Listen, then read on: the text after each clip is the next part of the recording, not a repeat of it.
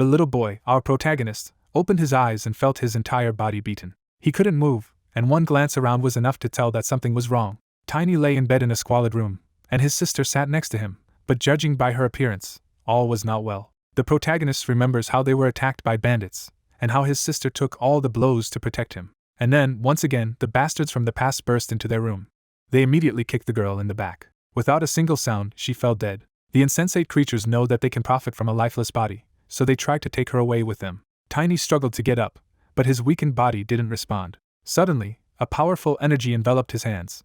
Having managed to stand up, the young man pounced on his sister's attackers. He manages to knock down one of the bandits. Then the protagonist stands over his sister's body like a human shield. The frantic bandits begin to kick him mercilessly. The little boy endures all the blows and remains standing. Eventually, the bastards decide to give up and leave the place. The confused protagonist clearly remembers that at this point in his past life, he didn't have such skills. It turns out he's traveled back 10 years, to when he was very young. The protagonist was once one of the most powerful knights. Monsters invaded the world, and much of the continent was destroyed. Fighting the king of demonic beasts, the warrior emerged victorious, but was mortally wounded. At that moment, the tiny noticed a barely alive old man. Believing in the knight's talent, the Sword Emperor revealed the secret and told the boy to find it upon his return. Asgard, using a magic ring, sent the protagonist back in time. And now, as the tiny recalls the old man's last words, he hopes he can change the situation. Even while cursing Asgard for not sending him back a little earlier, he knows this miracle is still enough to matter. His weak young body immediately reminds him of its limits by coughing blood. He bitterly acknowledges that this frail body is still a major obstacle. But he also remembers that even the Sword Emperor had not been fully certain this power would work. So he decides to treat this second life as his chance to finally let Irina rest in peace. He resolves to do now what he failed to do in his previous life. Asgard's instruction to find him as soon as possible becomes his first long-term goal. He promises the Sword Emperor that he will come once he has handled what must be done here. Before that, he swears he will settle the debt with Wolf, the man who killed Irina and barely died by his hand in the old timeline. This time, he vows, his revenge will be complete and proper. But first he has one duty more important than vengeance. He must carry Irina somewhere she can be laid to rest with dignity. By morning, the church bells ring for her funeral. At her coffin, he reflects that they were not related by blood. What bound them was their rare black hair and eyes, and the way she chose him as family anyway. He remembers how many people shunned or hurt him because of those features. Irina alone said he reminded her of the brother she had lost, named him Tiny, and loved him sincerely. Now he wants to repay that love by giving her a proper farewell. As the priest prays for Irina's peace, he stands silently beside her coffin. Among the mourners, Emma notices that Tiny seems different after Irina's death. She senses a change in him that goes beyond grief. That feeling deepens as she keeps watching him during the service. After the funeral, she finds him calmly sitting beside Irina's body indoors. Emma is unsettled by how composed he seems. Her unease grows when she sees him quietly eating soup in front of the corpse. Then she notices something even stranger happening to him. Emma realizes his wounds are healing almost instantly. Even Irina's body seems to shift slightly as he handles her. Alarmed, Emma tries to stop him from leaving while he is still injured. He brushes off her concern and insists he is fine. Emma complains that he always obeyed Irina but never listens to her, revealing her own attachment to him. He thanks her sincerely for the soup. He also promises that he will repay her for taking care of him. Before she can stop him, he leaves with Irina's body. Emma is left wondering what he intends to do after the funeral. She cannot guess the plan forming behind his silence. For him, this is the only way to make things right for Irina. He steels himself, deciding not to drown in guilt or discouragement any longer. Remembering Irina's constant advice to stay confident and keep his head high, he takes her words as his new creed. At her grave, he promises to live by those words from now on. He asks her to watch over him, vowing that this time he will leave no regrets. A month passes, and the boy's blue mana now flows around him openly as he walks the town at night. With a fierce grin, he sets out to begin the future he has chosen. His steps are steady and deliberate. When he encounters men connected to the slums, he immediately asks for Wolf's whereabouts. His demand is direct and cold, leaving no doubt about his target. The men are offended that a child dares speak Wolf's name so casually. One of them lashes out at him at once, and the confrontation begins.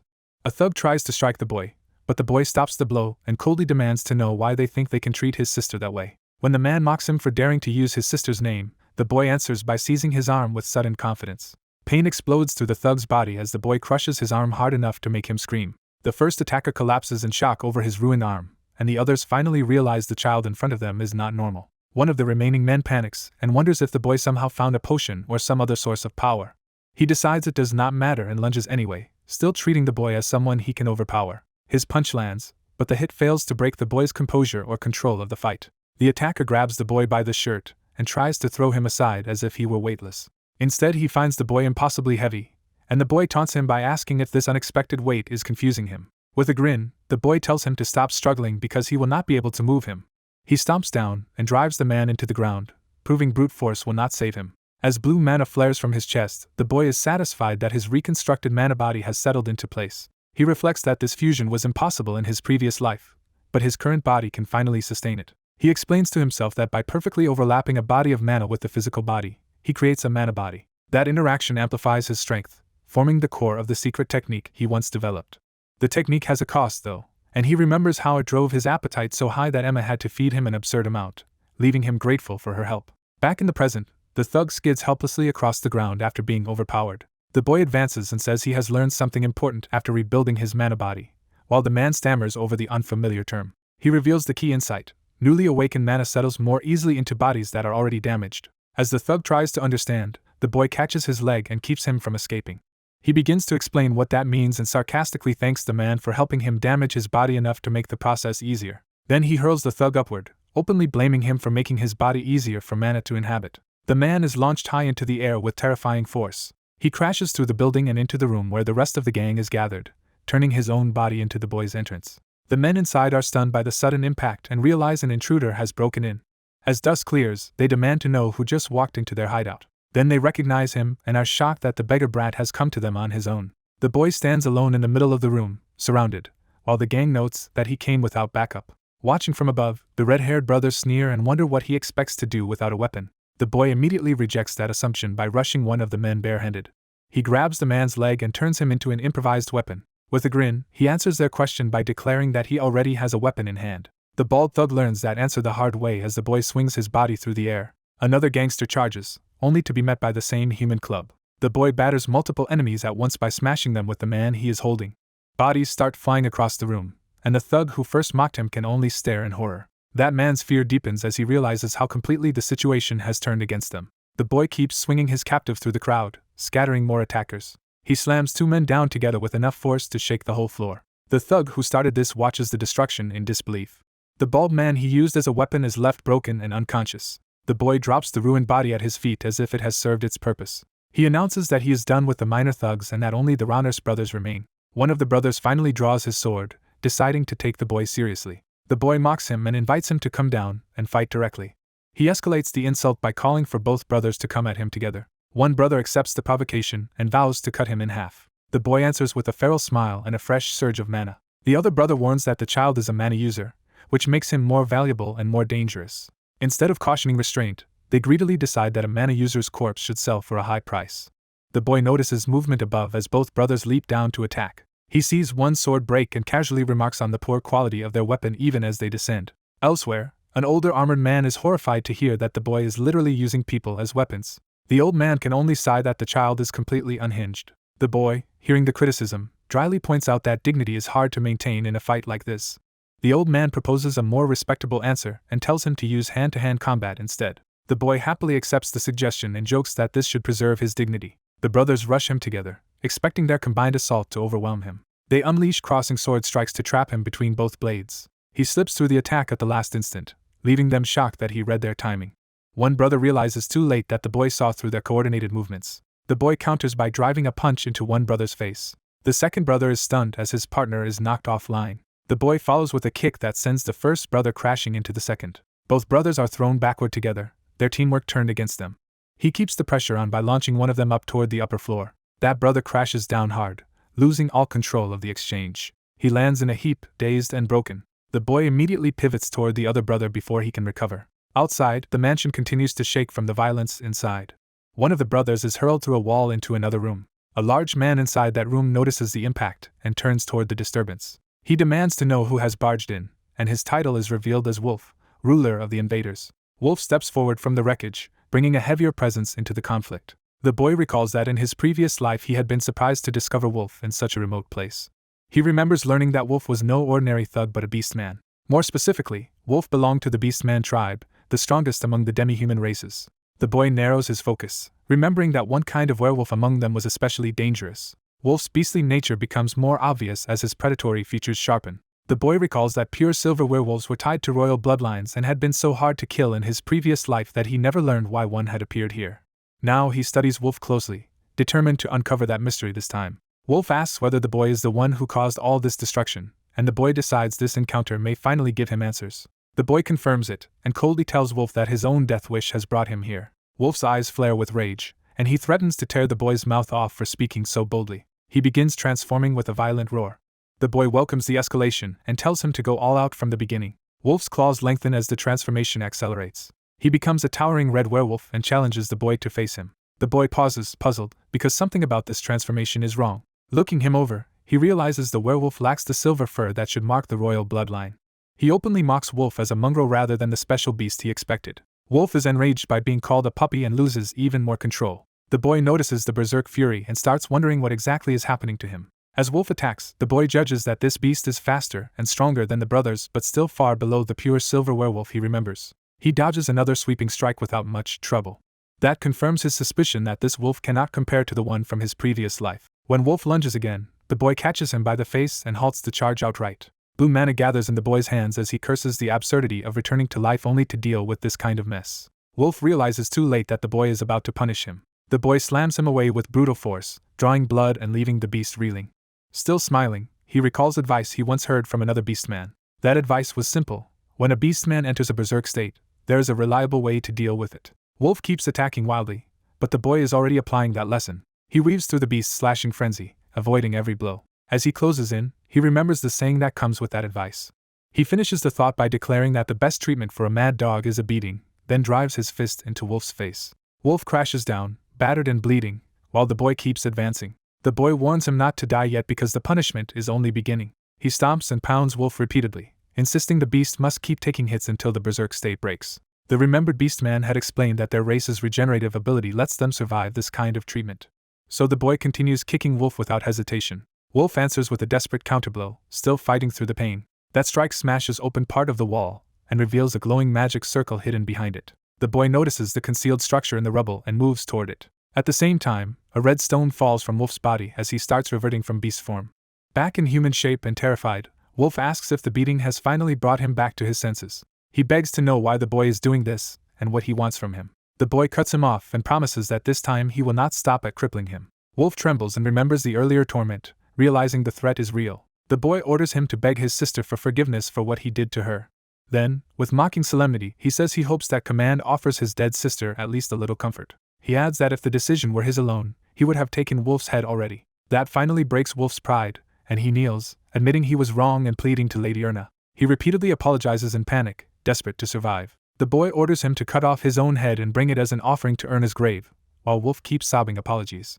Wolf tries to excuse himself by claiming everything was his own fault, hoping confession will spare him. The boy rejects even that, saying Erna would not want to see his face after death. He resumes the beating and demands answers, starting with why a beastman like Wolf is in this place at all. Before he can press further, the boy picks up the red stone that fell from Wolf and realizes it is something unfamiliar from his previous life. The stone reacts violently in his hand, flooding him with sinister red energy.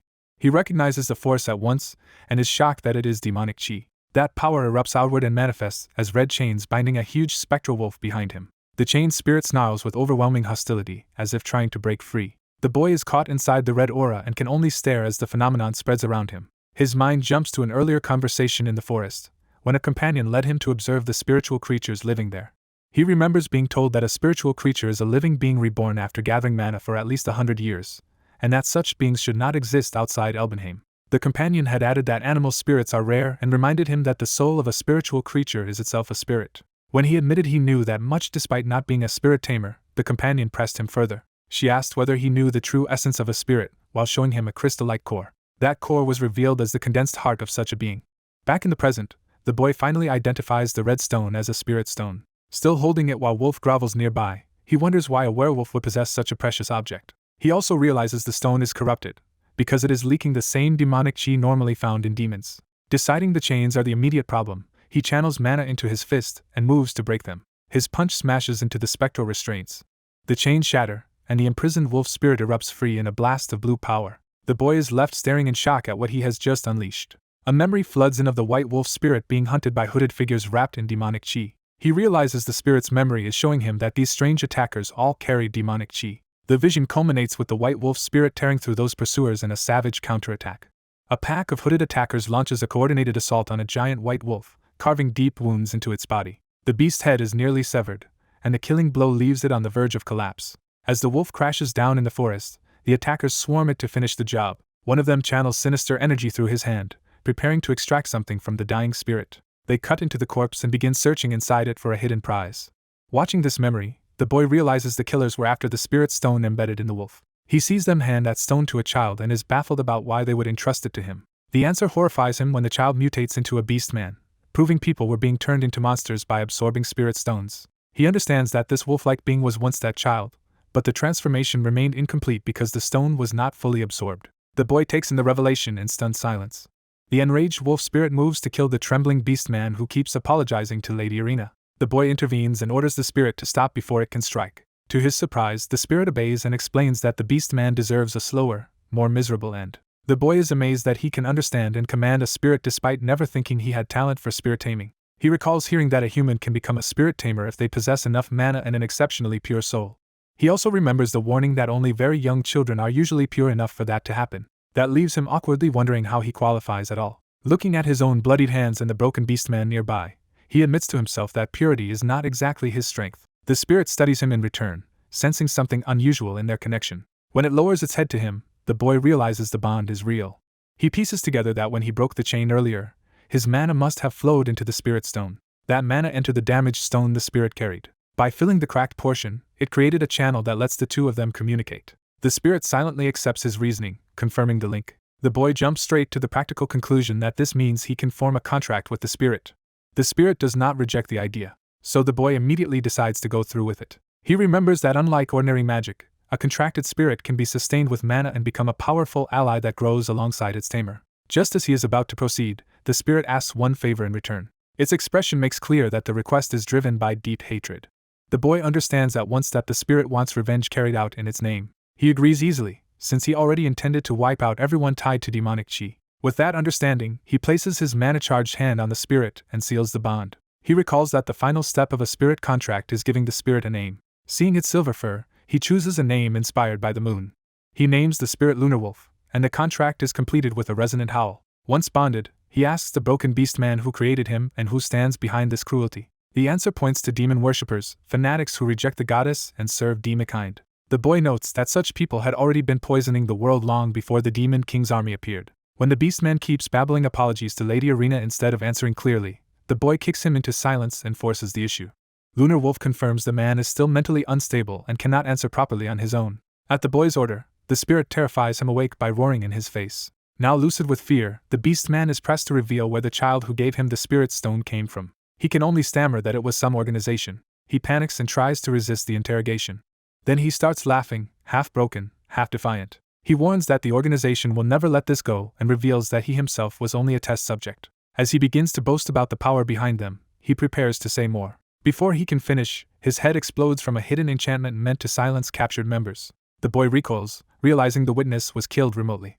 He curses the organization for sealing its people's mouths and remembers seeing the same kind of safeguard before. That memory leads him to a previous threat about an organization coming after him, which he had once mistaken for mere local henchmen. He recalls that even those thugs had no idea the wolf they served was actually a transformed beast man. He dismisses his earlier carelessness and decides the important thing now is to move first. His attention shifts to a glowing seal on a vault-like door, and he recognizes an opportunity.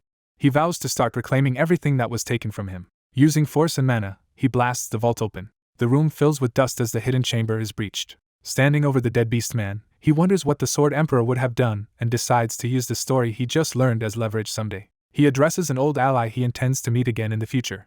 He reaches into the open vault with mana still flowing through his arm. Inside, surrounded by treasure, he decides he must win that future ally's trust before anything else. To do that, he takes a specific item he has been after. It is the ring of the Valencia family. The sight of the ring brings back a memory of a noble girl gently asking a street child for his name. The child had shyly introduced himself as Tiny. She had smiled warmly, said the name suited him, and treated him with kindness. Then she gave him the ring and told him to find her with it if he ever needed help. Back in the present, he reflects that everyone in the Aslan Empire knew who she was. She was Chloe von Valencia, the youngest daughter of the Sword Emperor Asgard von Valencia. She was beloved for her kindness and generosity, and was known as Valencia's angel when she came of age. At 16, she followed the Valencia custom of visiting temples and making her name known to the people. That ritual of public charity was how she had crossed paths with him in the first place. He remembers that their meeting happened in Invader, the red light district on the edge of the Files estate. In that memory, he had been just another starving child reaching out for help. He reflects that in his previous life he failed to recover the ring until far too late, after revenge had already consumed years. Now he knows this ring can help him reach the Sword Emperor much sooner. With the ring secured, he turns back to the immediate problem and asks where the real enemy is. He senses that events are finally moving in the direction he wanted. Elsewhere in the inn, a heavily armored knight advances through the wreckage left by the earlier brawl. His deliberate approach signals that someone far more dangerous than the local thugs has arrived. Witnesses recount in disbelief that a single child had grabbed a man by the leg and used him like a weapon. The surviving gang members huddle together, shaken by the destruction around them. They insist to the knight that one child caused the entire disaster. The knight considers the claim instead of dismissing it outright. Seeing the drugged and beaten men, he realizes the situation is tied to the wolf's operation and the rot festering in the district. He even wonders how the wolf had managed to keep such unruly subordinates under control. The man is introduced as Lam, commander of the File's outer castle guards. Lam's expression shifts when he notices something unexpected nearby. He spots the boy and immediately recognizes him as the one responsible. Lam demands confirmation, and the boy calmly admits he caused the mess. The knight presses him to understand what he thinks he has done. The boy answers with contempt, saying he merely cleaned up rotten scum and sees no reason a knight should interfere. He then openly accuses Lam of taking bribes from the wolf. The accusation hits home and enrages the knight. Lam attacks at once, trying to crush the insolent child with overwhelming force. The boy notes that Lam has only just reached the second level of mana usage, which means he is dangerous but not untouchable. He parries the first strike with mana-coded precision. Lam is startled that the child can block him at all. The boy decides that even in his weakened current state, he can still beat this opponent if he uses his strength carefully. He drives a mana-charged blow straight into Lam's guard. The impact sends the armored knight crashing backward. Lam catches the boy's follow-up leg and momentarily stops his momentum. The boy grins, deciding that for now he only needs to display enough power to force a compromise. Lam grudgingly admits the child is impressive for his age. The boy breaks away, deciding not to make the estate lord his enemy too early by killing Lam outright. He judges that Lam commands too many knights to fight head-on at this stage, so he shifts to a new goal: make Lam retreat on his own terms. When Lam draws his sword and threatens him again, the boy prepares another answer. Instead of meeting steel with steel, he calls on his contract. Lunar Wolf materializes beside him, and Lam instantly realizes he is facing a true spirit. The spirit bares its fangs, turning the balance of power completely. Lam freezes, shaken by a threat he never expected to encounter in a backwater estate. The boy reads that fear correctly and decides the knight is finally ready to negotiate. He bluntly asks whether Lam really cares about justice or only about getting paid. Then he offers Lam a deal: take his money instead of the wolf's. Lam laughs nervously, unable to believe such a calculating proposal is coming from a child, and questions who the boy really is. The boy brushes it off, claiming he is simply a local from Invader and making light of his appearance. Lam tests the offer by demanding the same 5 white gold coins the wolf used to pay him. The boy is shocked by the amount, and realizes just how deeply Lam had been bought. He counters with a much lower offer, exposing Lam's greed while pretending to bargain seriously. Lam explodes in anger, and prepares to reject the insult with force. Lunar Wolf steps forward and makes clear that if Lam refuses, the negotiation can end in blood immediately. Lam hesitates, sweat breaking across his face as he weighs his chances. The spirit mocks the absurdity of a child speaking like a hardened schemer, while Lam starts to bend. The boy presses him for a final answer. Lam gives in and sets the last day of the month as the payment deadline. His own men are stunned that their commander is actually backing down. Lam silences them violently, furious that they might expose his weakness. The boy stops him with a tossed coin, forcing Lam to look his way again. He declares that since ownership of this place has changed, the new owner should be introduced properly to the estate lord and asks Lam to arrange it. Lam agrees to report the matter but warns that failure to pay on time will bring the estate lord's wrath. The boy accepts the threat without flinching. Privately, he is already thinking beyond the deadline and planning for the next move. Before anyone can slip away, Lunar Wolf stops the surviving gang members from fleeing.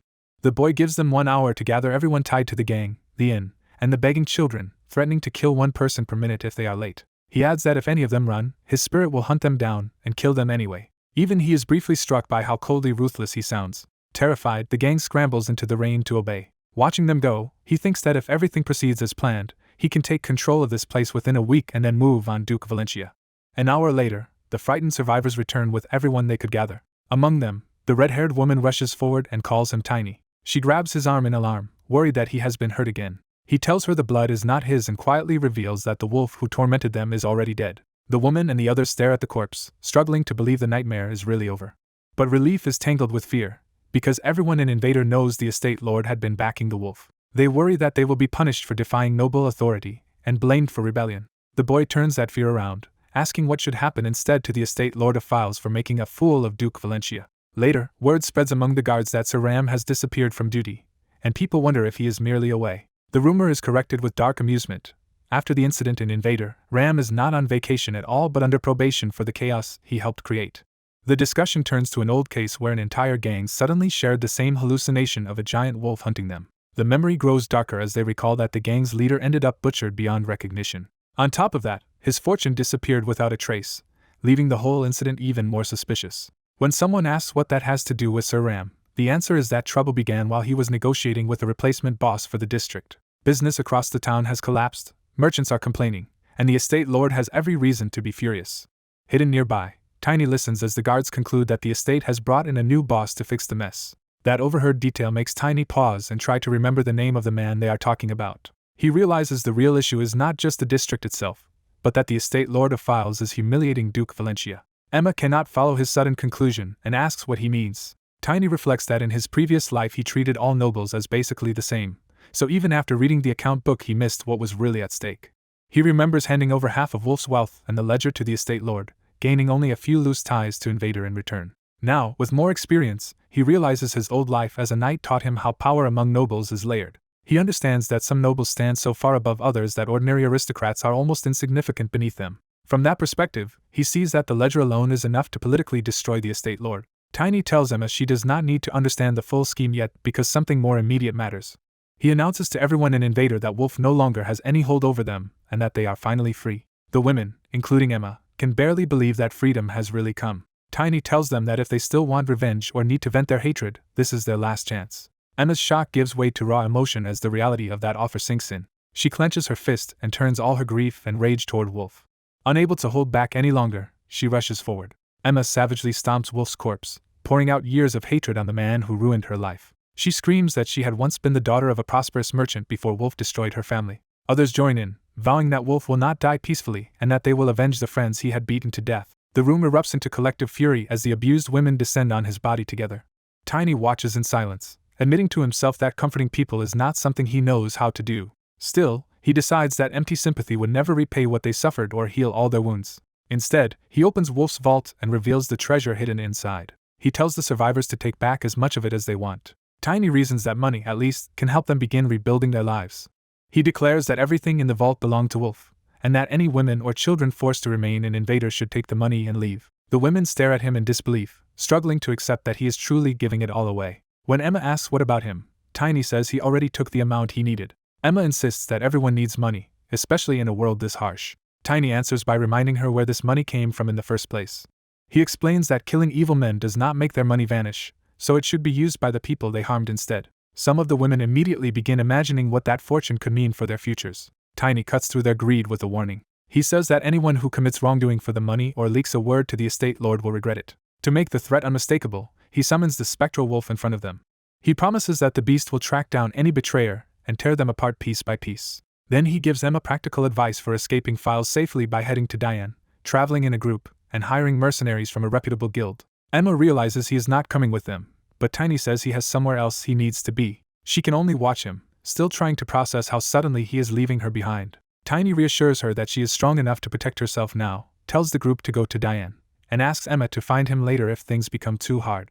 Before parting, he thanks Emma for everything she did for him. By that night, the red light district of Files, Invader, is officially shut down. The next day, the guards finally remember the name of the mysterious replacement boss, Tiny. They are stunned to discover that the feared new boss is only a child. Still treating him like a commoner, they warn him that this is the residence of the Lord and his lieges and that he should not be lurking there.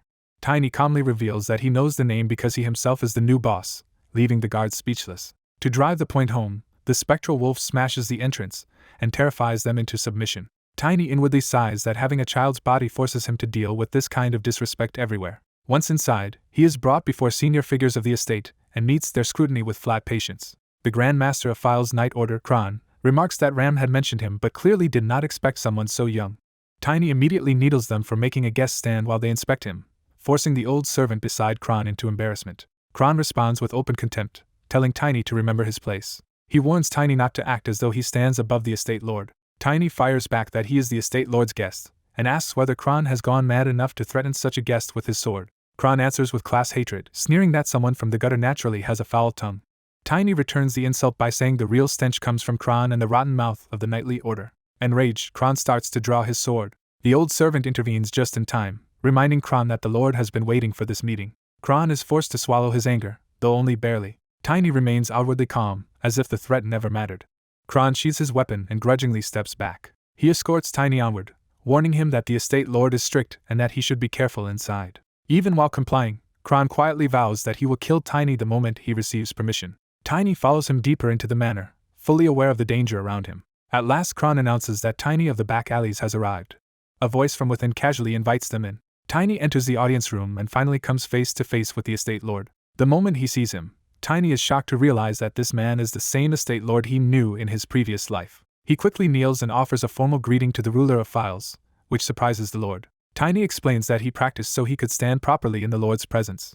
The estate lord, Baron Timon Volfiles, smirks and says Tiny is very good at pretending to be a knight. Tiny struggles inwardly to reconcile this sharp, composed noble with the ruined attic he remembers from another life. He realizes that before drugs consumed him, Timon must have looked exactly like this, and that whatever his future decline, he is still a true noble now. Tiny reminds himself that the ledger aimed at Duke Valencia should destroy Timon eventually, so this time he intends to take revenge properly. When Timon notes that Tiny treated him far more respectfully than Kron, Tiny answers that a master and a servant cannot be addressed the same way.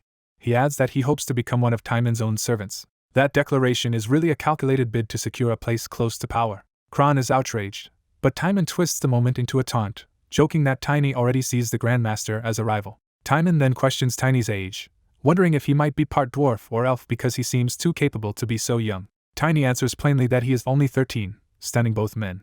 Timon decides the exact age no longer matters now that Tiny is standing before him. He rises and approaches, shifting the conversation into something more dangerous. Timon points out that for someone asking to serve him, Tiny has already cost him a great deal of money. His amusement vanishes as he demands an explanation. Tiny claims that everything he did was actually for Timon's benefit. Timon rejects that excuse and says Tiny may be clever, but he still does not understand how the world works. Kron offers to kill Tiny on the spot, but Tiny cuts in with a question of his own. He asks whether the Duke of Valencia has already begun a crackdown on drugs and prostitution. That unexpected question catches Kron off guard. Tiny explains that Lady Valencia recently visited these lands, and that he learned this from her entourage. He says he only wanted to clean up Timon's mess before the Duke's side moved first, and that the truth of his information can be verified. Timon recalls hearing that the Valencia family was preparing something major during their youngest daughter's coming-of-age ceremony. Kron tries to dismiss Tiny's warning as childish nonsense, insisting Valencia already profits from vice and would not care. Timon sharply orders Kron not to overstep and silences him. Kron immediately bows and apologizes, while Timon admits that if Tiny is telling the truth, his rough methods were still useful. Tiny starts to thank him, but says there's one more matter that must be confirmed. Timon reveals that he has noticed Tiny controls the spirit of a wolf. He asks directly whether that spirit was stolen from Wolf's spirit stone. The question shocks Tiny because it means Timon understands far more than expected. As the lunar wolf manifests beside him, Tiny realizes Timon has identified it exactly. That recognition makes Tiny instantly more cautious. At the same time, he notices a sinister magical formation beginning to take shape around Timon. Tiny recognizes it as a circle of demonic energy, and realizes Timon is a dark magician. He remembers that devils never grant power without sacrifice, which means Timon must have slaughtered masses of people or offered living victims. That realization connects to old rumors from Invader about corpses, organs, and fresh bodies being sold for profit. Tiny recalls hearing that the body of a mana user would fetch an especially high price. He finally understands that the buyer of corpses from Invader was Timon all along. The thought that Wolf had a dark magician backing him fills Tiny with disgust and alarm. When Timon presses him again, Tiny pretends not to understand the question. Timon orders Kron to be ready, making it clear the conversation could turn violent at any second.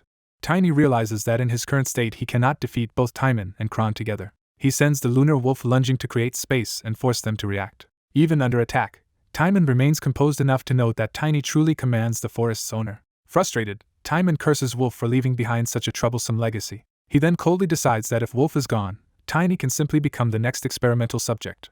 Before acting, Timon asks Kron to judge Tiny's strength. Kron estimates that Tiny is already near the level of a knight, and calls him a genius unless he came from some exceptional family training. He also observes that Tiny's mana control is unusually clean and stable, suggesting formal instruction rather than self-taught talent. Pressed for an answer, Tiny claims he learned from a secret legacy left by his family. Privately, he knows they would never believe he developed everything on his own, so he chooses a safer lie.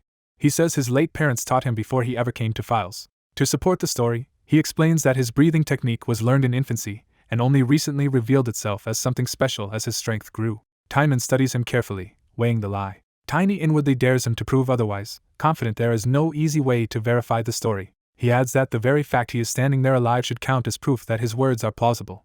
That argument gives Timon pause. At last Timon says he will accept Tiny's explanation for now, which surprises Tiny with how easily the tension eases. But Timon immediately adds that someone else will investigate Tiny's background in detail. Tiny is unsettled by the mention of this unknown person. Timon tells him to remain in the manor for the time being. He explains that because Tiny killed Wolf and disrupted everything, he now needs someone to shoulder the blame. Tiny is startled by how casually Timon talks about sacrificing him. He starts wondering whether Timon belongs to the same hidden organization Wolf once hinted at, and whether an even more dangerous dark magician is involved. When Tiny hesitates again, Timon reminds him that silence is no longer acceptable. Timon frames the arrangement as a fair offer, since Tiny himself asked to become his servant. Tiny bows and says he will obey if ordered, then carefully asks whether the coming investigator is an honored guest. Timon confirms that he is, and warns Tiny to show proper manners in that guest's presence. Tiny realizes he still has one move left and decides to use it. He calculates that the Duke's men will need about 3 days to verify the ledger. He adds another 3 days for a punitive force to be assembled once the truth is confirmed. And with roughly 10 more days for that army to reach files, he estimates the estate has just over 15 days left. So if Timon's honored guest arrives after that window, Tiny believes everything will fall into place in his favor. He asks when exactly the guest is expected to arrive, and Timon immediately wonders why he wants to know. Tiny smoothly answers that he needs the timing so he can prepare the proper etiquette. Satisfied, Timon says the guest will arrive in a week and warns Tiny not to disappoint him. The boy realizes the promised visitor is coming in only a week, and the deadline immediately puts him under pressure. As he steadies himself, he confirms to himself that he has almost no time left to prepare. He narrows his choices down to only 2 possible paths forward. One option is to flee the estate and easily shake off the Lord's men before the visitor arrives. But running would brand him a wanted criminal and ruin his plan to eventually meet the Sword Emperor. Because he still needs something from that future meeting, he decides he cannot afford reckless trouble now. Even so, he keeps training instead of resting, driving his body as he thinks through the problem. The very idea of escaping leaves a bitter taste in his mouth. He reminds himself that even when he lacks power, he has always survived by finding a way to beat stronger opponents. So he turns to the second option and focuses on the mysterious guest due in a week. He starts questioning whether this visit is truly official at all. He recalls that the estate lord had spoken of the visitor with the deference reserved for someone far above him. Yet the mansion has been strangely empty just before the arrival, which makes the whole situation feel suspicious. He concludes that this is likely a secret private visit from a patron too shady to appear in public. That leads him to a new plan. If something major happens in files before the guest arrives, attention may shift away from the estate. If enough public attention gathers here, the visit could be delayed or cancelled altogether. He imagines even the hidden backer being forced to stay away if the estate becomes too exposed. Though he knows the risk is high, he accepts this as the kind of gamble he is willing to make. He hardens that resolve by pushing his training even further. His goal becomes simple, grows strong enough to force events in his favor. He decides he must reach the point where even the Grand Master and the Lord can no longer control him. That thought sharpens into a cold, practical determination. For the moment, he breaks off training and heads to eat. In the kitchen, a clumsy exchange over food draws attention to him. The workers notice him staring and challenge him about it. Their surprise grows as they realize just how much food he is taking. His absurd appetite becomes the talk of the room, with the staff joking that he eats like a dwarf or an orc. He keeps eating without caring about their reactions. Privately, he realizes this appetite is proof that his mana body is stabilizing, because every meal now strengthens him. So he devours everything in sight, treating food itself as fuel for growth. Since eating works better than medicine or herbs for him now, he sees no reason to hold back. While still chewing, he notices someone important has approached him. A knight confronts him with open contempt, mocking him as the homeless brat raised like a dog. The boy answers with flat indifference, refusing to be intimidated. The knight tries to force respect through age and status. Instead, the boy ridicules him for acting tough only against a child, which immediately escalates the tension. He even taps the knight with a bone and dares him to decide whether he wants a joke or a fight. That petty insult lands harder than expected and pushes the knight over the edge. Humiliated, the knight explodes in rage and drops all restraint. He lunges to beat the boy on the spot. Another knight watches the outburst in uneasy silence. A calmer veteran tries to stop the attack by reminding him that the target is only a child. Before the situation can cool, a higher-ranking man intervenes and freezes the peacemaker in place. The order is clear: let the enraged knight continue. Seeing that, the boy realizes this confrontation is being allowed on purpose. So when the knight charges again, he openly invites him to proceed. He frames the fight as a test of his own strength, turning the knight's bullying into a public challenge. The knight accepts, warning him not to be all talk. The boy silently promises that the Grandmaster will soon see the result for himself. Then he corrects his own focus and identifies the true enemy behind everything, the estate lord. He understands that defeating a knight publicly will send a message to the man really controlling the estate. The challenge is moved outside, where a crowd gathers and the estate leadership watches with interest. The knight, Grant, boasts that he will personally put the boy in his place. The boy asks whether Grant truly intends to fight barehanded, hinting that such confidence may be a mistake. Grant laughs off the warning and tells him to take a sword if he wants, promising to end it quickly. The boy acts almost bored, which only makes Grant more certain he has already won. Then the boy shatters that confidence by smashing Grant's ankle with a sudden low kick. Grant is stunned by the pain and the sheer force behind such a small body. His scream confirms to everyone that the child's strike was no fluke. Even as Grant tries to recover, the shock of being hurt this badly by a level 1 child rattles him. He answers with a mana-charged attack, finally taking the fight seriously. The boy slips past the blow and counters with mana of his own. He keeps targeting Grant's lower body, using speed and precision instead of brute force. Grant realizes too late that the child's power is far beyond what his level should allow. Desperate, he floods his body with red mana and forces himself into a stronger state. That surge lets him keep moving despite the damage. Refusing to lose to a child, he throws everything into the fight. The boy notes that Grant is tougher than expected and adjusts his judgment. Grant answers with blind fury, trying to crush him outright. The boy uses that recklessness against him, slipping under the attack and throwing Grant off balance. He is knocked away in the exchange, but he turns the fall into movement instead of losing control. Grant suddenly realizes the boy is still dictating the pace. The child springs back into the air before Grant can reset his stance. He lands on Grant's back and locks onto his neck, shocking the knight and the crowd alike. With blue mana coiling around him, he calmly assures Grant that he does not intend to kill him. That promise terrifies Grant more than a death threat, because it means the boy is fully in control. The boy then humiliates him by declaring that knights are not impressive after all. The onlookers can barely process what they just witnessed. Word spreads through the crowd that Sir Grant has been beaten by a little kid. The boy remains composed while the adults around him struggle to understand him. One of the estate's higher authorities studies him with new seriousness. That man turns away, already reconsidering the boy's place in the estate. The boy reflects that he deliberately defeated a knight in front of witnesses and did it without relying on Lunar Wolf. That public victory should make the feudal lord think twice before discarding him. Satisfied, he judges that his plan has become much more likely to succeed. At the same time, he senses the danger of having revealed too much. As Grant is carried off, the boy feels his own mana rise from the strain and excitement. He lands and steadies himself after the fight. He wonders if he may have overdone the display. Still, he concludes that such excess was necessary to bridge the gap between his level and Grant's. He admits that in his previous life, overcoming someone like this would have taken far more effort. Back then, his body recovered quickly but his mana recovered slowly, which limited him. In this life, however, his fully integrated mana body has removed that weakness. Now he can endure brutal training and recover from it with far greater efficiency. That makes him believe he can surpass even the strength he once had in his former life. Soon after, news arrives that the duchy's movements were real, confirming the larger political tension around the estate. The red-haired patron receives the boy at breakfast, and the boy thanks him for personally coming to verify things. Instead of suspicion, the man offers him a proper seat and a noble meal. He explains the dishes and invites the boy to eat freely, treating him less like a servant and more like a guest. The boy is amused by the excess but accepts the hospitality. The man remarks that he expected the boy's destructive power to come from some special appetite, but the truth surprised him. The boy downplays defeat, insisting the knight only lost because he let his guard down. The patron dismisses that modesty and openly praises the boy's future potential. He adds that many great knights grew up without teachers, but what truly made them shine was eventually finding a great master. The implication is clear: talent like this should not remain unguided. He points out that the boy knows history and noble table manners too well to be an ordinary commoner. The boy keeps his secret to himself and attributes all of it to knowledge from his previous life. The patron notes that black hair and eyes are rare among nobles in this empire, and even neighboring kingdoms, but says one place still comes to mind. He hints that if that place is considered, the boy's background may make sense. The boy pretends not to understand, though he immediately recognizes the direction of the man's thinking. The patron then reveals that the boy's value is even greater than expected, leaving the boy privately baffled by how far the misunderstanding has gone. Even so, the boy listens carefully, sensing this confusion may be useful. The patron says another person will explain the details and that this person was delighted to hear about the boy. The boy, meanwhile, concludes that the man is likely a drug addict and not to be trusted at face value. The patron reveals the darker truth behind his own survival. His mana circle still remains, but only because a demon has not yet reclaimed it.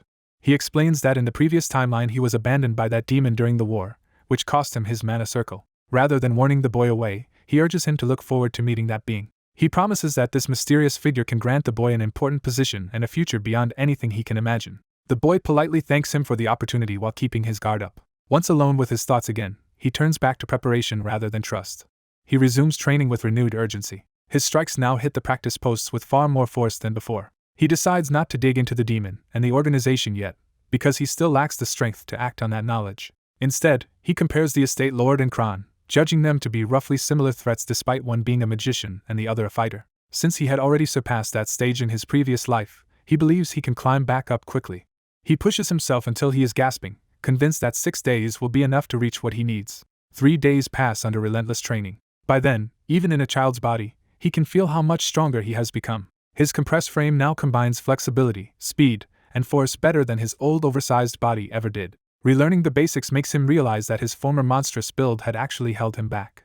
In his previous life he only chased size and raw power, believing that was the path to strength. Now he understands that this obsession broke the harmony between his mana body and physical body. He accepts that there was never any need to become so huge, because size alone is not true strength. That realization is interrupted when someone suddenly calls out to him. The other knights, still shaken by what he did to Grant, approach him with open fear. They try to retreat from confrontation, asking to leave things alone from now on. He agrees on one condition: they stay out of his way. As he goes back to his routine of eating and training, he notes that the estate has already grown used to him. After 3 days, the gossip has faded and his presence no longer draws the same curiosity. Just as he considers his next move, armored men come to fetch him. Their leader finds him exactly where he expected, as though this summons had been inevitable. The boy addresses him as Grandmaster and asks what is happening. The answer is direct.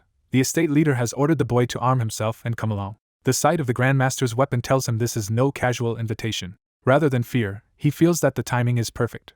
As he is escorted inside under guard, he is told that the estate leader thinks very highly of him now. The escort bluntly tells him to be grateful for that favor. The boy follows in silence, already weighing what this new treatment really means. When shown the armory, he immediately sees a problem.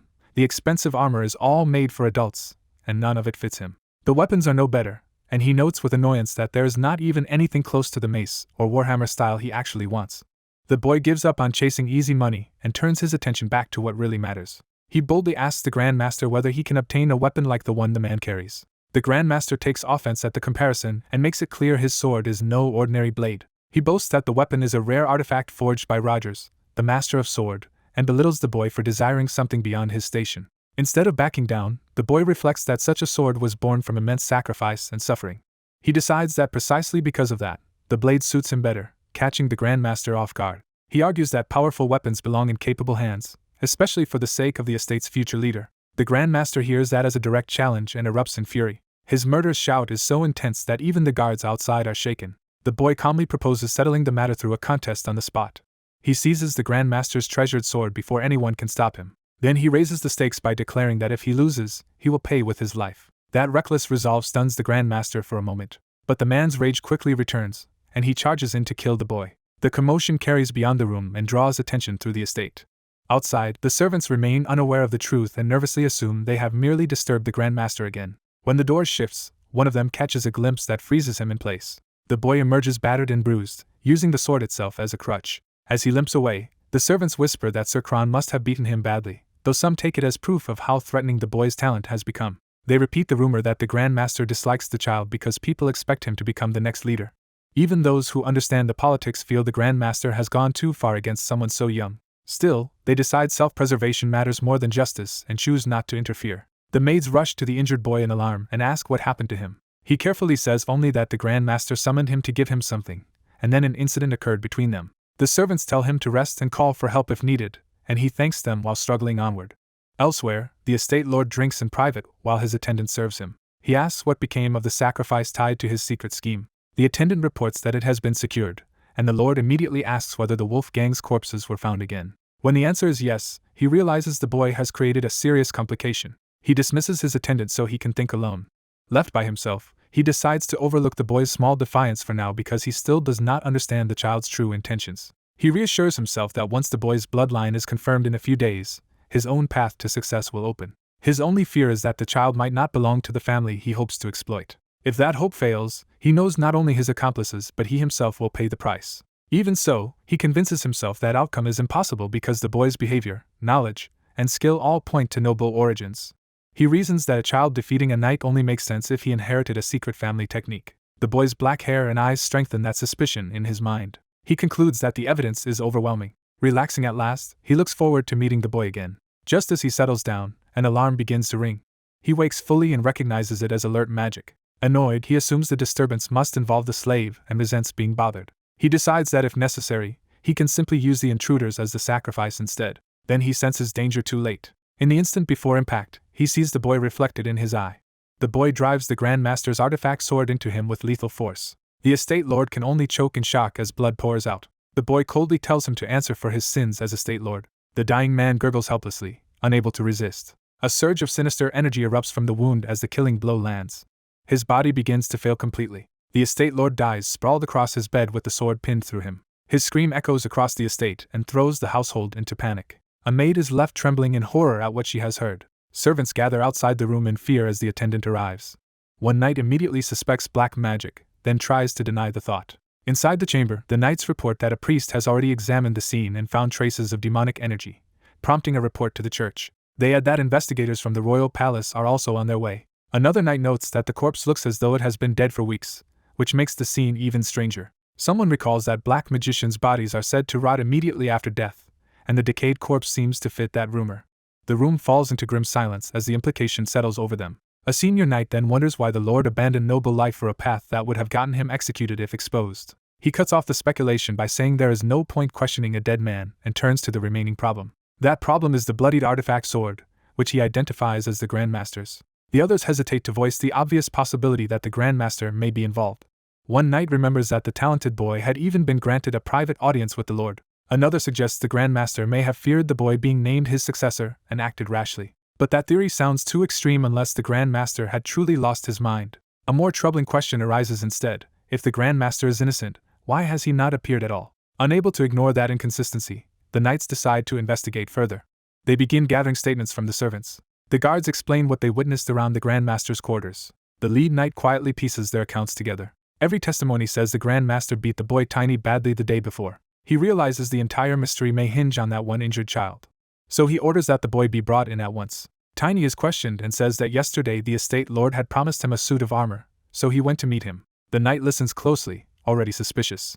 Tiny adds that the Grand Master suddenly struck him and that he never received the promised armor. The knight slams the table and insists the storage room has already been checked.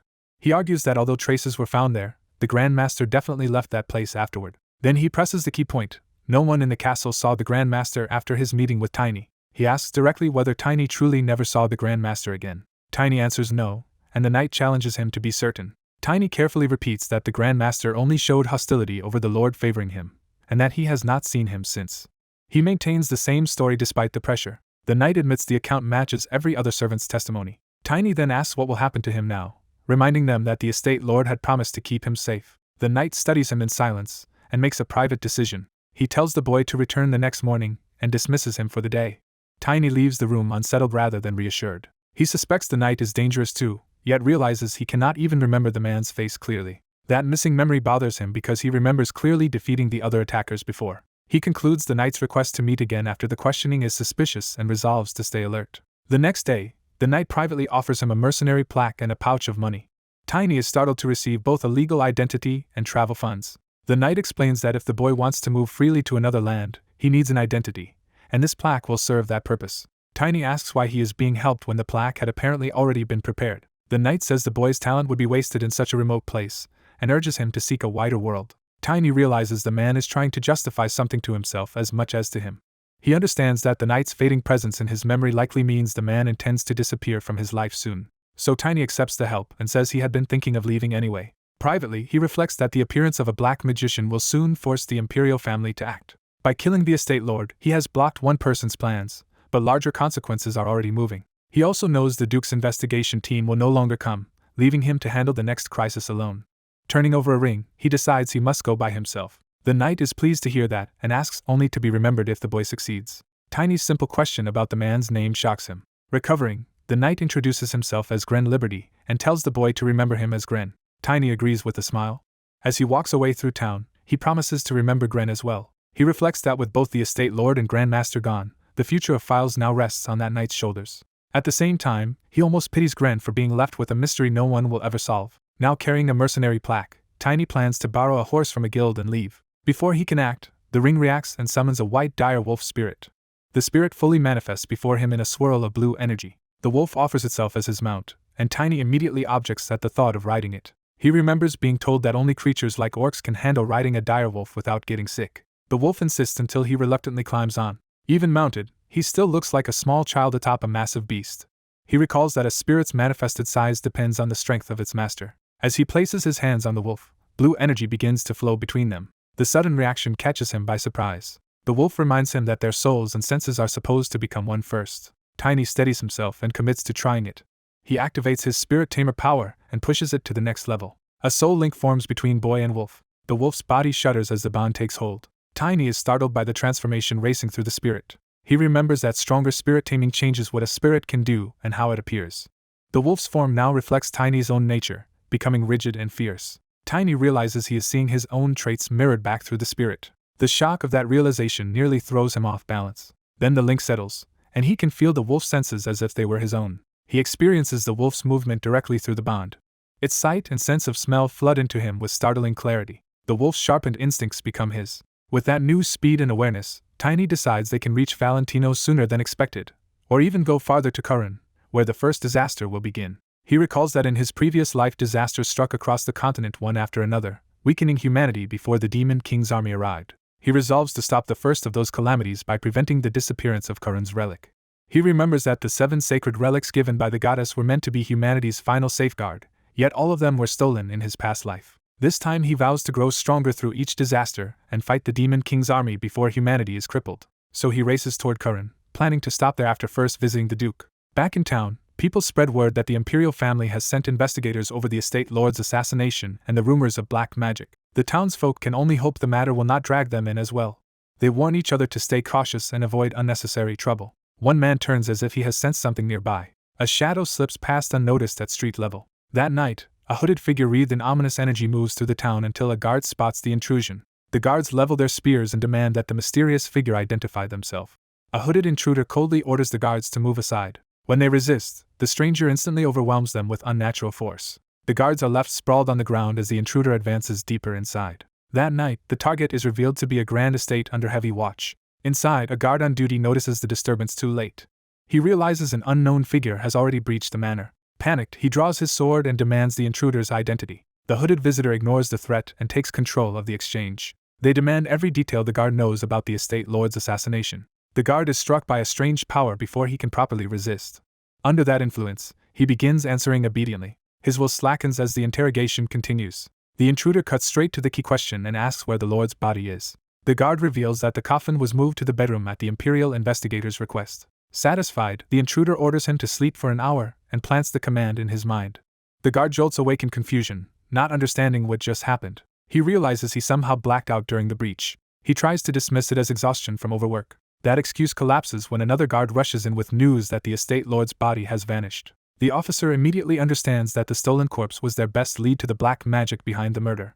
Elsewhere in the forest outside the castle, the hooded figure withdraws with the body. They place a hand on a strange sword and begin reviewing the situation. From the evidence, they confirm the sword's former owner was already dead. That leads them to conclude the real culprit is the black-haired boy who disappeared after killing the wolf. The hidden mastermind swears to make that boy pay for ruining their work. By day at Licentia's west gate, crowds stream toward Valencia. The black-haired boy slips into the city with the travelers and notes how many people are heading there. He reflects that his plans have gone smoothly so far, but one dangerous person could still complicate everything. For now, his immediate concern is getting proper equipment as soon as possible. When he checks his money, he sees the small amount he was given will not be enough. The few coins in his hand make that reality painfully clear. He starts looking for another way to fund himself. 2 thugs corner him and try to rob him at knife point. They press him to hand over everything while pretending they are being generous. Instead of panicking, he turns the demand back on them. With a grin, he asks the robbers whether they have any money on them. That confidence recalls an old rule from his previous life. When a true monster appears in the underworld, even breathing can be fatal. He remembers being warned that slaughtering too many people would stain his soul. He was also told that mercy would spare him future regret. But even then, he believed he could accept that burden. When accused of being a killer, he flatly denies ever murdering anyone.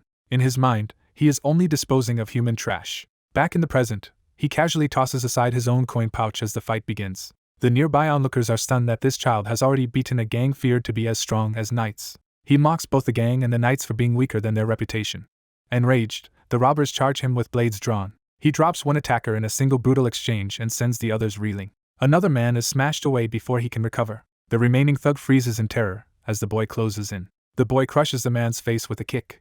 He then launches himself through the group and scatters them all across the street. Within moments, the gang lies broken on the ground around him. He calmly takes the heaviest purse from the gang leader. The beaten man tries to threaten him with his boss's retaliation. The boy ignores the warning, cheerfully thanks him for the money, and claims the spoils. With fresh funds, he heads straight to a weapons shop. There he is shown armor made from iron bull leather. The shopkeeper explains it can deflect most arrows, and the boy immediately sees its value. While trying the gear, he overhears townsmen talking excitedly about a beautiful woman they can only admire from afar. He asks what event has everyone so stirred up. The answer shocks him. The Princess of Valencia is patrolling the city. That name instantly brings back the memory of Irina, the one who first taught him affection. He remembers that she also gave him hope. Even though that past ended badly, that hope was what let him escape the life of an invader. He thinks that if she recognizes the life he has built, it will prove he lived the way she wanted him to.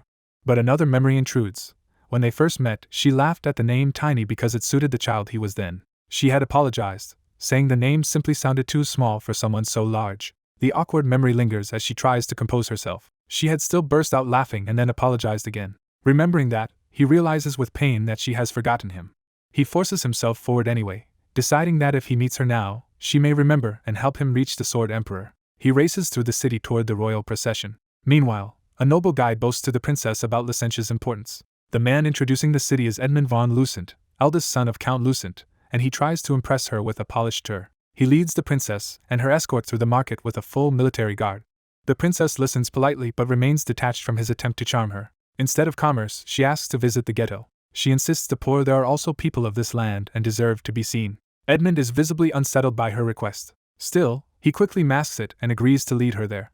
As she watches his reaction, she wonders why a proper heir would be so disturbed by that idea. She recalls her father's teaching that rulers must care first for those at the very bottom so the whole land can prosper. She has long wanted to change people's attitudes the way her father does, but she doubts her own ability to do it. With her future marriage soon to be decided, she fears her freedom to act will soon disappear. For a moment she even wonders whether retreating to a temple would be easier. Yet she cannot bear the thought of disappointing her father or living alone in that way. Her thoughts are cut off when a child suddenly appears in front of the procession. The boy plants himself between the princess and her guards, refusing to back down. He stares up at her with determination. The princess is startled and orders him to get away before the guards hurt him. Instead, he reaches for something at his waist. He raises a ring and declares that the princess herself once gave it to him. He says she told him to come find her, and that he has finally done so. When she looks through the ring, recognition begins to stir. She confirms that the ring is truly hers, shocking everyone around her. Then she remembers giving it to a child from the ghetto, which only deepens the mystery. She demands to know how he came to possess it. The question catches him off guard because he expected recognition, not suspicion. Before he can explain, the guards pin blades against him from all sides. The princess watches tensely as he is surrounded. The soldiers tighten the circle and prepare to strike if he moves. Vivian, the red-haired knight guarding the princess, orders the boy to answer immediately. He realizes he approached too soon, then admits the unbelievable truth. He is the same child from before. The princess is baffled, and he understands that his sudden growth makes him impossible to recognize. He points out that his black hair alone should make him unmistakable in files. She still struggles to believe him, remembering the weak, ragged child he used to be, while he bitterly recalls how the wolf ruined his appearance to make begging easier. She insists the child she knew was much smaller and pitiable. He realizes, with mixed feelings, that she has always loved things that are small and cute. So he makes a sudden decision and calls on his power. A tiny white wolf spirit appears in the princess's arms. She is left speechless by the sight. Then delight overwhelms her, and she clutches the spirit in adoration despite Vivian's warning that it belongs to a stranger. The princess notes that spirits only contract with people of pure hearts, which quietly supports the boy's credibility. The boy lets that point stand without pressing it. Vivian remains wary, noting that the child is armed and backed by a spirit. The princess asks the spirit's name instead of focusing on the threat. The boy says he named it Lunar Wolf, a phrase from the East meaning wolf of moonlight, and the princess warmly praises the name. She finally starts connecting him to the child she met months ago and remarks on how drastically he has changed. He explains that he is tiny, now 13, and that learning mana caused his rapid growth. Vivian still refuses to trust him and demands to know what he really is. She apologizes for her harshness but insists protecting the princess comes first. Even Edmund sides against the boy and urges that he be separated and interrogated. The boy ignores the others and reminds the princess that she once told him to ask her for help if he ever needed it. Edmund fumes at being disregarded, but the princess answers the boy directly and asks what help he wants. He asks to meet Esgard von Valencia. The request sounds outrageous to the escort, and they denounce him as insane. Unshaken, he asks whether they truly believe he could harm that man at all. He invokes Asgard's true stature as one of the continent's 7 superhumans, a master of destructive aura. Then he clarifies that he means the man others call the Sword Emperor. That title instantly changes Vivian's attitude. The princess laughs lightly and explains that while people use that nickname, her father is officially counted among the 7 greatest knights. The boy is startled to realize the title he knows is not the formal one here. He quickly adjusts to her wording. Relieved by her favorable reaction, he decides he still has a chance. He says he wants to tell her father about the recent events in Files. He emphasizes that he speaks as someone who witnessed those events firsthand. Later, in private, the princess hears the report from Vivian and is alarmed by what happened in Files. She presses for the full truth, including what Tiny believes she is being shielded from. Vivian admits the estate lord was a black magician and that someone else seemed to be behind him. The princess immediately recognizes Tiny as a crucial witness because he experienced the incident directly. She decides at once that she must bring this to her father. Vivian tries to object, but the princess is too busy doting on the spirit to take the warning seriously. When Vivian worries the spirit might be dangerous, the princess treats it like an innocent little child instead. The spirit barks on cue, only reinforcing her affection. Even Vivian starts to falter under its cuteness. Flustered, she vows to watch the spirit even more carefully, only for the princess to ask where Tiny has gone. Vivian admits Edmund claimed he had business with the boy and took him away. At that revelation, the spirit erupts violently in the princess's arms. Elsewhere, Edmund corners the boy in private and announces that they can finally talk properly. He begins by asking the boy's name again, and Tiny answers warily. The blonde noble is thrown off when the boy speaks to him too casually, but the boy immediately steers the conversation back to business. He presses the noble for whatever he supposedly knows about the black magician. The noble admits he made that up just to manipulate the boy into listening, and the boy calls him out for lying. Annoyed that the boy will not submit, the noble drops the pretense of civility and insults him. He tries to reassert dominance with violence, demanding the respect he thinks his status deserves. The boy calmly intercepts the blow instead of taking it. The noble is stunned that a commoner dared to stop him at all. His shock turns to fear when he realizes his arm has been immobilized. Unable to move, he panics and hides behind his rank, accusing the boy of attacking a noble. The boy mocks both his title and his authority, making it clear threats of status mean nothing to him. Rather than back down, he demands to see what the noble actually prepared for this meeting. The noble seethes, realizing the boy is far more troublesome than expected. He decides to lure the boy onward, already planning revenge for the humiliation. Elsewhere, a red-haired knight rides hard toward the scene, driven by urgency. She recalls being told to find the boy quickly, though she had doubted the danger because spirits normally vanish when separated from their contractor. Her alarm spikes when she learns the noble really did drag the boy all the way to the castle. She pushes herself and her mount faster, desperate not to arrive too late. Her determination hardens as she races on. At the castle, the noble smugly believes he is still in control and that help for the boy will not come in time. He grins at the trap he thinks he has successfully sprung. The boy answers that confidence with bored indifference. A thug comes running to greet the young lord, revealing this is a familiar criminal arrangement. The noble asks whether the gang has the product ready, exposing that he is here for an illicit deal rather than a personal grudge alone. The man before them is identified as Rufus, leader of the Rufus gang, surrounded by his underlings. The boy immediately understands he has walked into a criminal den. The noble clarifies that he did not come for the contraband after all and instead orders the gang to punish the insolent commoner for him. Rufus is confused that the target is just a child. The noble insists on it anyway, demanding the boy be taught his place.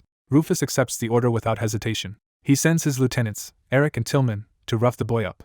The two enforcers approach confidently, only to falter when the boy stands his ground without fear. He faces them with folded arms, treating them like a nuisance rather than a threat. Their bravado collapses into blank confusion. The boy casually greets them as if they are old acquaintances, which unsettles them even more. Recognition hits, and both men are suddenly terrified.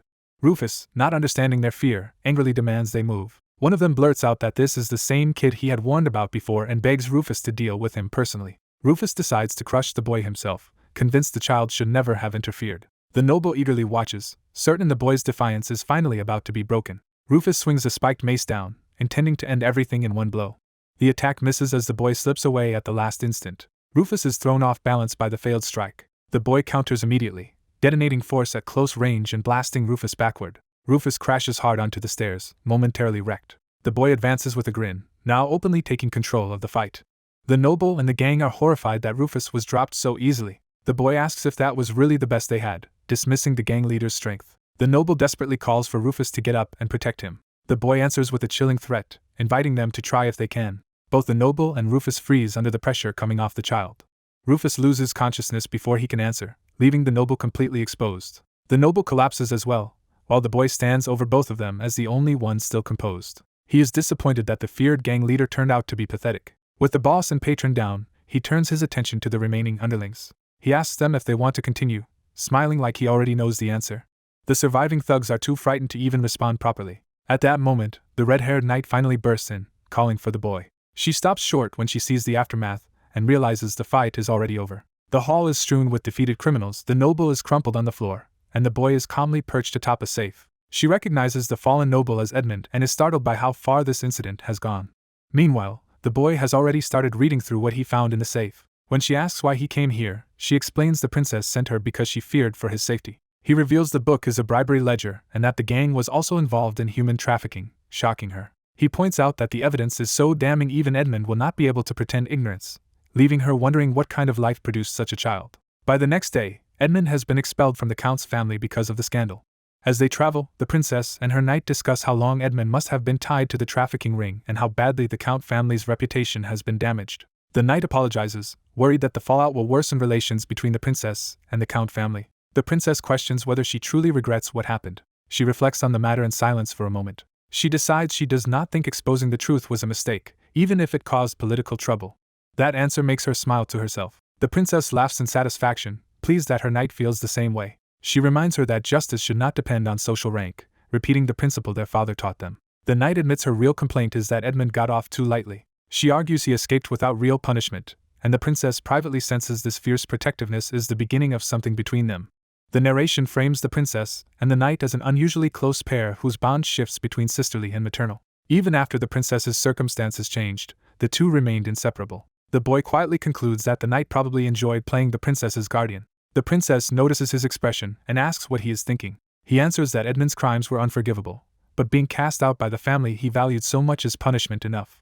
The knight is appalled that a child can speak so coldly and bluntly. The princess changes the subject by introducing the spirit's name as Moon after deciding the original name was too hard to say. The boy asks why she is not afraid of him or suspicious after everything he has done. She reveals she has already heard rumors from files about a dark-haired child who destroyed an underworld ring and rescued its victims. To her, this latest incident only confirms that he acts against evil, not for it. He is genuinely relieved that she chooses to trust him. She accepts him, but warns that if he ever plans something like this again, he must tell her first. He agrees with exaggerated politeness. 3 days later, their journey is interrupted at night when the convoy suddenly stops. A guard checks the disturbance ahead. He reports that an elf is asking for passage, stunning everyone inside the carriage. The princess, the knight, and the boy step out to see for themselves. The cloaked stranger introduces herself as an attendant of the World Tree. She formally names herself Irina and politely asks to accompany the convoy for a while. The princess is delighted by the rare sight of an elf, while the knight is caught off guard. The boy, however, reacts with immediate dread. He recognizes at once that this elf is a fifth circle black magician. The narration explains that elves are descendants of fairies from the western kingdom of Elfenheim, and are famed for their beauty. Because they are rarely seen in the Aslan Empire, an elf's appearance here is highly unusual. Still, most people in the Empire view elves favorably. Elves are also known as natural spirit tamers and are widely believed to be pure and peace-loving. That reputation makes the princess even more astonished that Irina could secretly be such a powerful black magician. Irina asks whether the convoy is heading north through Valentino toward the kingdom of the Werbeasts. She then requests permission to join them, noting the Empire's long conflict with the Werbeast kingdom. When asked why she is traveling so far, she says she is exploring the world to hear as many stories as possible. The princess connects that to the famous training of the Elven Knights. Irina confirms it, and praises the princess for being well informed. Then she turns the conversation toward the spirit in the princess's arms. She asks whether the princess is the owner of that spirit, clearly testing what they know. She reveals she recognized the spirit immediately and states that its true contractor is the boy. Irina notes that human spirit tamers are extremely rare, hinting that she knows far more than she should. The boy realizes she is no ordinary traveler and curses himself for underestimating her. As the tension rises, Irina prepares to act. The boy masks his fear behind childish excitement, knowing he cannot win in a direct fight right now. The princess and knight are alarmed by his sudden outburst. The knight grabs him, confused by his behavior, while he internally admits he cannot match Irina head-on. He reassures himself that she should not know the lunar wolf's hidden abilities, since only the contractor can fully understand a spirit. Irina lets demonic energy leak out and offers to demonstrate her magic, proving the boy's worst fears were justified. As she gathers mana into a flame, the boy studies the spell and realizes how dangerous it would be if fully unleashed. He recalls that only his ability to distinguish different energies kept earlier damage from becoming catastrophic, and regrets not listening sooner to Argon's warnings. He quickly counts their side's strength and finds it badly lacking. Even with the knight, they are nowhere near enough to challenge a fifth circle black magician fairly. He remembers the rule that combat strength between magicians and mana users can be compared by rank. To beat someone one level higher, it generally takes 5 fighters one level below. By that logic, overcoming a 5th circle enemy from his current level would require more than 100 of his clones. A normal confrontation would be suicide, so only a surprise attack gives him any chance. He resolves to seize the opening because the spirit at their side is the one trump card Irina does not fully understand. He suddenly tosses Moon away from the princess, creating the moment of confusion he needs. The knight catches the spirit and fusses over him, while the princess complains that Moon was handled too roughly. Irina smiles at the scene and says the boy is adorable enough to make her want to hug him. The knight, taking the remark literally, offers to let her hold him if the boy agrees. Irina accepts, saying she no longer needs to hold back. The nearby guards notice something is wrong just as the trap is sprung. Moon transforms into a giant wolf and, together with the boy, launches a surprise assault on Irina. The attack lands cleanly, and Irina coughs blood in shock. She reels from the wound, badly hurt by the strike she never expected. The knight follows through instantly, slashing Irina again before she can recover. The guards finally understand that the power around Irina is demonic energy. Irina snarls that she is a black magician and realizes the convoy somehow saw through her disguise. She turns toward the princess, demanding to know when they figured it out. The princess answers only that she is glad she got to see a glimpse of the real Tiny. In that moment she recalls how helpless she felt while holding Moon during the confrontation. She understands that a high-ranking black magician elf is far beyond what she and Vivian can handle alone. The memory of Irina's hidden menace leaves her shaken. She also remembers the boy stepping in front of her while Vivian moved to protect them both. The princess realizes the situation could have escalated into an international crisis, and that the boy understood that before anyone else. She recalls his urgent warning that they needed immediate backup from the Lord of Files and had to strike before Irina could react. He had even vowed to stake his life on that judgment, forcing the princess to trust him. Now she looks on with a new understanding of how much he had been carrying alone. What lingers in her mind most is the absurdly ordinary line that hid the whole plan, his request to let Irina hold Moon for a second. A small warning from his white wolf jolts the boy's attention back to the danger around them. The wounded elf woman survives the ambush by sealing herself inside a purple barrier before the boy and the red-haired knight can finish her. Even bleeding badly, she grits through the pain and refuses to collapse. She retreats at speed inside the shield, forcing her attackers to chase. The pair realize their strike missed her heart, and their frustration turns into urgency. The elf reinforces her defense and commits to fighting from behind the barrier. The red-haired knight immediately rallies the nearby soldiers and turns the pursuit into a coordinated assault. The troops charge to contain the enemy and protect the princess behind them. Ignoring the larger formation, the boy breaks ahead to pressure the elf himself. His first direct rush only slams into the barrier and proves how hard it will be to break through. The shield throws him back, showing that brute force alone will not work. The knight follows with a hard thrust, but the elf still keeps her distance behind the same defense. Furious that her plan has been exposed, the elf lashes out at the humans with open hatred. She answers the charge with sweeping purple fire that batters both soldiers and knight out of formation. While holding them off, she demands to know how they discovered her scheme. The boy taunts her that he tracked her by the foul stench of her evil rather than by any clever trick. That answer makes her realize he interfered with her without her noticing. Enraged, she gathers a larger ring of purple flame and prepares to wipe them all out at once. The boy recognizes the attack as something dangerous and unfamiliar. The elf compresses the spell into a blazing core, ready to detonate it over the battlefield. A huge explosion blooms above the soldiers, threatening to consume everyone below. The boy braces himself as the blast and its flames rush toward him. At the last instant, he crosses his arms and commits to a defensive technique. His strengthened iron body endures the impact, letting him survive what should have killed him. Even so, the force hurls him away across the field. He crashes hard and skids over the ground, barely keeping consciousness. Catching his breath, he realizes this life's improved iron body saved him by the narrowest margin. Seeing the barrier weaken from the strain, the knight orders everyone to focus on killing the demon worshipper now. The elf answers with contempt and blasts the charging soldiers back again rather than letting them close in. The boy calls his white wolf, Lunar Wolf, and mounts up to rejoin the fight at speed. He and the wolf rush back in, determined to attack alongside the knights instead of separately. Using the wolf's momentum, he launches a diving strike onto the top of the barrier to crack it further. The hit finally makes the elf falter and feel the pressure building around her. The soldier sees the opening and swing down from above, trying to overwhelm her before she recovers. She slips away inside the barrier's movement and avoids being pinned in place. Still bleeding, she admits she originally intended to kill only one target, but the situation has escalated beyond that. She decides that if she cannot complete the clean assassination, she will simply massacre everyone present. The boy and knight reject the threat outright and charge her again instead of backing down. The knight leaps high and brings her blade down, forcing the elf to defend from below. The elf's composure cracks as the relentless pressure keeps ruining her plans. At the same time, the boy drops in from above to add another strike and split her attention. Their combined assault smashes the ground around her and leaves her momentarily stunned inside the damaged barrier. The soldiers rush in on the opening while she clutches her head and struggles to recover. Humiliated, she can only rage at being driven this far by opponents she despises. The boy notices that despite everything, she is still far from finished, and the knight shares the same grim realization.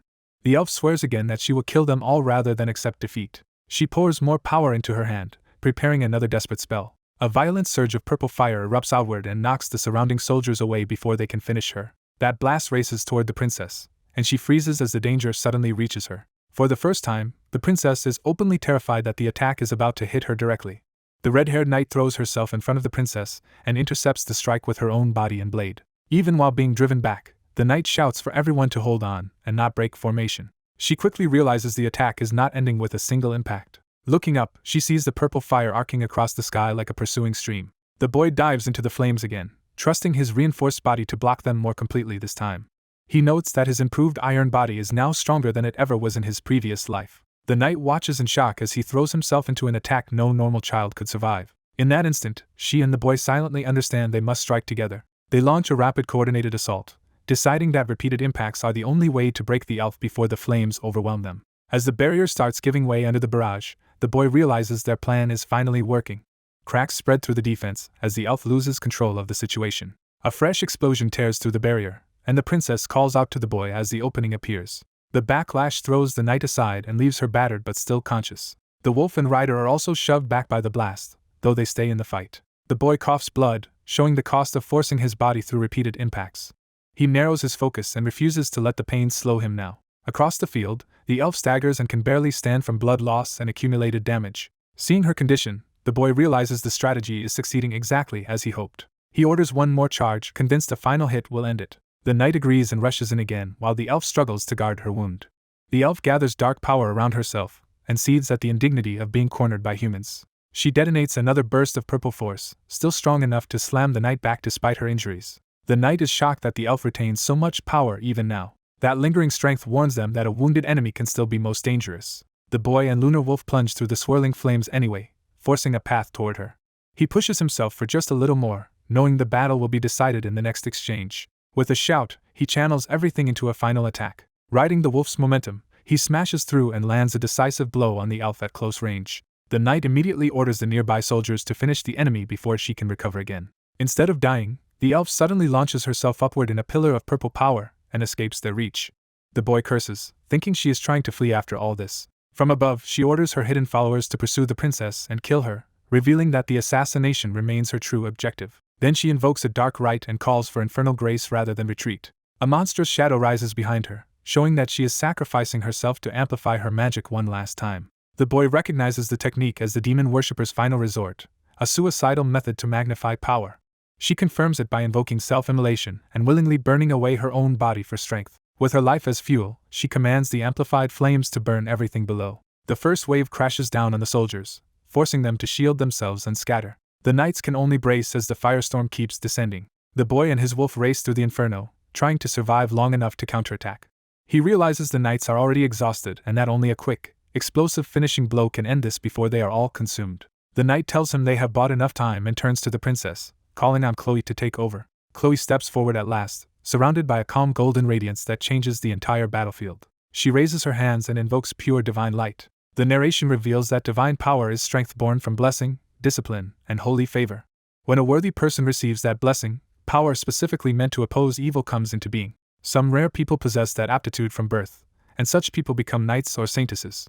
Rarer still are those in the clergy who retain ties to family while wielding that holy power. Chloe is revealed to be one of those exceptional few, a true cleric. Her golden light surges outward in streams to meet the descending demonic flames head-on.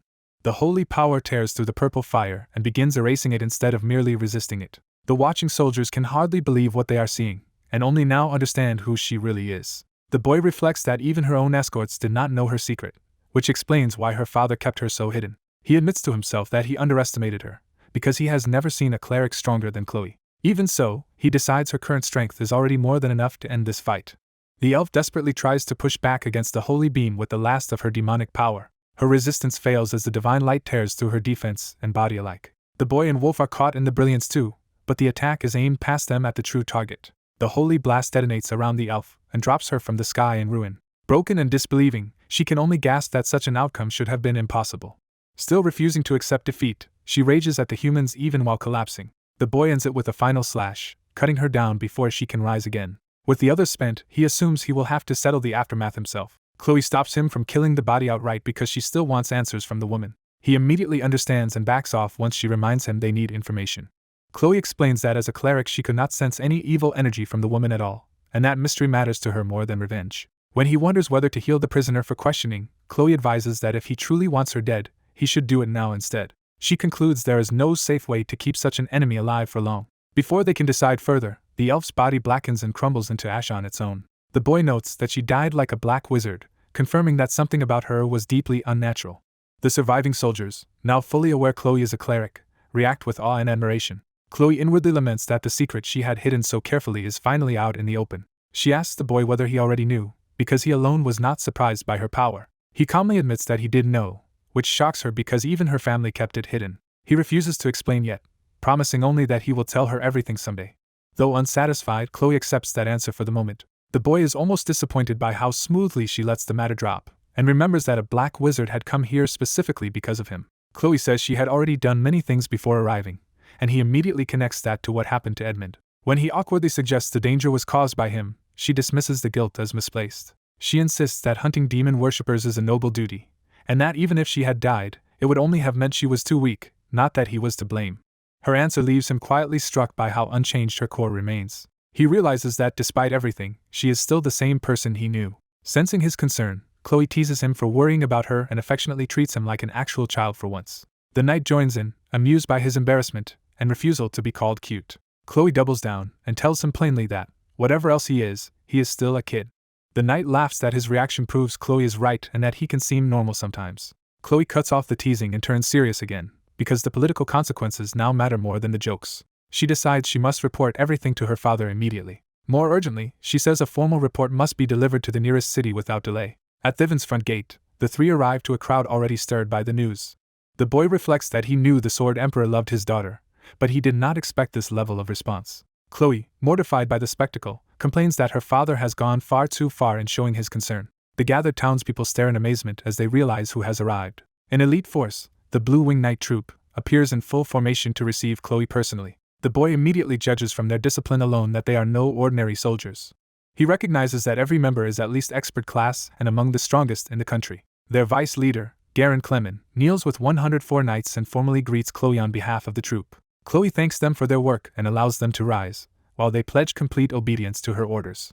Garen introduces himself as the Knight of Speed and explains that Chloe's father has been deeply worried about her safety. Chloe answers with restrained irritation that she already proved she was fine, and that sending such a force after her was excessive. A knight explains that although Chloe was attacked by a black wizard, her father could not come himself because an urgent crisis erupted back home. Chloe immediately presses him to explain what emergency could have outweighed that danger. The answer shocks everyone. About a month earlier, the family treasure called Tempest vanished. When she points out that her father always kept it with him, they reveal that this is exactly why the disappearance became such a serious mystery. Tiny cuts in and asks whether the missing heirloom was some kind of artifact, and Chloe can only say that she suspects it was. Her uncertainty makes Tiny realize she knows less about the treasure than she first implied. Chloe admits that only the family head knows the full secret, so all she has is a strong suspicion that Tempest is extraordinary. That answer confirms something for Tiny, even though Chloe still cannot follow his train of thought. Tiny declares that he thinks he understands why the family treasure disappeared. His confidence stuns the others, who cannot imagine how a child could know such a thing. Tiny refuses to explain in public and demands to meet Chloe's father first, promising to reveal everything directly to him. Seeing their reaction, Tiny becomes even more certain that his guess has hit the mark. He repeats that he knows the reason Tempest vanished, forcing the others to take him seriously. The group is left reeling that Tiny may truly know the answer to a secret even Chloe does not. As they travel back toward the Duke's domain, the escort can think of little else but the strange child's claim. The lead knight privately wonders how someone so young could possibly know the cause of the treasure's disappearance. When another knight asks who the boy is, the answer comes that he is the child called Tiny. The name rings a bell, and Tiny is described as an exceptional child who played a major role in subduing the black magician. The knight said that his abilities are said to rival those of seasoned experts despite his age. That reputation leaves the lead knight shaken, as even legendary knights had not shown such talent so young. His shock quickly turns into ambition as he imagines the advantage his family could gain by taking Tiny under their wing. Then he suddenly remembers where he has heard the name before and realizes Tiny was also the one who sent a letter from Files. That revelation confirms they are talking about the same child, not just someone with an unusual name. Inside the carriage, Chloe excitedly recognizes that this must indeed be the Tiny she has heard about. Her excitement grows as she begins to connect him to stories she already knows. The journey passes through a peaceful landscape, giving way to a quieter conversation. Tiny unexpectedly asks Chloe whether she likes lilac flowers. Chloe answers warmly that she does, adding that both her father and her late mother loved them too. Tiny notes that the flower even inspired the name chosen for Chloe before birth, and Chloe says that suits her. The red-haired knight explains that the Duke's devotion to his wife was famous, though Tiny claims he is not sure he has heard the story. That triggers a memory of the Duke confessing that he never truly liked the flower, but treasured it because it mattered to his wife and begged that this never be forgotten. Tiny understands at once why the Duke would have hidden such a private truth from the world. He reasons that the Duke probably no longer remembers his past life, unlike Tiny himself. Even so, Tiny believes the future Duke deliberately sent him here because he knew Tiny could still become stronger. Tiny resolves to find that future self's ally quickly, train without delay, and somehow become an aura master. His determination hardens when he remembers that without aura he cannot even scratch the demon commanders waiting in the future. He swears that in this life he will crush every one of those monsters. The group finally arrives in Valentino, the great imperial city where the Valencia Duke's main castle stands. The returning soldiers erupt in celebration as they announce that they are home. Chloe asks Tiny whether he has ever been to Valentino before. Tiny answers that this is his first time here in this life. Chloe catches the odd phrasing and begins to question what he means. Before she can press him, the people around them are distracted by a sudden commotion. Chloe's father rushes in, shouting for his daughter and panicking over whether she is safe. Tiny watches the scene in blank surprise as the Duke's composure completely collapses. The Duke lunges toward Chloe in tears, desperate to embrace her in relief. For a split second he thinks he has reached her. Chloe's expression turns flat with embarrassment rather than gratitude. She sidesteps him cleanly, and the Duke crashes to the ground while the watching soldiers stare. Chloe scolds him for making a spectacle of himself in public and tells him to remember his dignity. The Duke protests that a father has every right to worry about his daughter, but Chloe still orders him to apologize to the knight he disturbed. He regains enough composure to publicly praise everyone for bringing Chloe home safely. Speaking both as Lord and as a grateful father, he says he wants to reward them properly. He immediately orders a celebration so the returning party can enjoy themselves. The knights answer in unison and disperse to carry out his command. Only then does the Duke finally notice Tiny and ask who the boy is. Tiny realizes with amusement that the Duke does not recognize him at all. Chloe reminds her father that Tiny is the witness in the Black Magician incident, and the Duke awkwardly admits he has been distracted by other matters. Tiny steps forward, deciding the moment has come to speak directly. He tells the Duke there is something important he needs to say about the disappearance of Tempest. That single statement shocks Chloe's escort, who instantly understand how dangerous this topic is. Chloe is equally stunned that Tiny would bring up the treasure so openly. The Duke's mood turns cold at once, and his authority replaces his earlier foolishness. Tiny braces himself under the sudden pressure, realizing he has provoked the Duke's true presence. The Duke releases soul pressure to test him, but Tiny withstands it instead of collapsing.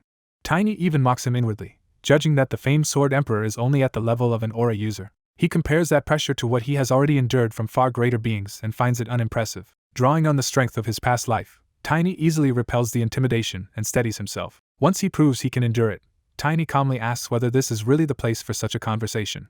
The Duke is taken aback that the child can still speak so casually under his pressure. Chloe tries to excuse Tiny's behavior as childish impulsiveness, but the Duke rejects that explanation, saying ignorance alone cannot account for how Tiny acts. He decides to speak with the boy privately and hear him out in full. The conversation moves to the Duke's office, where he asks directly whether Tiny truly knows something about Tempest's disappearance. Tiny confirms that he does, though he frames it as a speculation rather than certainty. The Duke invites him to explain everything from the beginning. Tiny starts with the name Tempest itself, noting that it is one of the few ancient words he recognizes. He explains that Tempest means time or opportunity, which makes him suspect the treasure's power was tied to reversing time. As he speaks, he grows more certain that his own regression is connected to the artifact. He openly wonders whether Tempest was capable of turning time back. The Duke, now fully attentive, demands that Tiny explain exactly what he means. Tiny answers by beginning with the catastrophe that would strike 2 decades in the future. He prepares to reveal the truth of the world he came from. The Duke listens in silence, measuring every word. The room falls still as Tiny commits to telling the impossible story. Even while hearing it, the Duke tells himself that such a convincing tale should still be nothing more than a child's fabrication. Yet he points out that Tiny somehow knows obscure ancient names tied to legendary races and myths. Tiny answers that those figures were not legends to him but allies who once fought beside him. The Duke laughs at that claim, comparing those supposed allies to the terrifying enemies he has recently faced. Tiny returns to the meaning of Tempest, pushing the Duke toward the same conclusion he reached. The Duke finally reveals the secret passed down with the treasure. By sacrificing a superhuman life, one person can be sent into the past, and descendants must use it with extreme caution. He admits that until now he never truly believed those words were real. After hearing Tiny's story, however, he can no longer dismiss the possibility that the treasure really worked. Tiny waits for the Duke to finish wrestling with that realization. Then the Duke confesses his own bitter doubt, wondering whether he made the wrong choice by sending Tiny back simply because of his talent. Tiny is stunned to hear the Duke speak as if he personally made that decision in the future. The Duke explains that if he himself had regressed, he could have used his experience and authority to prepare humanity against the Demon King's army. But that was not what happened. He demands to know why the future chose to send Tiny instead of him. The answer is obvious to Tiny, though the Duke has not yet said it aloud. Tiny accuses him of knowing about Tempest only in the future and mocks all the promises he must have made about preserving Tiny's talent. He says he had assumed the old man had simply gone senile, not that he had truly gambled with another person's life. The Duke absorbs the insult in silence because Tiny's anger is justified. He explains that he used Tiny because he did not know how far back Tempest could send someone and had no way to test it safely. When Tiny protests that this means he was used as an experiment, the Duke admits he could not be certain because he had never used the treasure before. He adds the final rule of Tempest: a person regresses to the point in time where their soul suffered its greatest trauma. That makes Tiny realize the future Duke must have predicted he would return to the age tied to his deepest wound. Tiny braces himself as the implication becomes painfully clear. He remembers that the day he returned to was the day his sister died. The Duke notices Tiny's reaction and wonders if he has said something unforgivable. Tiny denies that the Duke spoke wrongly, though he can barely keep his emotions under control. He decides not to blame the future Duke and instead clings to the fact that regression let him see his sister one last time. After regaining himself, Tiny says there is still one more thing he needs to confirm. He asks whether the future Duke told him anything that could prove he had truly been sent by that same man. Tiny suddenly remembers the private memory he can use as proof. He tells the Duke that the unborn child he once named after a flower would be called Lila, which the Duke dismisses as common knowledge. Tiny then reveals the hidden truth the Duke confessed in private. Despite the public story, he never actually liked that flower. When Tiny mentions that the Duke had called that fact the core of the matter, the old man can no longer keep his composure. The Duke bursts into wild laughter, overwhelmed that the impossible proof is real. He admits that only he would ever say something like that, because it was a truth he never shared with anyone else.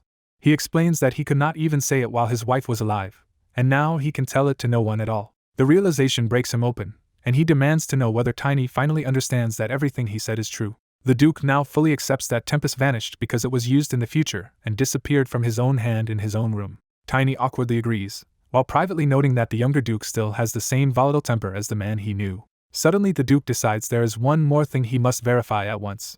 He calls for Knight Royer with urgent authority, startling Tiny. As the summons is answered, Tiny asks what the Duke intends to do next. The Duke says he believes Tiny truly regressed from the future, but that does not mean he trusts him. He identifies Tiny not just as a witness, but as one of the 10 greatest knights of the future. Then he demands proof of the talent that made the future Duke choose him. Tiny is thrilled by the challenge and prepares to show what the future recognized in him. The two leave the office together, heading deeper into the castle grounds as the sun lowers. Walking behind the Duke, Tiny grumbles that being summoned only to be tested is irritating, even if he expected as much. Still, he decides he might as well enjoy himself and asks whether the Duke wants to know anything about the future. The Duke answers that there is indeed much he wants to know. Tiny wonders whether he should tell the man about his own future, but the Duke stops him and makes clear that he is not interested in that kind of personal prophecy. What he wants to know is the identity of the one who will bring about the coming disaster. He orders that nothing else be revealed to him or to anyone, and his aide is baffled by that restraint. The Duke explains that people are meant to grow through mistakes and failures. He says he believes he raised his children well enough that they should not be shielded from every hardship. So he begs Tiny not to steal from them the chance to grow by handing them answers from the future. Tiny falls silent, struck by the weight of that request. He finally admits that he only really knows Chloe's future and almost nothing about the Duke himself because he spent most of his life simply trying to survive. That confession shocks the Duke, who had assumed Tiny knew far more.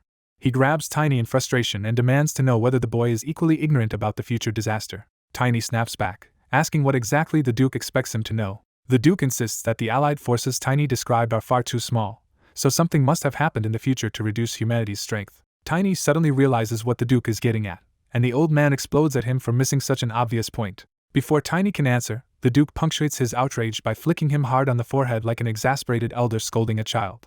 A small boy screams as an older man painfully twists his ear and threatens to make him remember his place. The boy keeps protesting through the pain and angrily curses the old man. In the empty arena at night, the old man continues interrogating the boy in private.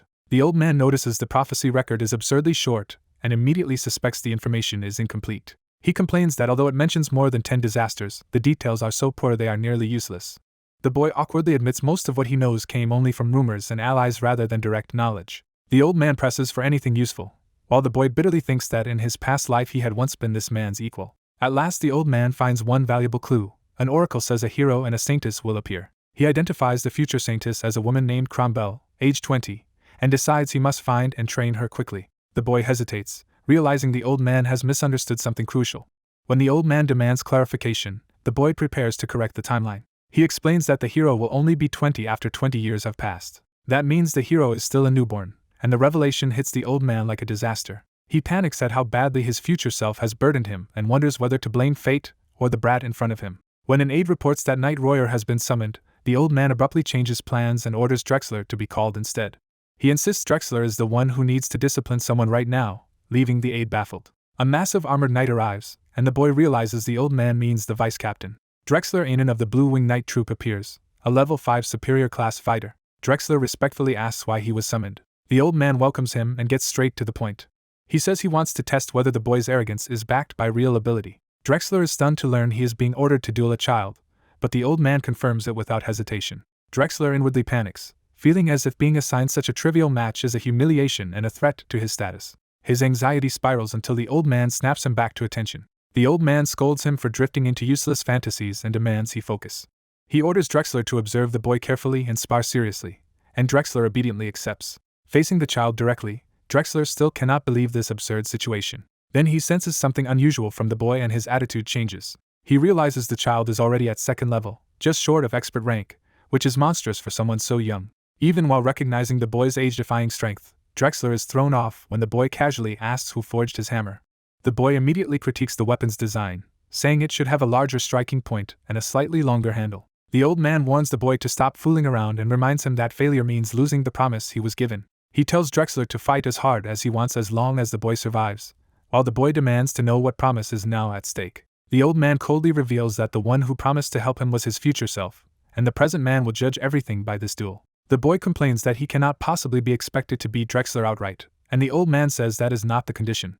Instead, he raises one finger and sets a single, brutal standard. If the boy can leave even one wound on Drexler, the old man will count it as victory, shocking Drexler. The boy accepts the terms with a sly grin and makes sure the old man will not back out. Drexler's hammer becomes the focus of the boy's attention. The boy also readies his own strange staff-like weapon. The duel begins with the old man watching from the center while knight and child face off. As the fight starts, the old man notes that the boy controls mana in an unusual way. He concludes the technique must be self-created and acknowledges the boy's genius. Even so, he remains unsatisfied and waits to see whether there is more than raw talent. He reasons that if the boy truly carries future experience, then mere giftedness cannot be the whole answer. The old man wonders what his future self saw in this child that justified bringing him back at all. Determined to find out, he orders the duel to proceed at full intensity. The boy answers by summoning a huge white wolf spirit and finally commits to the fight in earnest. Since Drexler refuses to make the first move, the boy decides to attack him instead. He charges forward, riding the wolf straight at the armored knight. Drexler recognizes at once that the boy is a spirit tamer. He begins to counterattack, but quickly realizes brute force alone will not solve this. The wolf's speed and movement make his first strike miss completely, and he curses the failure. Drexler is startled that the boy dodged so cleanly. The boy uses the wolf's momentum to gather blue mana into his weapon from above. He lands a sharp hit on Drexler's armor from behind, but it fails to break through. The boy immediately realizes Drexler's defense is too solid for a simple strike to leave even a scratch. He concludes Drexler is balanced in both offense and defense, not specialized in only one. Drexler, now intrigued, starts taking the child seriously. He promises to hold back just enough to avoid killing him and launches a far more dangerous attack. The wolf barely evades a devastating blow that tears through the arena floor. Seeing the boy survive, Drexler decides to end the duel with speed instead of power. He unleashes a rapid barrage of attacks that fills the arena with crushing force. The strain of the assault even damages Drexler's own weapon from overuse. Enraged that the child keeps slipping away, Drexler smashes the arena apart in frustration. The boy and wolf continue weaving through the destruction, barely escaping each impact. The boy notices a sudden shift in Drexler's timing and realizes a trap is coming. A golden strike flashes toward him before he can fully react. Drexler catches the boy and wolf in a sweeping upward blow that hurls them into the air. Watching closely, the boy realizes Drexler can manipulate a hammer even larger than a longsword with ease, pairing it with shield-like control. He figures that because Drexler is now relying only on the hammer, his defense must be slightly more exposed. Drexler keeps pressing, furious that the boy still refuses to stand and trade blows. The wolf leaps again to avoid another sweeping attack. Drexler snarls that the boy dodges like a rat. From the sidelines, the old man realizes the boy is reading Drexler's movements in advance. The fight turns into a blur of pursuit as the boy threads through repeated attacks by the narrowest margins. The boy admits to himself that Drexler truly deserves his reputation and still carries the battle experience of one of the continent's greatest knights. The old man agrees inwardly that the boy is impressive, but still not enough to justify everything. Unable to bear the humiliation any longer, the old man shouts at Drexler to stop being toyed with. Drexler's eyes sharpen as he finally abandons restraint. He surges forward with killing intent aimed directly at the boy. The boy answers with a desperate shout and commits to a reckless counter. Drexler manifests a massive golden soul weapon and brings it down to crush him. The old man is horrified that Drexler has gone so far as to use a soul weapon. He tries to stop the attack, realizing the duel has crossed the line into lethal danger. But the boy only smiles, as if this deadly moment is exactly what he was waiting for. He leaps into the air and reaches toward the descending soul weapon instead of fleeing. The old man can only stare in disbelief at the suicidal move. A violent explosion erupts where the attack and the boy collide. The blast throws the boy away, and it looks as though he has been struck down. The old man furiously berates Drexler for going too far, while Drexler realizes too late what he has done. As the boy lies coughing on the ground, the old man keeps shouting that he asked for potential, not a deadly stunt. Despite his injuries, the boy grins and claims victory. The old man rushes to his side while Drexler stands frozen by the outcome. Drexler, now cut across the face, finally understands what happened. In the decisive instant, the boy had charged straight into the soul weapon rather than away from it. He used his own body and weapon to force contact at the closest possible range. That reckless gamble let him drive a blue strike through Drexler's attack and leave a wound on him. The old man sees the final image clearly and grasps how the boy stole the win. He realizes the boy knowingly rushed into death's path just to create that opening.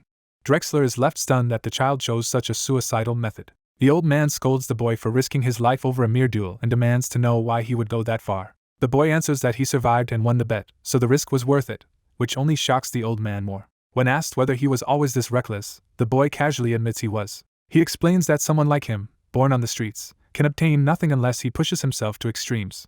The old man is struck by that answer and begins to understand the boy's mindset. The boy says this desperate all-or-nothing way is simply how he has always lived. Then, still battered, he asks whether he has finally proven himself. The old man admits that he has, acknowledging that even he could not have done what the boy just did.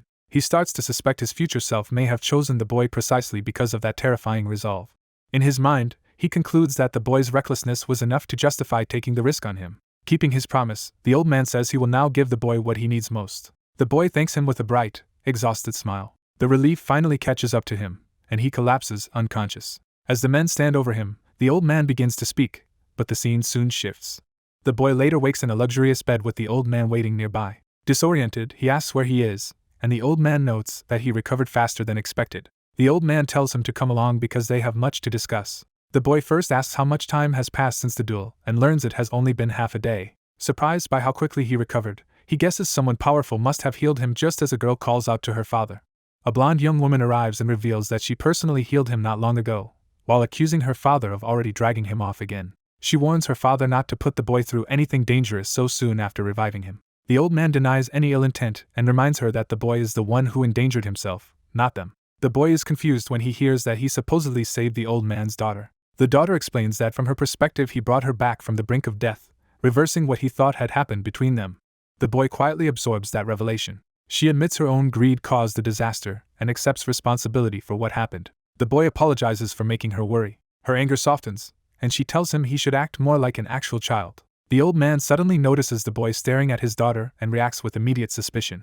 He erupts into absurd overprotectiveness, warning the boy not to flirt with her and terrifying him in the process. The boy hurriedly explains he was only surprised to hear that he had saved her. He adds that meeting the black magician and defeating her together was not how events originally unfolded. That statement shocks the old man because it confirms the timeline has already diverged from the past life. When the daughter asks what they are talking about, the old man dismisses it and says he will tell her only if necessary.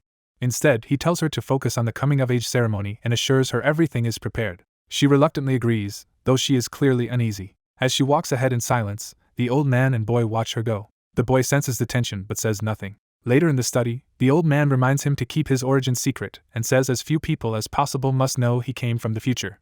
He specifically warns that the priests must never learn the truth. He explains that the flow of time and space is the axis of destiny set by the true creator, beyond even the goddess's authority. Because tampering with time is treated as a grave offense against divinity, his family has hidden the existence of the Tempest Ring for generations. When the boy asks why he has never heard this if the goddess created the world, the old man says such knowledge was deliberately erased from common scripture. Only the authentic holy text preserved by ancient families still records it, leaving the boy stunned. The old man says that is why the secret must be shared with almost no one at all. As an exception, he plans to inform the 10 greatest knights of the continent. He adds that God Hand will also have to know, though the boy dismisses that group as hopeless fanatics. The boy accepts the secrecy and declares he will make those 10 great knights even stronger than before using future technology. The old man is delighted by that ambition and eagerly asks what technique his future self used first. The boy coldly reminds the old patriarch that he is still waiting for the reward he was promised. The old man is caught off guard by the demand. The boy presses harder, arguing that the old man should fulfill his promise before asking anything else of him. Instead of answering, the patriarch's mood turns ominous. Offended by the boy's insolence, he lashes out and calls him a disrespectful brat. The boy reels from the blow and protests the sudden violence. He fires back with an insult, only making the old man more amused and more certain that the boy needs discipline. The patriarch decides that correcting the boy's manners will come before any reward. As the boy panics and tries to backtrack, the old man treats his age as exactly why his behavior is unacceptable. He finally honors his promise, but in the roughest way possible, by declaring that the gift will be a family's secret technique. The revelation stuns the boy. He is being entrusted with a secret art reserved for the head of the Valencia family. The patriarch introduces the concept behind it by asking whether the boy has ever heard of gravity. The explanation immediately loses the boy, who nearly zones out on the spot. He drifts into a daze while the lesson has barely begun. The old man smacks him awake and fumes that the brat is already dozing off before the teaching even starts. The boy snaps back in pain, and the patriarch orders him to stop whining and listen carefully. He explains that the Valencia legacy is divided into 4 branches, including mana control and a sword style that blends offense with defense. The other 2 branches are methods for gaining an attribute at level 3 and an aura attribute at level 7. The boy is amazed that the family legacy is so extensive and starts to understand why the house was so powerful. The patriarch confirms his reaction with quiet pride. Knowing the boy prefers blunt weapons, he says there is no need to waste time on offensive swordsmanship. The boy eagerly agrees, dismissing swords as flimsy compared with a proper hammer. While the old man fumes at that description, the boy reveals that what he truly covets is the defensive side of the legacy. He imagines how those defensive techniques would complete his fighting style. In his mind, mastering those defenses would perfect both his attack and his survival. But the patriarch abruptly reveals that the true treasure is not the defensive art at all, but the attribute acquisition methods. He announces that this is the method he intends to teach the boy. The boy is horrified, having expected a way to defend himself rather than some abstract attribute lesson. The old man only smiles at the misunderstanding. The conversation shifts into a darker recollection elsewhere. In a hidden meeting, hooded figures report that Irina has died. They mourn her as the blade meant to strike at Elbenheim, and admit they should not have lost her so easily. Their suspicion falls on a child from the Morse family, shocking the others. Their leader orders them to gather information on the boy while making sure the Empire never notices their movements. The group accepts the command without question. Before dismissing them, the leader adds another warning. He reminds them that Karen's mission remains their highest priority. Back in the courtyard, the battered boy tries to make sense of attribute acquisition and wonders if it means choosing the element he wants. The patriarch confirms that it does, and the boy immediately thinks of reclaiming explosion once he reaches level 3. The old man cuts off that certainty, saying he has already figured out what truly suits the boy. He points out that the boy's mana body is unusually heavy for a child and guesses he built it through his own improvised method. The boy admits it, and the patriarch tells him to think carefully about what that implies. He reminds the boy that in his previous life he wore extremely heavy armor, linking that habit to his current body. Then he asks why carrying more momentum makes movement slower. To answer, he invokes the principle scholars call gravity. The boy finally starts paying attention when the old man hints that gravity could turn weight into power. The patriarch claims this method far surpasses the crude practice of simply adding random attributes. As he starts defining gravity as an attractive force between objects, the boy likes the sound of it but struggles to follow the theory. Once the explanation turns technical, the boy bluntly admits he has no idea what the old man is talking about. The patriarch is stunned by the sheer density of the response. Trying again, he says the land itself pulls objects downward, only for the boy to mock the idea as nonsense. The boy pushes the ridicule further by asking why everyone is not plastered to the ground if that were true. When asked why things fall, the boy shrugs that they simply do. That answer excites the patriarch because it proves the boy has noticed the phenomenon even if he never questioned it. Frustrated, the old man demands that the boy at least try to understand. The boy casually argues that life is easier if you stop overthinking what just happens. He doubles down, saying anything he cannot understand should simply be accepted as natural. That philosophy finally snaps the patriarch's patience. He explodes in rage at the boy's bizarre worldview and lunges after him. Determined to force the lesson into him, the old man drags the boy up a tower despite his terrified protests. At the top, the boy desperately tries to resist being thrown. The patriarch hauls him over the edge anyway, leaving him dangling above the city. He declares that the brat will only learn by sacrificing his body. To make sure the boy cannot escape, he locks his mana in place with mana freeze. Then he asks one last time why a person falls from a high place. In panic, the boy finally blurts out the answer he had been resisting: gravity. The realization comes a heartbeat too late. The patriarch lets go, and the boy plummets screaming toward the ground. From above, the old man tells him to feel gravity with his whole body. Falling to his death, the boy curses the patriarch as a lunatic. Terror sharpens his mind as the ground rushes up. Convinced he is about to die, he scrambles for any way to survive. He activates Iron Body in midair, hardening himself for impact. Then he desperately calls out for Lunar Wolf. The summoned wolf appears below him, bewildered but present. The beast leaps up to intercept the falling boy. For one absurd instant, the boy almost laughs in relief. The wolf realizes too late what it has been summoned for. The boy apologizes as both of them crash into the street in a massive impact. They survive the fall, sprawled together in the wreckage. The wolf angrily howls at him, while the boy weakly apologizes again. Still alive, the boy stares upward in disbelief. The patriarch appears over him and smugly asks whether he has now felt the greatness of gravity. The boy bitterly admits that he has, and the old man points out that surviving such a fall proves the lesson worked. Then he immediately asks whether the boy can control gravity now, leaving the boy dumbfounded. When the answer is no, the patriarch decides they will repeat the process until it sinks in, despite the boy begging for a verbal explanation. The boy steels himself in desperate resistance. The scene cuts to him later being healed by warm restorative magic. He wakes in a bedroom to find a blonde noble girl at his bedside. She greets him brightly and praises him for already becoming an expert. The boy is baffled to hear himself described that way. He flashes back to being thrown from the tower over and over until something finally changed. Remembering the repeated falls, he realizes in shock that the brutal method actually worked. The girl, horrified by what she hears, asks what kind of training could possibly be that cruel. While he fumes that it was not training at all, she remains delighted that such a genius has appeared in the Blue Wing. He changes the subject and asks why she is here when her coming-of-age ceremony should be keeping her busy. The mention makes her tense for a moment. An awkward silence settles between them. She downplays it, saying the ceremony only requires some etiquette practice and is not a big burden. The boy studies her expression and senses there is more to it. She quickly assures him that he will do well. He misunderstands and asks what exactly he is supposed to do well in. When she clarifies that she means her ceremony, she confidently insists she will handle it. She tries to sound cheerful by declaring that it is the one day she gets to be the star. The boy gently points out that everyone close to her can already tell she is nervous. Trying to recover, she says it is fine that he noticed because they are practically family now. She explains that since he is learning from her father, he should think of her as an older sister and call her Nina. The request leaves the boy staring in stunned confusion. When he laughs instead, she indignantly reminds him that she is a duke's daughter and asks what is so funny. Still smiling, she makes him promise to keep this new family arrangement secret. He agrees, amused by the whole thing. She then remembers that Knight Drexler has been looking for him. Outside, a stern white-haired knight waits with other Blue Wing members.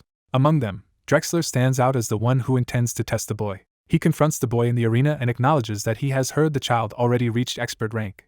The boy answers with swagger and asks why he was summoned. Even before the answer comes, he notices another observer nearby. Drexler admits he brought someone else along, but keeps the focus on the boy. He dismisses the extra witness and moves straight to the real purpose. Drexler proposes a redemption match to settle the shame of his earlier loss of composure. The boy asks whether this will be unarmed and realizes the challenge is tied to their previous encounter. Drexler openly admits he disgraced himself by losing his temper against the child and wants to correct that. He invites the boy to attack however he likes and promises to help him adjust to his new strength. The boy accepts with a grin. He launches himself high into the air, refusing to back down.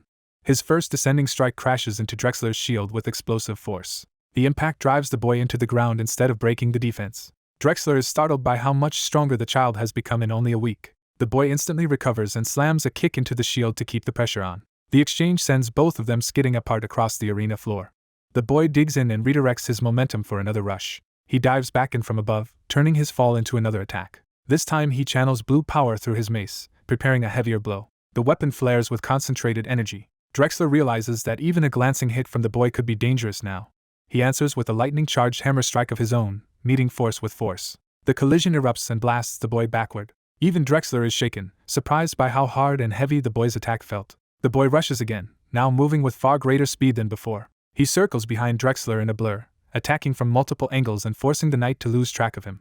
Drexler realizes the fight has changed and struggles to read the boy's movement. He concludes that the child has suddenly become much faster. The boy exploits the opening, slipping past the shield and driving another empowered strike in from behind. Drexler is forced into a retreating slide as the boy keeps him under relentless pressure. The watching knights can hardly believe that a child is swinging such a heavy mace with that kind of speed.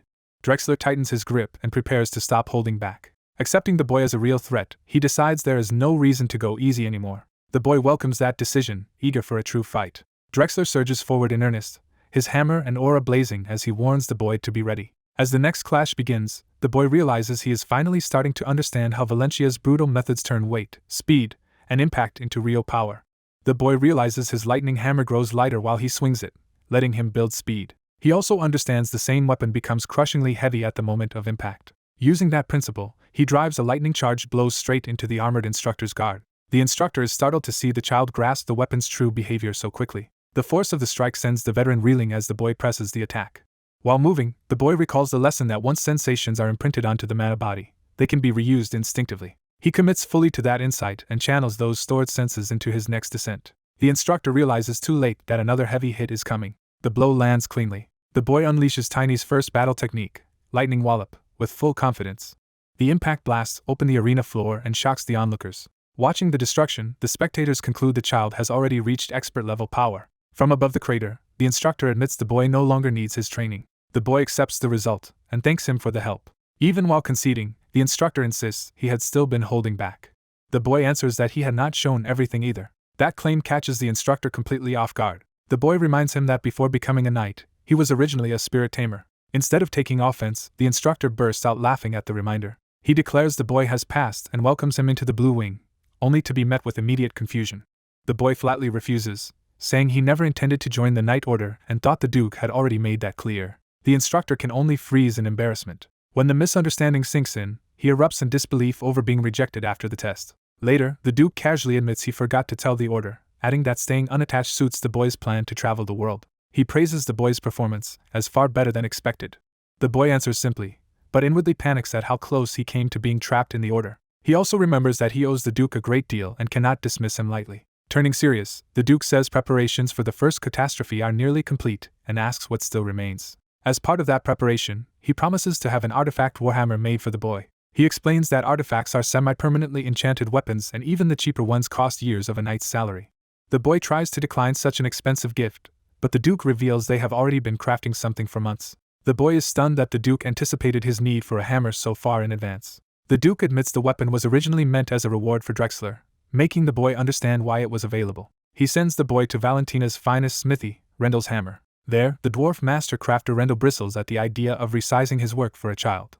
He would rather cancel the contract than let anyone treat his craftsmanship like a toy. The boy recognizes in Rendell the same stubborn pride as another master he once knew and understands how to deal with him. He decides he will have to prove himself first, so he boldly claims he surpasses even a super rare class knight. That outrageous boast instantly shocks the dwarf. The boy doubles down by asking whether an expert at his age sounds impossible. Rendell senses this is not a cheap bluff, but he still cannot accept it at face value. He activates Eyes of Judgment, a dwarven ability. Through it, he reads emotional currents in speech to distinguish truth from lies. Convinced the boy is sincere, Rendell decides he can show him the unfinished weapon. He tells the boy to wait while he brings it out. Rendell presents a massive artifact warhammer on the worktable. When asked if it is finished, he says the core is done but the fine-tuning remains. He lists its current functions, including automatic restoration and shock amplification, while noting the defensive magic still needs work. The boy immediately asks about offensive magic instead, revealing where his priorities lie. Rendell lectures him that a 3-function artifact warhammer is already extraordinary, and only a fool would reject it. Then, reluctantly, he admits there is one more artifact hammer in storage. He downplays it as a troublesome lump of compressed black iron with weight amplification runes that even its intended owner abandoned. The moment he mentions it, the boy's interest spikes. He instantly chooses that discarded hammer and asks for its specifications instead.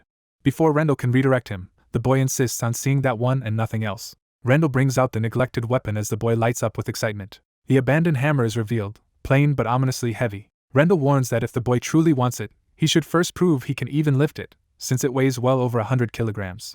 To Rendell's shock, the boy swings it up with ease and is delighted by how heavy it feels.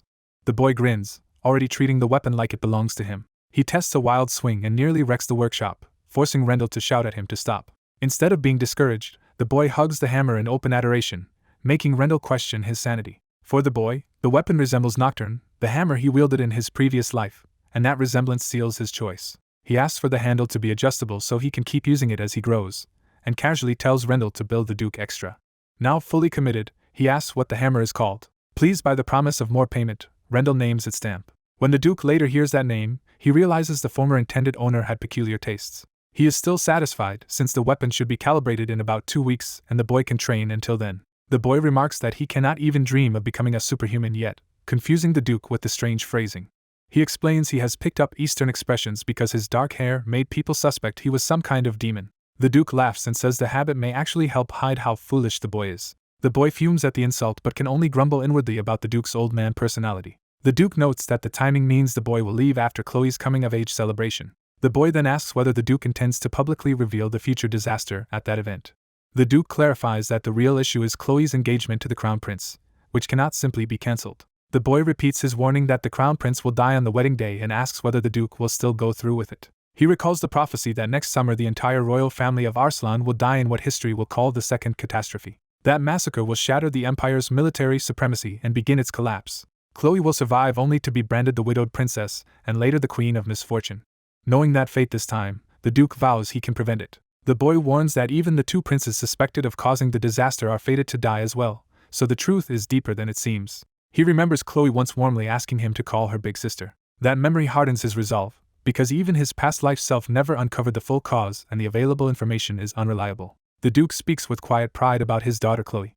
He says her talent and character outshine her beauty, though the world has not yet recognized that. The boy answers that the world will eventually learn her worth. The Duke predicts that although she will seek the boy's help, she will ultimately be the one to clean up the Empire's chaos. He adds that she will bear that burden without seeming happy. Even so, he resolves to choose whatever is best for his daughter and for the world. He steels himself, declaring that he will stop the catastrophe because he is Asgard von Valentia. The boy accepts that decision and says he will not interfere unless things go wrong. If they do, he promises to save Chloe in his own way. The Duke immediately smacks him for speaking too casually about her. He explodes in overprotective fury, demanding why the boy uses her first name and accusing him of improper feelings. The boy gives up trying to explain and retreats from the argument. Outside, he asks why the estate is suddenly crowded, and learns the guests are arriving for Chloe's coming-of-age ceremony. Elsewhere, two schemers reassure themselves that their long preparation is nearly complete. They are confident their plan will succeed. Among the arriving guests, a smug nobleman watches the festivities with interest. Inside, the Duke and his subordinate note that more guests than expected have come because of Valentia's prestige. Jenna's Freewill, Grand Master of the Blue Wing, promises to make the celebration a success. The Duke agrees there is much to do, and Jenna's reports that Roctor has also sent an envoy. The Duke immediately identifies the envoy as Roctor's notorious third son and braces for trouble. Roctor is introduced as one of the Empire's great ducal houses and a long-standing rival of Valentia. Jenna's remarks that sending such a man to an important event is reckless, but says Valentia has already prepared a response for him. The Duke praises Jenna's as dependable. Even so, he remains troubled. He calls Jenna's back for a private question. The Duke abruptly asks whether Jenna's is hiding some illness from him. Jenna's is baffled by the question. The Duke studies him carefully, searching for another explanation. Unable to justify the suspicion, he dismisses it as nothing. He tells Jenna's not to overexert himself over the ceremony, and says Chloe is like a niece to him. Jenna's apologizes for misunderstanding, and the Duke fondly recalls that Chloe once treated him like a third brother. Then the Duke bluntly asks whether Jenna's truly has no intention of marrying. That question finally makes Jenna's understand what the Duke is really worried about. Jenna's firmly reminds him that such a thing will never happen and that the topic was supposed to stay buried. The Duke awkwardly claims he is only emotional because of his daughter's ceremony. He sends Jenna's away, leaving himself alone with his doubts. In private, he recalls that Jenna's inherited his father's position after the old man died. That memory clashes with what the boy told him, because he has never heard of Jenna's disappearing from history. He also remembers the boy's claim that Jenna's would already be a challenger-class figure, which should have made him impossible to overlook. The Duke wonders if the boy's future no longer includes Jenna's at his side. He reasons that Jenna's is healthy and not leaving to marry, so those explanations fail. Nor should a sixth-stage mana user die easily in an ordinary battle. That leads him to a grim conclusion. Jenna's fate must be tied to the second catastrophe. Outside, the boy plants stamp into the ground and thinks through the Duke's theory. He repeats Jenna's name, trying to place it in his memory. He decides the Sword Emperor's guess is plausible and that Jenna's may indeed die on Chloe's wedding day. Since so many people were involved in that future event, he calls Tiny to help him think. Before he can continue, Chloe approaches him in person with her red-haired knight escort. The boy worries that she should not be out meeting people before the ceremony, since guests have already arrived. Chloe cheerfully admits her guard tried to stop her, but she was tired of being shut in a room. She says being with him is more interesting because she gets to hear unusual stories and see his lunar wolf. When he offers to lend her lunar, she eagerly accepts. She cuddles the spirit wolf at once and says things are less boring when he is around, while the boy notices lunar tolerates her surprisingly well. Their moment is interrupted by a loud admirer calling Chloe the Angel of Valentia. The blue-haired envoy drops to one knee and grandly introduces himself as Tybran von Roctor while praising her beauty. The moment he names Roctor, both Chloe and her guard tense up. Tybran politely greets her, then immediately asks for private time together to commemorate their first meeting. Chloe is caught off guard and tries to play dumb. Tybran answers with smug flirtation, claiming they might even be soulmates. He presses further by inviting her to talk over the fine alcohol he brought from his estate. Watching this, the boy is disgusted by how shamelessly Tybran is approaching an underage girl who is soon to be engaged. Chloe's knight steps in, ordering Tybran back and declaring that Chloe cannot meet guests until after the ceremony. Tybran responds with open misogyny, mocking her as a mere woman for interrupting him, until his own guard Graham cuts in. Graham physically checks Tybran before he can escalate further. Even after that, Tybran insists the knight should stand aside because this is supposedly a matter between noble children. The knight rejects that excuse outright, stating that Tybran's behavior is absurd and should never be happening at all. A knight bluntly reveals that his young master has loved the blonde girl for years and is finally acting on it. Though embarrassed and cornered, she is urged to be understanding and to at least give the suitor a chance. The blue-haired man and the red-haired knight react with unsettling satisfaction, as if the confession serves another purpose. Their looming presence makes the encounter feel less romantic than coercive. Watching them, the black-haired boy realizes the smiling one is even more suspicious than the openly hostile one. He decides it is time to repay the kindness he has received by stepping in. He calls out to the blonde girl like family, immediately drawing her attention. Then he undercuts the tension by innocently asking who the strange old men are. The blonde girl is startled, and the blue-haired man demands to know who this child is. Seeing the interruption as a nuisance, the blue-haired man orders the boy to be thrown away first. Instead of being discarded, the boy strikes first and floors the blue-haired attacker in a single blow. He treats disposing of trash as his specialty and sends the man flying. The blue-haired man crashes down hard while the boy boasts that this kind of cleanup is exactly what he does. The red-haired knight explodes in anger at the humiliation. The boy follows up immediately and smashes the red-haired knight as well. That second attacker is launched through the air in front of the estate. Onlookers are stunned that a child just knocked out a knight with one hit. One witness fixates on the boy, sensing he is no ordinary child. Both adult attackers lie sprawled in the dust while the boy stands over them grinning. The crowd can only wonder who he really is. As the red-haired knight lies beaten, he cannot understand how events turned against him so completely. Elsewhere, a kneeling subordinate reports a plan to take Tybran to the princess and deliberately cause a scandal in Valencia. He hesitates, warning that such a scandal would also damage the Rochter family's reputation. His superior dismisses that concern, saying Tybran will soon be cast out of the Rochter family anyway. The subordinate is shaken by how casually his lord says it. The mastermind coldly praises the usefulness of a disposable pawn and orders the subordinate to pretend ignorance and play along. He says he will be waiting for good news while the memory of the courtyard violence continues. Back in the present, the two fallen men remain crumpled as the boy stands over the mess he made. The witnesses now recognize that the child just defeated someone who looked like an expert-class knight in one strike. Even the stern observer admits the boy seems like the kind of monster usually found only in legends. Another man laughs that Duke Valencia appears to be raising a monster. Rather than fear him, that same observer becomes eager to meet the boy personally. Their talk shifts to Duke Alan van Rochter, and they suspect he may be moving against the imperial family itself. They reason that Rochter likely wanted to block Valencia from forming ties with the imperial family. The scheme is judged dirty and short-sighted, especially against a house as powerful as Valencia.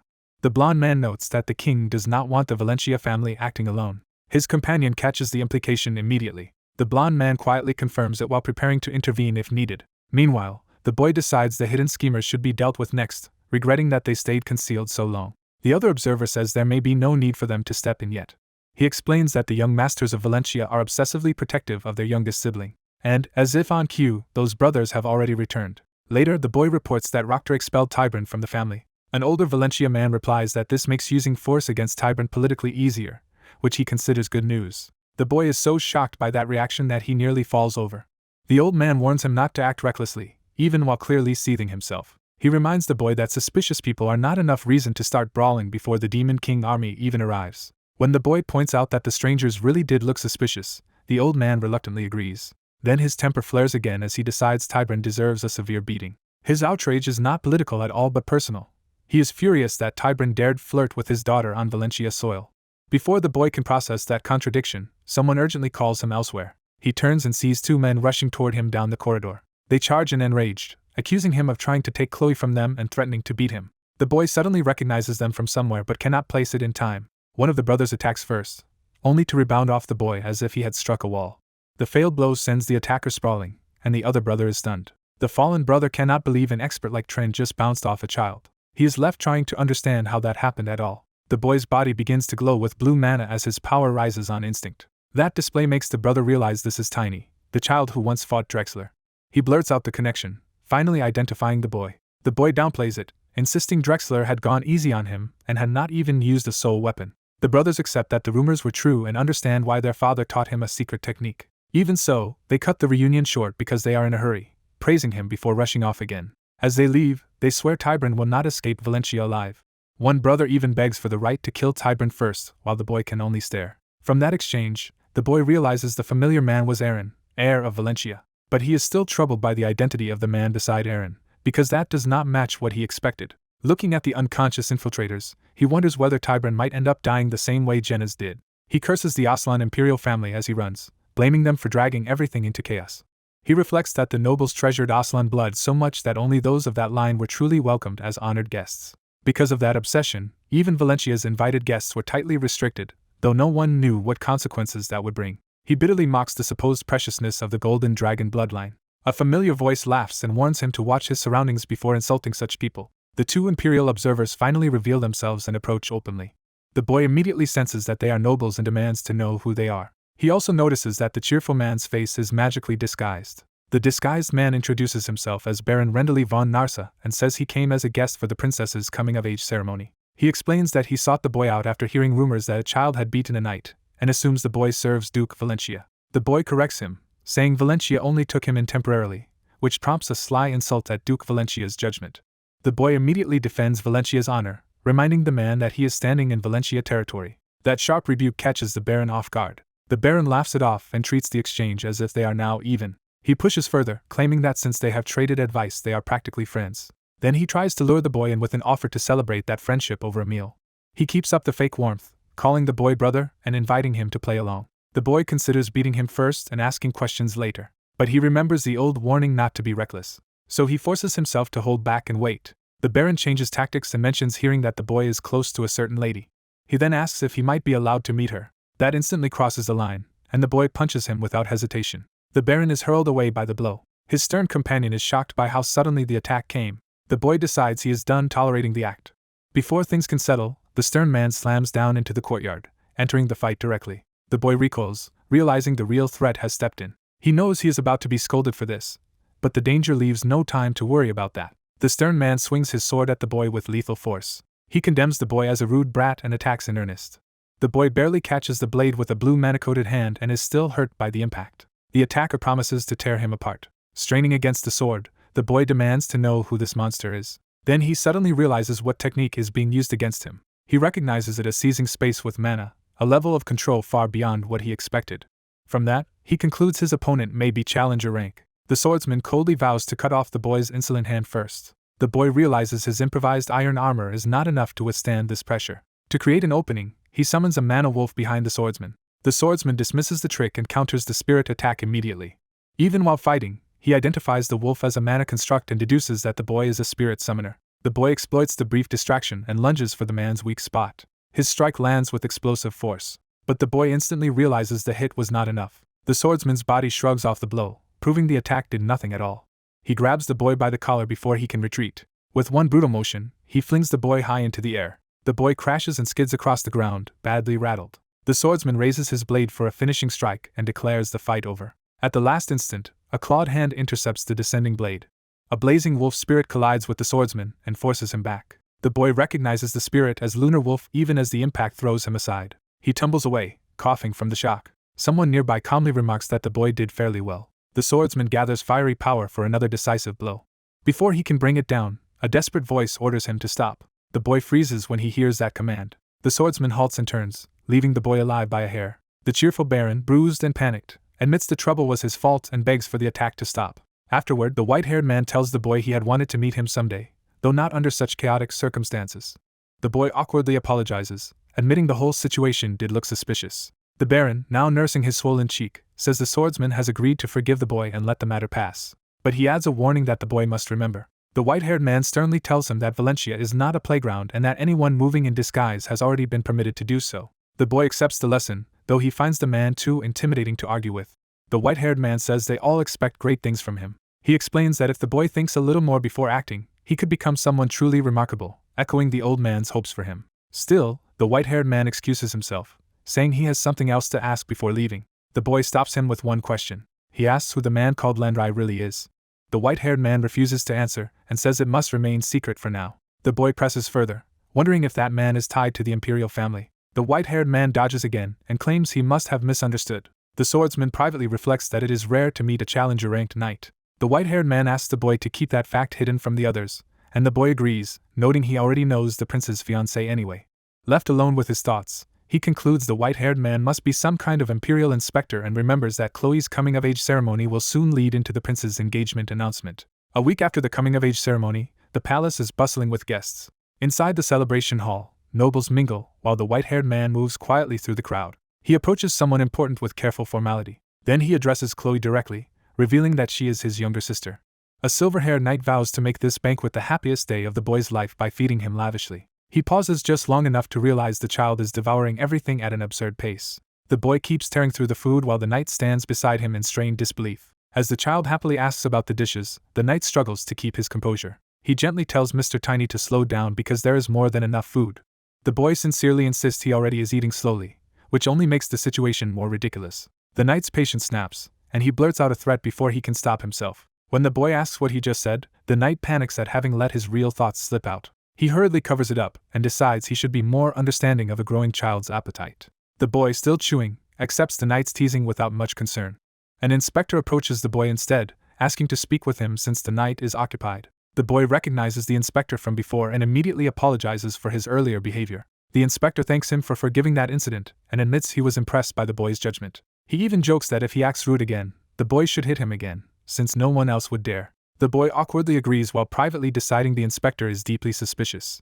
The ceremony host shifts the room's attention to the true focus of the day. He announces that Chloe von Valencia will now enter with her family. Chloe arrives beside her imposing father, carrying the weight of the occasion in silence. Her family proceeds formally into the hall under everyone's watchful eyes. When Chloe is revealed, the room is dazzled by her beauty.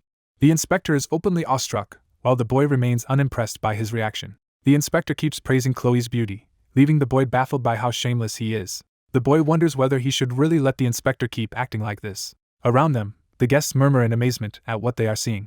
The crowd reverently hails Chloe as Valencia's angel. Chloe endures the praise with a distant, restrained expression rather than joy. Inside, she clings to the hope that surviving this day will finally change her life. Even as she approaches the ceremonial seat, she questions whether that hope can be trusted. From the crowd, the boy and the silver-haired knight watch her with concern. Seeing her, the boy quietly calls Chloe's name. He remembers her once asking him to call her big sister. Moved by that memory, he gathers mana into his hand and makes a wish. He wishes that Chloe can be happy in this life. That wish erupts into a brilliant magical display that seizes the entire hall's attention. A luminous wolf spirit appears beside Chloe, and for the first time she lights up with genuine delight.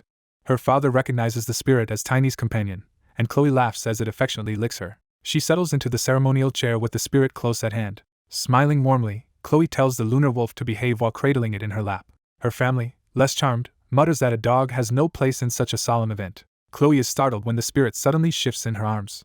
She looks up in confusion as the creature begins to transform. The small wolf expands into a majestic guardian spirit towering beside her. The hall falls into stunned silence as Chloe sits like a chosen figure beside the great beast. The guests erupt in awe, declaring that a true spirit has appeared beside an angelic bride. The inspector praises the spirit's noble appearance, treating the miracle as a perfect success.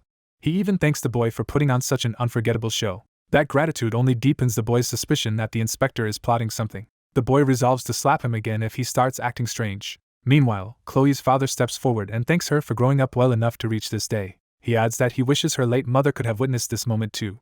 Chloe is moved to tears and answers him softly as her father. The sight leaves even hardened onlookers emotional. When the boy asks what that exchange meant, someone hints that there is a deeper family history behind it. Chloe's father prepares the ceremonial medal that marks the next stage of the engagement. He places the medal around Chloe's neck before the assembled guests. The crowd responds with admiration and approval. The host announces that the ceremony's main event is the formal introduction of Chloe's fiancé. Chloe's father begins to name the man chosen for his daughter. Instead of naming someone present, he points toward a magical summoning point and says it is that man. A golden projection flares to life in the center of the hall.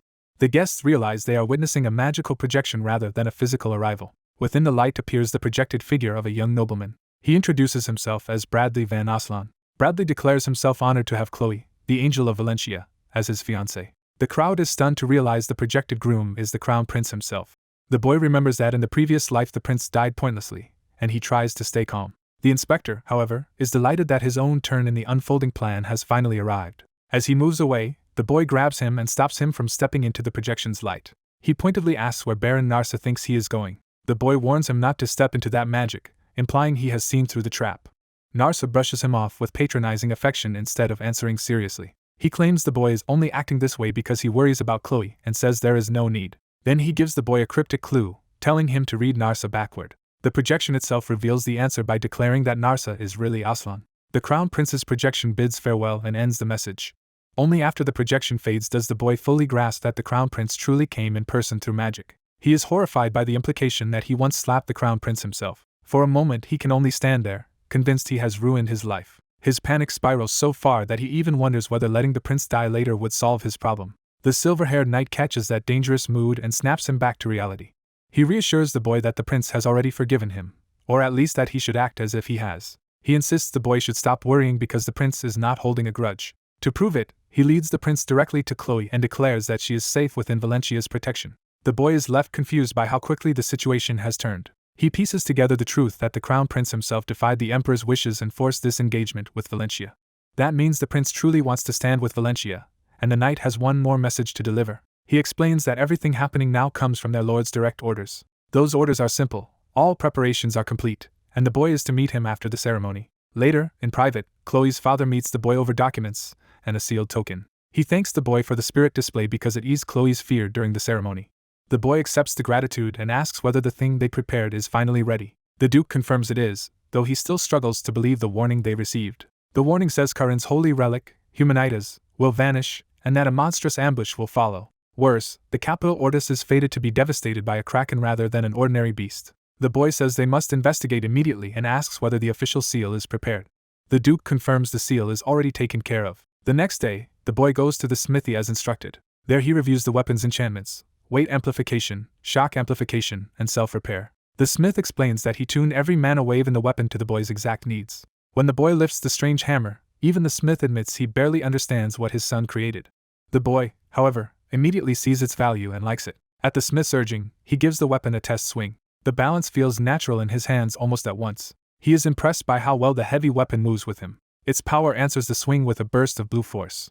In a flash of memory or demonstration, he and the lunar wolf use that power to smash through a powerful enemy. The impact detonates the target in a violent shockwave. The boy decides the weapon is even better than he hoped. Satisfied, he resolves to thank Rendell for making it. The lunar wolf barks excitedly beside him, eager to move. A moment later they are already racing off together into the night. As they run beneath the moon, the boy wonders if the moonlight is strengthening them. He notes that both he and the lunar wolf seem to be in peak condition. Confident in their speed, he decides they can reach the port city of Anaxon within a week. Elsewhere, hidden figures track his route on a map. A hooded watcher reports that the boy has left the Duke's residence. He adds that the child is traveling with a ruler-class spirit beast. The conspirators are alarmed to learn he is moving 4 times faster than a carriage. They urgently ask where he is headed. The answer comes back that he is making for the nearest port to Curran. When Anaxon is named, the room realizes the danger at once. Their leader decides this cannot be ignored and orders them to use the chance to eliminate the boy. Handlers are dispatched to intercept him on the road. When the ambushers appear, the boy sizes them up with open contempt. The attackers mock him in return and insist he still does not understand how trapped he is.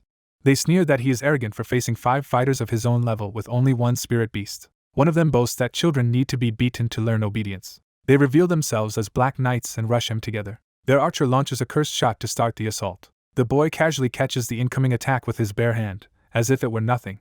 He crushes the projectile's force without even changing expression. That effortless defense shocks the attackers, who realize he just shrugged off an attack from someone at his own rank. One of them starts to suspect the truth, then desperately tells the others not to panic. They try to convince themselves he must have used some trick and charge anyway. The boy tightens his grip on the hammer and dismisses all their boasting as empty noise. He answers their threats by saying that beatings are exactly the cure for loudmouths like them. Then he launches himself forward in a burst of blue lightning and strikes first. The remaining attackers freeze in terror, as they realize too late what they are facing. One of them finally understands that the boy is already operating at expert class. His hammer slams an enemy into the ground with overwhelming force. The victim can only scream as the lie of the Black Knights collapses around them. The boy coldly strips away their title and calls them what they really are, bug-like devil worshippers. That accusation breaks their nerve completely. Realizing the reports were wrong, the cultists abandon the fight and try to flee. The boy refuses to let them escape and leaps after them. He plants himself in their path with explosive speed. Raising the hammer overhead, he condemns the fleeing trash to die. He drives downward like a bolt of living lightning. The strike crashes into the ground among them, and panic turns to desperate screams. The explosion hurls the cultists through the air as the boy wipes out the ambush in a single devastating blow. A young traveler moves through the night with a heavy weapon and a white wolf companion. He arrives at a rocky ambush site where the men waiting for him have already been crushed into the cliff. Rather than being alarmed, he admires the weapon he is carrying and confirms it suits him. He decides he can keep using the oversized hammer until he finishes growing into it. Looking over the wreckage, he realizes the real problem is not the dead attackers but how they knew where to find him. He regrets killing them all, since leaving one alive would have given him answers. Before he can think further, something huge crashes down nearby and interrupts him. The impact sends him and the wolf tumbling away from the landing point. They recover just in time to see a massive new threat rushing in. A towering monster steps out of the forest and blocks his path. He recognizes it with dread as a twin-headed troll. The troll answers by roaring and surging forward. Its sheer weight and speed shake the ground as it charges. The boy is stunned that such a creature is here at all. He realizes this is not just rare but a super rare rank 5 monster. He recalls that monsters are ranked by the level of force needed to defeat them. A rank 5 monster normally requires the power of a 5th circle wizard or another elite mana user to subdue. That only deepens his confusion about why one has appeared in this place. He cannot understand what a rank 5 monster is doing here in the middle of his pursuit. With no time to solve that mystery, he flees on the wolf as the troll attacks. While he runs, a hidden voice orders the troll to kill the troublesome child. The boy finally spots the controller behind it, a hooded monster trainer directing the beast. The trainer coldly commands the troll to crush him so completely that no trace remains. The boy pieces it together and realizes the rank 5 monster was brought here by that trainer. He sends the lunar wolf after the trainer, trying to cut off the source of the threat. The trainer panics and tries to stop the wolf from reaching him. In response, the troll enters a violent berserk state under the trainer's control. Its power spikes as it swings with murderous force. The berserk blow tears through the battlefield and nearly catches the boy in its path. The attack carves a devastating trench through the forest. The boy barely avoids it and curses the situation as the terrain is shredded around him. He recognizes the troll's most troublesome trait: it has gone berserk. The enraged monster looms over him, now even more dangerous than before. He dodges another crushing strike and complains that the troll's special trait is infuriating. He remembers that twin-headed trolls are rank 5 monsters defined by overwhelming strength and extreme regeneration. Still, he also knows berserk mode has a limit, so he decides to survive until the right moment. As he waits for that opening, the troll reveals another ability and draws in toxic breath. It unleashes poison, forcing him to retreat again. He curses the poison breath and considers using mana to deal with it, but the pressure of the fight keeps him from acting cleanly. Another berserk strike drops toward him before he can recover. He swings his hammer through the attack, trying to cut a path through the troll's offense. Even with blue energy surging around him, he realizes he cannot evade the next blow in time. He counters head-on and lands a powerful strike into the troll's body. The impact sends the monster reeling. He follows up by driving himself deeper into the troll with amplified force. Then he slams down with a crushing blue-charged blow. The troll screams as the attack tears into it. The boy commits to a finishing technique, stacking weight and shock into the next strike even though he knows it will hurt him too. For a moment the troll still bears down on him, refusing to fall.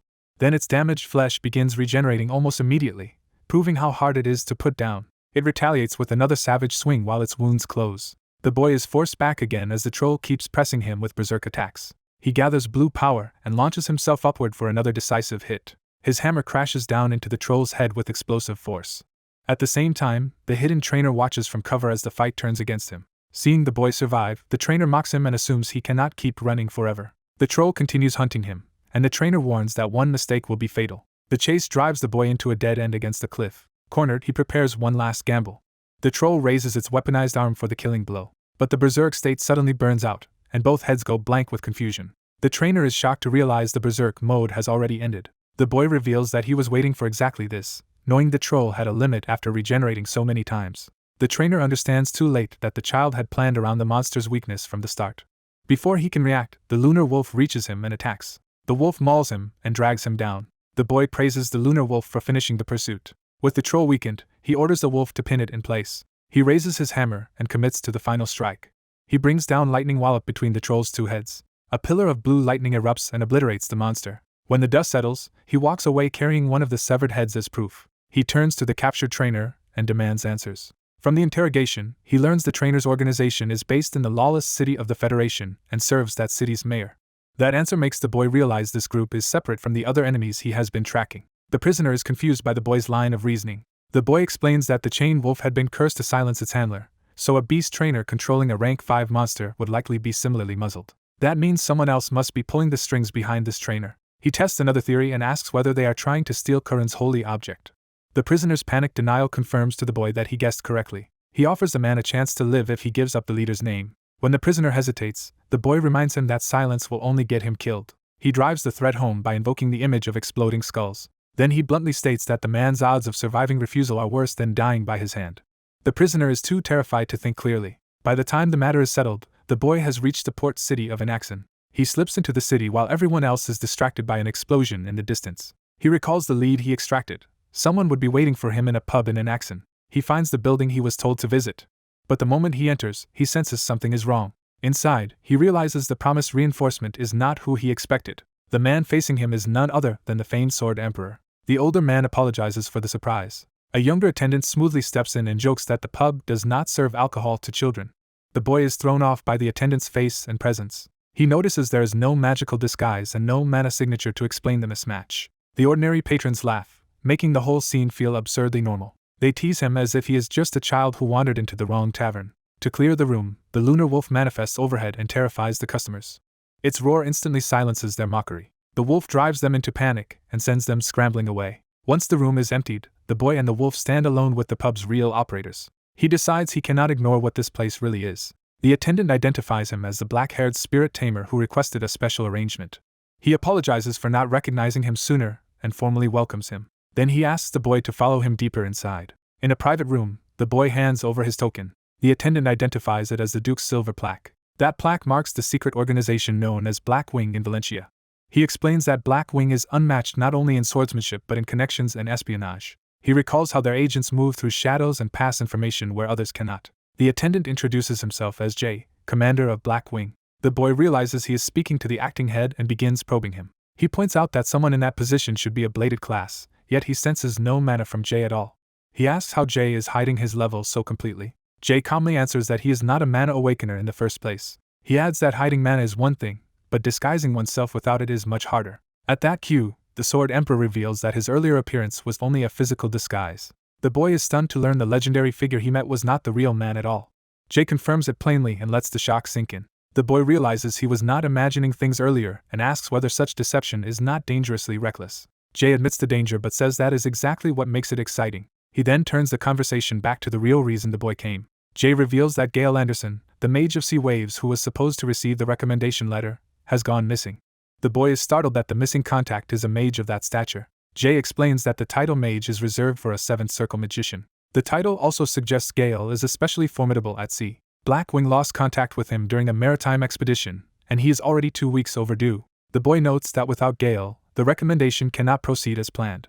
Jay answers that Blackwing anticipated that possibility and prepared a backup plan. He gives the boy a new identity plaque and tells him to get used to it. The boy immediately understands that the Sword Emperor had arranged this reinforcement in advance. Before leaving, he asks Jay to investigate someone named Hustle. He identifies Hustle as a devil worshipper tied to the current incident.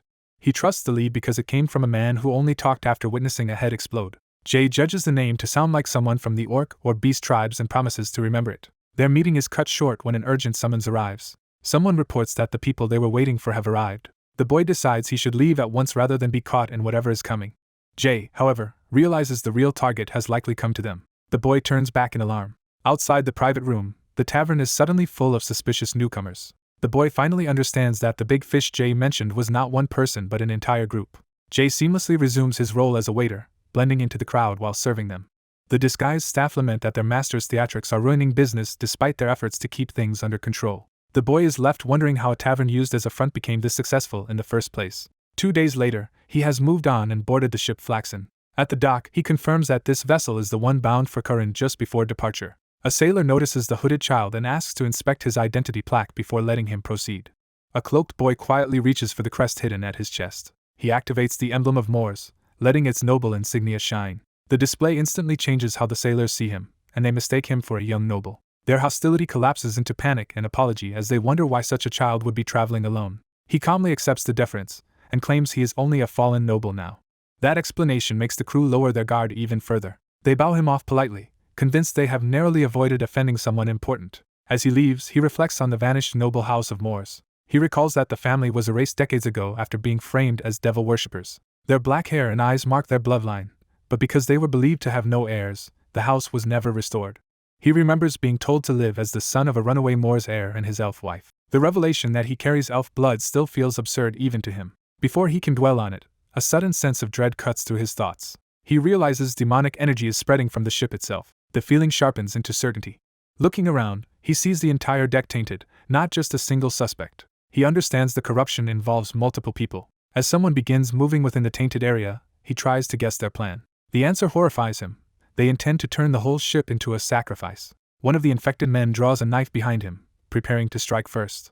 The assassin lunges at the boy from point-blank range. The boy's eyes flare blue as his spirit power reacts instantly. He catches the attacker's arm before the blade can land. Then he tears through the man's arm with brutal force, ending the ambush in a single motion. Nearby passengers finally notice that something has gone terribly wrong. The deck erupts into chaos as everyone sees the child standing over a bleeding man. The sight of blood shocks the crew. They shout at the boy to release the wounded man, still not understanding what he has uncovered. He ignores them completely. Instead, he kicks the dropped knife away so no one else can use it. He spins into position, ready for the rest of the hidden cultists. Drawing a short blade, he commits to wiping them out before the ritual can begin. He strikes the first man again, cutting him down decisively. The onlookers can only stare in disbelief. The dying cultist coughs blood as his body begins to fail. He collapses at the boy's feet while the others recoil. Dark smoke starts leaking from the corpse, proving the man was no ordinary sailor. The passengers are horrified by the foul vapor pouring out of the body. Some recognize the stench from rumors and begin connecting it to devil worship. Fear turns into accusation, and the dead man is finally identified as a devil worshipper. The crew thanks the boy for exposing one hidden cultist, but they still try to take him away under official procedure. He abruptly grabs the hand reaching for him and stops the arrest. With a mocking smile, he questions what procedure they think they are following. Then he shows them the severed, corrupted arm as the real evidence. Before anyone can react, he hurls another infected man across the deck. The thrown body crashes into two more cultists and exposes them as well. He starts counting them off as he picks them out one by one. His grin makes clear that he has already marked every target. He tears through the hidden devil worshippers in a rapid slaughter before they can complete anything. To the innocent witnesses, it looks like a child has suddenly become a mass murderer, and panic spreads. Even the officials trying to intervene can only call the scene impossible. But as more corpses release demonic smoke, the truth becomes undeniable. The ship had been full of infiltrators. The boy remains cold and unimpressed by the revelation. One old captain tries to flee below deck, hoping to escape the massacre. He bursts back out in confusion, unable to understand how everything collapsed so quickly. Surrounded by bodies and blood, he realizes the child has destroyed his entire operation. Terror finally reaches him as he faces the boy directly. The boy addresses him with false politeness, as if speaking to an innocent superior. The captain immediately tries to rewrite the scene, claiming all the dead were merely devil fanatics and asking for cooperation. The boy sees through the performance at once and mocks the captain's acting. He openly praises the man's talent for pretending, forcing the captain to realize his cover is gone. Then the boy attacks with his summoned spirit, driving the captain backward. The impact smashes the captain through the deck. The remaining witnesses can only stare down into the hole in shock. Dust and splinters fill the lower hold where the captain crashed. The captain dies below, and the same demonic smoke pours from his ruined body. Later, the incident is formally reported to the Royal Court of Curran. The report reveals that most of the ship's crew were demonic soldiers of varying ranks. Even the captain had been a high-grade demonic combatant. King Emerd van Curran takes the news seriously, recognizing the scale of the infiltration. The boy explains that such cults must have offered countless lives to empower the devils they serve. He describes those devils as higher beings that pierce the dimensional barrier to spread their authority. The offerings both strengthen the worshippers and transmit power to the demons beyond. To him, devil worshippers are parasites feeding on humanity itself. The king admits that decades of peace made everyone careless about that threat. Still, he credits the boy's elf blood and spirit-taming ability for reducing the number of victims. Intrigued, the king asks to see the spirit that tracked the cultists. An advisor objects that letting an outsider display such power in court is too dangerous. The boy answers by summoning a massive white wolf spirit behind him. He offers the display without hesitation, confident in what it proves. The king's suspicion immediately turns into delight. Seeing the spirit for himself, he declares the boy exactly as promising as expected. That sight reassures him enough to lower his guard. He dismisses the others so he can speak with the boy alone. The boy is unsettled by being granted a private audience so easily. The court officials protest, but the king overrules them. He insists the conversation will be brief and sends everyone out. The chamber is cleared, leaving only the king and the boy facing each other. In the silence, the king begins speaking to him with unusual familiarity. He tells the boy he no longer needs to worry about anyone else listening. Then he abruptly accuses him of lying about being an elf. The king demands the real reason he came to Curran. He presses further, calling the quarter-elf story a fabrication. What he wants is the boy's true objective. The accusation leaves the boy scrambling to understand what exposed him. The king explains that long rule has taught him to hear the truth hidden inside many stories. He reveals the decisive clue: elf blood and black hair cannot exist together. Then he adds that only the royal family would know that secret, making the lie easy for him to spot. Realizing concealment is pointless, the boy apologizes for deceiving him. He admits he came while pursuing demon followers, and the confession shocks the king. He explains that they intend to steal a divine artifact and trigger a disaster in Kurran. The king studies him and concludes that, despite his disguise, the boy is truly a native of the empire. That deduction stuns the boy even more than the earlier accusation. The king reminds him that Kurran is neutral, but still aligned more closely with the kingdom than with the empire. Because of that history, trusting an imperial outsider is difficult. He points out that even if the boy's intentions are good, hiding his identity naturally invites suspicion. The boy answers by appealing to the king's reputation for wisdom and asks to be judged by his words instead. The king accepts that much, though the boy privately notes that even wise rulers still cling to easy assumptions about spirit summoners. He reflects that spirit users became natural enemies of demon followers because they command the very essence of magic. That history created the convenient stereotype that all spirit summoners must be virtuous. Remembering how dangerous that assumption can be, he decides to use it anyway for now. So he asks the king for a favor. He requests appointment as a guard of the divine artifact so he can stop the coming disaster himself. After a pause, the king agrees to approve the request based on the boy's deeds and the spirit he commands. A ceremonial sword and badge are brought in to formalize the appointment. The king has the regalia presented before the boy. Then he dismisses the usual pomp as unnecessary. He skips the full ceremony and takes up the insignia himself. In his eyes, the boy has already earned knighthood. He names Tiny Von Moors a Knight of Kurran. With that title comes the duty to protect the divine artifact. The boy accepts the badge, struck by the weight of receiving knighthood in this life. He silently vows that this new beginning will let him protect Arena properly this time. As the moment settles, the king remembers one more matter to discuss. The boy reveals that someone named Hustle was behind the plot. He adds that the name is apparently used by orcs or beastmen. He asks whether the king knows anything about it. The name visibly unsettles the king. Trying to recover, he asks whether the boy is certain about that information. The boy confirms it came from a fifth circle sage whose head exploded as he spoke. That answer ends the discussion, and the king orders him to leave while he thinks further. Elsewhere, a blue staff begins resonating with power. A hidden octopus-like spirit awakens inside a watery magical sphere. A kneeling mage judges the reaction perfect, as if a long preparation has finally succeeded. Another man warns that the Mage of Hail is heating up, signaling dangerous activity. The warning spreads through the chamber. The mage reacts with alarm at whoever has triggered the change. A figure addresses Hustle directly, declaring that his plan will not proceed as intended. Back in Kurran, the newly appointed boy is taken to the Artifact Protection Troop. The soldiers are told that this child is the one who killed the demon followers at Flaxen, and they can barely believe it. Their commander introduces him as part elf, and warns them not to underestimate him despite his age. One soldier immediately mocks the appointment, insisting the boy did nothing and still became a knight. He complains even more bitterly when he learns the boy has been given sole authority over the unit. The rest of the troop reacts with open resentment. The boy can only sigh at how little respect he has been given. He wonders whether the king really should have forced this arrangement so easily. The king, however, has already decided the artifact itself no longer matters much, because Kurran's real protection has always been its army. To him, the divine artifact is now only a symbol, and guarding it is a trivial post. The boy looks over the unit and immediately understands what kind of assignment he has been handed. He has been placed in charge of a dead-end troop of failures with no hope of advancement. Tiny predicts that without outside interference, the people inside will soon turn on each other in a vicious internal struggle. When a senior guard hears Tiny casually call himself Sir Mason, he is baffled that the child is claiming a knightly title. The man tries to reassert the chain of command and demands proper respect, dismissing any talk of authority except seniority. Tiny answers by summoning a spectral wolf, instantly shifting the balance of power through sheer intimidation. The surrounding soldiers immediately understand that rank means little against someone who can overpower them. Tiny makes it clear he was actually searching for a demon follower, but these men will do as a warning instead. With glowing eyes and the wolf looming behind him, he directly asks whether any of them serve demons. Terrified, the soldiers hurriedly deny any connection and abandon their earlier arrogance. Tiny accepts their surrender and casually orders them to work hard from now on, which they obey with military enthusiasm. Once the situation is settled, Tiny starts worrying that the king's strange reaction may mean he already knows about Hustle. While the guards are still saluting him, someone recognizes Tiny as the rising recruit who captured demon followers. An older officer approaches him respectfully and treats meeting him as an honor. The man introduces himself as Truman, captain of the Divine Artifact Protection Troop. Tiny returns the courtesy, but privately judges Truman to be surprisingly weak for a captain. Truman says he heard Tiny volunteered for this troop and probes whether he has any real interest in divine artifacts.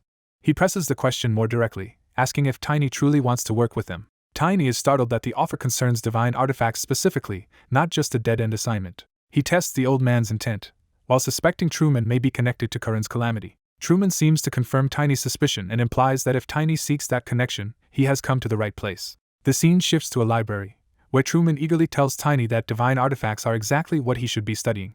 Tiny is confused when Truman begins by saying most people think divine artifacts are merely symbolic. To make his point, Truman starts piling books onto the table in front of him. He explains that the holy binding mainly repels evil creatures, but that is only its most obvious function. He adds that its range is limited and that blocking stronger demonic energy is difficult, hinting that the common understanding is shallow. Truman insists that the more one learns, the more impossible it becomes to dismiss divine artifacts as simple symbols. Tiny realizes the old man is far more serious and informed than he first appeared. Truman enthusiastically recommends books and launches into ancient lore about the greatness of divine artifacts. As Truman lectures, Tiny concludes that the man carries no demonic energy at all and that his earlier suspicion was misplaced. Tiny admits to himself that he had completely misjudged Truman. Still, the lecture drags on into mythology and divine origins, leaving Tiny visibly overwhelmed. Truman finally closes the book, apparently deciding words alone are not enough. Tiny blurts out that seeing the real thing would be better than reading about it, surprising even himself. Truman immediately agrees and offers to show him an actual divine artifact. They leave the library together at once. Truman leads Tiny into the inner castle's central area, toward a restricted chamber.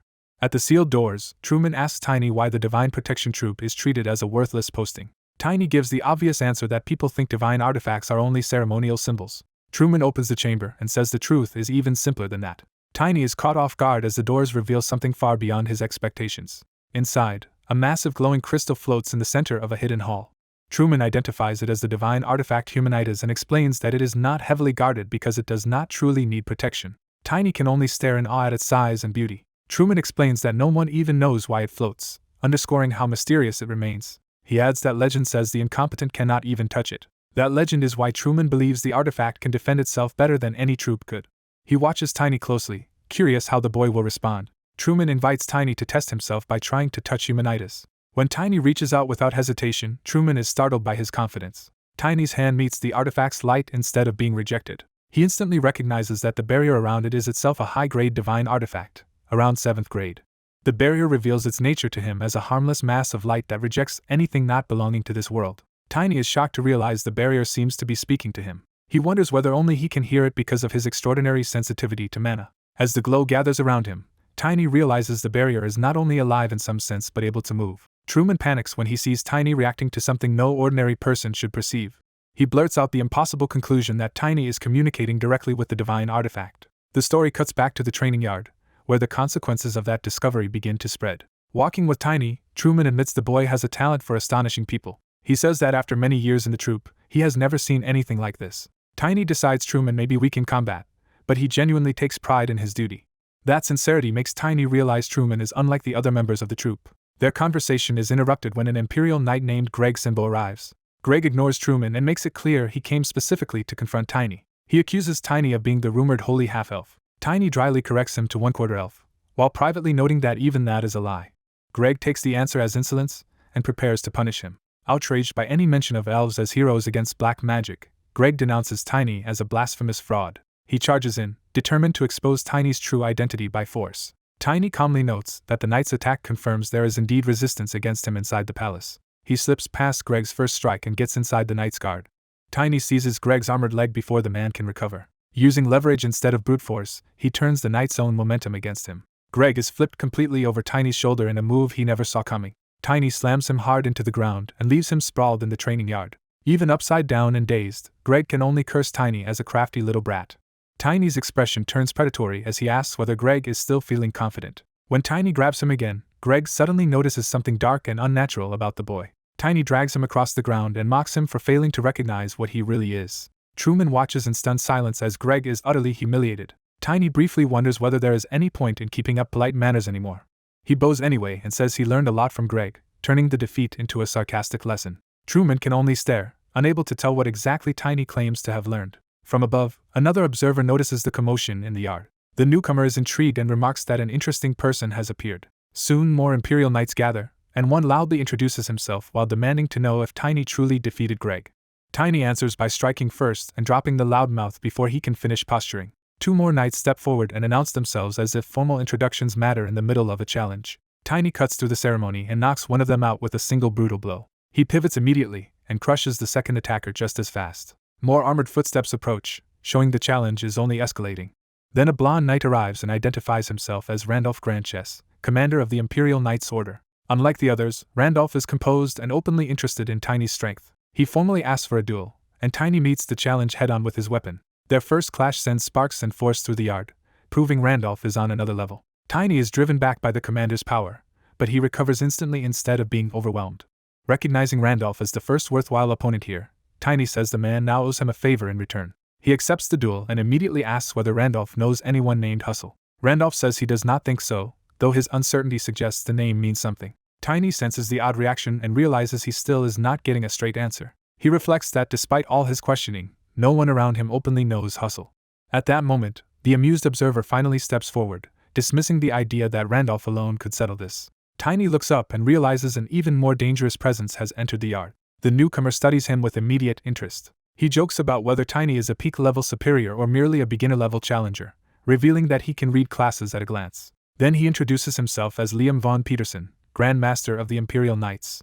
Tiny is startled to discover he has been speaking so casually in front of someone this important. He quickly bows and apologizes for his rudeness to the Grand Master. Liam waves it off and says he is simply pleased to see such a talented young fighter. Instead of punishing him, Liam asks Tiny for a duel of his own. He sweetens the offer by implying that a fight might ease his boredom.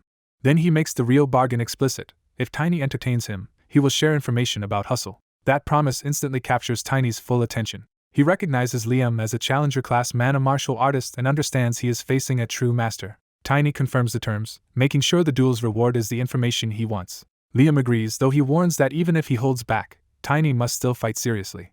Tiny grins because this is exactly the kind of opportunity he cannot refuse. He unleashes his power around the hammer and commits to the duel without hesitation. Liam opens by testing him with a probing strike rather than a killing blow. Tiny answers by launching himself upward with blue energy surging around his weapon. He attacks with genuine excitement, thanking Liam for the duel even as he comes down swinging. Liam evades the first rush and creates distance to judge Tiny's movement. He plants his foot and braces, preparing to meet the next exchange seriously. Tiny warns him not to underestimate him, making clear he intends to force respect. Liam blocks the hammer and immediately notices something strange about its weight. He realizes the weapon has become lighter in motion, and Tiny taunts him that carelessness will get him hurt. Tiny slides low to attack Liam's legs, trying to exploit the opening before the Grandmaster adapts. When the kick fails to move him, Tiny is shocked. He realizes Liam is using a rock attribute defense that hardens and anchors his body. Liam, impressed, admits the child is far more formidable than expected. Tiny retreats a step to reassess, while Liam remains completely composed. Tiny identifies Liam's technique as the defensive skill of a beginner-level challenger class. Liam confirms the read without words, letting the skill's effect speak for itself. Then he reveals the full image of his class, the hard and heavy knight in shining armor. Deciding Tiny deserves no more restraint, Liam withdraws his earlier promise to go easy. He charges with explosive force, finally attacking like a true grandmaster. Tiny meets the blow head-on, using his hammer and mana to absorb the impact instead of being crushed. Liam's excitement rises as he realizes this duel may actually be enjoyable. Tiny answers with equal enthusiasm and keeps pressing into the clash. Their weapons collide again in a violent exchange that neither side yields from. Tiny spins through a sweeping counterattack, forcing Liam to defend in earnest. As he fights, Liam concludes that Tiny's technique itself needs no correction and that only experience and accomplishments are missing. Tiny, meanwhile, starts connecting Liam's name to the style he is seeing. He studies the way Liam shifts his center of gravity to build momentum. He also notices exactly how Liam channels strength into his sword at the moment of impact. Rather than just survive, Tiny begins treating the duel as a chance to steal lessons from a master. He commits to a crushing overhead strike, pouring everything he has learned into the attack. Liam blocks it and laughs, declaring that even calling Tiny a genius no longer feels sufficient. Overwhelmed by Tiny's growth in the middle of battle, Liam calls him a monster. Tiny takes the insult as praise and thanks him for it. Still grinning, he follows up with another heavy blow, turning the Grandmaster's compliment into fuel for the fight. An older knight decides he has tested the boy enough and moves to end their spar. He drives in with a finishing strike, convinced that should settle the match. The boy nearly loses his footing under the pressure and realizes his balance is gone. As the blade comes in, he barely tracks the attack in time. He recovers with a desperate counter and knocks the knight's weapon aside instead of going down. The clash throws the boy back, but it proves he can still resist. Seeing the fight escalating beyond training, the knight calls for them to stop. The boy accepts the halt with relief and thanks him for the lesson. The knight, amused and impressed, says the gratitude should go the other way because the bout was refreshing for him too. He decides to honor his promise and finally share the information the boy wanted. The boy braces himself, knowing the answer he has been chasing is finally coming. He tries to connect the new lead to the name Hustle he has been seeking. The knight repeats that this encounter has been unexpectedly stimulating and remains in good spirits. The boy admits the training was valuable, especially after finding no real talent in Curran. The knight formally begins giving the promised lead. The boy can hardly hide his excitement at finally getting somewhere. The knight explains that a man named Lippman exists, but he serves the Imperial Knight's order and answers only to the king. The boy is thrown off because that is not the hustle name he expected. The knight adds that while Lippman's official duties are limited, he has traveled widely enough to know many things. That means Lippman may still know the man called Hustle. The knight offers to arrange a meeting if the boy wants one. Before they can continue, another armored man rushes in calling for Sir Tiny. The messenger reports that the king urgently wants him at once. The boy is stunned that the summons is so sudden. At court, Sir Tiny presents the boy as the one who found the person the king had been seeking. The king introduces that person as route expert Lippman, a specialist in the Eastern Continental route. The boy is shaken to realize the man was found before he even asked for the meeting. He immediately recalls the knight's earlier mention of Lippman and starts piecing things together. Recognizing the connection to what Sir Liam said before, the boy greets Lippman cautiously. Lippman recognizes the boy as the hero who wiped out demon followers and asks if he was looking for him. The boy confirms it and politely says meeting Lippman is an honor. The king studies the boy's strange stare and senses something is off. The boy inwardly fumes that everyone else was in on the setup while he was left out. Lippman asks what Sir Tiny means, forcing the boy to explain himself. The boy awkwardly says he assumed his appearance might mean he had roots in the Eastern continent. He admits that was why he asked for a route expert in the first place. He adds that when the king asked what reward he wanted, he only requested a chance to go east someday, not expecting it to move this fast. Lippman remarks that the king has long rewarded him generously whenever he discovered new routes. The king cuts in and tells Sir Tiny not to leave for the east yet. Before any journey, the boy must keep his promise to root out the demon followers. That reminder makes the boy abruptly realize the demon follower problem has become urgent again. He turns toward Lippman with a growing suspicion he does not want to voice. His divine sight flares to life as he decides to verify the truth for himself. He scans Lippman with blue mana, probing for hidden corruption. The reading comes back clean, and he concludes Lippman himself is not a demon follower. He reasons that if Lippman were one, the lunar wolf would never have remained calm around him. Even so, the result leaves him confused rather than reassured. He notices Lippman's mana is unlike anything familiar. What he senses feels like a human and a beast somehow fused together. That strange signature reminds him of an earlier clue that Hustle sounded more like an orc, or giant, than an ordinary man. Lippman praises the boy's divinity for seeing through things so quickly. Then the king unexpectedly declares that Lippman will assist in exterminating the demon followers. The boy immediately questions what that really means. The king cancels Lippman's planned mission to search for Sir Gale and redirects him to the demon threat instead. He insists the danger in front of them must take priority over everything else. Lippman protests only briefly, saying the best person the king can deploy right now is actually him. The order leaves Lippman momentarily speechless. He yields, though he admits concern for Sir Gale remains. In the end he kneels and accepts the king's command. Watching him, the boy becomes certain that despite the lack of demonic energy, this man is Hustle. Later, in private, the king asks the boy what he learned from that encounter. The boy reports that Lippman is not a demon follower. The king accepts that answer but remains thoughtful. He says certainty matters, and the boy should judge by staying close to Lippman himself. When the boy asks why he was not warned beforehand, the king admits he had no choice. He reveals that he had bound himself with a magical oath to keep silent. The boy realizes the king must mean an oath of mana. The king confirms it. He explains that an oath of mana punishes anyone who breaks a promise with backlash scaled to their power. Even a modest 3-circle oath can be dangerous to someone as old and frail as he is. The boy asks why the king would go that far just to hide this. The king is briefly surprised that the boy still does not understand. The boy points out that Lippman had seemed loyally tied to the throne for decades. The king says that is exactly why the matter is so troubling, even though they have barely met in person. He begins speaking not as king but as one of Karan's bloodline. He says that at their age, his family sometimes receives unsettling glimpses of the future. His recurring vision showed the holy relic disappearing and demons destroying the capital. In those dreams, the boy himself appeared and warned that the relic would be lost. The revelation shocks the boy into silence. The king wishes it were only the fear of an old man, but he no longer believes that.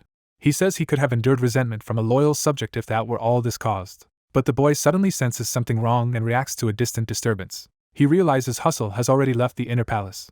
Outside, the hooded man is indeed fleeing through the night. The boy mounts the lunar wolf and gives chase at full speed. As they race through the city, he worries that even the wolf could not detect Hustle's demonic taint and that the real target may be elsewhere. He cannot understand why Hustle would run now unless he has something urgent to hide. The boy decides the answer must be simple and that he only needs proof. That proof appears at the harbor, where armed men are secretly loading crates onto a ship under cover of night. Their overseer angrily orders them to keep the work quiet because secrecy is the whole point. The hooded fugitive approaches, and the smugglers immediately recognize him. They draw weapons and demand to know who has come. The man throws back his hood and reveals himself without hesitation. The smugglers panic and address him as Mr. Hustle. They ask why he arrived early when they expected him the next day, and he says plans changed. He explains that the king put the boy on his trail. When one man says the boy has not shown up for some time, Hustle dismisses him and refuses to speculate. He orders them to stop talking and prepare to depart immediately. The men obey at once. Before they can move, the ship erupts in a sudden explosion. Hustle and his men are stunned by the blast. The vessel begins breaking apart in flames. Perched above the burning wreck, the boy reveals he has caught up with them. He openly accuses them of secretly moving goods at night for demon worshippers. The smugglers realize too late that the burning ship was part of the boy's ambush. He drops into their midst with a mana-charged strike and scatters several men at once. Hustle is alarmed that the boy has already crushed 4 of them in an instant. The boy taunts the rest, inviting anyone eager for a permanent sleep to step forward. The smugglers recoil in fear and call him a monster. Hustle sneers at their cowardice and reminds them the boy is only a follower of God at expert class. He insists the boy must be exhausted from all the chasing and fighting. He warns his men not to be fooled because the boy is clearly trying to buy time to recover mana. The boy realizes his stalling tactic has been noticed. Hustle mocks him for coming alone and says he did not expect such recklessness. He rushes in, determined to kill the boy immediately. The boy meets the charge head-on and refuses to back down. Their weapons collide, and the boy manages to stop Hustle's first assault. Hustle immediately shifts into a second attack, pressing his advantage with ruthless speed. The boy is driven back under the flurry and forced fully onto defense. In the middle of the exchange, Hustle notices something impossible happening. The boy has blocked a lethal strike with a mana-formed hand, revealing an ability Hustle did not expect. The boy seizes that opening and calls for his partner to act. The lunar wolf answers instantly and lunges at Hustle from the side. The beast tears into him and opens a bloody wound across his back. The wolf lands and readies itself for another attack. Enraged and humiliated, Hustle curses the injury and fixates on the insult of being scarred. He vows to tear the wolf apart in front of the boy. As he moves, he explains that forcibly summoning a spirit has a dangerous weakness. He claims even a tamer should be horrified by what happens when that bond is reversed. The boy realizes too late what Hustle is about to do and shouts in panic. Hustle slams his power into the ground to trigger the technique. A violent red aura erupts around him as he turns first toward the wolf. He declares that after killing the spirit, he will kill its master as well. The reverse summoning force crashes into the lunar wolf and starts tearing at its manifested body. The boy desperately calls out to the wolf. The spirit digs in and resists being ripped away. Instead of vanishing, the wolf surges upward through the pressure and reappears before the boy. Hustle is caught off guard that the technique failed. He cannot understand why the reverse summoning did not land as a decisive blow. The answer hits him at once. The boy somehow survived the backlash by minimizing the summoned body. He realizes the child reduced mana consumption by restoring only the wolf's injured portion instead of fully resummoning it. That terrifying control convinces Hustle the boy must die tonight. He orders the remaining men to attack and support him. The boy answers with another sweeping strike that cuts down the charging thugs before they can reach him. Riding the wolf again, he turns back to Hustle and invites the real fight to continue. He mocks Hustle as a crazed beast man. The insult lands, and Hustle's composure slips for a moment. The boy quietly tells the lunar wolf to conserve mana and focus only on movement from here on. Facing his wounded enemy, he notes that Hustle must have heard about him directly from the king. Hustle answers with bitter contempt, saying the old man repaid his warning with no gratitude at all. A boy falls silent as he turns over the king's warning in his mind. He urgently asks Hustle whether the man in question truly left the castle. The old man answers indirectly, framing the fugitive as someone shaped by many hidden stories. He explains that beasts usually inherit ordinary land animal traits, but rare mutants are born among them. Those mutant children are killed at birth because their kind are feared as reminders of ancient mermaids who defied their god. The boy, unsettled by the sudden confession, demands to know why he is being told this now. A realization hits him before the old man can finish. The elder reveals that he once met such a mutant, one who had saved his life and survived by hiding his identity far from home. Because he needed that man's power, he chose to protect the secret instead of exposing him. He swore by mana to conceal the mutant's identity, binding himself to that promise. At the shore, the boy recalls that the king had one final warning about this man. The enemy answers for himself, making clear that the warning was about him. He reveals his nature by drawing up the sea around him and standing over the water with twin blades. The king's warning echoes that if this man ever became an enemy, the danger would be beyond imagining. The boy grasps that he is facing someone who can fight while commanding the ocean itself. The blonde warrior's power swells further as the sea and his soul weapon resonate together. The boy identifies him as the killer whale, a mutant whose strength belongs to the sea. The enemy strikes first, bringing down a water-charged attack with murderous intent. The boy barely reacts in time as the blow tears across the shoreline toward him. His white wolf companion bursts into motion and carries him out of the attack's path. Even after escaping, the boy feels how close the strike came to killing him. He and the wolf countercharge across the wet ground while the enemy openly aims to finish them. The warrior sends a massive wave laced with red power surging straight at them. That attack condenses into a tighter, deadlier mass as it closes in. The sea itself swells into a crushing sphere overhead, threatening to trap and drown them.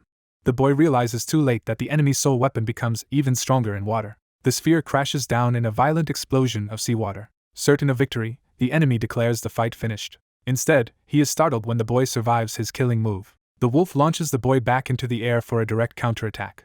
The boy swings his heavy weapon with enough force to make the enemy hesitate. He dives straight at the swordsman and tells him that if anyone is dying, it will be him. The enemy blocks, but he is forced to acknowledge that the child is far more dangerous than expected. The boy keeps pressing, refusing to yield despite the gap in power. Annoyed, the enemy decides to stop playing around before reinforcements arrive. He prepares a decisive move, only to be interrupted by the wolf's sudden kick. The boy taunts him for trying to flee instead of finishing the fight. Rather than answer, the enemy dives into the sea and escapes beneath the surface. The boy can only curse as his prey slips away. Then he notices his wolf doing something impossible. A towering surge of water rises around the wolf as if answering the boy's need. Within that wave, the wolf promises to postpone the boy's death a little longer. The water folds around the wolf's body and reshapes into a new path. The wolf races over the ocean itself, chasing the fleeing enemy across the surface. The boy is stunned because he had thought pursuit through the sea was impossible for them. He and the wolf exchange a look as the boy realizes his companion has another hidden power. The wolf demonstrates that it can step on the air as if it were solid ground. The boy is left staring at the impossible sight in disbelief. He asks whether this strange movement is one of the wolf's abilities. When the wolf confirms, the boy immediately asks if it can use that power to help him right now. He pauses to think through a plan. Then he admits, with awkward honesty, that he still has no idea how to make use of it. The enemy's promise to delay his death keeps nagging at him, and the boy starts wondering what that really means. His attention shifts to wreckage floating near the shore, and he senses the enemy is doing something else entirely. The fleeing swordsman slips into a hidden sea cave instead of continuing the chase. Inside, he walks through the cavern barefoot and unhurried, as if returning to a prepared refuge. He praises the condition of something waiting there, pleased that it remains intact. A battered mage is revealed in the cave, identified as the mage of the tidal wave. The mage spits out his hatred for Lippmann, making clear they are not allies by choice. Lippmann answers with false warmth, reminding the mage that he was the one who kept him alive. He argues that if the mage collapses from starvation, the monster outside will kill him anyway. Then he asks what the mage thinks that monster will do if left unchecked. To force the point, a sealed artifact nearby begins to crack under pressure. The mage panics, realizing Lippmann is tampering with something dangerous. The seal gives way completely. A giant infant sea creature emerges, restrained only by the mage's desperate magic. Lippmann is delighted, calling it a miraculous treasure obtained by his organization. He explains that if the creature is released, it will send a telepathic message to its mother, but killing it would alert her as well. He reveals the real threat. Once the mother learns of it, Curran's destruction will only be a matter of time. Using that catastrophe as leverage, Lippmann tells the boy to try harder if he truly wants to save his hometown. The mage, horrified, warns that divine punishment will fall on them for this. Lippmann only smiles at the threat. He kicks over the bread he brought, showing that he has no respect for the mage's suffering or his curses. He declares that this cruelty is simply the revenge he has carried since birth. After making his point, he leaves the cave without another word. The mage is left trembling, realizing Lippmann has abandoned him with the creature. Still, he forces himself back into the air to keep the seal from collapsing. He reforges the barrier around the infant monster even as it screams for release. Through pain and exhaustion, the mage vows that Lippmann's plans will not be fulfilled. The story returns to the royal audience chamber, where the boy and a knight stand before the king. The knight reports that the dock workers were confirmed to be demon worshippers. When the king asks about the seized cargo, he learns it consisted of materials used in magical ceremonies. Their value is so immense that the shipment amounts to half the nation's yearly budget. The king is shaken and wonders whether they should have suspected Lippmann much sooner. The boy remembers that Lippmann once promised to prove how mutants could contribute to the world, and that he was driven by enormous ambition.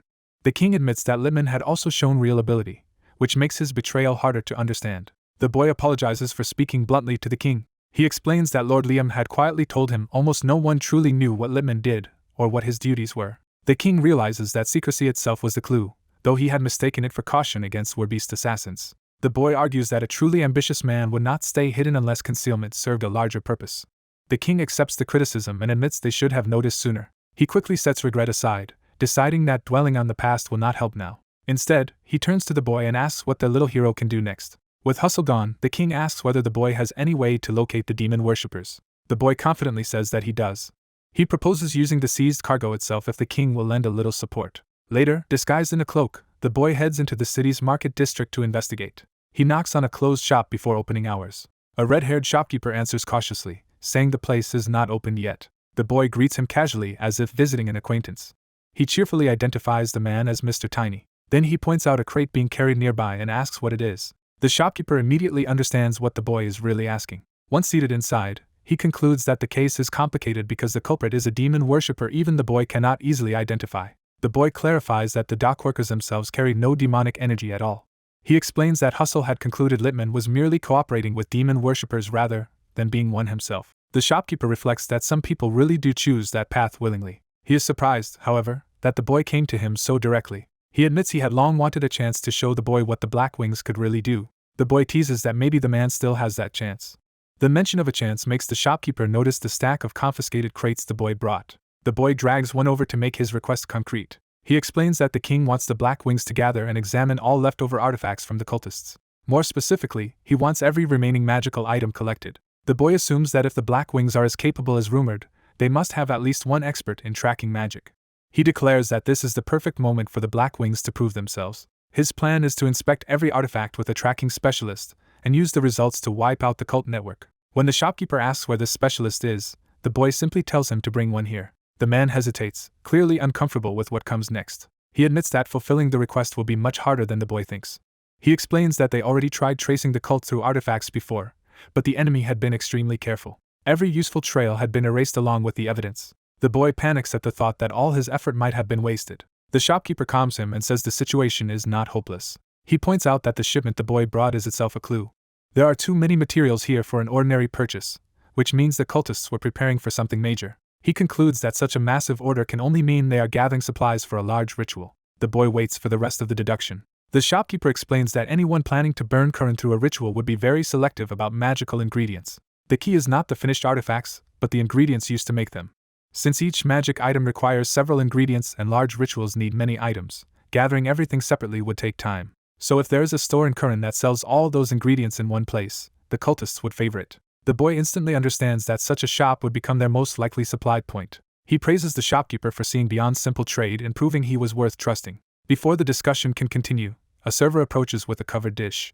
The shopkeeper says the timing is perfect because he wants the boy to taste something first. He dramatically lifts the lid. Instead of evidence, he presents the restaurant's signature dish. The boy stares at a whole roast chicken called an Axon King Galbi chicken. Though the boy wants to stay focused, the shopkeeper insists on this detour. He presses the boy to try just one bite. Reluctantly, the boy gives in and cuts off a piece. He takes the bite with no expectations. The taste shocks him instantly. He can barely process why something this good exists.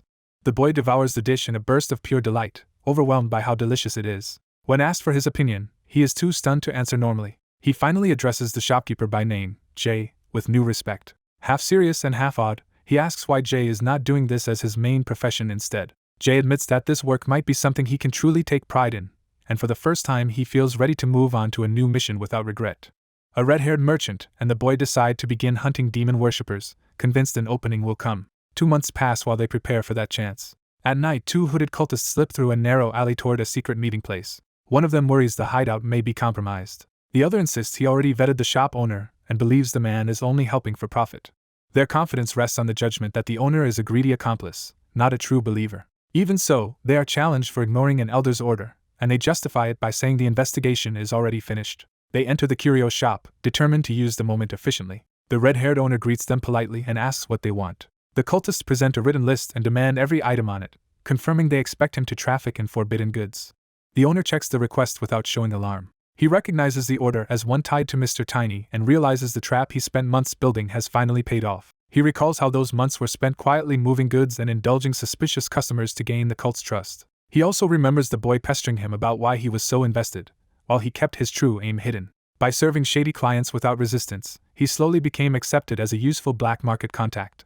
Now, with the cultists in front of him, he knows the long setup has borne fruit and prepares to act. He asks them to wait while he gets the requested materials ready. As he mixes something behind the counter, the cultists nervously wonder whether this is really safe. Their mention of the first elder makes him realize they are handling something important enough to draw higher authority. Elsewhere, a hooded elder moves through the night, dismissing caution because a direct approach will save time. The elder closes in on the shop while thinking of the first elder. Inside, the 2 cultists suddenly sense a terrifying presence and turn in panic. The merchant also notices the shift and understands a far more dangerous player has arrived. The newcomer reveals himself with murderous intent and mocks the cultists' excuses before offering his own story. The 2 cultists recognize him as an elder and are horrified that he has appeared in person. The merchant, unable to hear their exchange clearly, realizes the intruder belongs to their group and is speaking with them. The elder steps forward, no longer willing to watch their incompetence. He condemns them as failures who chase lofty causes and accomplish nothing. The two underlings freeze, overwhelmed by fear. One tries to defend himself by repeating that he had already checked the owner's background. The elder punishes that excuse instantly with dark magic, reducing the man to a ruined husk. The merchant realizes too late that the elder is far beyond the cultists and can kill on a whim. The surviving cultist collapses in terror, apologizing and begging forgiveness while trying to invoke obedience. The elder dismisses the dead subordinate as trash and orders the mess cleaned up. Only after reasserting control does he turn his attention to the merchant and excuse the interruption. He admits he is suspicious of the merchant. His suspicion comes from how perfectly timed the merchant's involvement has been. He declares the coincidence too convenient and prepares to test him himself. A blast of dark power surges from the elder toward the merchant. The merchant is caught in the attack and screams as the force crushes into him. The elder waits for the result, expecting an easy kill. Instead, the boy suddenly rushes in, shouting for his master. He throws himself onto the injured merchant, and the merchant recognizes Tiny in disbelief. The boy demands to know what happened. The battered merchant answers only that he survived by luck. The boy immediately questions that explanation. The merchant explains that the elder must have assumed he had no mana at all, and that mistake spared him from being finished off. The elder, seeing the shop's stock, notes that the merchant truly deals in valuable contraband. He casually slams the merchant to the floor with magic to keep him helpless. The merchant can only groan under the pressure. A purse of coins lands on the counter, turning the encounter into a cold business proposition. The elder offers payment and demands the merchant continue supplying him, as if violence and trade can coexist. He adds a threat that if the merchant speaks of tonight, he will not survive the consequences. After the elder leaves, the merchant bitterly concludes that being unable to use mana is what kept him alive. The boy is stunned that such a monster could simply walk away, and the merchant explains that the elder left because he knows he can return and kill him whenever he wants. The merchant points to the black residue left behind as proof of that confidence. The boy realizes the elder ignored him because he also seemed to be no mana user. When the boy picks up the residue, he notices the elder left a trackable trace. He immediately proposes bringing in a tracking magician to hunt the elder down. The merchant falls silent, weighing the idea.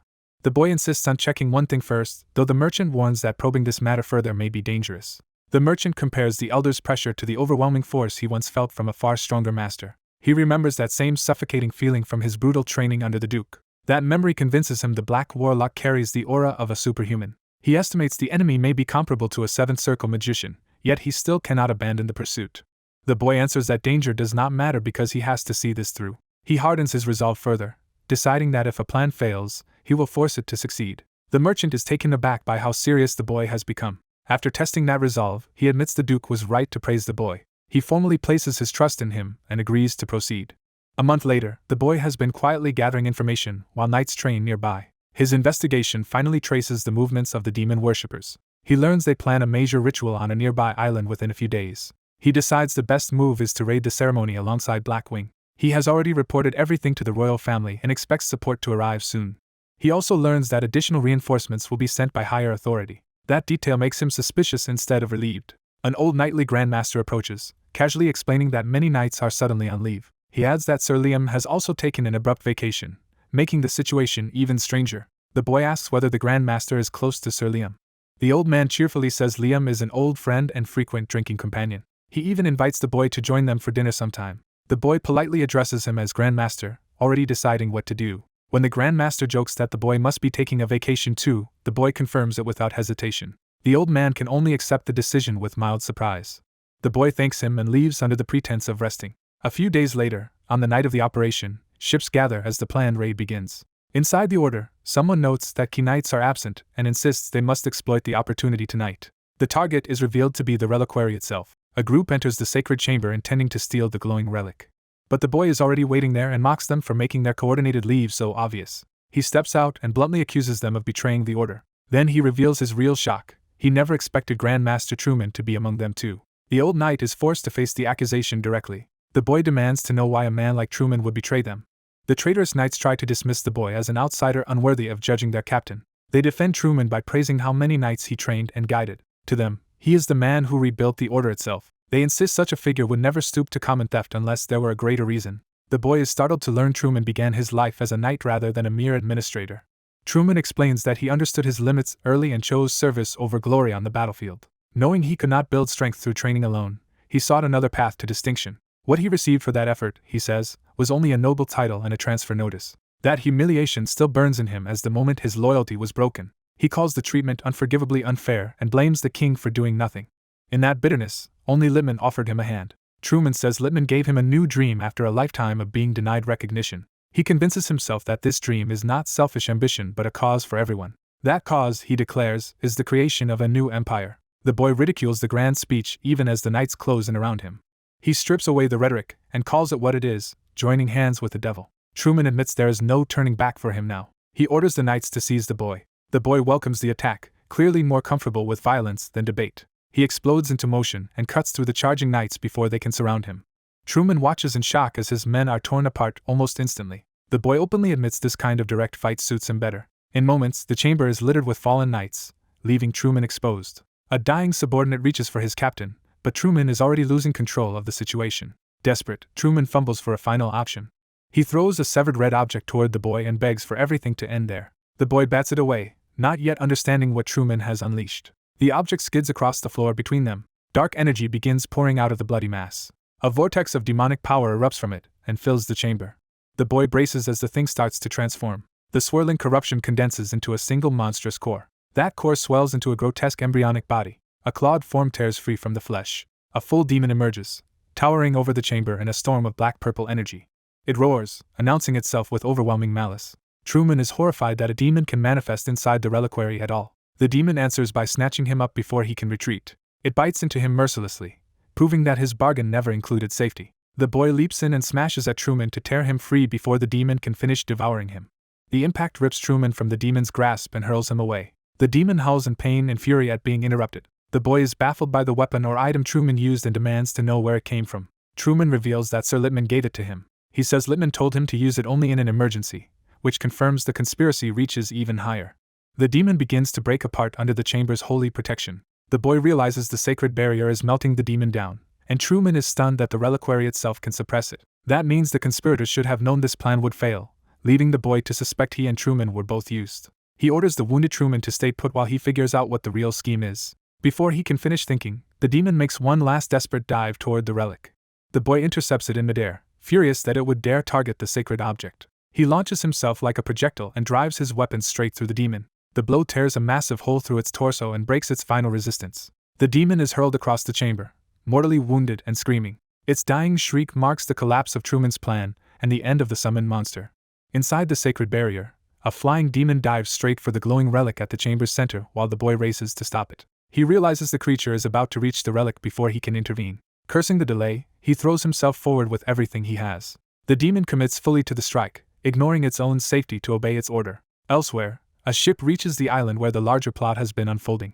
At a blood-soaked magic circle, a hooded figure stands over the aftermath of a ritual slaughter. An investigator reports that interference is coming from another island. The hooded superior presses for the cause of that obstruction. The answer is that someone is using large-scale concealment magic. That explanation raises immediate suspicion and demands clarification. The investigator admits he knows little more, but urges them to destroy the circle and return at once. He reasons that if the circle is being hidden, the true target must be Curran itself. The hooded leader instantly understands the danger and realizes Tiny Nim is at risk. Back in the chamber, the boy keeps charging despite the odds. He sees that the demon values its command more than its own life, so he abandons hesitation. The monster closes in on the relic with murderous focus. At the last moment, the boy swings his heavy weapon into its path. The blow knocks the demon away from the relic and sends it crashing off course. As he follows through, he identifies the key threat as the creature's reaching hand. He slams that hand down with brutal force, determined to disable the attack completely. The impact detonates across the floor and hurls both combatants upward. When the dust settles, the demon lies smashed into the stone short of the relic. Wounded but not finished, it roars and tries to rise again. The boy drops back into position before it can recover. The demon gathers dark power for another counterattack.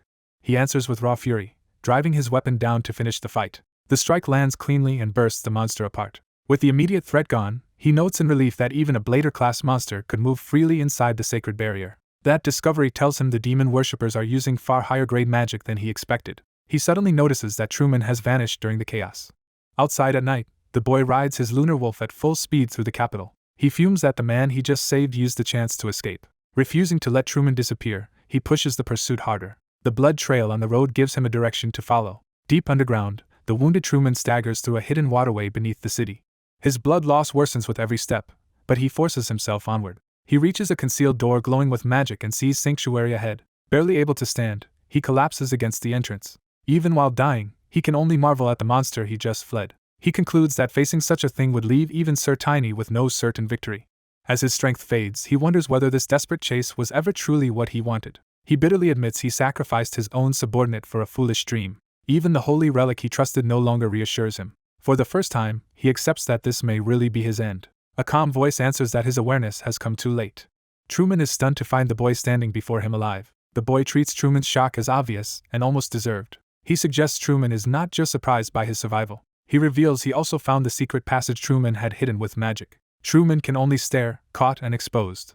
The boy points out the absurdity of building such a hidden space directly beneath the capital. Truman gives a strained laugh, already sounding defeated. He admits the game is over for him. The boy refuses to let it end there and demands answers about the enemy's plan. Truman claims ignorance, saying he knows only fragments. Still, he struggles upright because there is one last thing he wants to say. The boy braces himself, sensing the moment has turned serious. With his final strength, Truman tells him to remember Sock. The boy is confused and tries to stop him from collapsing. Truman falls dead before he can explain further. The boy confirms Truman is gone and wonders if the man simply reached his limit. He reflects that if Truman had not joined the demon worshippers, he might not have died like this. The lunar wolf suddenly barks a warning. Following the wolf's senses, the boy notices overwhelming mana pouring from the hidden door. He rushes through, fearing what that power means. The instant he enters, dread hits him. He finds a collapsed robed man and recognizes the scene with horror. The dead man is the Wizard of Sea Waves. Seeing the body, he realizes the wizard has already been killed. That makes him question what mana the lunar wolf had actually sensed. The answer appears before him as a gigantic dormant baby kraken hidden underground. He stares up at the ancient creature and cannot understand why such a being is here. Then he notices blue mana beginning to rise from its body. A flood of information and memory starts pouring into him from the creature. By touching it, he recognizes the dead man as the Wizard of Sea Waves. He understands that even in death the wizard is still trying to protect Curran. The sudden transfer overwhelms the boy for a moment. At the same time, he senses a sinister aura approaching with enormous power. That presence belongs to something on the same terrifying level as gluttony. Realizing how little time remains, he forces himself to act before the enemy arrives. He decides to use the mana left behind rather than waste it. From the memories, he learns that two kinds of magic remain available. He chooses the first option immediately. He pours mana into the first failed spell to restart it from within. The magic surges upward in a massive blue stream. Outside, that power erupts into the night sky above the capital. An old man in the palace sees the sign and recognizes it at once. He identifies the glowing script as Gale's handwriting. The realization makes him cry out that Kraken has appeared. He understands that the disaster he long feared is finally beginning. His son rushes in, alarmed by his reaction. The first prince, Henry von Curran, arrives to hear the emergency. He is told that a massive tsunami is approaching and ordinary evacuation will not save the city. The elder immediately orders the highest possible alert. He warns that if the threat is truly Kraken, even the holy relic cannot simply stop it by force. He fears this may be the end of Curran itself. A new voice cuts in and challenges that despair. The boy arrives carrying the dead wizard into the palace. A court official tries to drive him out, seeing only an insolent child intruding. But the prince and elder realize the boy is bringing someone important. The boy confirms that the fallen man is Mr. Anderson, the Wizard of Sea Waves. He explains that Anderson fought for Curran until his last breath. The elder is shaken by Gale's death and grief hardens into anger. The boy states plainly that demon worshippers were responsible for the wizard's fall. The prince sees this as the destruction of Curran's final pillar, but the boy insists hope remains. He says Anderson left something behind for the kingdom even in death. That final gift is still active. It is a shield meant to save Curran. The prince wants to believe, but cannot yet see how. The elder warns that even if Gale had a plan, Curran should already be doomed unless something crucial has been missed. He admits there is one principle he has not yet explained. That principle is the limit of the barrier itself. The prince asks him to explain at once. The elder says the holy relic can stop monsters, but only under the right condition. Against demonic beings of Kraken's level, the relic seems useless if judged by ordinary standards. When the prince assumes the tsunami is Kraken's doing, the elder corrects him. He insists the holy relic will still function. The key is the ancient promise from the age of myth. He recalls that holy relics are treasures handed down from ancient times. Because they are creations tied to divine authority, their effect reaches all that God made. That means even Kraken must still fall under the relic's influence. As a mythic creature created by God, Kraken cannot break the holy barrier if he remembers that promise. The elder realizes this makes Kraken fundamentally different from ordinary monsters. With that understanding, he orders everyone in the city brought inside the palace immediately. He follows by commanding a full evacuation, summoning every wizard who can resist the tsunami, and using the mainland route if ships fail. He pledges imperial funds and demands that no citizen be abandoned. Before the plan can settle, another emergency report bursts in. The harbor ships have all been destroyed, cutting off the escape route they meant to use. The scale of the sabotage becomes visible as wreckage fills the flooded harbor. Outside, Hooded agents move through the waterlogged city. They report to their leader that every ship has been destroyed. They add that the last route of escape has now been sealed. The leader asks what became of the stealth magic circle that was supposed to hide their operation. A flashback reveals that the Imperial side had already discovered and breached their hidden position. The cultists explain that a knight crossed the wall and contact with the hidden team was lost after that. The leader concludes their covert tale was caught by the Imperial family. He orders reinforcements sent anyway to buy time. Yet he remains confident, because the larger plan no longer depends on secrecy. He judges that even for him, fighting a challenger-class foe inside the holy barrier would be difficult. But with the rock wall knight gone, he expects the next phase to proceed far more easily. As more cultists gather, he declares that the stage is finally set. He believes Karun cannot survive the tsunami now bearing down on it. While the Imperial wizards exhaust themselves resisting the flood, their strength will be tied up elsewhere. The barrier around the palace strains as those wizards pour their power into holding back the sea. The cult leader revels in the opening this creates. He announces that they will turn the disaster of the sea into their weapon. Their true aim is to sever the Imperial bloodline from the holy relic's light and plunge Karun into chaos. Declaring that the long preparation is over, he prepares to reveal the name Malum. 2 days later, the city remains half-drowned and scarred by the catastrophe. Among the exhausted survivors, the boy sees how drained everyone is as the aftermath of the disaster settles over Karun. The king acknowledges that the tsunami was truly stopped, but the strain of the crisis is clearly overwhelming him. Knight Tiny moves to steady the exhausted ruler, only to sense something alarming before he can finish. A sudden surge of unfamiliar power crashes into his awareness and freezes him in place. The king realizes Knight Tiny has detected a dangerous energy unlike anything expected after the disaster. Knight Tiny recovers just enough to say he is unharmed, but something far worse has appeared. He recognizes the threat with growing dread before he can even name it. Elsewhere in the city, civilians notice the new disturbance, and fear spreads again. The sea itself begins to bulge upward as if something colossal is rising from below. A gigantic kraken erupts over Karun, revealing the true ruler of the deep sea. Its arrival confirms that Karun's fate now depends on surviving a monster far beyond the tsunami. The creature towers over the city, turning the earlier victory into a new catastrophe. Its violent emergence leaves no doubt that this is a living calamity, not a lingering wave. The people break into panic and flee as the kraken's presence alone threatens to crush the city. Those who witness it up close can barely accept that such a beast could exist. Knight Tiny asks the king to confirm the impossible, and the king can only face the truth. The king identifies the power Knight Tiny carries as the legacy of Knight Anderson, giving him a chance to fight back. Accepting that chance, Knight Tiny calls on Lunar Wolf and commits himself to the battle. The king warns him to survive, and Knight Tiny charges out with full confidence. Riding Lunar Wolf, he launches himself toward the kraken at high speed. As he moves, a fading voice addresses the king one last time.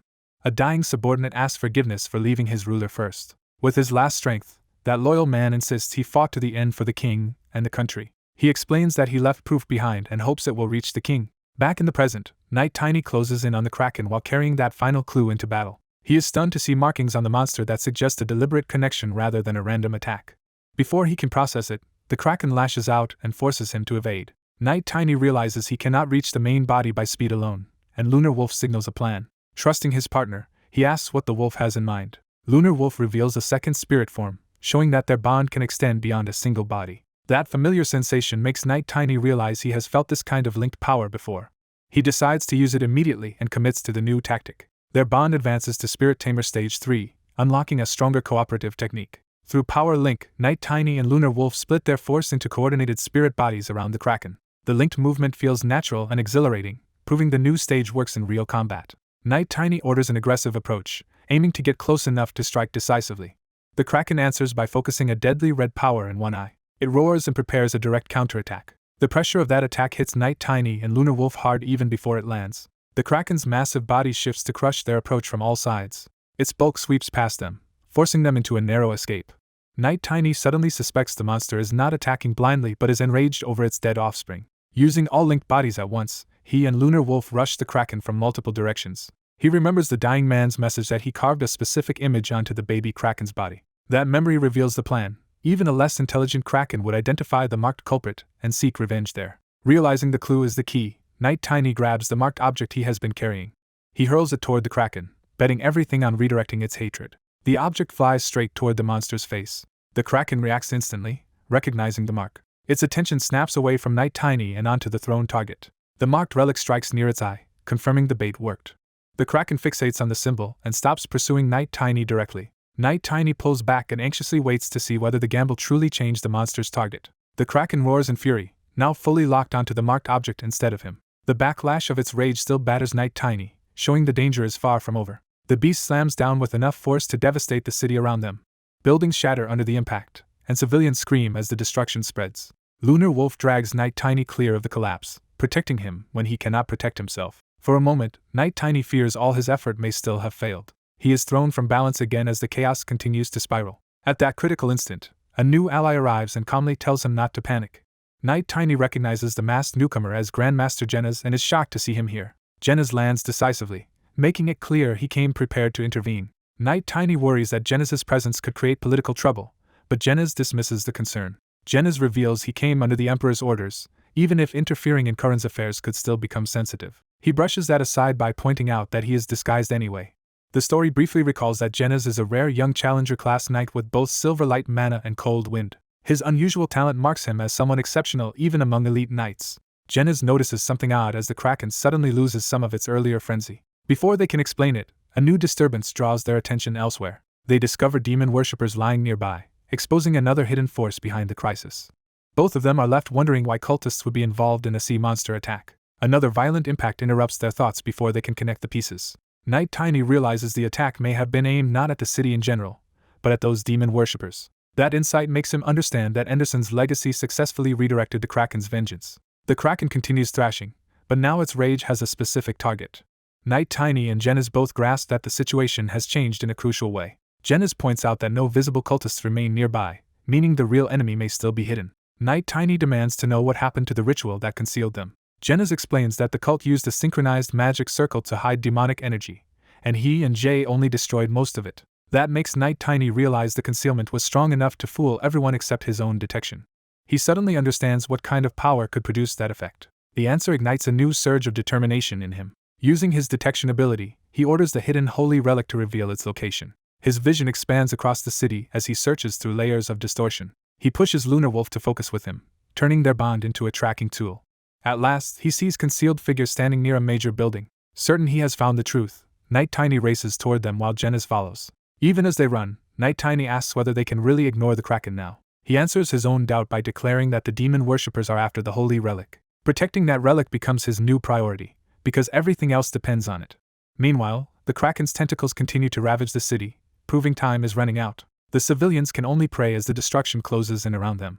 Inside the castle, guards gather around a glowing crystal relic as alarms spread. The soldiers do not yet understand the cause, but they take comfort in believing the castle is still secure. They trust the relic's protective field to keep the castle and its surroundings safe. That confidence is shattered when concealed demonic energy begins seeping into the chamber itself. The guards challenge the unseen intruder to reveal himself. Two hidden infiltrators calmly discuss how weak the concealment's remaining side effects are and decide the barrier is no obstacle. One of them makes clear that being inside the barrier only means the defenders are trapped with them. They reveal themselves and treat the guards as disposable obstacles. The lead infiltrator decides to strip the defenders of their strength by force. He unleashes a vertical blast of dark power through the room. A guard is caught in the attack and screams as the ambush begins. The blast throws multiple defenders aside at once, breaking their formation instantly. The attacker shows his face and enjoys the ease of overwhelming them. Outside, Genas asks how much farther they must go, and Night Tiny says they are almost there. The cultists spot the approaching pair and order their followers to stop Night Tiny before he reaches them. Genas volunteers to handle the interception so Night Tiny can keep moving. He launches himself ahead with wind-enhanced speed. A sweeping wave of blue force tears down the street in front of him. The cult's front line is caught off guard by his sudden arrival. Genas cuts through them in a single rapid pass, clearing the path with brutal efficiency. Watching that display, Night Tiny recognizes Genas as the famed Knight of North Wind and admires his speed. Even so, he worries whether demon followers could somehow still touch the relic despite the barrier. A grim memory answers him. There may be enemies who are not ordinary demon followers at all. He recalls one such exception as something deeply ominous. Judging from the scale of the attack on Curran, he fears this may be the worst possible scenario. Genas asks what he means, sensing the same dread in Night Tiny's voice. Their charge halts when a new figure steps directly into their path. Sir Liam appears before them and greets them as if returning from a long absence. Night Tiny is stunned and demands to know what happened to him all this time. He can barely begin to respond before the situation shifts again. A massive tentacle slams nearby, forcing everyone to scatter instead of talk. Night Tiny is frustrated that the Kraken has suddenly changed its movement again. That abrupt change makes him realize something else is happening behind the scenes. He spots a blue glowing object moving through the chaos and understands it is the real prize. A cloaked enemy emerges holding the stolen relic itself. Night Tiny recognizes that what was taken is not just the relic, but its core. He finally connects everything. the Kraken's rampage was tied to the theft of that core. With the core removed, the promise of the mythical era is declared broken, and the city's ancient protection is nullified. Genis bitterly confirms that this is indeed the worst-case outcome. He identifies the new enemy as a seventh circle black magician, a threat beyond ordinary cultists. The black magician notes with amusement that his opponents returned sooner than expected. He studies the group and finds it interesting that Morse's descendant stands with 2 challenger-class knights. Genis admits he does not know the magician's identity, but he knows this man ruined everything they were trying to prevent. The black magician answers by deciding to kill them all on the spot. He casts dark lightning, sending a lethal wave of corrupted power toward them. The attack races across the ground straight for Night Tiny and Lunar Wolf. Genis realizes Night Tiny will not survive if that spell reaches him. Without hesitation, Genis throws himself forward to intercept it. He blocks the dark power with his own body and blade, taking the hit to shield Night Tiny. Sir Liam joins the defense as well, but even together they are badly strained by the spell. The black magician mocks their resistance as pointless. Dark energy wraps around Genis and Liam, steadily overpowering them while Night Tiny remains behind them. Seeing both defenders falter, Night Tiny knows he has only moments left to act. He searches desperately for the thief carrying the relic core and realizes that man has slipped away. Looking up, he finds the fleeing thief already airborne with the core in hand. Night Tiny immediately gives chase on Lunar Wolf, abandoning hesitation. He roars for the thief to hand over the relic core. Even as another black magician tries to stop him from below, Night Tiny refuses to stand aside and continues the pursuit. A hooded black magician begins the clash by gathering a dense mass of violet demonic power in his hand. Seeing Sir Tiny in danger, the masked red-haired swordsman panics and refuses to let him be struck down. The magician's attack crashes into the ground in a violent burst of dark energy, as the knight barely avoids the direct hit. The red-haired fighter throws himself straight through the blast zone instead of retreating. Sir Tiny realizes in shock that his ally is recklessly trying to meet a seventh circle black magician head-on. The masked swordsman answers with a named Valential sword technique, drawing icy blue power into his blade. He closes the distance and cuts into the spreading darkness with a decisive charge. His second form, Song of the Frozen Sword, unleashes a sweeping wave meant to overwhelm the magician's spell. But the dark power bites back, and the swordsman is seized by corrupt energy mid-attack. The backlash hurls him away before he can finish the exchange. As he crashes down, he clings to one priority above all else, protecting Tiny first. That resolve echoes a past order given in the name of humanity and the world. An older superior had once told him that if he could not trust the boy, he should trust his master's judgment instead. Remembering that command, the swordsman rises again and places himself between the magician and the others. He openly declares that the magician will have to go through him first. Sir Tiny refuses to be sidelined and insists that he will fight too. The magician mocks them both for rushing toward death. The swordsman entrusts the next move to Tiny and asks him to handle it. Tiny answers by charging in atop his white wolf spirit, calling for Sir Tiny as he attacks. The two defenders now stand together as challenger rank knights facing the black magician. Amused rather than threatened, the magician decides to test what the pair can really do. He gathers another spell with a confident grin, already certain of his advantage. He releases dark lightning, sending jagged violet force racing toward them. The attack engulfs both fighters in a storm of crackling darkness. Sir Tiny braces and blocks the spell with his sword, but the impact drives him back hard. Even while resisting, he can tell the magician's power is far beyond ordinary opponents. The force finally breaks through his footing and throws him away. He digs his blade into the ground to stop himself and turns that momentum into a counterattack. With a roar, he swings up a ring of earth and stone to strike back at range. The ground erupts in a line toward the magician, trying to catch him before he can cast again.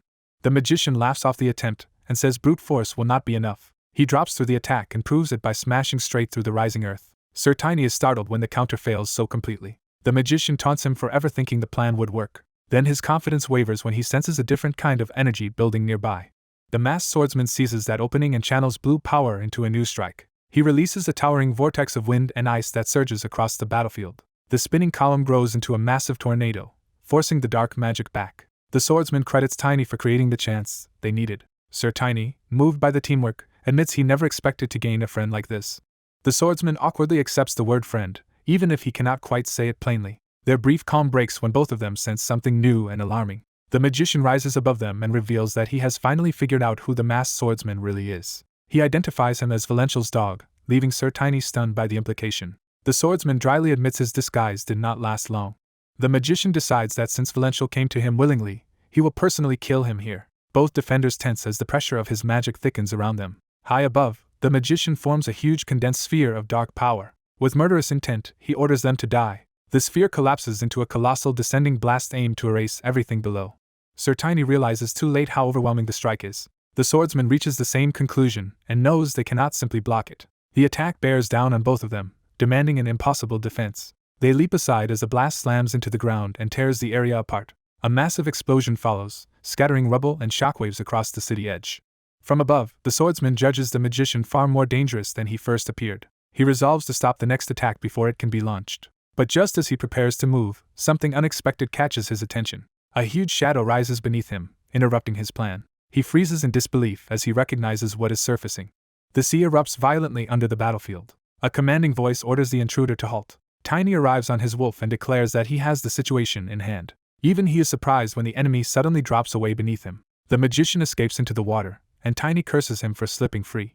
A familiar voice calls Tiny stupid for chasing into a water fight. The submerged knight reveals himself as Hustle and reminds Tiny that fighting him in the sea is madness. Hustle coolly asks whether Tiny really thought he had made that mistake again. Tiny answers by setting up a different approach this time. Riding his wolf up a towering pillar of water, he announces that the battle is about to change.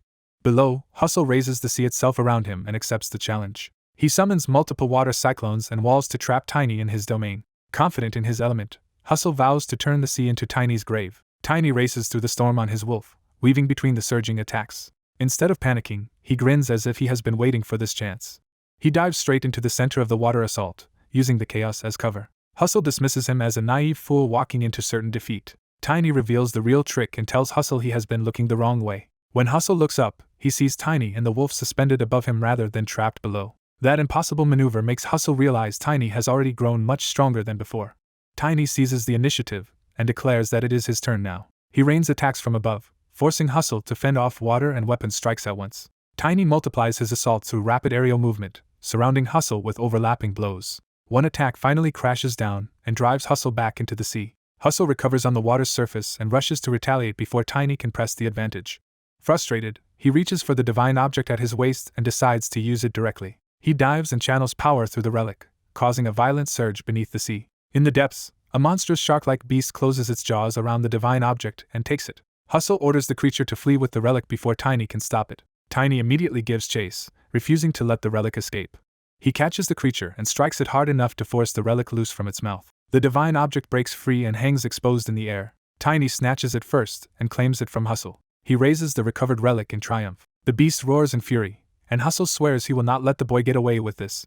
Then Hustle remembers one more measure he can still take. Tiny, sensing the danger, decides he has to end the fight immediately. He unleashes Lightning Smash, driving a charged strike down with the wolf's momentum. The blow tears through the shark-like creature in a burst of blood and water. The beast collapses back into the sea, defeated. Its body sinks beneath the surface, no longer a threat. Tiny exhales in relief and starts to think about returning with the relic. But before he can leave, an enormous kraken rises from the sea and blocks his path. Tiny is horrified as he realizes the real danger has only just appeared. He understands that if he cannot secure the relic now, Curran and countless others will be doomed. So he steels himself and decides he must somehow stop the kraken too. The relic's power and the kraken's demonic pressure crash into him at once, leaving him reeling with pain. Even so, he grips the divine object tighter and refuses to let go. He calls the kraken a beast from the ancient era and begs it to halt its attack. He pleads for the sake of innocent lives, but the kraken coldly answers that it does not care.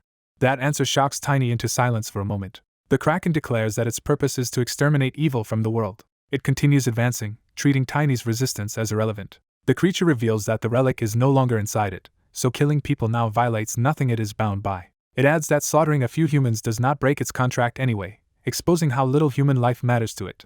Tiny desperately orders it to stop. When it ignores him, he screams again and curses the monster in raw frustration. The kraken finally focuses on him and identifies him as the one carrying proof of the contract. It asks whether he is truly demanding that it endure the pain of losing its child. That grief-stricken accusation crashes into Tiny harder than any attack. As he coughs blood, Tiny realizes the demonic energy around the kraken is not just rage but grief. He sees the sorrow inside the monster's fury and understands its pain. Moved by that realization, Tiny swears that he will find whoever killed its child. He begs the kraken to trust him and stop before more lives are lost. He raises the relic like a promise and asks for that trust with everything he has left. For a moment, the kraken's massive body settles and the sea grows less violent. But the creature warns that Tiny's own power cannot accomplish this alone. Only the man holding the relic can. Tiny accepts that truth and vows that he will still make it happen no matter what. The kraken relents and agrees, deciding to lend him its power on the condition that he must not fail. Tiny is left stunned by the sudden acceptance. Back on land, the aftermath of the earlier blast still tears through the streets in dust and rubble. The masked swordsman lies amid the wreckage, trying to process that he survived. Sir Tiny reaches him first and anxiously checks whether he can still fight. The swordsman gets up and admits he survived by sheer luck. He confesses he had been certain that attack would become his grave. Sir Tiny then points out that there is at least one piece of good news. He directs the swordsman's attention toward the fallen remains nearby. They see the magician crushed beneath a huge tentacle and barely clinging to life. The magician curses the terrible timing of this setback. Even so, he sneers that the two knights are stubborn insects who refuse to die. Accepting that they will keep resisting, he prepares another spell with renewed malice. He wraps himself in dense violet power and gathers it into a far more dangerous form. A massive sphere of demonic energy blooms outward from him, forcing both knights to reconsider the fight. They immediately recognize that the amount of demonic energy is absurdly high. Worse still, the magician is spreading that power across the area with terrifying speed. He declares that he will burn them all. He names the finishing spell Absolute Darkness and commits fully to annihilation. Both knights are stunned by the scale of what he is about to unleash. Realizing they cannot stop it head-on, they retreat to survive the blast while the magician mocks their flight. Hovering above the battlefield with the giant tentacle looming behind him, the magician jeers at the fleeing knights and prepares to finish his insult. A violent impact tears through the ruined ground as something enormous strikes the city again. The bald demon worshipper is driven into the rubble by a crushing force wrapped in dark power. A gigantic tentacle-like limb looms over the shattered district, proving the attacker is still hunting him. Half buried and bleeding, the cultist realizes the Kraken has targeted him more than once and that this cannot be chance. He senses another strike coming and turns in alarm. The next blow slams into him hard enough to make him scream. He is blasted across the ruins, leaving a crater behind. The assault continues, battering him through the wreckage before he can recover. Watching from nearby, Liam and the masked red-haired swordsman are stunned that the Kraken is attacking the demon worshipper instead of them. The Kraken dives at the cultist again with murderous precision. The cultist braces in panic as the red force closes in. He tries to answer with demonic energy, surrounding himself in a crimson aura. To his shock, that same demonic power starts injuring him instead of protecting him. The red aura whips outward across the battlefield while Liam and his ally watch the reversal in disbelief. The masked swordsman immediately tells Liam to run. Instead of fleeing, he reaches into the deadly current to test it, leaving Liam horrified. He quickly concludes that the demonic energy is only harming the cultist. He studies the flow more carefully, confirming his suspicion. He explains that the energy is harmless to them and that Kraken has correctly identified the real enemy, which means Tiny must have caused this. Meanwhile, the cultist keeps writhing as the backlash tears through him. His confidence breaks into raw pain. Even while collapsing, he vows that if this is how it ends, he will still accomplish his objective. He opens a demonic rift and begins summoning something new. Liam and the masked swordsman hear the strange sound and look up. A grotesque seed-pod-like plant rises from the rift above the city. It blooms into a monstrous flower with writhing tendrils. The creature drops toward Liam and his ally as if sent to stop them. They raise their weapons and form a defensive stance as the tendrils close in. A sweeping vine attack knocks them apart before they can counter. The plant monster turns away from them and lunges toward the cultist instead. It slams into him with crushing force. Liam and the masked swordsman stare, unable to understand why the summoned monster attacked its own master. The plant whips past them and heads toward the castle. Liam is caught by a vine but realizes too late where the creature is going. He explodes with force, breaking free in a burst of power. His counterattack tears through the plant's assault and blows it apart. Both men launch themselves after the threat without hesitation. Liam declares that he cannot let anything reach the castle. They race straight for the palace entrance. Liam smashes through the doors to force a path inside. The two are immediately thrown off by what they find beyond the entrance. The grand hall is full of armored guards standing under a red demonic haze. Those guards have been reduced to puppets repeating a single command to kill. The entire chamber closes in on Liam and his ally under that same murderous order. A hidden voice explains that these soldiers are obeying the command of someone powerful. Elsewhere in the palace, the bald cultist pounds on a barrier or door in frustration. He blames the knights for nearly ruining an important mission. Even so, he forces the way onward. He boasts that he reached his goal anyway and dares the weak knights to stop him. He promises that they will need everything they have if they want to survive. Back in the hall, Liam tries to understand what goal the cultist was talking about. The answer comes quickly. The path leads directly to the king's chamber. Realizing the king is in danger, Liam prepares to cut through the possessed guards. The enthralled soldiers charge in fanatic devotion. The masked swordsman tells Liam to go ahead and leaves part of the crowd to himself.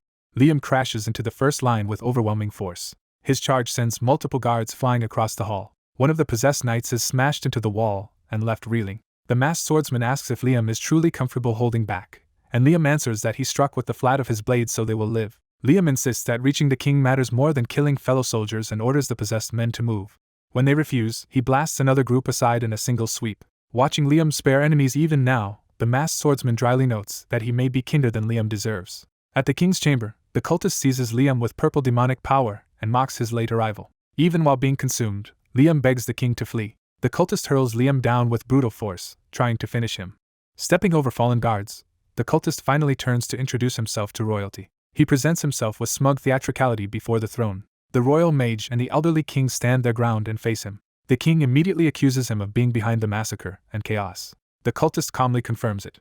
As his power swells, he announces his true aim, to wipe out the current bloodline that very night. He is suddenly interrupted by a new attack from behind. The masked swordsman bursts into the chamber, and vows to destroy the cultist first. The cultist dismisses him, claiming ordinary attacks are useless against his power. Liam cuts through that arrogance with a heavy strike that finally lands. The royal mage and king realize reinforcements have reached them just in time. The king is relieved to see Liam alive. The cultist only laughs at that relief. He says Liam and the masked swordsman have merely added 2 more deaths to the room. To prove it, he forms twin spheres of destructive demonic energy. He unleashes them as a demonstration, declaring himself the embodiment of their deaths. Liam is shaken by the sheer scale of the power bearing down on them. He realizes that even if he survives, the king will not, and that there is only one solution. The masked swordsman reaches the same conclusion and apologizes before acting. Liam suddenly grabs him and drags him into position, apologizing in turn as he makes a harsher choice. He uses the masked swordsman as cover, taking the blast on the other man's body to shield the king. The masked swordsman accepts it and throws himself fully into the sacrifice, determined to protect the king at any cost. The demonic explosion engulfs both of them. In the masked swordsman's mind, the king's old words return, reminding Liam of the duty and trust placed in a royal guard. That memory calls Liam back from the brink. An inner voice condemns him for always holding back and never truly risking his life. It tells him that if he wanted to become a nobler knight, he should not have lived so half-heartedly. Another memory warns that evil power attacks the weakest parts of the mind. The king's voice reaches him directly and urges him not to give up. The king reminds Liam that even reckless choices can be overcome if he refuses to surrender in the end. Liam tries to stop the king from overexerting himself, but the old man insists he can still do this much. Liam thanks him, but the masked swordsman cuts through the sentiment with fury. He accuses Liam of surviving only because of him. He openly condemns Liam for using him as a shield after coming to help. Liam admits he has no excuse and promises he will never forget what he did. The king ends the argument and refocuses them on the cultist, who is shocked they survived at all. Enraged, the cultist gathers even more power and swears to crush them. His aura swells into a massive storm of demonic force. Liam and the masked swordsman decide they have only one chance and must erase his evil magic completely. The cultist answers by preparing a final annihilating attack. The masked swordsman responds by combining Valencia's swordsmanship with Xena's second technique. Blue spectral blades gather around him as he enters a higher form. He multiplies those blades into a storm overhead. He releases the technique called the Song of Crazy Winds, driving the sword storm into the cultist's power. The cultist is stunned that someone of challenger rank can produce an attack of this level. He tries to endure it, but the pressure keeps breaking through. At the same time, Liam unleashes the Royal Guard's lethal strike and charges in with his massive blade. He commits fully this time, swinging with killing intent. The force of his strike tears across the chamber toward the cultist. It lands like a boulder, smashing the cultist away. The cultist howls as the combined assault finally overwhelms him. The palace ceiling and upper structure collapse under the violence of the clash. The royal mage wonders if they succeeded while the king begins to falter from the effort he spent. The king collapses, and both Liam and the mage rush to him in alarm. The masked swordsman notices the king has simply fainted from exhaustion.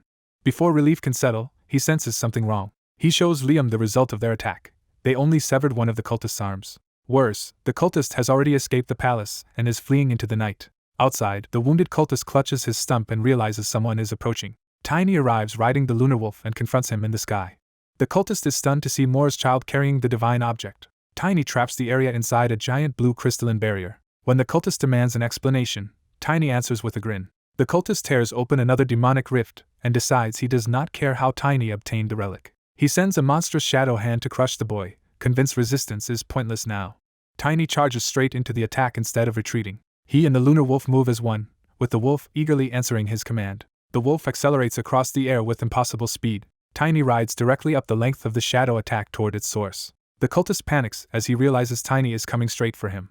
Tiny activates Iron God's armor and recalls the movement principle of adding weight while accelerating. Then he shifts to lightness for the jump, using the wolf's momentum perfectly. He raises his hammer for the finishing blow, preparing to smash down with everything he has. The strike crashes downward with crushing force. The cultist tries to reject the impossible attack, but his power buckles under it.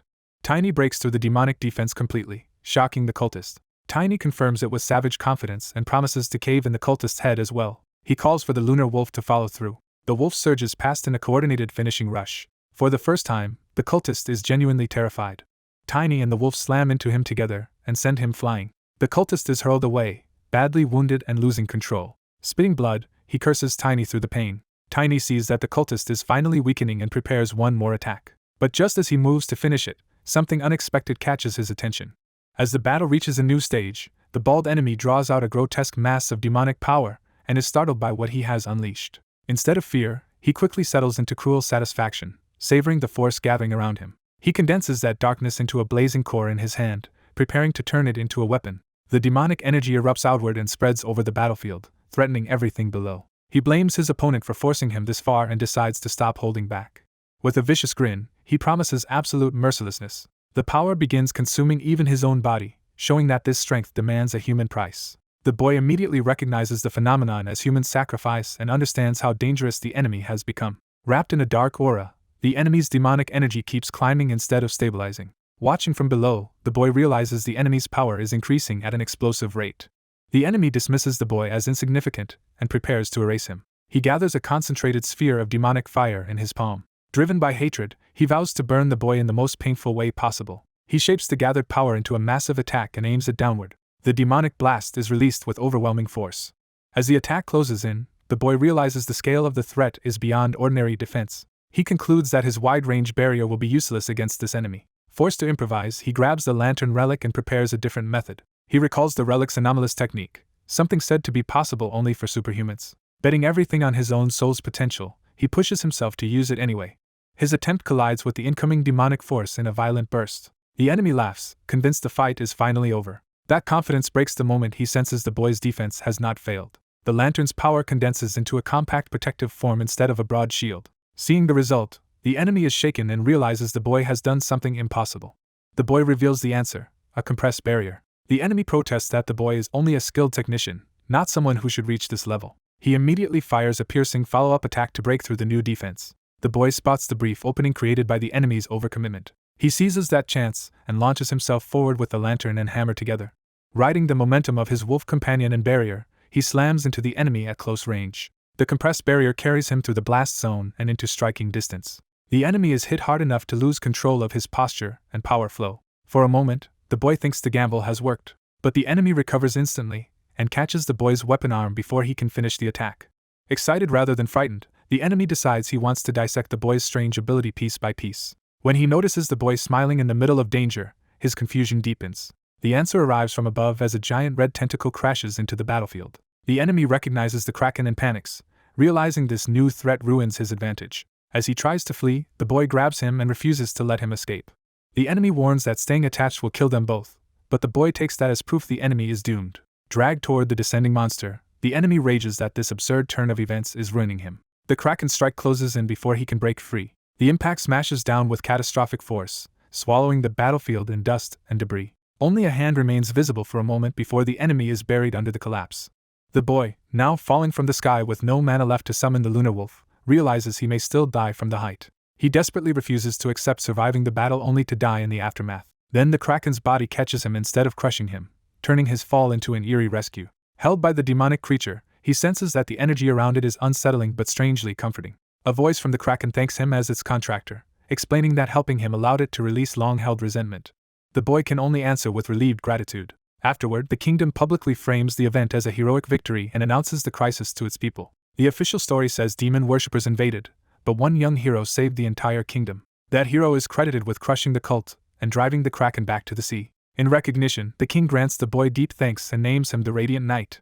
3 months pass, and the boy has changed so much that even his allies barely recognize him. In training, a white-haired knight marvels at how much the boy has grown in such a short time. The boy brushes it off with a joke, still being called Mr. Tiny despite no longer looking the part. The knight compares his current self to the child he was only months earlier and remains astonished. The boy claims it is all thanks to a secret technique and says he focused entirely on growth. Even so, the knight notes how unusual the transformation is and comments on the strange quiet around the castle. The boy guesses the silence comes from the approaching coronation. They decide to take a walk before attending the celebration. As they walk through the restored city, the boy reflects on how completely the kingdom recovered while he was bedridden. He then asks whether the knight is truly well enough to be walking after the injuries from the last battle. The knight explains that the concern is really about his wounds and the rebound after effect from overusing his power. He insists he is nearly healed now. Still, he admits he recovered faster than expected only because another knight had shielded him at the worst moment. He turns the concern back on the boy and asks whether he himself is really alright. He reminds the boy that he forced out the relic's power with an expert-class body while fighting someone effectively above his level. In his view, that strain should have damaged the boy badly. The boy hesitates and checks his own hand, acknowledging something still feels off. He explains that his body sometimes fails to obey his will cleanly, as if intention and movement are slightly disconnected. The knight immediately treats that as a serious aftereffect and urges him to rest more. The boy's casual response leaves the knight baffled. Pressed for details, the boy admits there were other symptoms, but says they led to an unexpected gain. He reveals that the ordeal gave him something in return. What he gained is a new power he calls the power of soul. While trying to heal a body drained dry of mana, he discovered he could fill the gap with his own soul instead. He explains that this force responds to mana but operates by completely different principles. As he studies it, he realizes just how extraordinary the discovery may be. Because this soul power replaced lost mana and stamina, he was able to reduce the rebound damage. He demonstrates further that he can move the relic without spending mana at all. That convinces him he has found a fundamentally new path. He proves the point by launching the relic skyward in a burst of blue force. The boy is thrilled by the realization that such a power truly exists. Looking back, he decides enduring the battle to the very end was worth it. To him, this soul power opens an entirely new possibility for the future. He even begins to suspect the old legend of an aura master controlling the soul may have been real. The knight is relieved the boy is functioning well and asks him to make an important decision. He hands over a sealed letter and says the choice concerns where the boy should go next. The message reveals that the emperor wants them to head to Elvenheim immediately. The knight, however, wants to stop first at the imperial capital for Valentia's celebration and asks what the boy wants. Reading the letter, the boy realizes the moment he has been waiting for has finally arrived. He identifies the coming event as the second disaster, tied to a wedding within the Assyrian imperial family. He concludes that Elvenheim is only a pretext created by the Sword Emperor. Remembering that Genez was fated to die after the wedding, he reasons the emperor wanted Genez occupied elsewhere for a different purpose. He decides Elvenheim itself is not the real issue, though it is where the third disaster will later unfold. Another memory surfaces and sharpens his resolve. He remembers that he also has to meet Estina there. But another memory intrudes as well. Chloe once demanded to be treated as his older sister. That reminder hardens his resolve, because he sees Chloe as both savior and family and wants to help her no matter what. He recalls that in the past, even with Genez still in the castle, the second disaster could not be stopped. So he doubts anyone there can handle what is coming without either Genez or himself. At last he reaches a decision. He declares that he has to go to the city. The knight approves immediately, pleased by the answer. At the same time, the kingdom's reconstruction continues smoothly under the new order. Following the Radiant Knight's advice, warnings about the holy object and the demon worshippers are spread throughout the realm. Soon the old king opens the coronation by wishing for Curran's safety and prosperity. He formally begins the ceremony to crown Prince Henry. Before the assembled court, he praises Henry as trustworthy and worthy of succession. Watching from the crowd, the boy thinks the king must finally feel relieved. An older knight named Lien notices the boy and Genez among the attendees and greets them warmly. Lien apologizes for his earlier conduct, and Genez lets it pass because of Lien's ties to the imperial family. Lien then sincerely credits the two of them for helping everything end well. He adds that people have been talking about why the Lion of North Wind is called the Seventh Divinity. The title catches the boy off guard because he has never heard it in his previous life. Lien casually praises the boy as well, but the boy is too distracted to understand what everyone is implying. As the chatter continues, he becomes convinced something about this timeline is wrong. The unfamiliar title makes him suspect history itself may already be diverging from what he remembers. He wonders whether there were always other exceptional figures besides Genez, and he simply never knew. His thoughts are interrupted as the coronation reaches the moment when the crown is passed on. The old king entrusts the kingdom to Henry, and Henry accepts the burden as his son. Henry rises as the new crowned ruler of Curran. He admits the throne is both an honor and a heavy responsibility. Then, to everyone's surprise, he says he wants to use this moment to reward the Radiant Knight. The boy is stunned that another reward is being announced publicly. He tries to decline by saying he already received enough when he was allowed to borrow the holy object. He respectfully insists that he has already been rewarded. Henry and the old king reject that modesty and make clear they intend to give more. Henry orders the attendants to bring the gift in. Armored guards enter the hall carrying a ceremonial cushion. They approach the throne with the treasure prepared for presentation. Henry explains that because the boy's body is still growing, ordinary armor artifacts would be impractical for now. So he chose something more suitable and far more useful. He reveals that the gift is one of the treasured artifacts once used by Curran's adventurer king. The item is the Necklace of Mana. The boy is shocked that such a treasure is being handed to him personally. Henry admits he originally wanted to give him the transcended armors instead, which only deepens the boy's disbelief. With a laugh, Henry explains that those armors are national treasures and cannot be granted away. He reassures the boy that the necklace is still extraordinary, containing sixth circle magic. The boy realizes Henry's generosity is becoming almost frighteningly excessive. The court then recalls the transcended armor itself, a seventh circle treasure with superhuman might. It is described as a relic so rare that even the continent's 10 greatest knights barely touched it. Only the weapon master was ever treated as an exception to that rule. The old king adds that the necklace's mana replenishes completely in a single day no matter how much is spent. Overwhelmed, the boy finally accepts the gift with sincere gratitude. Henry places the necklace before him and asks him to remember Curran whenever he looks at it. He promises that Curran will always remember him as well and will continue cheering for him wherever he goes. The capital erupts in celebration as the people cheer for the newly honored Radiant Knight. Inside the palace, the acclaim swells around the ceremony, confirming that the knight has become a public hero. After the festivities, the city settles back into its ordinary rhythm. Walking through town, the white-haired mage reflects that the people they met are decent and worthy of protecting, while Genez stays quiet. The mage turns to Genez and invites him to speak his mind. Instead, Genez offers him a blue jewel pendant and insists he keep it. The mage is caught off guard that such a valuable item is being entrusted to him. He tries to refuse, saying the gift is too much for him to accept. Genez explains that his current mana is too unstable and limited for him to use the pendant properly anyway. Even as the mage hesitates, Genez presses him to understand. Genez quietly shows that he has already made up his mind to hand it over. Seeing Genez's resolve, the mage realizes this is not a casual gesture. He finally agrees to safeguard the pendant until Genez is ready for it, and thanks him for the trust. Genez is relieved that the burden of carrying such a precious item is off his hands. As the pendant changes hands, Genez notes to himself that the mage accepted it more easily than expected. The mage watches Genez go and steels himself, knowing he must keep Genez alive and strong. He reminds himself that he is still leading Genez toward the place where Genez died in his previous life. At the shore, the mage suggests taking a boat for the next leg of the journey. Genez rejects the idea immediately, and says they do not need one. The mage realizes too late that Genez has another method in mind. Genez summons his lunar wolf and proposes saving both time and money by riding it across the sea. Before the mage can object, they launch over the water atop the spirit beast. The speed terrifies the mage, who clings to Genez in panic. Genez checks on him, but the mage can barely endure the ride. The mage begs to stop and claims he would rather swim, while Genez refuses because they are nearly there. Genez belatedly realizes that controlling the lunar wolf is easy for him but miserable for anyone else riding it. The mage starts retching from the motion, and Genez panics over how badly the trip is affecting him. The ride becomes even more chaotic as the wolf surges forward with absurd force and spectacle. They finally reach a harbor city in a rough, undignified landing. Nearby townspeople stare in shock at the strange arrival.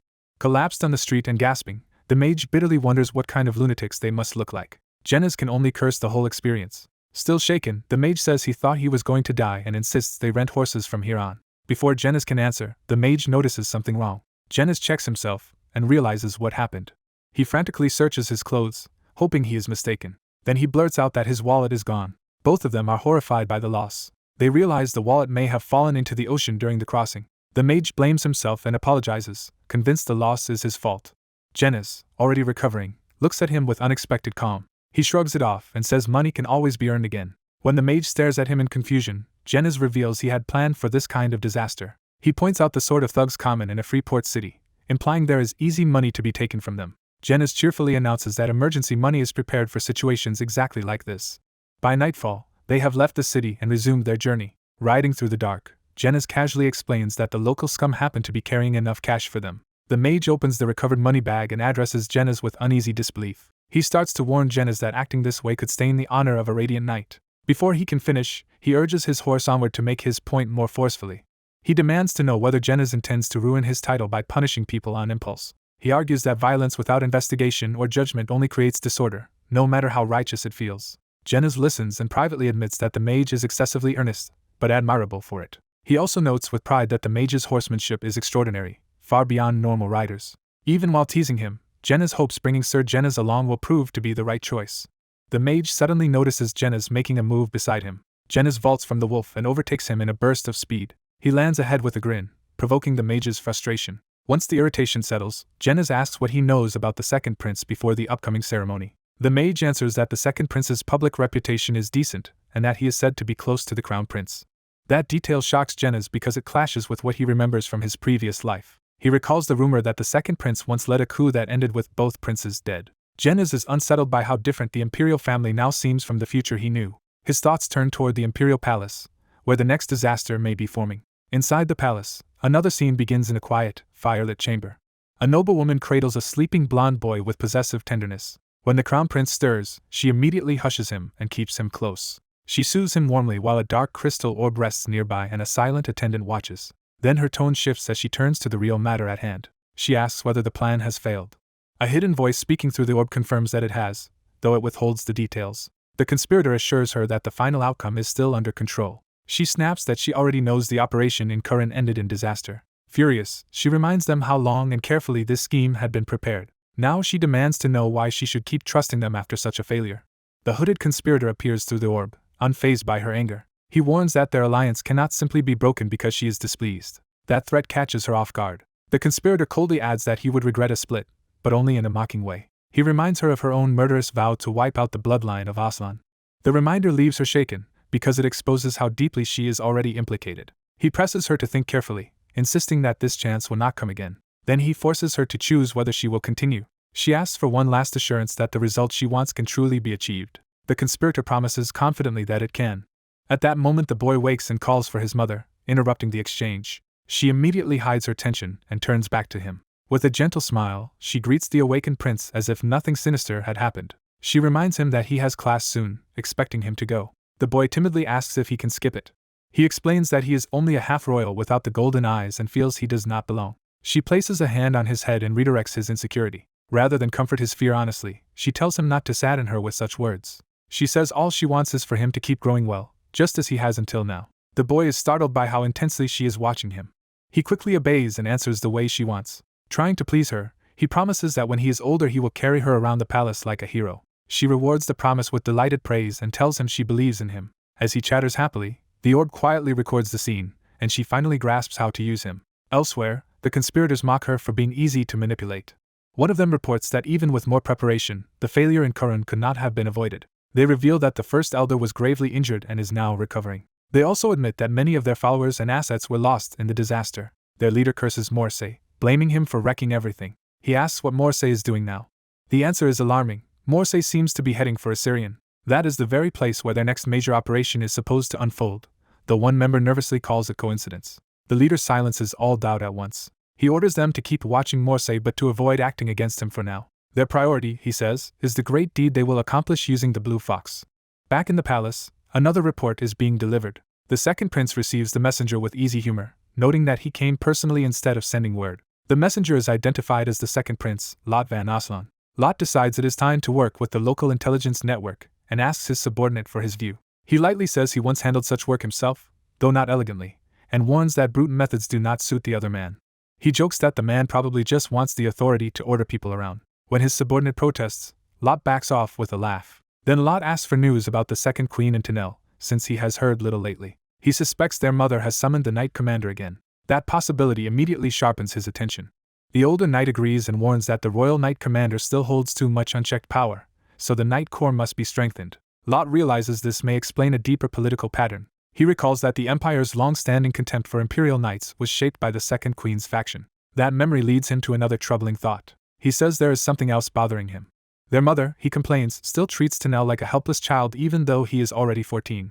Lot repeats Tanel's age as if it has just connected to another memory. He taps the desk, thinking through the implication. Then he remembers someone else who is the same age as Tanel. He recalls the boy who once slapped him hard enough to send him spinning.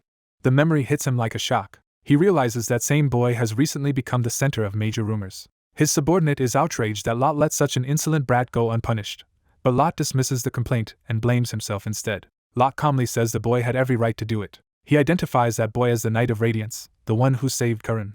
His subordinate is stunned to realize this is also the hero who stopped the Kraken and captured devil worshippers. The contradiction confuses them, since rumor describes that hero as a 20-year-old half-elf, while Lot insists he saw only a child. Rather than fear him, Lot becomes intrigued and says he wants to meet the boy again. Far away in Assyrian, Jeniz is now staying at Valentina's second mansion. An older man there is astonished by how much Jeniz has grown in only a year. He bluntly asks how Jeniz's body could have changed so drastically in that time. Then he crudely demands to know how much food Jeniz has been eating. Jeniz snaps back that the greeting is far too harsh. He complains that after such a long separation and a major accomplishment, that is all the man has to say. The old man finally praises him sincerely for what he achieved. The sudden compliment leaves Jeniz suspicious and confused. He tries to brush it off, but the old man cuts to what really matters. The old man confirms that the important issue lies elsewhere. Jeniz reveals the next catastrophe he remembers. The Crown Prince's wedding at the Imperial Palace will become the second disaster. He concludes that unless someone inside the palace can interfere with the Imperial barrier, that second disaster must somehow be prevented from within. A hidden enemy reveals that humanity has a traitor inside the Imperial family, turning suspicion toward the throne itself. In private, the Duke insists the only royal he can trust is the eldest prince. He reasons that the real culprit may also have been manipulated by demon worshippers rather than acting knowingly. He immediately undercuts that mercy by mocking his listener as exactly the kind of fool who could be used so easily. The younger man erupts at the insult, shocked that the Duke would say it so bluntly. The Duke doubles down, treating him as a reckless child who never listens no matter how much he is warned. To explain the stakes, the story turns to Grid Van Sheldon, the Alliance's only current superhuman and famed weapon master. Grid had publicly proven himself as the Alliance's greatest military pillar during the war against the kingdom. Empowered by aura, he advanced with the calm confidence of someone who had already surpassed ordinary warriors. His rival, the sword god Asgard, answered with overwhelming force of his own. Grid had forged his strength through countless clashes with Asgard. Those battles were what kept the Alliance united behind him. Their duels shook the world with the violence of two superhumans colliding. Even after the war ended, either man truly stopped measuring himself against the other. For a time, Grid seemed clearly superior after awakening as an aura user first. But that balance changed when Asgard also became an aura user a year later. From then on, their sparring was enough to make the whole world pay attention. Remembering that timing, the Duke grows furious that Asgard still refuses to accept his place. His anger hardens into resolve as he clenches his hand around the challenge. The younger man seizes on that pride and suggests they settle superiority openly through a duel. The Duke balks at first, but the proposal has already caught his ego. The younger man urges him to attach a condition to the match, seeing it as useful to a larger plan. A week later, the arranged sparring is held at the Colosseum outside the capital. As the crowd gathers, people immediately notice the black-haired outsider among the important figures. Some wonder if he is the Radiant Knight, though others doubt it because he looks older than the rumors suggest. The black-haired man notes the huge turnout, and his companion reminds him that a clash between superhumans would draw everyone. Even so, onlookers find it strange that such a dangerous spectacle is happening right before a royal wedding. They question why the emperor would permit a sparring match with so much political risk. Rumors spread that aura wounds do not heal easily, so a serious injury here could weaken the nation. Another spectator hints that the emperor may have allowed it because of a deeper court rumor. That rumor is that the emperor opposes this marriage and may be using the duel to interfere with it. Hearing that, the white-haired attendant admits to his master that he is uneasy. He asks the Duke what to make of the emperor approving such a dangerous match. The attendant even suspects the emperor may have wanted Rotor involved somehow, but the Duke tells him not to worry. The Duke says that if permission had not already been granted, he would have requested it himself. He chooses to read the emperor's approval as confidence in him rather than a trap. The black-haired observer quietly notes that the old man's loyalty to the crown prince seems stronger than before. Their thoughts are interrupted when the crown prince's arrival is announced. The prince enters with full ceremony, instantly shifting the mood of the arena. His presence makes people question whether rumors of trouble with Valentina were exaggerated. The black-haired man judges that the emperor's dislike of Valentina is probably real. He also assumes the crown prince knows that, and has come with that tension in mind. Still, the prince's decision to appear here suggests he can be trusted in this moment. The black-haired man concludes that the crown prince is acting as an ally this time. The prince greets the Duke warmly, and the Duke answers with formal respect. The prince's easy smile makes the exchange feel more personal than political. The black-haired man greets him too, and the prince recognizes him with amused familiarity. The prince hesitates, almost embarrassed, before explaining why he really came over. He admits that his fiancée wants to see the black-haired man's dog, catching him completely off guard. The black-haired man explains that his mana sensitivity lets him keep the lunar wolf contained within a barrier, but only barely. When he produces the wolf, the prince immediately confirms that this is exactly what he meant. The prince gently pets the wolf and reassures its owner not to be so tense. With a knowing smile, he remarks that they are both trapped by their fiancées in similar ways. After that brief detour, he leaves with the wolf's image still hanging over the conversation. Once the prince departs, the Duke reveals he has already warned him to prepare for possible demon worshipper interference. He orders the black-haired man to stay alert for anything suspicious in the palace, especially around Chloe. The younger man accepts the assignment without hesitation. A chill begins to spread across the arena floor as the duelist's power starts to leak out. The spectators feel the sudden cold and realize the match is already affecting the entire Colosseum. The Duke recognizes the familiar aura and greets his old rival with grim certainty. Grid steps into the arena, and the Duke calls him out by name. The barrier over the Colosseum seals the battlefield as both superhumans take their places. From the stands, the black-haired man watches calmly while his white-haired companion grows visibly tense. Grid taunts Asgard for finally getting over the past enough to face him again. Asgard fires back that Grid has no right to lecture anyone while causing trouble at another nation's festival. Grid bristles at the accusation, offended by the framing more than the insult itself. He snaps that Asgard is still as irritating and self-important as ever. Asgard answers that if Grid has time to criticize manners, he should reflect on his own conduct first. He pushes further, saying blunt cruelty is preferable to Grid's lack of class. Grid decides words are pointless and shifts fully into battle mode. An announcer lays out the rules, including a ban on transcended armor for safety. He adds Asgard's demanded condition that the loser must obey the winner's request. The black-haired observer immediately recognizes how much leverage that condition creates. Grid accepts the terms and declares that the matter should be settled quickly. Asgard mocks him for drawing a sword at all, convinced Grid's effort is futile. Grid answers that becoming an aura user taught him something important. Asgard, burning with pride, promises to teach his younger rival a lesson instead. He launches the first crushing attack, demanding that Grid learn what real swordsmanship is. The blow lands with terrifying weight, forcing Grid to absorb the impact head-on. Asgard presses forward, convinced brute superiority will decide the match immediately. Grid catches the attack and begins to realize Asgard is still thinking too narrowly. He counters with refined sword technique, making Asgard recoil at the realization that this is not mere power. Asgard is driven back across the arena, his confidence shaken for the first time. Grid surges after him and declares that he will show Asgard what true swordsmanship looks like. He dives in with a concentrated thrust, turning speed and precision into a killing line. The strike shoots straight through Asgard's centerline and nearly catches him cleanly. At the last instant, Asgard parries the aura itself, stunning Grid with the feat. Grid cannot believe Asgard can deflect destructive aura using what should be beginner-level fundamentals. Asgard immediately retaliates with a savage red slash before Grid can fully reset. Grid barely gets his shield in place and curses at how close the counter came. The clash blasts Grid backward through the air under the force of Asgard's aura. He flips away to recover distance and avoid being overwhelmed at close range. Asgard praises the move only to promise that he will answer it with one of his own. He raises his sword and prepares a heavier, more destructive technique. Grid dismisses the threat and shifts to a different approach. He forms an ice-charged arrow through his vision skill, turning the battlefield itself into a weapon. Asgard is startled by the sudden change in element and style. Grid fires a towering ice strike from above, forcing Asgard to defend vertically. Asgard plants himself and braces, cracking the ground under the pressure. Even while straining, he refuses to yield and endures the freezing force.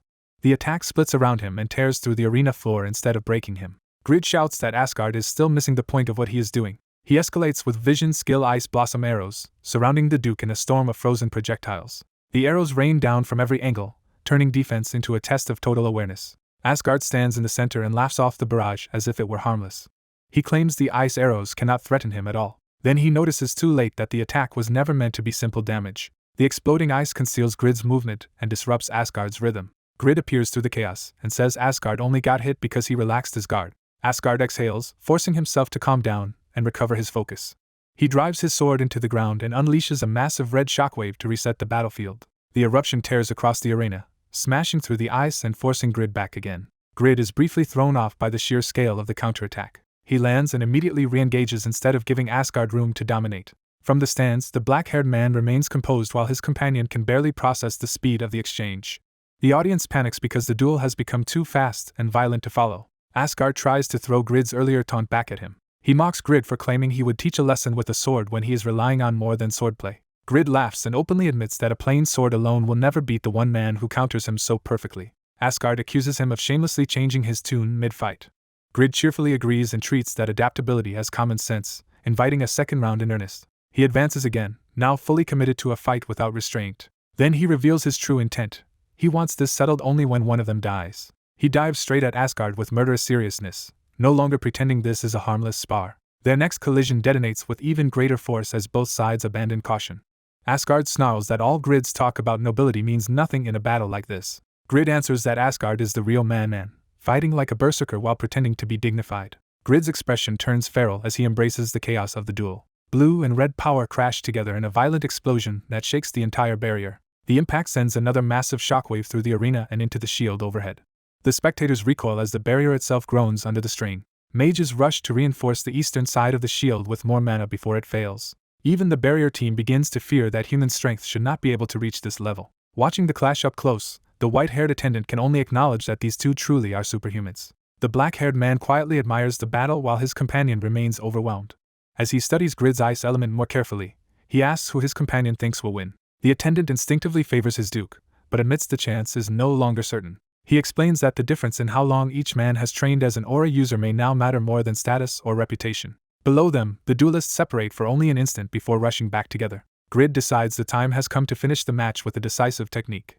He gathers power through his weapons and channels it into a final coordinated strike. Grid declares that this next move will end everything. The black-haired observer judges that a normal sword master would lose to what is coming, but hints that Asgard is not normal. His companion starts to question that remark, sensing there is more to the analysis. Asgard raises his sword with renewed confidence and insists the next exchange will be different. Grid charges in from above and repeats his intent to end the fight now. At the last moment, he shifts his weapon flow again, turning the attack into a layered trap. A wall of ice lances erupts behind and around him, driving Asgard into a narrowing kill zone.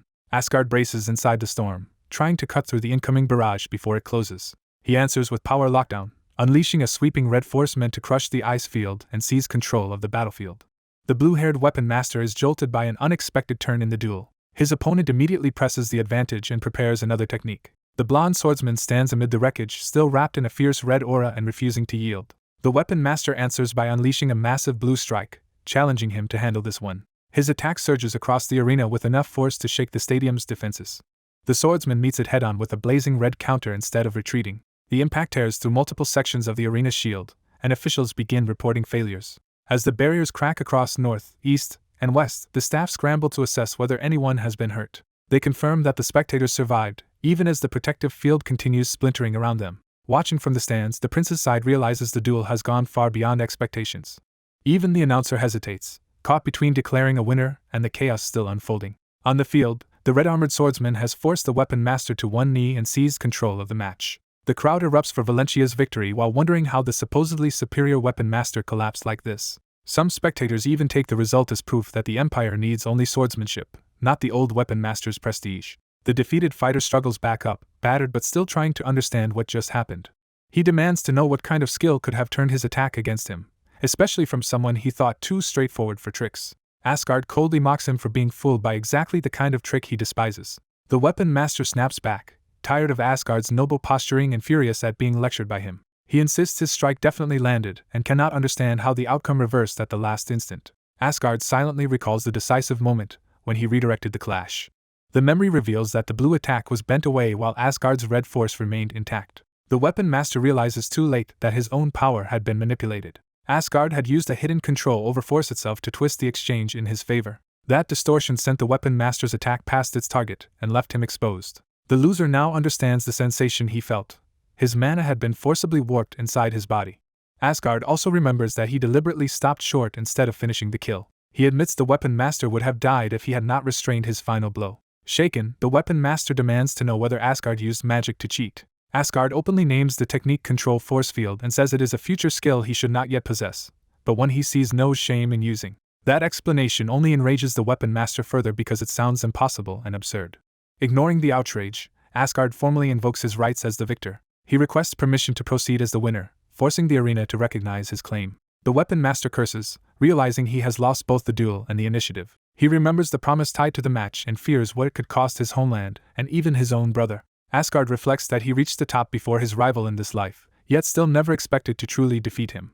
Even so, he decides a promise made in battle must be honored. The weapon master steels himself and resolves to die before letting that promise be abused. Asgard begins to state the demand he will make of Grid Van Sheldon. Instead of asking for surrender or blood, he orders Grid to remain in the Empire until the prince's wedding is over. He declares that this simple condition is his official request as the winner.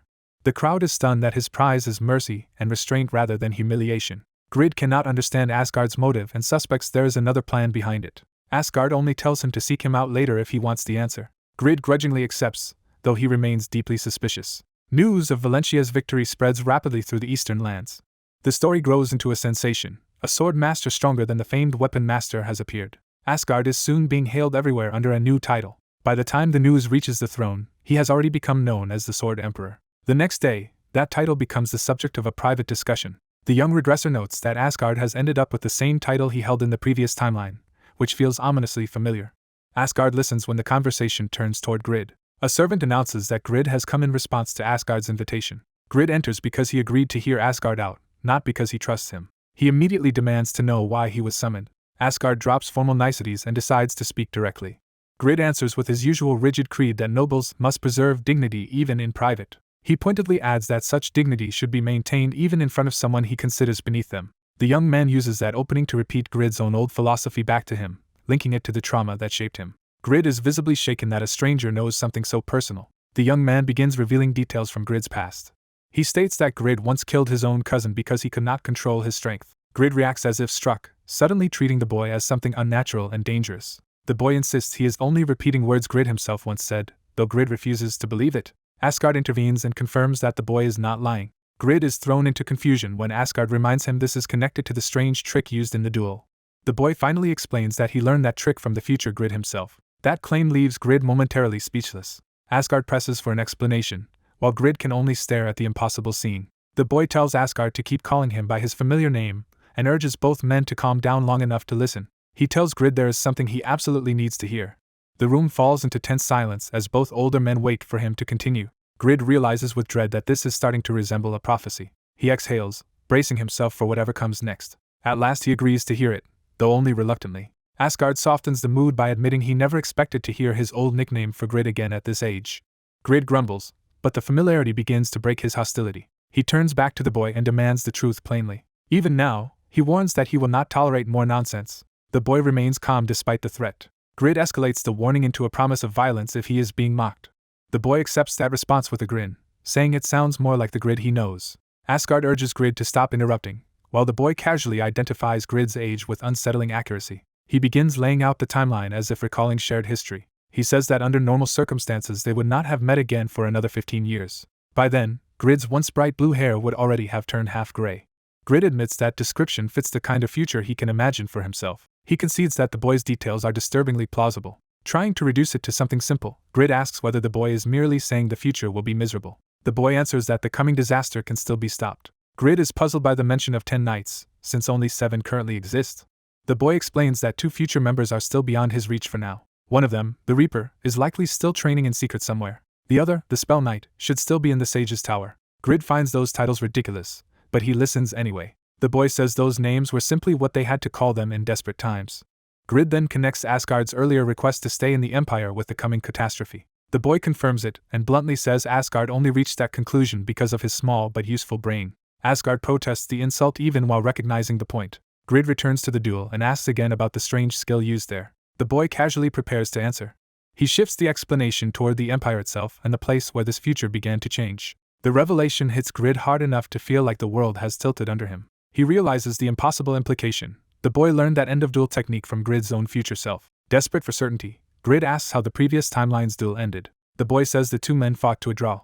He recalls that in that other life even Asgard admitted Grid's swordsmanship surpassed his own level. That superiority was what eventually made Asgard the Sword Emperor there. Grid rejects the whole story as madness and demands a rematch date so he can prove it false. The boy physically reins him in and tells him to calm down. He offers a compromise. He will teach Grid the future version of his own skills so the next duel can be fair. That promise instantly changes Grid's mood from rage to eager attention. Asgard, meanwhile, is left processing the absurd detail that his future self eventually possessed 5 eternal armors instead of the 3 he has now. Grid begins to believe the boy because the details are too specific to fake. Still, he asks the obvious question of why someone with this knowledge would share it at all. The boy says that in the future they become allies, but right now they are still strangers.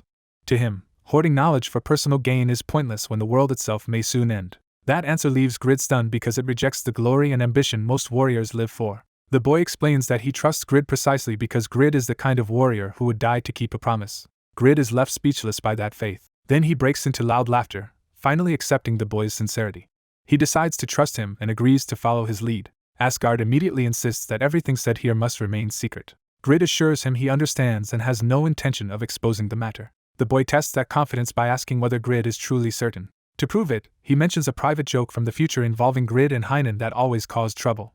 That hidden memory shocks Grid because it is too intimate to dismiss. He awkwardly tries to laugh it off by saying this Heinen must have been as unruly as he is. Asgard cuts him off and tells him to stop being impulsive, and Grid finally yields. After the meeting, Grid departs the palace grounds with a new purpose. From the window, the boy and Asgard watch him leave. The boy judges the conversation a success. Asgard agrees and concludes that they will need Grid if they are to build a bridge between the Alliance and the Empire. He recognizes Grid's political value as the Duke of Sheldon, the center of magical power and allied influence. The boy says Grid can be relied on because he keeps his promises. But Asgard sees another unresolved problem. He asks when the prince, Jennez, is supposed to be told the truth. Asgard hesitates, clearly unsure how to handle that. The boy argues that Jennez should be warned early so he can prepare. Asgard decides to wait until they understand more, fearing Jennez will only become more reckless if told to stay quiet. The boy accepts that judgment, and says they should prepare on their own in the meantime. Asgard agrees and says he and the prince are already using every resource available to investigate the coming threat. The mention of the prince makes the boy uneasy. When Asgard asks if he dislikes Jennez, the boy bluntly says the Aslan royals are fools who sold out their own country. Asgard rebukes him for speaking so recklessly, even if there may be truth behind the anger. Elsewhere, the prince is already working through intelligence reports at his desk.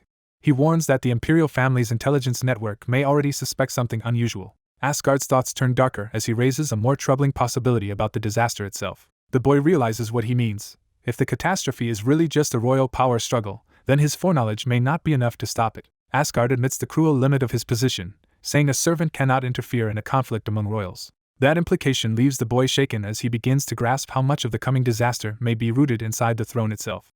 An older noble angrily challenges the idea of staying passive even if disaster strikes the capital. He tries to dismiss the scenario as hypothetical, but his unease remains. The more he considers the imperial palace's defenses, the more convinced he becomes that something is wrong. The young man across from him realizes the answer is already obvious. He bluntly suggests the old man suspects someone inside the imperial family, possibly with demon worshippers involved, leaving him stunned.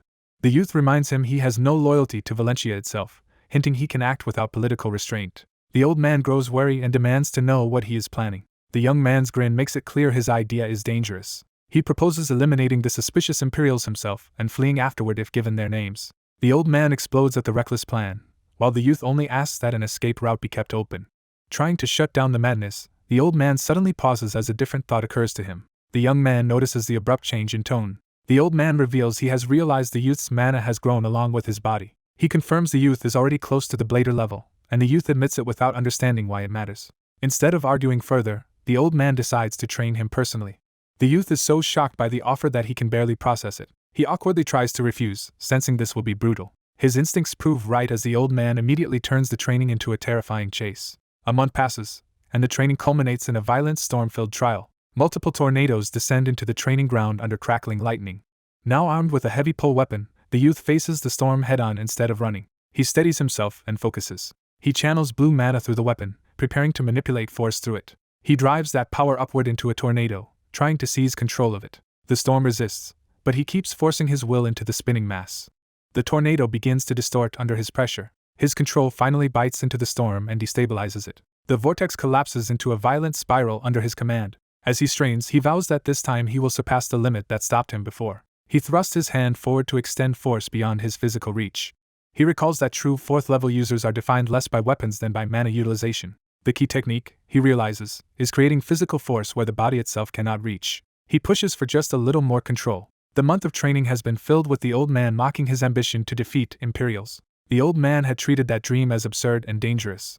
But he also recognized that the youth's mana body was engraving combat knowledge through repetition. The youth accepted the pain because he wanted strength as quickly as possible. Driven by everything he has endured, he forces his mana harder. Watching from above, a silver-haired man named Jeniz quietly observes the result. Elsewhere, Jeniz reports that Tiny is about to reach the blader stage and is sent to verify it at Dragon's Eye.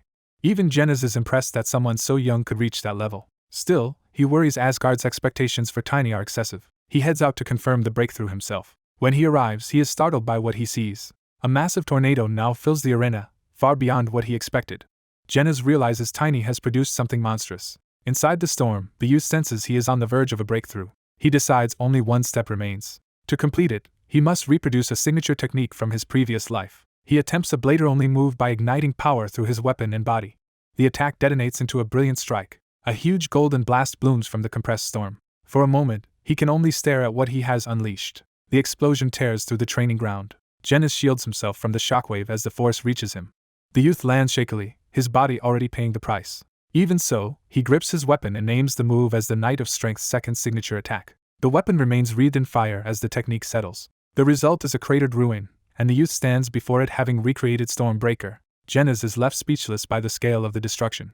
The youth can barely contain his excitement. He celebrates wildly after finally succeeding. The triumph is immediately undercut by pain as his overworked muscles begin to seize. He realizes his mana body has pushed his physical body to its absolute limit. His first practical conclusion is that he needs a huge amount of food. He starts calculating how much he will have to eat to recover. Jeniz, still stunned, admits he never imagined this outcome. He formally acknowledges that Tiny has reached the blader stage at an absurdly young age. Jeniz repeats his disbelief, still processing what he witnessed. The youth notices him and asks why he is there. Jeniz explains that Asgard ordered him to watch over Tiny because he expected this breakthrough. The youth realizes Asgard had already seen through his condition. Jeniz suggests they eat, and the exhausted youth immediately agrees. Jeniz adds that he also has something important to tell him. That catches the youth's attention. Jeniz leads him away, promising a nearby restaurant. Along the way, the youth asks why Genas dyed his hair red. Genas says it was ordered by the Sword Emperor and reveals the youth's mission has already been decided. The disguise is meant to keep attention off him. That caution is necessary because the Radiant Knight has become famous, and rumors already describe him as a black-haired half-elf. To further hide him, Genas gives him the alias Torin. Under that identity, he will enter Valentia as a trainee knight, and humiliatingly, as Genas' servant. The youth protests that the cover story goes too far. Genas relays Asgard's threat that refusal would earn him a twisted face. The youth immediately recognizes that Asgard was completely serious. Genas warns him to watch himself, and the youth apologizes for his loose mouth. Genas clarifies that words are not the real issue. What he truly needs is emotional control. Asgard's real lesson, Genas explains, is that Tiny must calm himself so body and spirit can unite and carry him farther. That idea triggers a memory in the youth. He recalls being scolded in another life for beating people up again. Back then, someone told him that even if he had reasons, his lack of restraint was disappointing. She had warned that if he controlled his temper, he could become much stronger. The old advice suddenly feels relevant again. Genas then explains that according to Valentia's teachings, a person's mana color can change upon reaching Blader.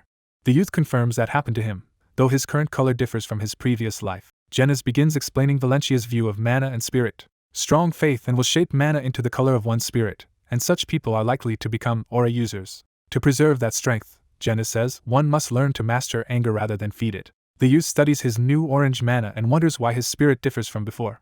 He remembers Lunar Wolf's teachings and starts connecting the pieces. If spiritual power creates elemental beings and spirit can influence mana, then perhaps he can intentionally alter its properties. He experiments by making one hand's mana feel lighter, then he shifts the other hand's mana to feel heavier. Genas notices the sudden change and calls out to him. The youth abruptly compresses a dense orange sphere of mana against his chest. Genas is alarmed as he realizes something unstable is forming. The youth forces the compressed mana tighter and tighter, trying to push it to its limit. The strain nearly overwhelms him, but he keeps going. He releases the compressed mass upward in a burst. Genas can only shout in shock. The youth yells as he commits fully to the release. The compressed mana detonates high above them in a blazing explosion. People in the street panic as the fireball blooms over the town. The shockwave sweeps through the area and sends bystanders stumbling. Genas, however, is thrilled by the result. The youth immediately recognizes the practical value of this new application. When Genas demands to know how he did it, the youth admits he does not fully understand yet. Genas marvels that he used 2 major techniques in a single day. The youth credits Genas' advice and promises to explain once he figures it out.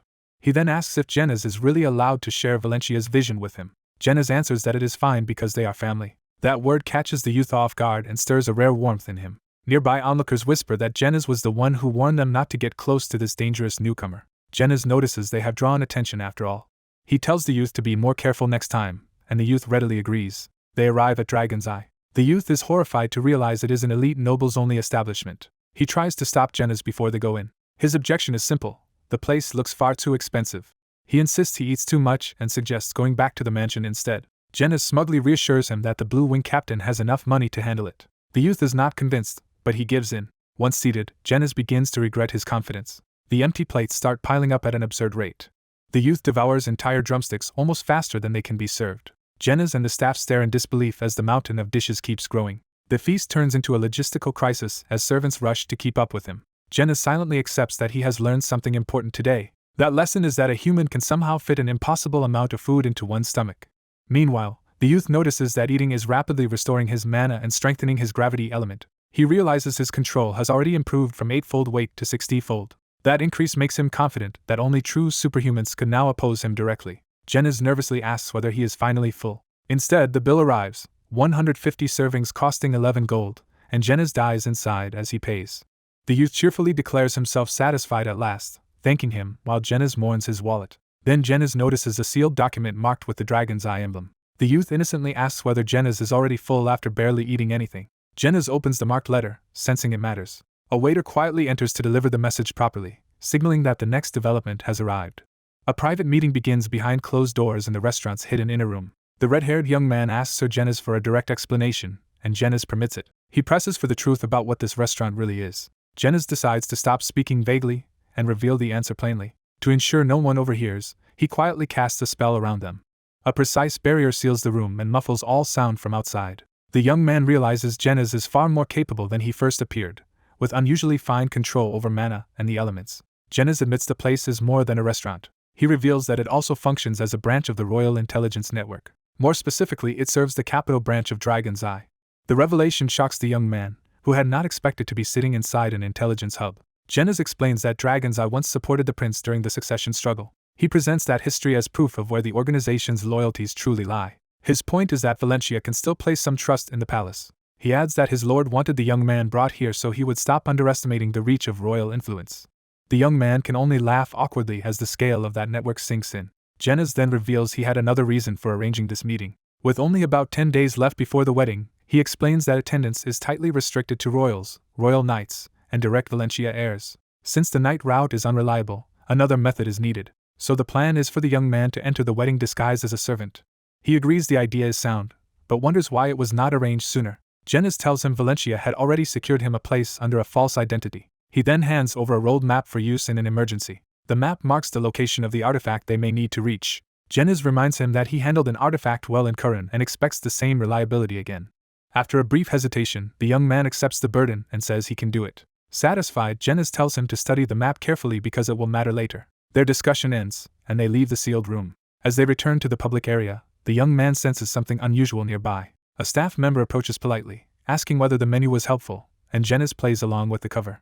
But the young man's attention catches on one of the supposed patrons. Using his enhanced sight, he peers closer and suddenly recognizes the man's true identity. The disguised guest is the prince, and the nearby men are startled that they have been seen through. The prince treats the encounter as an amusing coincidence and invites a private conversation. The young man explains that Duke Valencia had warned him about this possibility. The prince confirms that both of them have been trying to track down the demon worshippers. He says caution matters more than pride in a matter like this. He also admits he feels safer speaking because the young man is the one who saved Curran. Taking the opening, the young man asks the question that really matters to him. He wants to know what is happening inside the royal family. The prince first answers carefully, framing the secrecy as protection against possible threats. The young man immediately worries that he may have pushed too hard. An older retainer erupts at his bluntness and nearly hits him again, only to be restrained by the absurdity of the moment. The prince calms things down and notes that the young man has probably already learned much from Dragon's Eye anyway. He then invites him to ask directly what he wants to know. So the young man asks whether someone within the royal family is trying to destroy the empire. The prince studies him, unsure why he is asking that exact question. Then he admits that there are indeed a few such suspects, around 3 for now. The young man is shaken and demands to know who they are. The prince names the first suspect as the second empress, mother of his brothers. That answer surprises the young man, who had expected suspicion to fall on the second prince instead. The prince explains the rumor behind it. His father once slaughtered the second empress's entire family. The sheer brutality of that history leaves the young man stunned. The prince warns that even if it is only rumor, if true it would explain deep resentment within the palace. The young man pushes on and asks who the next suspect is. The prince names the royal knights. He reasons that because Aslan favors magicians and treats knights as lesser, some among them may want to bring the empire down. He pauses before naming the final suspect. The last name he gives is his own father, the emperor. The young man can barely believe the prince would say such a thing aloud. The prince explains that the emperor has become deeply dissatisfied with Duke Valencia. Valencia's renewed fame after the recent duel has only intensified that anger. He warns that both the young man and Duke Valencia may be in danger because of it. He adds a darker secret. The emperor is rumored to command a hidden force of immense power, and this must remain confidential. The young man falls silent under the weight of what he has just learned. He thanks the prince sincerely for trusting him with such dangerous information. The prince rises to leave, saying he has another obligation to attend. He is due to meet his father together with his fiancée, and parts with the promise that they will meet again. That mention of the fiancée shifts the scene toward the palace that same night. The young man later reports the prince's claims to the older retainer, who immediately questions whether the prince truly said all of that. He concludes that the political situation is even more tangled than expected. The retainer is exasperated that the prince had already thought so far ahead. The young man agrees that the new information complicates everything. At that moment, he senses a warning from Lunarwolf, the beast linked to Chloe. He realizes the wolf is actively sending him an alert. The signal points toward the Assyrian palace. Inside, Chloe is enduring etiquette lessons and formal preparation for court. Her instructor praises her appearance as suitably elegant. The lesson ends, and Chloe politely dismisses the teacher. Once alone, the instructor leaves and the performance of refinement drops away. Chloe exhales in frustration after forcing herself through the lesson. She questions why any of this matters at all. Inwardly, she mocks the absurd rules that police even how she should place her fingers while seated. She complains that she only ever sees Vivian in the bedroom and bitterly thinks she should have stayed bound to the shrine instead. Her small white wolf companion listens quietly beside her. She softens and admits that at least she still has Lunar with her. A servant announces that the crown prince has arrived. The prince enters warmly and greets Chloe with practiced familiarity. He praises her effort, and she rises in startled respect. Chloe notes that he has been visiting her often lately, and he awkwardly admits it.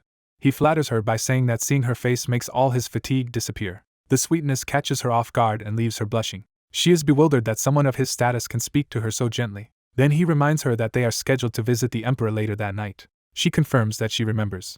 His tone turns serious as he warns that the emperor may speak harshly to her and asks her to endure it for his sake. When she asks why, he reveals that the emperor is furious about Valencia. More precisely, he says the emperor is angry at his future father-in-law. Chloe is stunned that her father is the true target of imperial anger. She recalls having heard rumors like that before.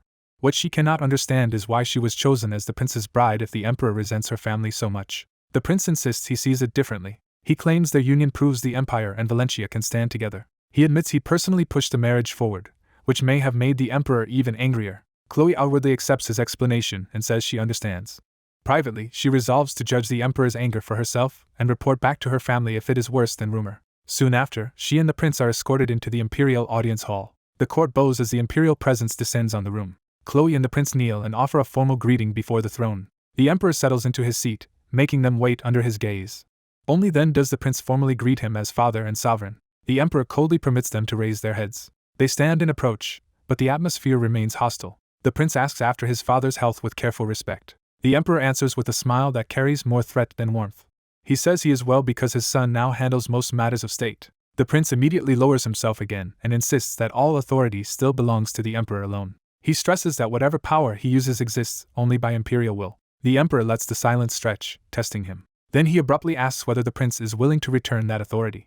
The prince begins to submit, but the emperor cuts him off before he can finish. He dismisses the idea as meaningless anyway, claiming the nobles would never accept such a reversal. He sneers that the emperor who surrendered a tower and a knight order cannot simply reclaim them, and calls the whole matter nonsense. The prince tries to defend himself by saying those transfers followed imperial law. The emperor rejects that defense and demands to know how law could ever stand above the emperor himself.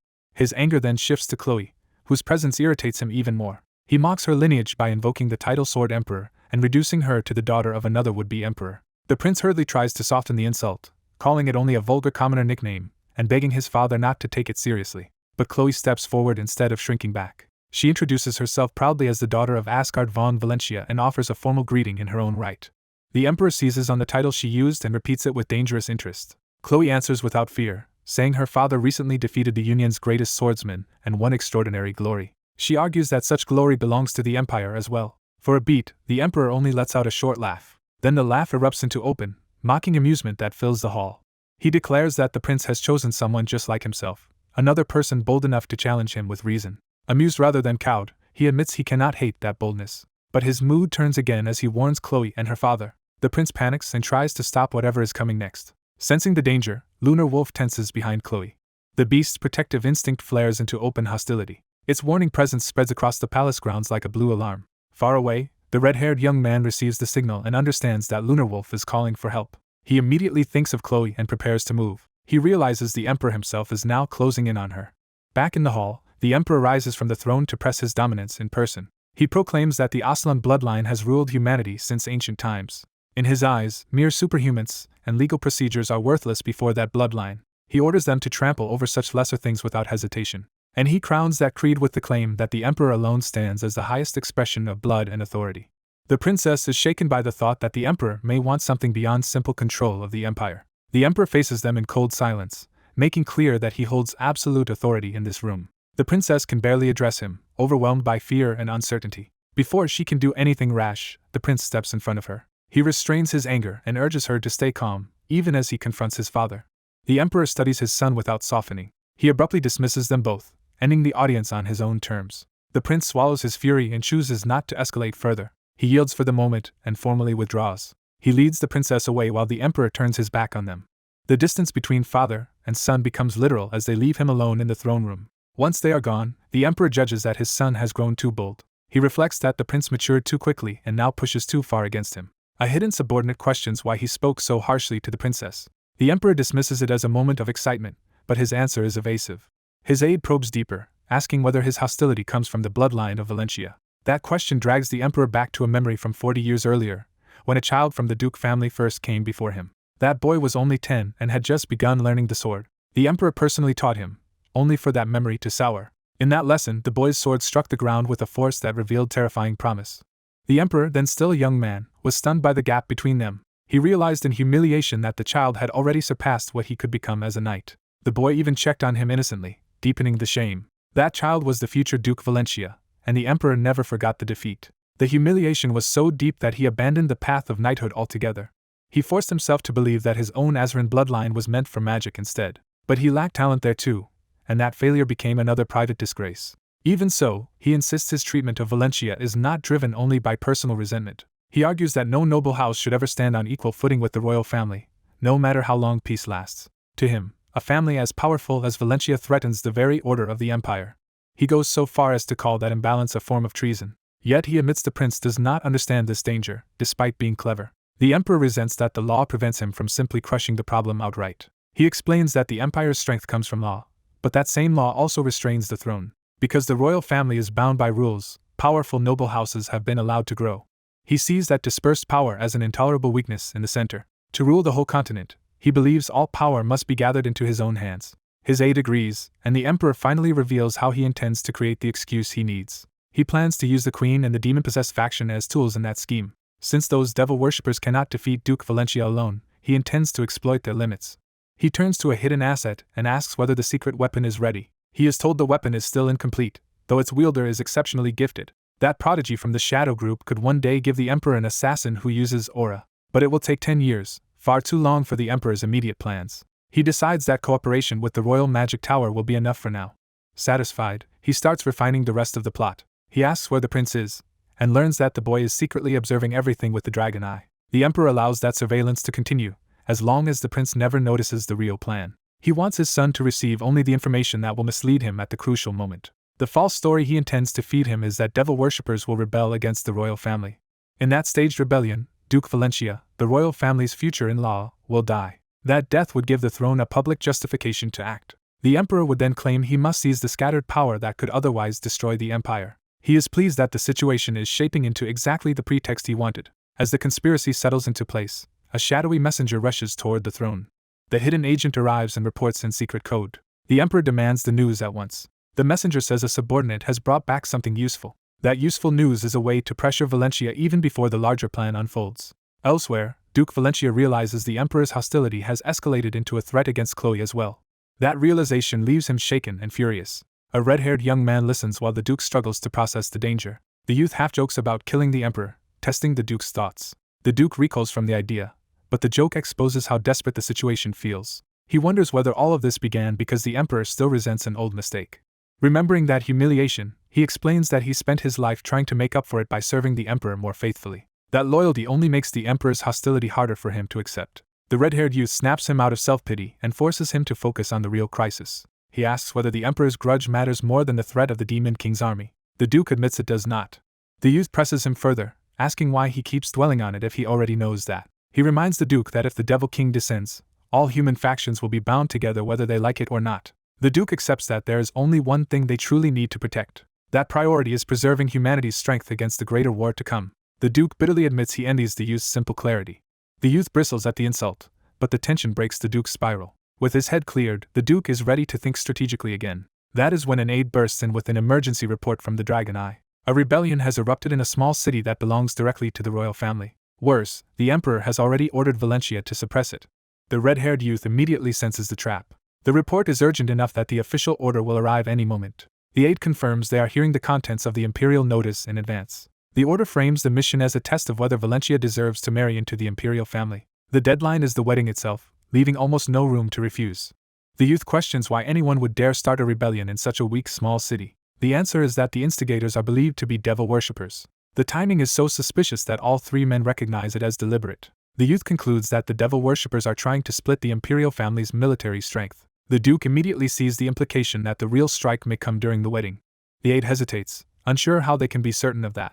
The duke says there is a reason for the suspicion, but postpones the explanation. For now, he insists they deal with the rebellion first. The aide reluctantly agrees. He reports that the rebellions began in 3 small cities, Serengal, Lehue, and Karina.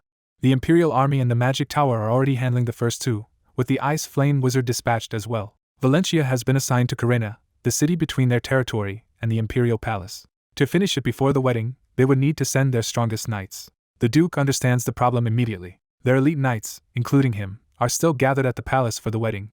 If they all ride out, They can end the rebellion quickly, but they will not return in time for the ceremony. The Duke realizes this is exactly how the Emperor intends to drain Valencia's military strength. For a moment he considers destroying the whole arrangement rather than walking into the trap. He quickly reins that thought back, knowing he cannot act recklessly. Canceling the wedding would damage Chloe and the standing of House Valencia, which may be what the Emperor wants.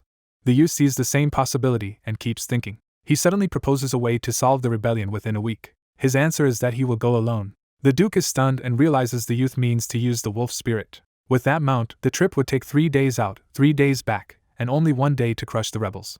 He backs up the claim by recalling the wolf's overwhelming speed and power. To him, the plan is entirely feasible. The Duke understands the logic but rejects it as far too dangerous. He argues that even a small city rebellion could still hide hundreds of enemies and unknown traps. He refuses to let the youth risk his life for something he considers too small. The youth answers that any real chance to protect their position is worth taking. That willingness to gamble everything is how he has always survived. He asks in return for one thing: permission to borrow a holy object of the imperial family. That request shocks the prince when he hears it, because the object in question is Amor. He is amazed that someone even found a way to use the core of such a massive relic before.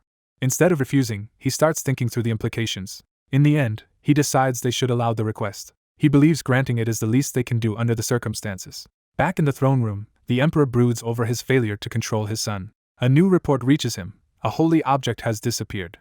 That news jolts him upright at once. His spy reports that the prince appears to be involved, and that the object vanished after a Valencia knight named Torin came to the palace. The Emperor first dismisses the theft as symbolic, but the details quickly trouble him. The spy adds that the knight seems to have gone to Carina rather than returning to Valencia territory. The Emperor instantly understands the danger.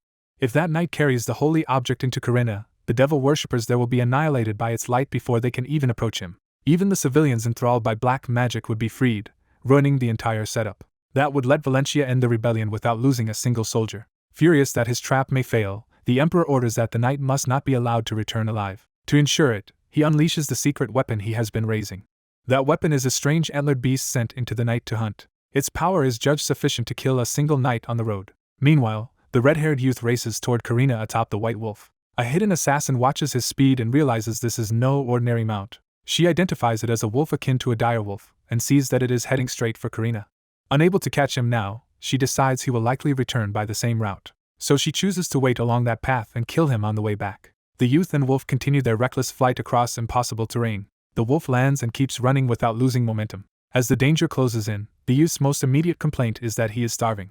He grits through the hunger because there is no time to waste. The wolf is equally unimpressed by the meager food they have had. While riding, he checks whether the lunar wolf has shown any signs of reaching the 4th stage of elemental growth. The answer seems to be no, and he notes that this level is still beyond him for now. Even so, he reminds himself that his soul has already touched the level of a superhuman before, and that he only needs to climb back toward it. The red-haired boy realizes that his current strength still has not fundamentally changed the situation. He concludes that the real difference is his own growth as an elementalist while riding onward on the lunar wolf. He recalls that a stronger soul makes it easier to advance as an aura master, linking his progress to that path as well. Even if the next elementalist stage remains out of reach for now, he accepts that he will understand it eventually. He decides he can ask Estina about it later, and keeps pressing forward toward the immediate problem. The lunar wolf abruptly breaks, forcing both rider and beast to halt. They stop on a height overlooking Carina, catching their breath as the city comes into view. Refocusing, he resolves to finish the matter in Carina before returning. At the inner palace of Carina, a crowd gathers while the new landlord clings to the belief that he was justified. He hardens that thought into certainty, insisting to himself that he was right. Yet the conviction falters as fear begins to break through. He forces himself to deny guilt, shouting inwardly that he cannot be wrong. He remembers how his family had bowed to Carina's rulers for generations, feeding his resentment. He recalls enduring humiliation and abuse from those above him until hatred replaced restraint. He justifies the murder by telling himself the victim deserved to die, and that he merely did what was right. A hooded accomplice appears behind him and calmly validates that self-justification. The landlord recognizes the man as Jaren, and Jaren urges him to steady himself. Jaren reminds him that he is now the landlord and must face the consequences of that position. When the landlord asks about the knight carrying the holy object, Jaren confirms the man left the imperial palace 4 days earlier. Jaren warns that the knight will arrive within days and leaves the landlord to his fate with a mocking wish for luck. Panicking, the landlord begs for an explanation and fears Jaren is abandoning him. Jaren coldly says that as long as the knight holds the holy object, they cannot directly oppose him. The landlord reminds him that he promised a solution and spirals into helplessness. Jaren forces him to act like a ruler, saying only the landlord can command the troops and trigger the trap. Cornered, the landlord agrees to proceed because he sees no other choice.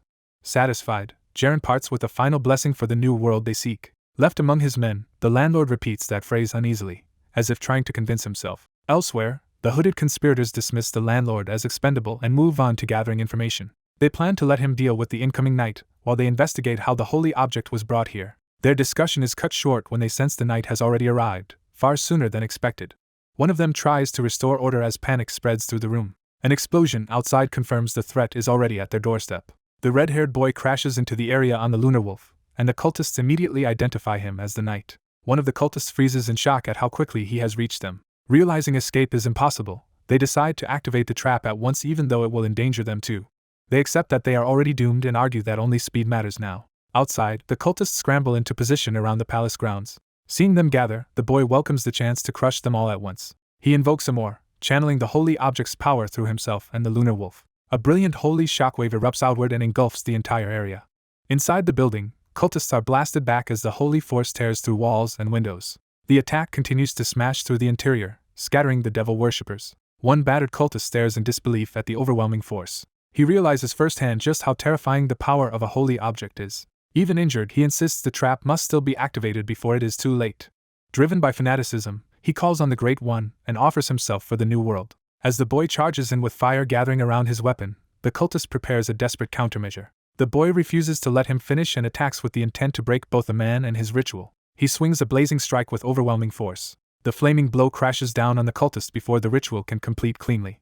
The cultist screams as the impact tears through him. The strike detonates the room in a massive explosion. The building bursts apart in fire and debris. The boy survives by wrapping himself in a defensive aura while the lunar wolf leaps clear. As the smoke settles, he realizes the blast was not simply the result of his attack and suspects the man was not killed by the strike alone.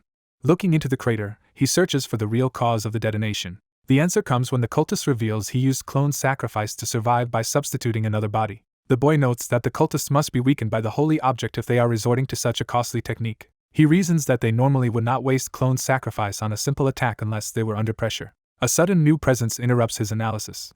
He is abruptly lifted and dragged by an unseen force, recognizing a far more dangerous magic at work. He remembers a warning that certain devil worshipper artifacts carry destructive magic beyond most others. He recalls the crucial detail that once such an artifact begins to glow, it will explode. Realizing the danger too late, he understands the trap is far worse than he expected. He sees a hidden stockpile of glowing red spheres already primed to detonate.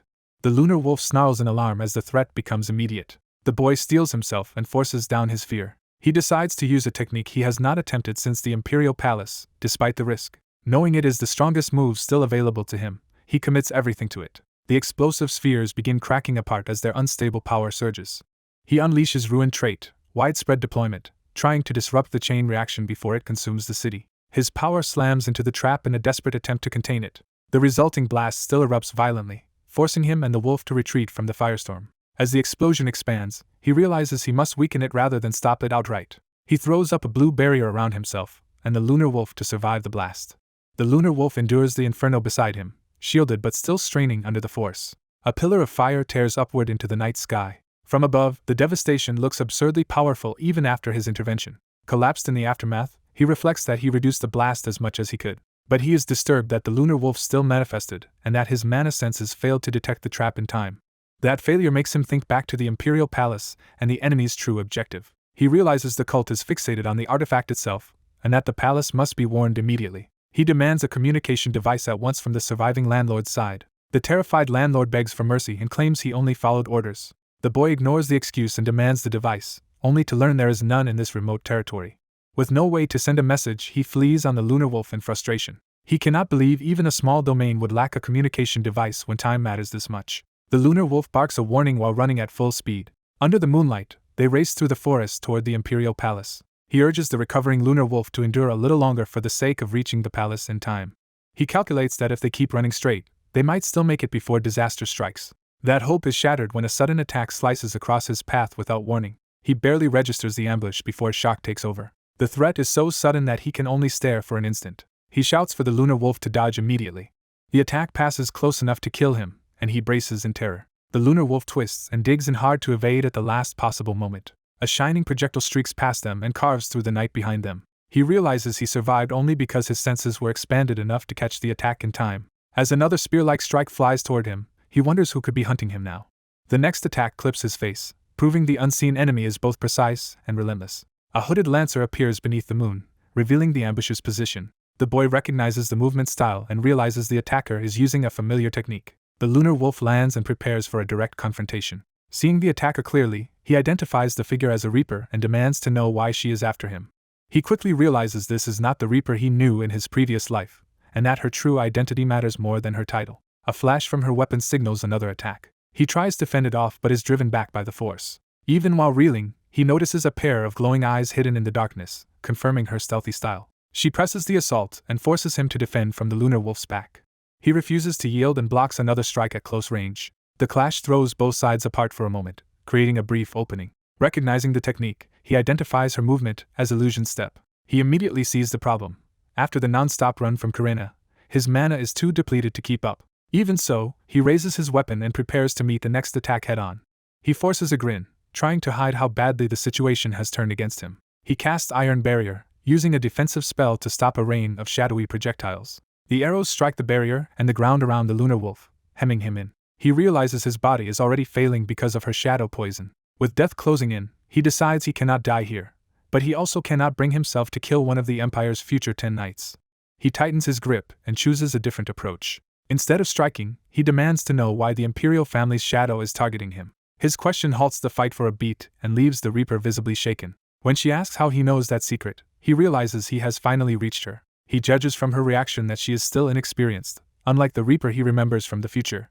He decides this revelation is his only path to survival. He presses further, saying he also knows the magic circuit technique she learned comes from the Law of Shadow. She is stunned because that technique was supposed to be known only to her. He explains that he knows because she herself taught it to him in the future. He adds that he learned other related techniques as well, strengthening the impossible claim.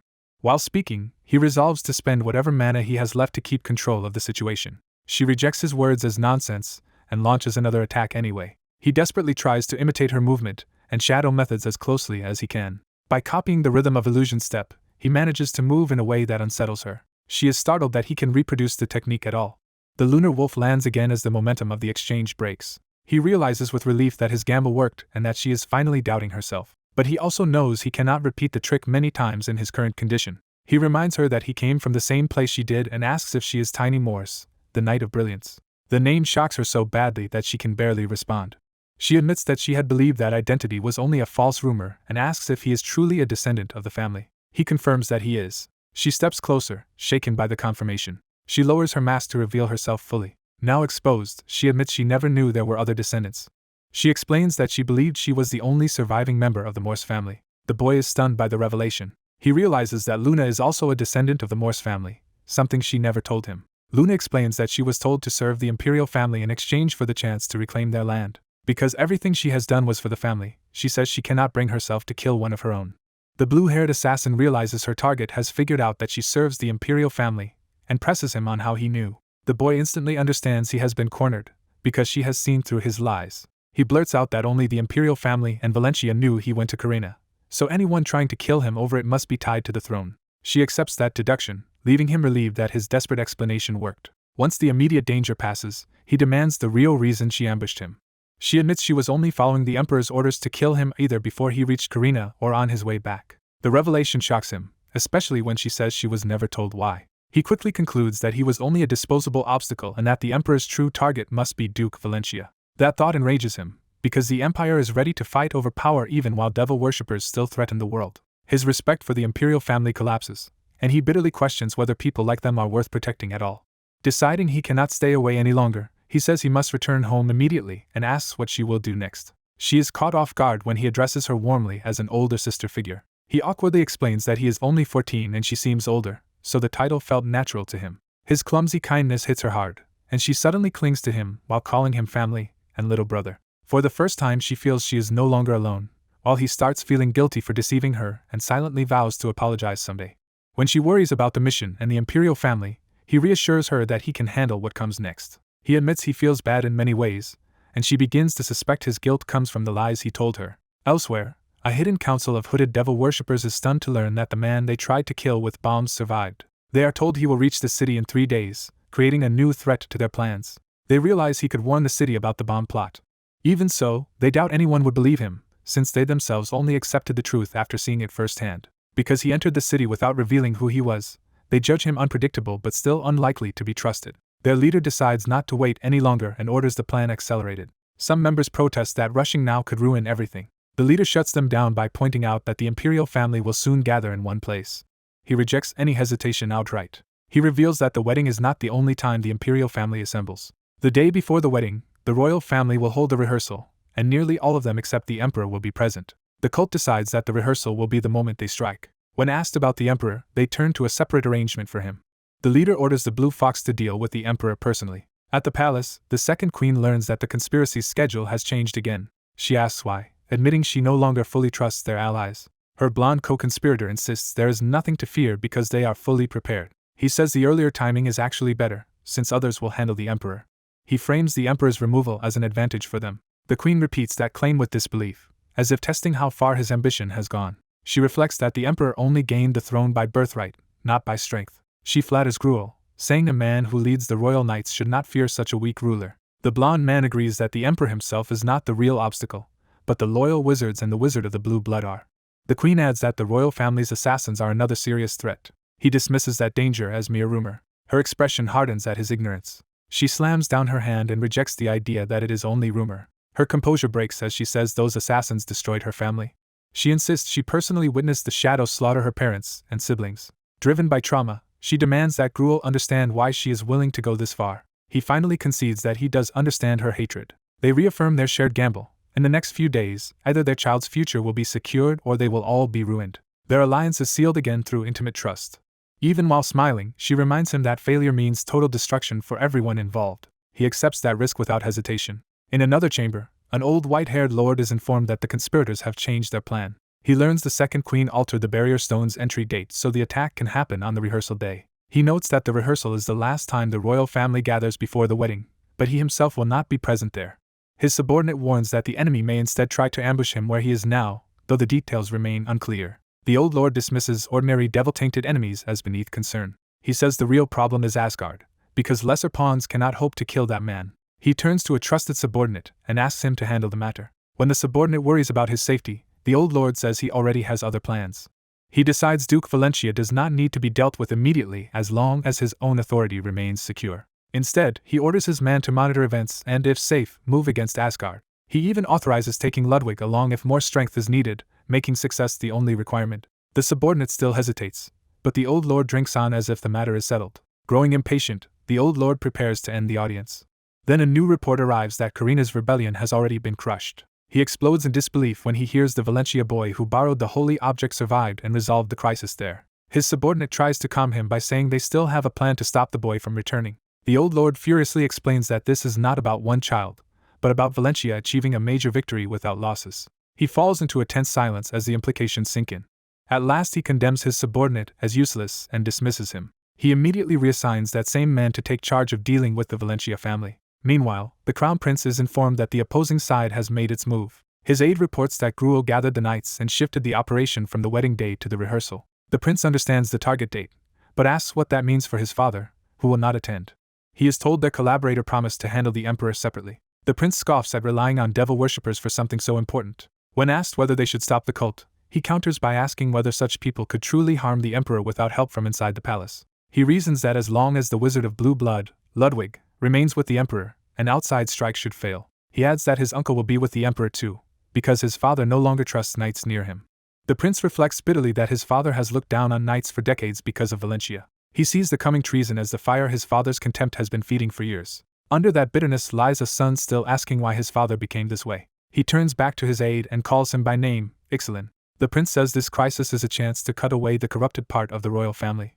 He is especially pleased that others will dirty their hands for him. Ixalan is horrified to realize the prince intends to let the plot proceed. The prince calmly confirms that they will follow the plan. He orders Ixalan to summon the Valencia family to Crane Palace on the day before the wedding. He decides he will personally deliver the message to his future father-in-law.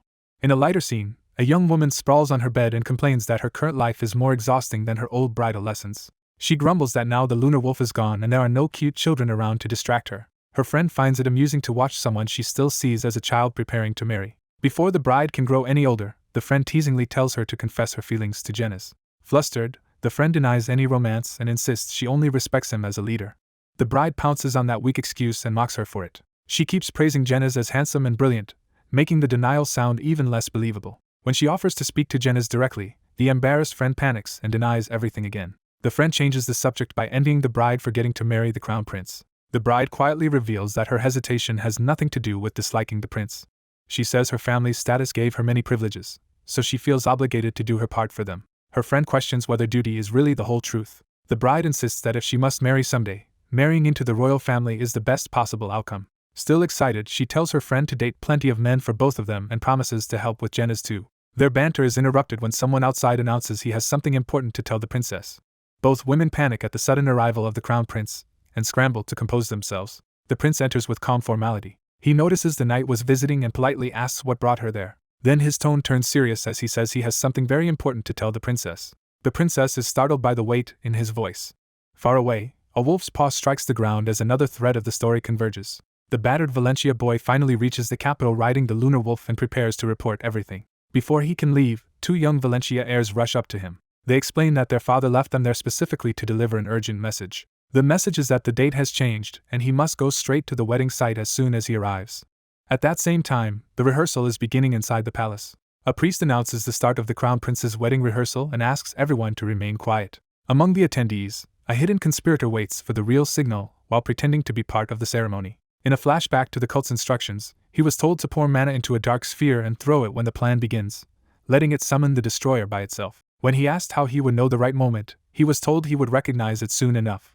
Now, standing in the palace, he grows irritated because that promised signal still makes no sense to him. Nearby, Duke Valencia notices that the crown prince is behaving with unusual caution. The duke suspects the prince knows something and decides he must be removed from the scene. He quietly calls Astral over. In secret, he says Duke Valencia is acting suspiciously and may know more than he should.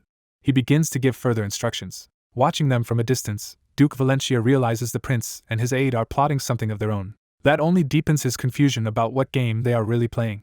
Even after carefully sensing the area, he detects neither devilish energy nor any unusual mana. He recalls that he has been watching the prince's side as requested, yet still cannot see the hidden move.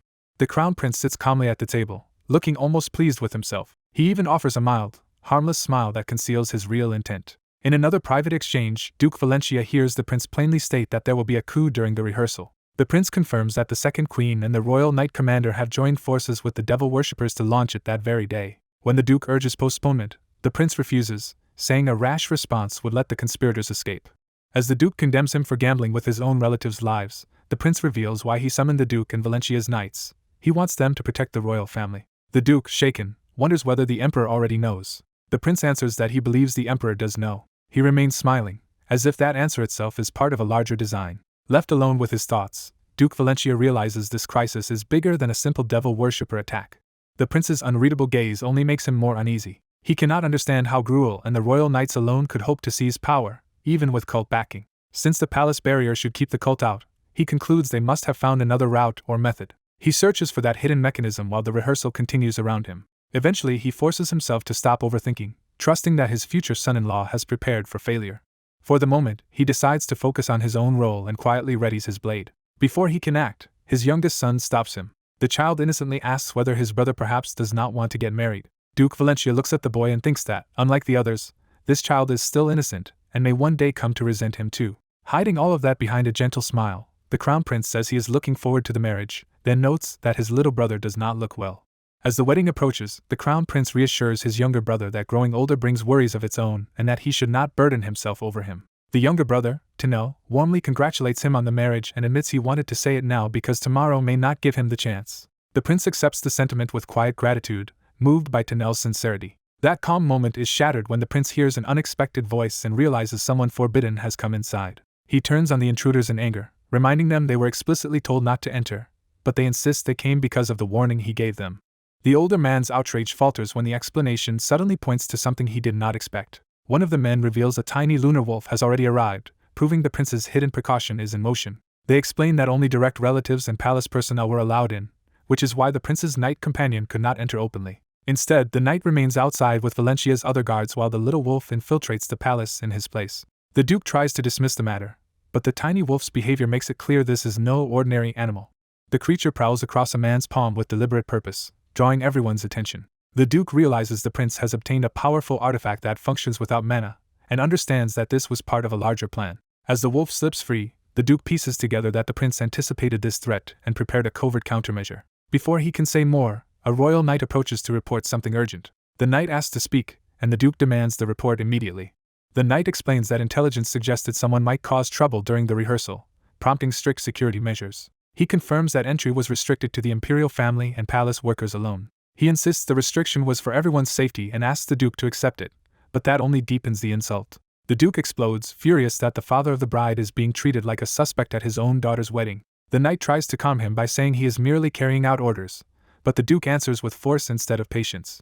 Sword drawn, the Duke demands to know whose authority dares place him under threat, making clear he is ready to escalate if the answer displeases him. The disturbance draws attention across the hall as guests realize a royal knight and Duke Valencia are on the verge of open conflict. The crown prince rushes toward the confrontation, alarmed by how far the situation has gone. The Duke tries to smooth it over for the prince's sake, calling it a misunderstanding, but he is too enraged to truly let it pass. He presses the knight again, refusing any evasion and forcing him to name the source of the order. The prince intervenes and urges restraint, trying to stop the scene from turning violent. He tells the knight the precaution has gone too far and asks whether his future father-in-law is really being expelled from the rehearsal of his own daughter's wedding. The knight apologizes but states that royal knights answer only to the emperor, not even to the crown prince. He finally reveals that the order came from the emperor himself. That answer turns the warning into a threat. If the Duke refuses to comply, it will be treated as treason. As the standoff hardens, the tiny wolf slips fully inside amid the commotion, satisfied that the distraction has opened the way. The wolf worries about the Duke but decides the hidden explosives must be dealt with first. Remembering what the devices looked like, it narrows the search to black marbles hidden somewhere in the hall. The prince's covert ally steels himself to find and neutralize them before the ceremony becomes a massacre. The little wolf starts moving through the crowd with focused urgency. It pushes itself to hurry, knowing every second matters now. Meanwhile, the Duke struggles to accept that the emperor would truly issue such an order. The prince outwardly accepts the emperor's authority and urges compliance, even as the Duke refuses to believe the explanation. The Duke turns to the prince in disbelief, looking for reassurance that this humiliation cannot be real. Watching them withdraw, one of the conspirators wonders whether the prince has already sensed something deeper. He decides it no longer matters as long as Duke Valencia is not allowed to interfere with the real plan. A call from the chapel announces that the ceremony is about to proceed. The Duke warns the prince that rebels are abusing the emperor's name, but the prince admits he already understands that much. He explains that without proof they cannot openly move against him yet, and by the time they verify the emperor's words it may already be too late. The Duke protests that delay will doom the nobles gathered inside. He points out that the attackers are using unknown artifacts, and that everyone in the chapel is in immediate danger. Still, the prince stops him from charging in blindly. He tells the Duke that removing corruption sometimes requires cutting into healthy flesh too, hinting that he is prepared to accept terrible costs. The prince reveals he is pursuing a much larger strategy and asks the Duke to trust him and stay calm. At that moment the ceremonial bell rings, signaling the start. A priest announces to the assembled guests that the trouble outside has been resolved. With the crowd reassured, the ceremony is declared ready to continue. The officiant presents the bride as the star of the event. Chloe Von Valencia appears in full bridal splendor, drawing every eye in the hall. The guests admire her beauty and praise the crown prince's fortune in marrying her. The prince greets her with practiced warmth and admiration. Chloe answers graciously, stepping into the role expected of her. Together they turn toward the ceremony, presenting a perfect image despite the danger closing in. Yet the prince suddenly senses that something is wrong. Even so, the officiant moves forward and formally begins the rite. A servant quietly approaches the wedding cake, asking leave to tend to it. He lights the candle and casually remarks on how unusually fine and special it seems. As the ceremony proceeds, the tiny wolf freezes, overwhelmed by a new clue. It realizes the search was harder than expected and that the marbles may not be hidden in any obvious form. Its attention snaps to the decorative objects around the room. A terrible realization begins to form as it looks over the chapel's ornaments. The wolf understands that nearly every decoration in the room has been made to resemble a marble, turning the entire hall into a trap. The conspirators have disguised the bombs by coloring them to blend in, leaving the wolf unable to tell the real ones from the decoys.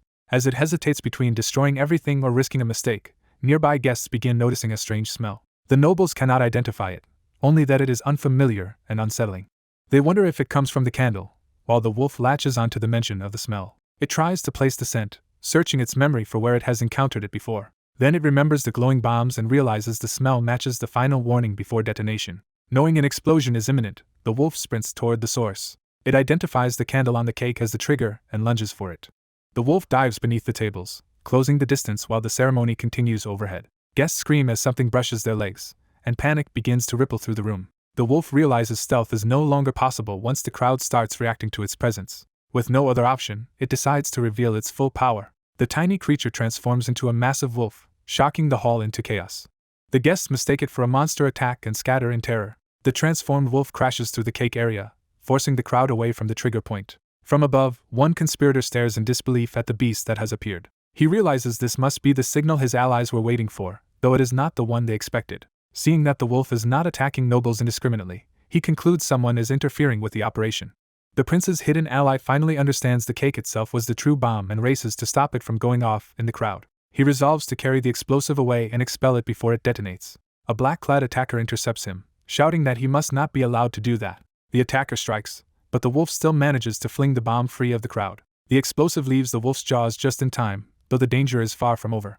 The bomb detonates outside the immediate crowd, blasting apart part of the chapel structure. Inside the shockwave, people realize in horror that the chapel roof has been blown open. Elsewhere, the emperor receives the report with chilling calm and assumes the demon worshippers have simply developed new artifacts.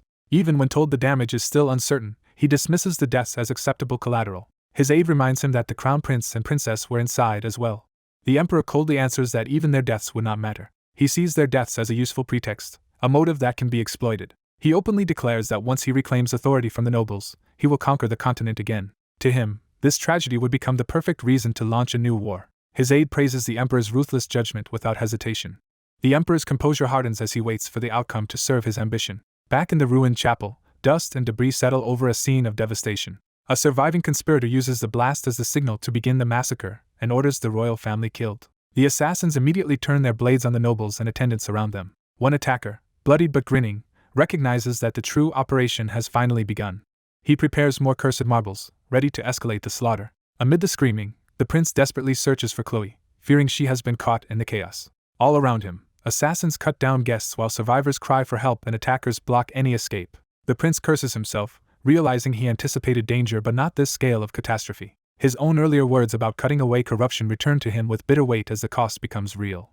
Watching more people die, he admits he never imagined the sacrifice would become this severe. In the midst of the disaster, he calls for Ixalan, summoning a trusted subordinate. He gives a grim order for tomorrow. The emperor must be killed by the demon worshippers. And if that does not happen, he commands Ixalan to finish the emperor himself. The prince burns with frustration that he nearly died before he could set that final plan in motion. Before he can act further, a masked assassin lunges at him with murderous intent. The prince's anger sharpens as he recognizes the attacker's cruelty. He counters with a brutal kick that knocks the assassin away. Then he seizes the opening and brings his sword down, asserting himself as Crown Prince Bradley in the middle of the slaughter. Even while wounded and splattered with blood, his first concern is whether the princess survived. After cutting down the attacker, he forces himself to regain control instead of giving in to panic. He reminds himself that he had prepared contingencies for Chloe and that surviving now is the only way to make the dead count for something. That resolve is interrupted when a new monstrous presence rises from the smoke before him. Several demons emerge into the ruined hall, turning the assassination into full demonic invasion. The prince is caught off guard as one demon closes in on him. Nearby, Jenna struggles to recover from the blast and realizes he was never warned that an explosion would also cripple Mana. Duke Valencia orders him to step forward now as Chloe's knight and protect her. Jenna's understands from that command that even the Duke had not foreseen this part of the attack. As rubble continues to fall, the danger around Jenna's only worsens. He is thrown hard by collapsing debris, but forces himself back into the fight. He realizes the explosion has numbed him and restricted his mana, leaving him weakened at the worst possible moment. Still, the artifact Tiny gave him lets him endure enough to keep moving. Princess Vivian and her red-haired guard reach him alive, and his relief is immediate. Vivian wastes no time, thrusting a weapon into his hands and telling him to take it first. She orders him to hurry and follow because they must reach the prince at once. When Jenna warns her about the demons, she is startled but not paralyzed. Back near Bradley, the prince meets a demon's attack head-on with his sword. He drives the blade through the creature, but another threat is already descending. A prayer to the goddess suddenly erupts in radiant power, striking the demon mid-charge. The blast of holy light tears through the attackers and shields the prince. The demons recoil and burn under the sacred force. Bradley turns and finds Chloe alive, smiling as if she has just answered his fear. Her guard shouts for her to be careful, but Chloe has already stepped into the fight. Bradley and Chloe both look up in shock as a new attack bears down on them. A demon lunges straight for Chloe, forcing Bradley to move between them. Jenners arrives in time, cutting across the demon's path and intercepting the strike before it reaches the princess. His spear falls away in the exchange, showing how desperate and close the save was. Jenners takes position in front of Chloe and orders her to leave the rest to him and escape. He admits he meant to kill the enemy cleanly but misjudged because the mana restriction is still weakening him. Facing several demons at once, Genas realizes he cannot defeat them all alone and must decide what to do next. A swordsman throws himself into the fight, determined to buy the others even a little more time. A horned demon lunges in with murderous force, trying to break through before anyone can react. The swordsman meets it head-on with a named Valencia technique, cutting across its charge. Even wounded, the demon keeps pressing, forcing the clash into close quarters. A second fighter with storm-like power joins in, escalating the counterattack. He unleashes a violent wind technique that tears through the hall like a tornado. The prince and princess realize the man before them is the famed Knight of Storm, and their fear turns into stunned recognition. Inside the storm, the demon grinds forward instead of being finished, revealing frightening resilience. Its body swells with red power, signaling that it is about to retaliate with something far worse. The prince catches the danger too late, and can only stare in disbelief. The demon answers with a devastating blast that rips through the chamber, and sends everyone reeling. Genas is hurled away by the explosion, leaving the princess exposed. The demon immediately turns its attention to the royal pair, reaching for them through the chaos. Vivian throws himself into its path, refusing to let it touch the princess. But the real threat comes from above, and a warning reaches the princess a heartbeat too late. The prince grabs the princess, and tries to shield her as the attack drops toward them. The demon crashes down in front of them, driving them back and keeping them pinned. A flashback begins as the prince recalls warning the princess that intelligence predicted a coup during the next day's rehearsal. When she suggests canceling the event, he rejects that idea outright. He explains that he has already discussed the matter with her father, and intends to proceed anyway. He reveals he is pursuing a plan that could change the fate of the empire itself. Even so, he insists he will not let her be endangered for the sake of that plan. To prove it, he places a special bracelet in her hand and asks her to keep it. He identifies it as Defensho, an artifact reserved for the crown prince. He promises her that whatever happens, he will protect her. The bracelet activates around her wrist, responding to his intent. Its barrier flares to life around the couple, and he vows that tomorrow she will remain safe no matter what. Back in the present, a battered young fighter wakes outside amid blood and rubble, realizing the explosion knocked him out. He curses the lost time and forces himself upright despite his injuries. Though shaken badly, he decides he has already done enough to trust the rest to the old man. He steadies himself and bets that Asgard can handle what remains inside. At the palace entrance, Asgard demands passage after seeing the explosion, but the guards try to stop him. Their obstruction only enrages him further. The guards hide behind protocol, claiming palace security is the Imperial Knighthood's responsibility and that he should stay out of it. Asgard sees through their interference and prepares to force the issue. He tightens his grip on his sword and thinks of Chloe, making clear who he is really trying to reach. From a distance, the injured youth watches and hopes the old man will do what must be done. He notices something strange about Asgard's restraint and begins to suspect a deeper reason he has not drawn steel yet. He recalls the Asgard he once knew and realizes this hesitation does not fit that man at all. He concludes that the current situation has changed Asgard completely. Having made up his mind, he starts moving toward the standoff. Asgard finally notices him approaching from behind. Instead of attacking, the youth casually checks whether the old man is all right and says they still have to wait. The guards try to invoke the Imperial Knighthood again, but the youth dismisses their authority as worthless. He cuts them down before they can react, instantly turning the confrontation into open bloodshed. Asgard is horrified because striking Imperial guards makes them traitors, but the youth no longer cares about labels. He says what matters is not why he acted, but what he can do from this point onward. With that, he commits himself fully to the next step. Asgard realizes the boy has crossed a line that cannot be undone. The surviving guards scream treason and order everyone to kill him. Asgard admits the boy has finally created a disaster too large to ignore. Yet instead of abandoning him, Asgard accepts the debt and prepares to stand with him. He draws his sword at last and sweeps through the attackers in a single overwhelming rush. For a moment, even Asgard seems surprised by how far events have gone. Then he dryly thanks the boy for giving him a reason to unsheath his blade. When the dust settles, the guards lie dead around the youth, who stands at the center of the slaughter. Asgard surveys the bodies and accepts that there is no going back now. He immediately calls for the Knights of Valencia to move and save both the Crown Prince and Crown Princess. Valencia Knights charge toward the palace in response to his order. The youth urges Asgard not to waste time on the aftermath because they need to get inside immediately. At that moment, another storm-like force erupts from within the palace, and the youth recognizes Genas' power. He breaks into a run toward the source, leaving Asgard demanding to know what reckless plan he has now. The youth launches himself upward through the palace approach, aiming straight for the breached interior. Asgard warns that the Imperial barrier is beyond the boy's strength, but the boy refuses to accept that limit. He answers that they will find out soon enough.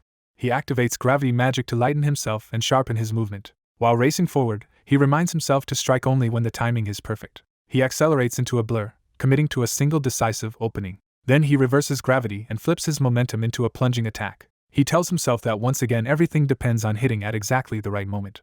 He twists through the air, bringing his heavy weapon down with all the force he can gather. He combines gravity control with his own crude battle style, turning desperation into technique. The strike ignites with explosive force as he drives it into the barrier. The impact detonates against the palace defenses and blows a hole through the obstruction. Inside, the prince and princess look back in shock as the shattered hall opens to the outside. The youth lands amid the wreckage laughing, thrilled that he actually broke through. He taunts Asgard, declaring that this kind of wall was never going to stop him. Then he hears Chloe's name shouted from inside and instantly snaps back to urgency. Asgard answers that call himself, surging in with murderous focus. He cuts down toward a demon that is about to strike, intercepting it before it can finish the royals. His slash tears through the demon and drives it away from the prince and princess. Another demon batters Jenna's aside, showing the room is still full of threats even after Asgard's arrival. Vivian warns his father to dodge as a demon closes in from behind. Asgard senses the attack at the last instant and turns. He answers with a secret Valencia sword technique, cutting through the ambush in one clean motion. The technique lands decisively, and Asgard's expression hardens into absolute control. From behind him, the prince and princess stare in disbelief as Chloe's father takes command of the battlefield. Asgard tells the crown prince that whatever grand plan he had no right to gamble with Chloe's life. The prince tries to protest and explain himself, but Asgard cuts him off. He says the debt will be repaid by taking responsibility for his daughter's future, making his demand unmistakably personal. The princess blurts out a flustered protest while the prince can only sweat through the implication. Asgard then judges that the immediate crisis may finally be nearing its end. The youth suddenly warns him of an attack from behind, but Asgard turns with almost casual confidence. A shadowy assassin strikes anyway, and Asgard blocks the blow before it can reach him. He recognizes at once that this new enemy is something different from the demons. More hidden figures reveal themselves above, surrounding the hall with silent killing intent. The prince urges a retreat, but Asgard holds his ground and studies the newcomers instead. He identifies them as the Emperor's rumored shadows, confirming that another faction has entered the coup. He realizes his side was not the only one trying to exploit the palace chaos for political gain. Elsewhere, the Emperor watches through a magical projection and exults that the moment he wanted has finally arrived.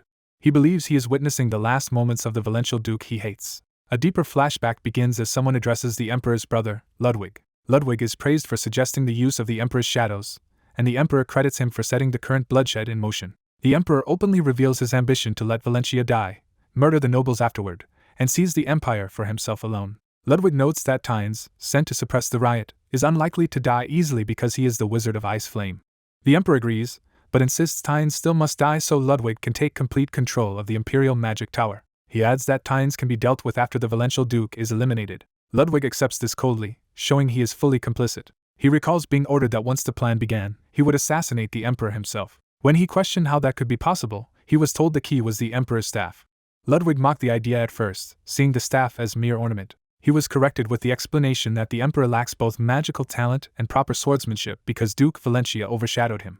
As a result, the Emperor relies on countless artifacts for protection, though most are worthless against someone of Ludwig's level. The one exception is the staff, an artifact that nullifies the mana of any wizard beneath the magic tower. That warning included Ludwig himself, meaning even his power would be suppressed by it. Still, he was told there was a way around that obstacle. The answer came when a report arrived that demons had appeared in the Emperor's bedroom. The Emperor panicked at the thought that even his private chambers had been breached. He raged at his guards for failing to protect his palace. Ludwig calmly pointed out that the bedroom's defensive magic was enough to handle low-class wizards without help. But he added that to make the assassination plan work properly, he would need the Emperor's artifact. He then directly asked to borrow the staff itself. The Emperor hesitated, sensing the danger for a moment. Yet his fear of the demons won out, and he ordered his men to deal with them at once while surrendering the staff. A subordinate took the staff, and the trap was set.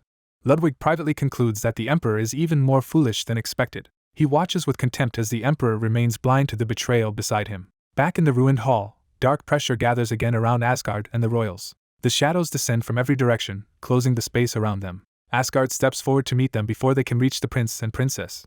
He unleashes a wide storm of red sword arcs to cut down the attackers at range. One assassin is still thrown through the air, wounded but not finished. Instead of dying, the shadows melt into darkness and reform, proving they are not normal human opponents. Their bodies stabilize again as if the darkness itself is sustaining them. Several more rise from the black residue, ready to continue the assault.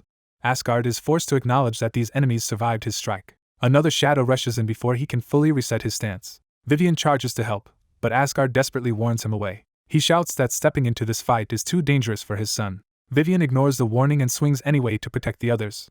The shadow slips through the attack in a blur of black mist. Its blade flashes toward Vivian before he can recover. Vivian is struck and coughs blood, his attempt to help turning into a near-fatal mistake. The youth reacts instantly, smashing the attacker away before it can finish Vivian. He warns that ordinary attacks are useless against these things, but his own mana is suppressed, leaving him unable to use his usual answer. The prince pieces together the larger scheme and concludes the queen must have altered the imperial barrier so the demons would rampage at the right moment. He also realizes the so-called demons are not cultists at all, but his father's personal shadow units. Watching them reform again, he reaches a grim conclusion about their purpose. He says they have only one true target. As the floor trembles beneath them, that realization lands with fresh dread, because the shadows are moving for the crown prince. A violent disturbance erupts inside the palace, leaving everyone stunned and bracing for the worst. The crown prince realizes the blast came from the palace center, where the emperor's office is located. An older ally cuts through the panic and orders Tiny to go save the emperor at once. Tiny hesitates, wanting to deal with the immediate situation first. The old man insists that saving the emperor will give them the justification they need to kill the imperial knights and forces Tiny to move. Tiny accepts the order, though reluctantly, and turns to leave. As he runs off, he promises to return quickly. He shouts back for the old man to stay alive until then. The prince watches Tiny go and judges that Ixalan will reach the emperor's chamber before him. Elsewhere, a dark-skinned commander reassures his men that their plan is still intact. He coldly concludes that the devil worshippers must be targeting the emperor as well. He orders his subordinates onward and reminds them they are carrying out the crown prince's mission. Before they can move, someone politely interrupts them. The commander is thrown off when the stranger casually claims he is lost. Inside the emperor's chamber, Ixalan notes that his magic still has backlash and that the stolen staff has not fully stabilized yet. He briefly wonders whether he acted too soon. He blames the queen for forcing him to spend too much mana altering the imperial barrier's flow. Still, he dismisses the problem and reveals that the man who stole the staff is his subordinate, confirming the theft was part of his scheme. When the emperor accuses him of being one of the devil worshippers, Ixalan rejects the label and insults him instead. Ixalan declares that he is merely taking what belongs to him as the true heir of the Azuran family. He rages that an incompetent man born into privilege stole the throne he believes should have been his, and says the emperor should have died long ago. He twists the knife further by saying the emperor will now die painfully because he relied on magical artifacts. Ixalan lays out his coup openly. The emperor will be blamed on a devil worshipper attack, and he will ascend as the next emperor. His triumph is interrupted by a sudden impact that tears into the room. Tiny arrives through the destruction, and Ixalan immediately recognizes that this intruder is the one who ruined the palace before. Tiny identifies himself by the disaster he caused in the imperial palace, making clear he is the same menace from before. Ixalan demands to know who he is, frustrated that he has never even seen him before. Tiny refuses to answer and attacks instead. Ixalan answers with overwhelming firepower, flooding the room with flame. He dismisses Tiny as an arrogant brat who has no right to call anyone a disaster. As Tiny charges, Ixalan mocks the confidence of someone who walked in uninvited. He decides Tiny is far less impressive than expected. Tiny tries to crush him with a descending hammer strike. The blow misses cleanly as Ixalan slips away. Ixalan realizes Tiny can somehow sense the attack pattern and becomes wary. A massive slab crashes down on Tiny, forcing him into a desperate dodge. The impact detonates around him, showing how little room for error he has. Tiny is battered by the shock and strain but keeps moving. Another blazing projectile bears down on him before he can recover. Tiny recognizes that Ixalan is at least a sixth circle wizard, far stronger than expected. Ixalan, meanwhile, is unsettled that Tiny keeps casting or reacting without any visible spell preparation. Tiny notices a magic circle forming behind him and realizes the attacks can be tracked. He barely evades another blast by moving at the last instant. The near miss confirms his suspicion. He throws himself aside again as another explosion tears past him. Tiny concludes that while the attacks are fast, he can still read the mana flow that precedes them. He realizes Ixalan is drawing on the excess mana leaking from the Imperial Barrier, which his own mana body has been sensing all along. From that, Tiny understands the attacks can be predicted. Using that insight, he closes distance through the barrage instead of retreating. He steels himself and commits to the approach. Tiny activates a gravity technique to distort the battlefield in his favor. He follows it with a gravity transformation and surges forward with renewed speed. Ixalan curses him as a rat for refusing to die cleanly. Tiny sharpens his focus and starts calling out the attack directions as he reads them. He predicts the next strike will come from the front. Then he senses another forming below. A third signal appears above, proving multiple attacks are being layered at once. Several fiery constructs descend together, confirming the trap. Tiny chooses the lower threat first and redirects himself accordingly. Ixalan thinks he has finally cornered Tiny and declares him caught. Tiny anticipates the follow-up and prepares for the final angle. He calls the last strike from above and twists away from it. With gravity magic, he yanks his own body out of the kill zone at the last possible moment. The attack slams harmlessly into the floor where he would have been. Ixalan, furious, launches an even deadlier finishing blast. The room erupts again under the force of the spell. Ixalan smugly assumes Tiny chose the wrong opponent. Tiny hides his survival and lets Ixalan think the attack worked while the wizard turns his back. From cover, Tiny realizes that deception bought him a narrow opening. He reflects that if he had been even a moment slower with his gravity pull, he would have been crushed. The close call hardens his resolve instead of breaking it. Seeing Ixalan relax, Tiny decides this is his chance to counterattack. He launches himself forward in a sudden burst. Ixalan turns too late, and is shocked to find Tiny still alive and already on him. Tiny answers by invoking lightning as his next move. He dives through a wall of flame and commits to the strike anyway. The effort tears a scream out of him as he forces his body through the heat. Ixalan calls him stubborn, but the insult only proves Tiny has reached him. Even so, Ixalan decides he can no longer toy with him and prepares to end the fight quickly. He begins another killing spell at point-blank range. Tiny braces inside a ring of rising spikes, unsure whether he can survive another direct hit. A blue lightning strike suddenly crashes into the attack and disrupts it. A new arrival apologizes for being late. The weapon master Grid Van Sheldon steps in, joking that the route to the Aslan Palace was annoyingly complicated. Ixalan is horrified to see the Sword of Alliance appear in the Emperor's chamber. Grid lightly apologizes for his tardiness with his usual irreverence. He adds that he never expected the enemy to be the Blue Blood Wizard himself. Tiny admits this is his first time meeting Ixalan face to face. Grid takes that as permission enough, and says he will kill the man for Tiny. Ixalan protests that this is an internal Imperial matter, and tries to intimidate Grid into withdrawing. Grid tears that excuse apart by pointing out that tying up the Emperor is not an internal dispute but open treason. He mocks Ixalan for advertising Imperial weakness to an outside power while the Emperor sits bound behind him. Ixalan abandons diplomacy and decides it is better to kill them both. He fires a lethal blast and frames Grid as the perfect scapegoat for the Emperor's murder. Grid meets the flames without fear, amused that Ixalan thinks fire can threaten him. He crashes through the attack under a blue aura and warns Ixalan not to look down on him. Tiny spots another hidden threat and warns Grid that danger is behind him. A red strike lashes in from the blind side, but Grid reacts in time. He grins, already enjoying the exchange. Grid surges forward and ridicules Ixalan's flashy magic as crude rather than skillful. He reveals that what Ixalan thought was his technique was actually bait. Blue lightning gathers overhead as Grid sets his real attack in motion. Ixalan instantly understands he has been tricked. Tiny leaps in as well, refusing to let Ixalan escape the trap. Ixalan curses as the pressure closes from both sides. Tiny brings his hammer down while Grid's lightning pins Ixalan in place. Ixalan desperately tries to counter with ice. A huge mass of ice forms above Tiny and drops toward him. The ice crashes down and hurls Tiny away before he can finish the blow. Ixalan laughs, convinced he has turned the tables again. Grid answers by driving his spear straight through Ixalan's leg. He follows with a brutal slash that tears through Ixalan's defense and leaves him reeling. Ixalan lashes out wildly, screaming for Grid to leave him alone. Grid keeps pressing, forcing Ixalan backward with relentless spearwork. Tiny rejoins the assault from the other side, turning the fight into a coordinated pincer. Cornered, Ixalan tries one more direct killing spell. Grid cuts through the fire and drives in again before the spell can decide the fight. Ixalan is forced to retreat under the combined pressure of spear, hammer, and flame. He snaps in frustration, now clearly losing control of the battle. Grid vaults over another eruption and keeps the wizard from regaining distance. He bats aside the attack with contemptuous ease. Then he dives with a lightning-charged thrust aimed to finish Ixalan. Ixalan barely blocks, taking the hit hard and staggering under the impact. Grid drives him back again, leaving him no time to breathe. Ixalan sneers that this must be their final desperate move, trying to recover his pride. Grid quietly rejects that reading and prepares the real finish. A blue detonation erupts at close range and blows Ixalan's position apart. Tiny sees the opening and realizes Ixalan actually fell for the setup. He rushes in through the smoke to capitalize on it. Ixalan senses danger too late and looks up in alarm. Outside, another explosion tears through the tower, showing how catastrophic the battle has become. The bound Emperor coughs and struggles to follow the chaos around him. When the smoke clears, he anxiously asks where Ixalan went and whether the traitor is dead. Grid answers dryly that Ixalan is dead, unless a severed leg has somehow learned to live on its own. The Emperor trembles with rage at the betrayal.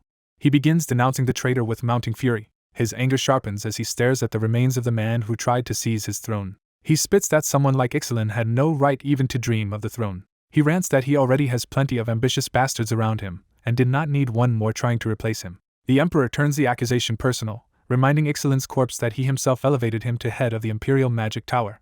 He condemns him for repaying that favor with betrayal. Still shaking, the Emperor insists the traitor deserved his end. At last he steadies himself enough to sit back down. After watching the battle, he praises Grid Van Sheldon and the unknown knight beside him and promises them a great reward. Grid respectfully declines any reward.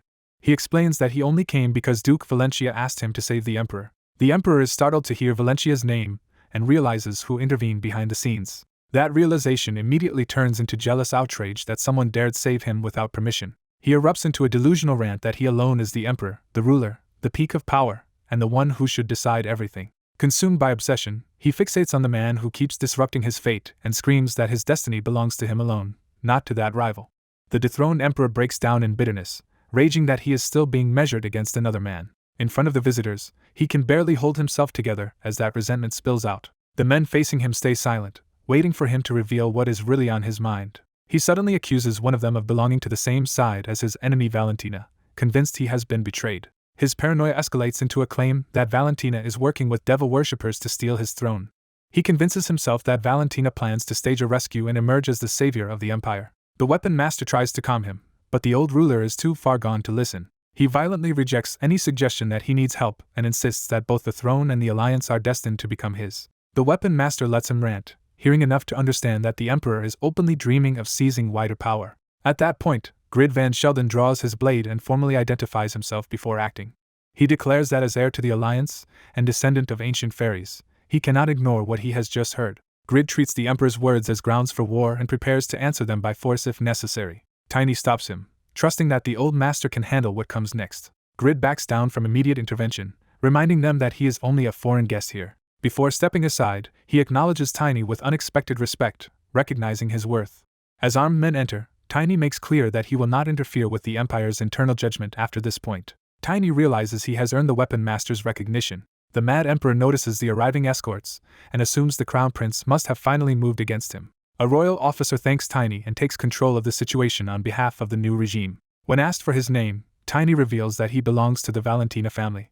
That name alone deepens the old emperor's hatred, confirming the obsession that has consumed him. The royal side dismisses Tiny and prepares to handle the fallen ruler themselves, though Tiny remains uneasy. Unwilling to leave blindly, Tiny keeps watch through his spirit companion because he does not trust what may happen next. The new authority notices the corpse of Ludwig, the blue blood wizard, and is startled by how far the chaos has already gone. Even so, the captured emperor urgently asks to speak, hoping he can still influence the outcome. Instead of listening as a subordinate, the officer kneels only to receive a new appointment from the desperate old man. The emperor names him leader of the imperial knightage and immediately gives him a first mission: kill the Valencia knight. The officer answers with silence, revealing that the emperor no longer commands him. The old ruler tries to retreat from his own offer, pretending such a promotion was too great a burden for the man. The officer coldly points out that the emperor does not even remember his name, exposing how hollow that authority has become. Then he gives the real order, telling the soldiers behind him to seize the emperor himself. The fallen ruler is stunned as his own side turns on him. Even while being restrained, he keeps screaming that everyone around him must be devil worshippers. The officer formally addresses him not as emperor but as Vincent van Aslan, a man already removed from power. He announces the charges. Vincent endangered the nation through personal obsession and delusional plans for war. Acting in the name of the new Emperor Bradley Van Azren, he claims the right to pronounce judgment on the spot. He declares a death sentence upon the sinner Vincent Van Azren. Vincent begs for release and insists he can still appeal directly to the Crown Prince. Tiny's spirit companion rushes in as the execution proceeds. The wolf witnesses the final moment, fixing the image of the condemned ruler in its eyes. Later, the new emperor quietly asks whether the execution was carried out completely. When assured that it was, he seeks confirmation that removing Vincent was the correct choice, and his subordinate supports him by calling the coming war hopeless. That answer sends Bradley back to the day everything changed. He remembers that with Knight Jenna's and his father-in-law's help, Princess Chloe was saved from the uprising. But he also remembers seeing the terrifying strength of his father's shadow troops. After Vincent died, Bradley's hope of peace with the non-human races collapsed when those shadow troops kept moving. He recalls the shock he felt upon arriving and seeing what had happened. The Valencia Knights, Duke Valencia, and the late arriving weapon master had fought desperately in the ruined palace. Grid had entered the battle late but decisively. Together they had wiped out the shadow troops, leaving the hall covered in bodies. Back in the present, Bradley asks whether all of those shadow troops truly died. He is told that their second-in-command survived only because that person had been away on another mission. A hooded messenger explains that the shadow troops obey only the official emperor, so they will present themselves after Bradley's coronation. Bradley then asks about Carisha and Griwell, and learns they were arrested as soon as the riot was put down. He also asks whether Prince Tanel, who vanished during the chaos, has been found. The answer is yes. After the riot, Griwell abducted and kept the child hidden. Bradley is baffled that Griwell would do such a thing until the explanation begins. He is told that Tanel is actually the child of Griwell and Queen Cartia. That revelation leaves Bradley stunned. The conspiracy is laid bare. Cartia and Griwell plan the coup so Tanel could become the next emperor.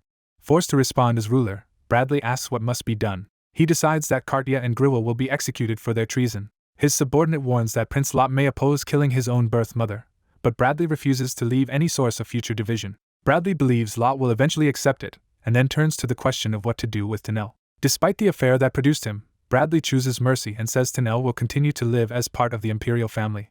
With those decisions made, he orders the others gathered for a formal meeting. He also decides that the central figure in the crisis deserves a special reward. That reward, he says, will not be an ordinary one. Bradley has already settled on something far more valuable than money or title. When Tiny is summoned before the throne, he asks whether he can receive something other than a conventional reward. Bradley is surprised that Tiny already knows enough to ask about a transcendence weapon. Tiny admits he knows exactly what such weapons are, because in his previous life he once possessed one called Nocturne. He reflects that transcendence weapons are rare because each comes with strange activation conditions. Even so, he is thrilled because obtaining Nocturne again would already be more than enough for him. But Tiny clarifies that he wants to make a different request first. Bradley agrees to hear him out. Tiny asks that the descendant of the Morse family under Imperial control be granted freedom. Bradley immediately understands he means the surviving Shadow Troop leader. He refuses to grant that request at once, leaving Tiny shocked. Bradley softens the refusal by saying the release cannot happen immediately. He explains that she has something to do first, but promises to free her within half a year. Tiny gratefully accepts, only for Bradley to add that one request alone is too small a reward. To preserve Imperial dignity, Bradley insists that Tiny also choose a transcendence weapon from the palace. He warns that permission to choose does not mean Tiny can claim one instantly without meeting its conditions. Tiny had not intended to press for it, but once the offer stands, he eagerly decides to accept. Soon after, Tiny is introduced to the old wizard of Ice Flame, the pillar of the Magic Tower. Tiny greets him respectfully while privately noting how young the legendary mage still is at this point in history. The old wizard is amused by Tiny's manners and takes a liking to him. He then leads Tiny into the Imperial storage where the transcendence weapons are kept. As they walk, he emphasizes that this vault is far beyond any noble's treasure room and protected accordingly. Tiny is impressed by the scale and realizes even his past self never knew this place existed. The old wizard remarks that the vastness of the vault reflects the long history of the Empire. That comment triggers Tiny's memory of how the Empire once spent everything on the war against the Devil Army. He remembers that in his previous life the Empire poured all its wealth into that final conflict. Not just humanity but most of the allied races had depended on Imperial resources for the war effort. That memory leaves Tiny quietly awed by what the Empire had once carried. The old wizard mistakes his reaction for simple amazement and laughs it off. Tiny denies that this is what truly startled him. What he senses instead is unmistakable soul power radiating from one of the items. He realizes this may be the exact force he needs to finally become an aura master. The discovery thrills him because refusing such a chance would have haunted him. The old wizard presents several transcendence items, explaining that these were selected for conditions Tiny might actually meet. He admits he expected only one suitable item, but several turned out to be possible candidates. Tiny studies the boots, wristband, and armor, trying to identify which one contains the soul power he sensed. Unable to judge from a distance, he is told to touch them directly because they will not vanish. He reaches first for the boots. The old wizard explains that the boots can only be worn by someone who reached the Blader class before coming of age. They constantly grant wind magic support and allow a weekly use of 7th circle magic, making the wearer extremely fast. The old wizard enthusiastically pitches them as perfect for Tiny's hammer style, while Tiny mostly notices how talkative he is. Then the wizard suddenly concludes Tiny cannot use them because he seems to have already passed the age requirement. Tiny corrects him by revealing that he is only 14, which leaves the old wizard flustered. Tiny says he likes the boots but wants to inspect the other items before deciding. When he asks about the wristband, he learns it can only be used by an underage girl capable of more than 3rd circle magic, and he is appalled by the absurd condition. The wizard hurriedly adds that despite the bizarre requirement, the wristband is extraordinary, strengthening the user and granting powerful defensive magic up to the 8th circle. Tiny immediately recognizes how valuable 8th circle defense would be against monsters like gluttony. He remembers there was a story attached to the item when it was first discovered. The wizard explains that an ancient transcendent created it to protect his daughter, which makes Tiny regret insulting the maker. Still, Tiny asks why such an item was brought out for him when he is obviously not a girl, and the wizard can only answer evasively. At last they turn to the final item, a plain piece the wizard had included almost as an afterthought. Its condition is not based on age or sex but on solving a kind of spiritual riddle. The requirement is for someone who can control the power of soul, someone who has formed a partnership with a soul. Tiny instantly realizes this is the one he has been searching for and claims it without hesitation. The moment he touches it, the item reacts to him at once. Golden light pours out and the object begins to transform around his body. The armor reshapes itself to fit him perfectly. A red cape unfurls behind him, stunning the old wizard. Tiny feels the fit and the response of the armor, and knows his guess was right. He confirms to himself that he has found the correct transcendence weapon. With the armor complete, he rejoices that this will finally let him reach the realm of Aura Master that eluded him in his past life. The old wizard can only stare and ask how Tiny managed to trigger such a transformation.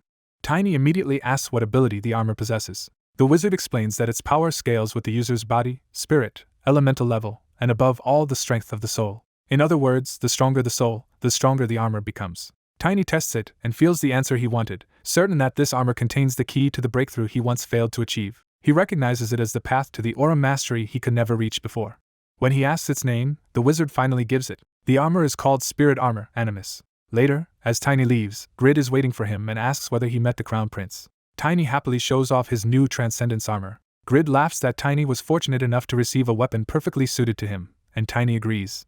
As the carriage departs, Tiny reflects that the whole encounter was an unexpected windfall. Grid then brings the conversation back to the palace disaster and confirms that Ludwig, the Blue Blood Wizard, was the one who set it all in motion. Tiny agrees and admits that involving Grid quickly was the right call, because without him Tiny might have died. Now armored and more confident, Tiny sits in silence, weighing everything that has happened. Grid calls the outcome fortunate, but his tone suggests there is still something left unsaid. Tiny notices the hesitation and presses for what Grid is holding back. When Grid pretends nothing more was said, Tiny immediately realizes that is not true. He decides he will have to speak openly himself about the dead emperor and what really happened around his fall. Before Tiny can continue, Grid cuts him off. Grid makes it clear that as the new emperor's vassal, he does not want to know any more than necessary. The young knight decides it is safer not to know the details of any move against a superior, but he immediately senses that Asgard is not the same sword emperor he remembers. He realizes the change is serious enough that the old hero no longer matches the man from his past life. That difference reminds him of the shadow-skilled killers who once struck from the dark. He identifies them as assassins sent by the emperor, proving the throne had already turned on Asgard. He confronts Asgard and reveals that the Crown Prince had warned him about the emperor's plot. Trying to turn the situation into an advantage, he argues that the emperor is dead and the new ruler's weakness is now known. Asgard hesitates on the grounds of loyalty, but the young knight challenges that obedience outright. He reminds Asgard that the emperor had even tried to start a war, something Grid should have told him. That revelation shocks Asgard and exposes how much he has been kept in the dark. The young knight presses harder, asking whether blind loyalty is why Asgard failed to act even when his own daughter was endangered. Asgard breaks under the accusation, while the young knight insists the man he knew before would never have stayed passive. He recalls that the former Asgard would have accepted even terrible sacrifices if they were truly necessary for the greater good. When Asgard rejects that image, the young knight reveals that those ruthless words had once come from Asgard himself. He makes it clear that the ideal he is invoking is not invented praise but Asgard's own past conviction. He recalls how their old party reached the monster king Gluttony only by using 3 of the 10 greatest knights as bait. That brutal strategy had been Asgard's plan, and everyone followed him because they trusted his judgment. He explains that back then Asgard was the kind of leader who could weigh lives against a larger goal without flinching. Asgard begins to wonder whether he truly did sacrifice innocence after all. The young knight pauses, seeing that the memory has finally pierced Asgard's self-image. He reassures him that, as far as he knows, Asgard did not actually betray innocent people. Still, he admits Asgard had once said that if such sacrifice became necessary, he would accept the sin and seek forgiveness only through death after victory. Asgard confesses that even after preparing himself for harsh choices, his heart still is not ready to bear them. At last he resolves that he will change. He can promise only that he will force himself to change if he must. That answer is enough for the young knight, who finally relaxes. The tense exchange ends for the moment as their carriage continues on. Outside, Princess Chloe is startled by the sudden appearance of a grown stranger. He greets her warmly, revealing that he knows her from long ago. When he calls her older sister, Chloe realizes with horror that this is Tiny all grown up. He reminds her that she had already seen him at the ceremony, though she had not recognized him then. Chloe protests that she barely looked at him and only saw him from behind. She struggles to reconcile this man with the tiny child she once knew. Her attendant arrives, confused by the princess's frantic reaction. Chloe blurts out that Tiny has changed so much that even the attendant is thrown into shock. Chloe keeps insisting that the transformation is impossible for the cute little boy she remembers.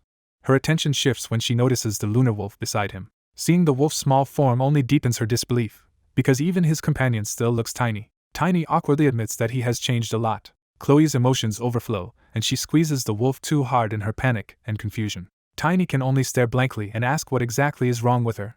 As Chloe flees in embarrassment, even the wolf concludes that Tiny has somehow become unsettling, and Tiny admits he has no idea what just happened. The story then shifts to a quieter room where Asgard seeks confirmation about what he has learned. Still troubled, he asks whether the young knight's claims were true. He directs the question to Greed, an old comrade he trusts enough to demand the truth from. Greed brushes off the old familiarity but invites Asgard to say exactly what he wants answered. Asgard asks whether the Emperor really tried to start a war and what role the Crown Prince's knights played. Greed first repeats the official version, that Ludwig the traitor killed the Emperor. He recalls the public lie that Ludwig and Cartia worked with devil worshippers and that all traitors were executed under the new Emperor's decree. Asgard rejects the official story because he wants the truth, not a convenient fiction. Greed mocks that honesty, knowing Asgard needs the painful answer spoken aloud. Asgard admits he does need to hear it. Greed confirms that the Crown Prince openly declared he would seize the alliance for himself, and Greed had been ready to kill him if the prince's knights had not intervened first. He remembers how close he came to acting on that judgment himself. In truth, he would have killed the Crown Prince with his own hands if no one else had moved. Asgard says that if he had known earlier, he would have tried to stop everything another way. Greed counters that such hesitation would only have wasted time protecting a dying emperor. He pushes Asgard to understand that the choice was never as clean as he wants it to be. Greed reminds him that Tiny warned them about coming disasters and that Asgard had promised to help stop them. Now the new emperor has publicly blamed devil worshippers for the previous emperor's death. That narrative lets the empire unite around the threat of devil worshippers instead of collapsing into chaos. Greed argues that such unity would have been impossible while the old emperor still lived, making this ugly outcome the best available one. He tells Asgard that he and the late emperor share the same flaw. Both men let personal feelings cloud what truly must be done. The young knight's earlier challenge echoes back at Asgard, forcing him to face the cost of indecision. He is made to confront the possibility that clinging to his own standards would only have let his daughter and the Crown Prince die. Tiny's words return in full, urging him not to decide morality alone and not to postpone necessary truths. He also remembers being told to listen to others instead of isolating himself in his own righteousness. Asgard finally accepts that advice. He admits the young knight was right and that his real enemy is his own pettiness. With that confession, Greed sees that Asgard's thinking has finally begun to clear. Asgard regains his resolve and agrees to move on to the next stage of their plan. The young knight is then jolted by a nightmare of the demon king of gluttony mocking his strength and bidding Tiny farewell. He wakes screaming from the memory of that doomed future. Disoriented, he wonders if he has somehow traveled through time once again. The familiar sight of the lunar wolf beside him steadies him enough to realize where he is. Under a full moon, he lets the wolf howl while Knight Garen sleeps nearby, and the moment turns calm again. The wolf rises, ready to move. That quiet night leads into Tiny's own recap of everything that has happened since he first began traveling with the wolf. He remembers the ruined future where he had lost every ally. In that world he was left facing the demon king of gluttony, the monster that destroyed everything. He recalls that the lunar wolf sent him back into the past with help from the leader of the 10 greatest knights. But even that miracle came too late to save his sister Irina, whose death became the first wound he carried into this new timeline. After avenging her by killing Wolf, he learned the blood on him was not his and that Wolf was already dead. He then made a contract with the being sealed inside Wolf's body, gaining the lunar wolf as an ally. After destroying barren files and the devil worshippers in that estate, he left the place behind. Soon after, he met Chloe, Asgard's daughter, and needed her help to reach Asgard himself. Her affection for the tiny wolf made joining her easy. But while they were together, they ran into a dangerous black wizard of the Fifth Circle. They survived an ambush by an elf serving the Baron, but only barely won after a fierce battle. That clash cost Elaine her life. As a result, the elders of the devil worshippers finally turned their attention toward Tiny. When Tiny eventually met Asgard, he told him about his past life and the 7 disasters, and Asgard chose to believe him instead of dismissing him as a child spinning a clever story. Asgard began training him so he would be ready when the disasters came. Tiny even tried to break his contract with the wolf, but failed. He then armed himself at the smithy, thrilled by the weapon he obtained.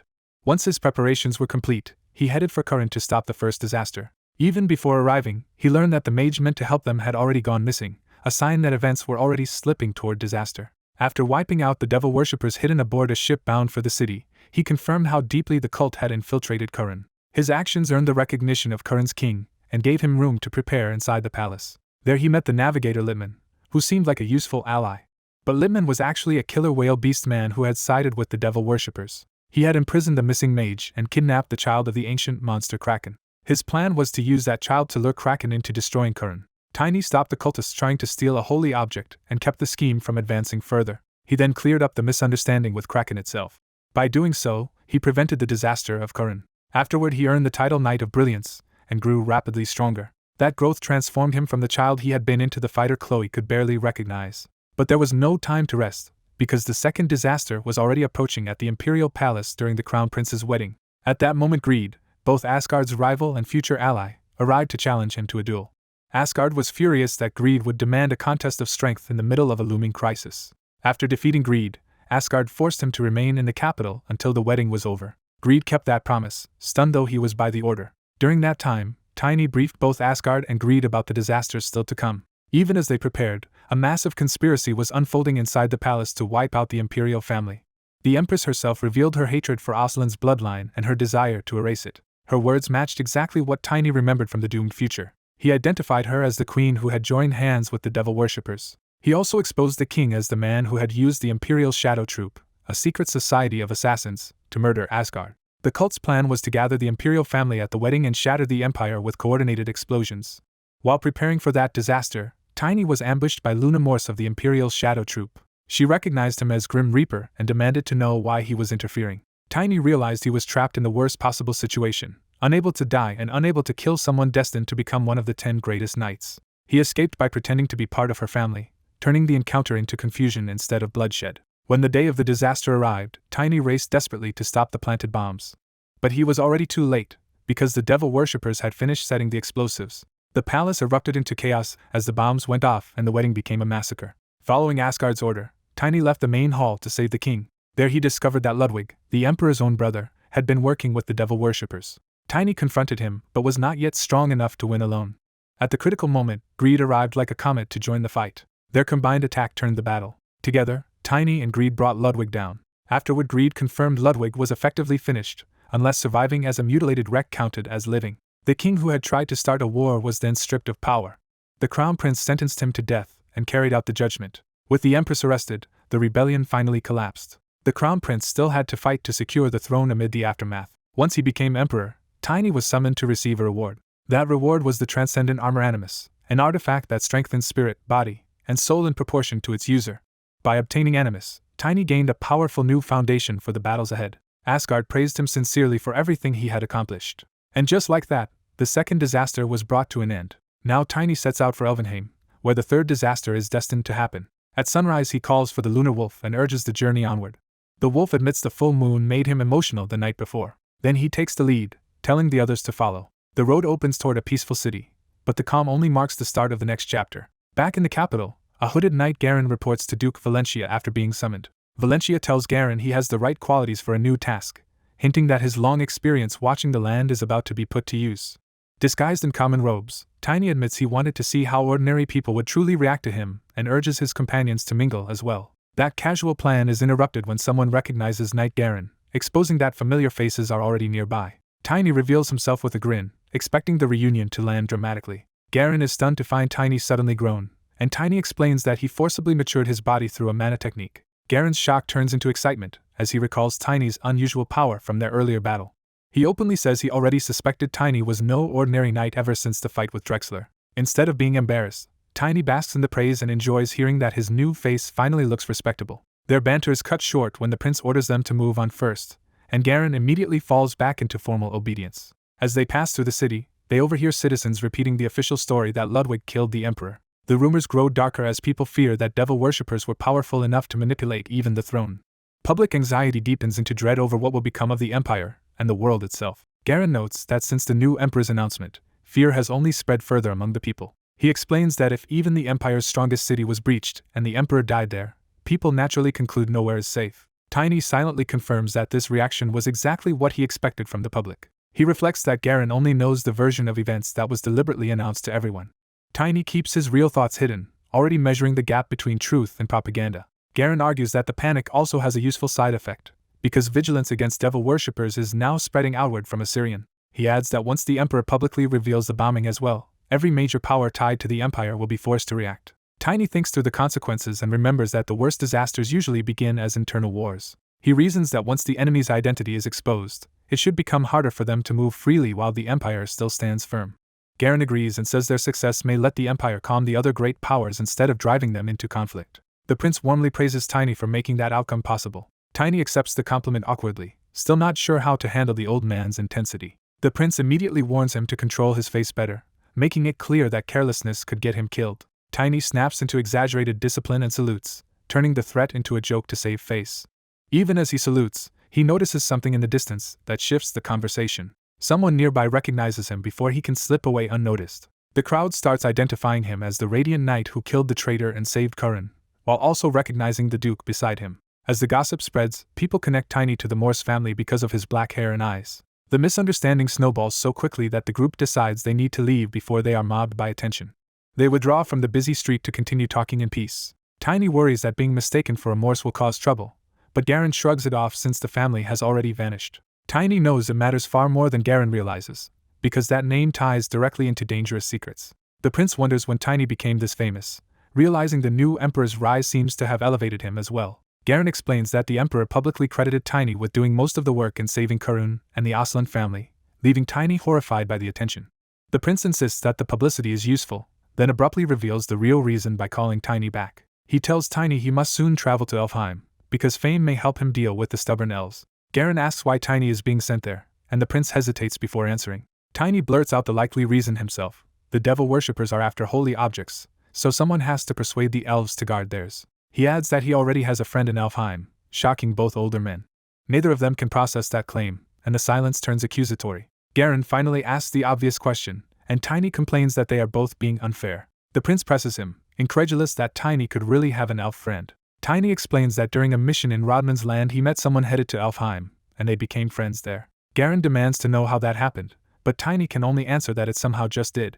When Garen argues that strangers do not become friends that easily, Tiny insists this one really did ask for friendship almost immediately. His blunt summary only makes the story sound more absurd, even though he claims there was more serious conversation behind it. Garen laughs and says he thought Tiny of all people would understand how simple friendship can be. Tiny still cannot make sense of that logic and says so openly. Garen answers with his usual sincerity, claiming people become friends quickly when they speak from the heart.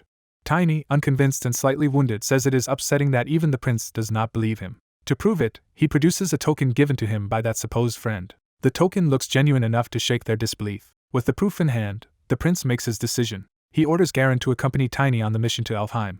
Garen accepts at once, and the pair prepare to ride out together. The prince admits he cannot guarantee it will help, but he has already arranged support in advance. He tells Tiny to seek out Jay first when he reaches Elfheim. Their mounts are readied, signaling that departure is immediate. Garen announces that they are leaving now and promises they will return. Tiny answers with a grin and one last irreverent jab at the prince. The prince watches them go and mutters a threat to kill Tiny if he keeps calling him an old man. Even so, he hopes the mission succeeds as well as their previous ones. Elsewhere, in a hidden chamber, the enemy learns that Tiny interfered again. They confirm Ludwig is dead and that the crown prince has taken the throne, meaning their political disruption failed. One of them explodes in anger at Ludwig's incompetence. He rages that Ludwig boasted he could handle everything and still ruined the plan. His fury turns toward Tiny Morse, and he demands to know how Tiny keeps uncovering their operations. Another cultist suggests there may still be a dragon eye spy among them, but that idea is rejected. The rebuttal is simple. If a spy had remained, the Emperor would not have died.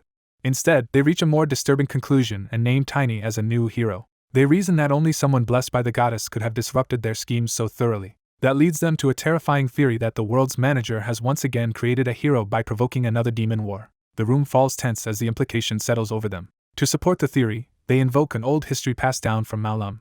That history says the manager could only see the imperfect world's predetermined fate, and that too much interference by the goddess pushed the world off its destined course. By weakening the boundary between dimensions and accelerating the advance of the true owners, her meddling would cause the world to be destroyed earlier than it should have been. They claim the goddess already twisted the cycle once before by creating a hero and dragging the devil into this world. One cultist clenches his fist as the old grievance becomes personal again. He insists the goddess's followers think they won, but the cult still possesses proof of its own victory. That proof, he says, was left behind in the creation of the Demon Station and the Great Labyrinth. Now that a new hero may have appeared, he warns that the end of the world has drawn even closer. Rather than fear that outcome, he welcomes it as the fulfillment of their dream. Still, he concedes there may yet be a spy and proposes a test to settle the matter. He explains that their original next target was Elfheim after the Empire. But because their trump card Elaine died, they will secretly change the target to the Orc Alliance instead. He marks the map accordingly and says another planted asset is already waiting there. The trap is simple. If Tiny goes to Elfheim, he is the hero. If he goes to Bader instead, then someone leaked the new plan. And if Tiny heads straight to Elfheim, the cultist orders his subordinate to kill him personally. The subordinate accepts the mission without hesitation. They seal the order with their shared vow to build a new world. Left alone, the leader decides that if Tiny truly is the hero, he will not hide behind prophecy when he kills him. He commits himself to murdering Tiny by his own hand. If Tiny instead goes to Bader, the leader will shift to hunting the hidden leak. He stares at the map and wonders where Tiny Morse will actually go. Far away, Tiny rides on, unaware that his next destination has become a test set by the enemy. As he and Garen near their destination, Tiny senses that something about this place matters. They arrive not at Elfheim but at the Orcs' grasslands, proving the cult's altered plan has somehow reached Tiny's path. Tiny urges them to move faster, eager rather than cautious. Soon he is already facing an Orc chief and realizes the opponent is stronger than expected.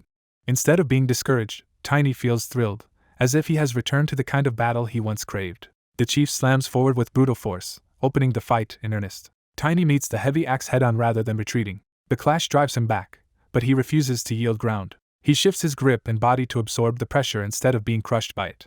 Even under strain, Tiny is delighted by the challenge and wants to see how far his raw strength can go. Watching from behind, the chief's allies and attendants see that this has become more than a simple test of force. Tiny locks the chief's weapon in place and declares that he wants to measure the limits of his own body. The collision of their strength sends a shockwave through the battlefield and stuns the surrounding orcs. Tiny recognizes the chief's technique as the orc's mana method and realizes he is facing a true warrior tradition.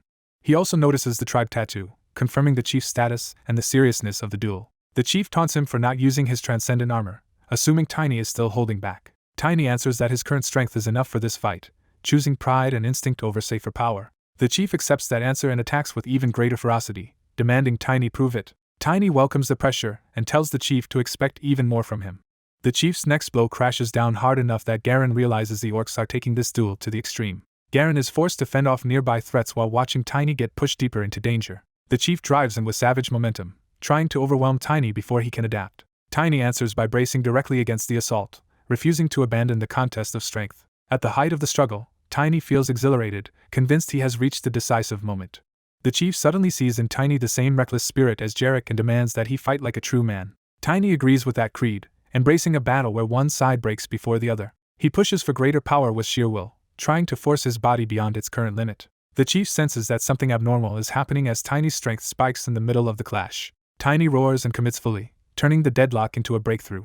The chief's weapon finally cracks under the pressure of Tiny's raw force. For a brief instant, both of them freeze in surprise at the shattered axe. Then the released force erupts outward, blasting the area and knocking the watching orcs back. The surrounding warriors are left reeling by the scale of the impact. Garen can only stare as the duel escalates beyond anything he expected. The chief, far from angered, starts laughing in admiration. He admits that Tiny's confidence now makes sense after seeing that display. Tiny returns the respect immediately, recognizing the chief as an equal in spirit. The chief calms and reaches a conclusion based on what he has just witnessed. He signals the end of the hostility instead of pressing the fight further.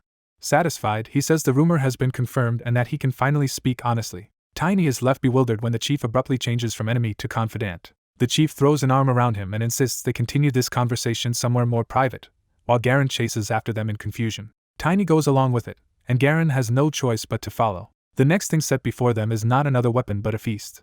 The chief welcomes them as honored guests, declaring that after such a hard fight they should eat as much as they want. Garen is still trying to understand what just happened when Tiny accepts the hospitality without hesitation. Tiny tears into the food immediately and praises it with complete sincerity. The chief is delighted by Tiny's appetite, while Garen wonders whether this boy is more human or orc at heart. Once the mood settles, the chief tells Tiny to keep eating while he explains why he brought him here. Tiny and Garen finally focus, realizing this feast is really the start of a serious conversation. The chief asks whether Tiny is close to the Empire's new emperor. Tiny downplays it, saying they are only publicly linked and not personally intimate. When he casually adds that he once slapped the emperor, the chief takes that as proof of extraordinary closeness and laughs even harder. Addressing him by his full title, the chief finally names him as Knight of Brilliance, Tiny Morse, making it clear that Tiny's reputation has already reached the orcs. An orc chief opens the meal with a blunt demand for honesty and asks whether the Empire is preparing for war. The two human knights are startled by the accusation and press him to explain what led him to that conclusion. He points to fresh fighting across orc lands as the first sign that something larger is already in motion. He adds that Chief Nergui of the Black Rhinoceros tribe is rallying the orcs toward unity for war, which makes the threat feel organized rather than routine. When Tiny notes that war is common among orcs, the chief agrees only in part.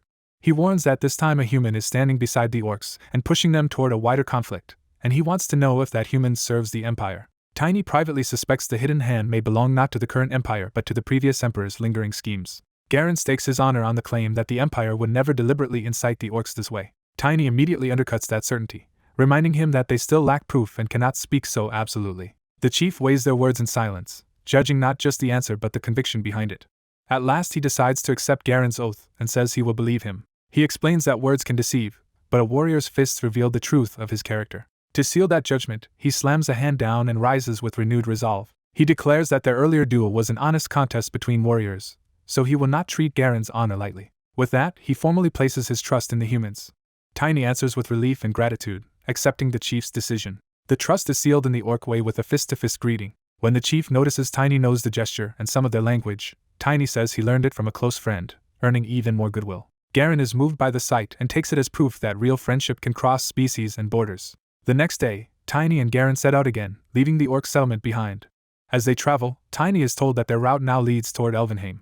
An orc scout woman arrives and offers to guide them as far as the edge of the great forest. Tiny recognizes her as the orc he defeated recently, and she bristles when that loss is brought up too plainly. She introduces herself as Narn, scout leader of the Red Wild Boar tribe, and commits to escorting them to the forest. Her boar mount and Tiny's wolf move out together as the escort begins. When someone objects that her own tribe still has unfinished warrior matters, Narn dismisses the concern and says her tribe is close with the orcs near the forest. That claim shocks the two humans, who had assumed orc tribes could not maintain such cooperative ties. Narn explains that Chief Batar taught them to avoid needless killing and to value leadership over bloodshed. Following Batar's example, she learned the common tongue and says that openness helped her tribe prosper. Tiny is unsettled by the name Batar, sensing something in it that does not fit what he remembers from his previous life. He recalls refugees from Jammingwood in his past life, yet never once heard of any leader named Batar. That discrepancy gnaws at him and sharpens into suspicion. He wonders if Batar may have died before the disaster that devastated the region, which would explain why history never carried the name forward. Acting on that thought, Tiny asks whether there is any way to send a warning from Jammingwood back to the Empire. He insists the changes among the orc tribes are important enough that Valentia must be informed immediately. Before he can press further, Garen casually reassures him, thinking the concern is less urgent than Tiny fears. Garen reveals he already arranged for a friend in Jammingwood to carry news of their meeting with the chief toward Valentia. Tiny is caught off guard, and Garen teases him for sounding confident while secretly worrying about the consequences. Garen explains that orcs cannot send magical messages, but his new friend will travel in person to relay the warning. When Tiny asks when this mysterious friendship began, Garen answers with absurd cheer that it started only yesterday. He insists that friendship is not measured by time and points to their recent bond with the orc chief as proof. Tiny cannot bring himself to trust either Garen's instincts or the speed of these new alliances, even while Garen remains completely sincere. Narn, overhearing enough to catch the mood, happily declares that she knew Garen would believe in her, leaving Tiny feeling the whole exchange has become bizarre. Their path soon brings them to another group of orcs waiting ahead in the grasslands. The travelers slow as Narn approaches the group to speak for them. Tiny and Garen hold their breath, unsure whether this meeting will turn hostile. Narn identifies the humans as travelers bound for the Great Forest, and says they are friends of the Red Wild Boar tribe. On her word, the orcs stand aside and allow the party to pass without conflict. Just as they begin moving again, one of the orcs calls out to Tiny specifically. The orc steps forward, forcing the travelers to stop once more. He says he has heard rumors of a knight riding a wolf spirit who stopped the disaster, and asks if Tiny is that man. Tiny is annoyed at being called small again, but the question makes clear that his reputation has already spread. Narn protests the delay, but the orc insists he is not trying to hinder them. He says he only wants help, not trouble. Addressing Tiny's wolf as an elder brother who has lived long enough to become a spirit, he asks for the wisdom of one who has crossed into that state. Tiny clarifies that the wolf is simply his dire wolf companion, not some ancient spirit, but the orc accepts the correction without backing down. The orc presents a glowing blue herb and asks whether this is the key to becoming a spirit. Tiny's wolf studies the herb, and the orc notes that the beast looks unusually small and thin for a dire wolf. Before Tiny can answer, the wolf suddenly bolts forward with explosive speed. The orcs recognize the creature not as an ordinary dire wolf but as a lunar wolf, and the revelation changes the tone instantly. Tiny is left stunned by the sudden shift in attention. His mount surges ahead wrapped in blue power, carrying him straight toward the herb-bearing orc. The herb is revealed clearly, glowing with unusual energy in the orc's hands. The orc identifies it as cairn grass, a bitter herb to orcs but something with a very different effect on wolves. He asks if this herb is what transformed Tiny's companion into a spirit-like being. Tiny answers that it did not create a spirit, but it can extend the wolf's life, which is enough to make the herb precious. The orc gratefully thanks Tiny again, still calling him small human and deepening Tiny's irritation. He introduces himself as Bold, a candidate to lead the dire wolf tribe, and swears on his honor to repay Tiny with any help he can offer. Bold doubles down on that oath, promising full support if Tiny ever comes to him in need. As the party rides on, Tiny reflects that honor and the dire wolf tribe may become useful allies. Bold's straightforward loyalty reminds Tiny of Jarek, and he wonders if that old acquaintance may soon reappear as well. 5 days later, the travelers finally reach the great forest far faster than expected. At the forest's edge, Tiny thanks Narn for guiding them, and she parts from them with sincere wishes for their success. The farewell leaves Tiny and Garen in a calmer mood as Narn rides back toward her people. Tiny turns his attention fully to the great forest at last, knowing they have reached a decisive stage of the mission. When he asks whether Garen has ever been here before, Garen's awkward reaction immediately makes Tiny suspicious. Garen falls quiet, realizing he has revealed more familiarity than he intended. He begins explaining that the Great Forest is home to elves and ancient beasts and serves as a shield that blocks the corruption spreading from the demon region. He adds that the lands from the western demon region to this forest still bear the scars of the war against the ancient demon king, and that the demon heartland lies beyond. He mentions a mysterious great maze deep in the demon region whose contents remain unknown, while Tiny privately remembers that his weapon knocked him once came from there. That memory tempts Tiny, but he knows he is still too weak to enter such a place without dying for nothing. Garen notices Tiny's distracted silence, while Tiny decides to postpone that dangerous ambition for another time. Garen then gently tells Tiny he will not pry into his secrets, but he still wants to help him as a friend. He asks Tiny to trust him enough to explain what this mission is really for. Tiny hesitates, weighing whether to reveal the truth. He finally admits that if they fail, the elves' holy artifact will vanish and the world tree will burn. Garen is horrified as Tiny explains the chain of consequences. The great forest would be polluted by evil energy, and the world itself would eventually collapse. Tiny makes clear that this is no mere covert errand but a mission worth risking their lives for, and he offers Garen a chance to turn back. Instead of retreating, Garen surges with resolve. He refuses to waste time and urges them to reach Elvenheim as quickly as possible. Tiny is relieved by that answer, though his smile hides how desperate the situation truly is. Even as they press on, Tiny's inner fear resurfaces and he admits to himself that he does not want to die. That fear hardens into determination as he reminds himself he cannot afford to die here. Elsewhere in the forest, a panicked dwarf runs for his life, cursing as he flees. He clutches a heavy crafted weapon while sprinting through the dark woods. Behind him, a monstrous ant gives chase, and the dwarf despairs that such a creature has appeared at the worst possible moment. The pursuit intensifies as the ant bears down on him through the trees. The dwarf keeps running with the weapon hugged tight, unwilling to abandon it even in terror. His breath breaks and he apologizes to no one in particular, already feeling his strength fail. Back with Tiny and Garen, Tiny admits he cannot keep up that pace after forcing mana through his wolf for 6 straight hours, and Garen agrees they should slow near the elves' scout territory anyway. Since they are close to elven patrols, Tiny suggests they stop and rest for a while. Garen agrees, but immediately warns that they must not light a fire in this forest. He explains that even a small flame could ignite the great forest. Tiny laughs at the idea, asking what kind of lunatic would start a fire here. At that exact moment, an explosion flares in the forest behind them. Both men freeze in disbelief as the impossible answer arrives instantly. Footsteps race toward them through the trees. Tiny and Garen turn toward the sound, bracing for trouble. A terrified dwarf bursts into view with an ant looming behind him, and he desperately calls for help. The ant's burning eyes and towering frame make the threat unmistakable. The dwarf screams for rescue with no dignity left, only panic. He begs them to deal with the monster, and the sight of a dwarf in the great forest catches both knights off guard. Tiny notes that dwarves are not unheard of here, but being hunted by an ant means this is already a serious incident. The dwarf keeps pleading for his life as he stumbles toward them. Tiny abruptly stops him, saying the problem is not just the ant but what the dwarf has done to all of them. He points out that they cannot assume the dwarf is innocent, especially with the enraged spirit beast closing in. An elf appears and identifies Tiny as a human elementalist, revealing she has already judged more than he expected. She demands to know why a man who is neither merchant nor hunter has entered the great forest at all. Tiny starts to answer, but Garen steps in and asks to handle the exchange himself. Using a formal elven-style greeting, he offers respectful words that immediately mark him as someone familiar with their customs.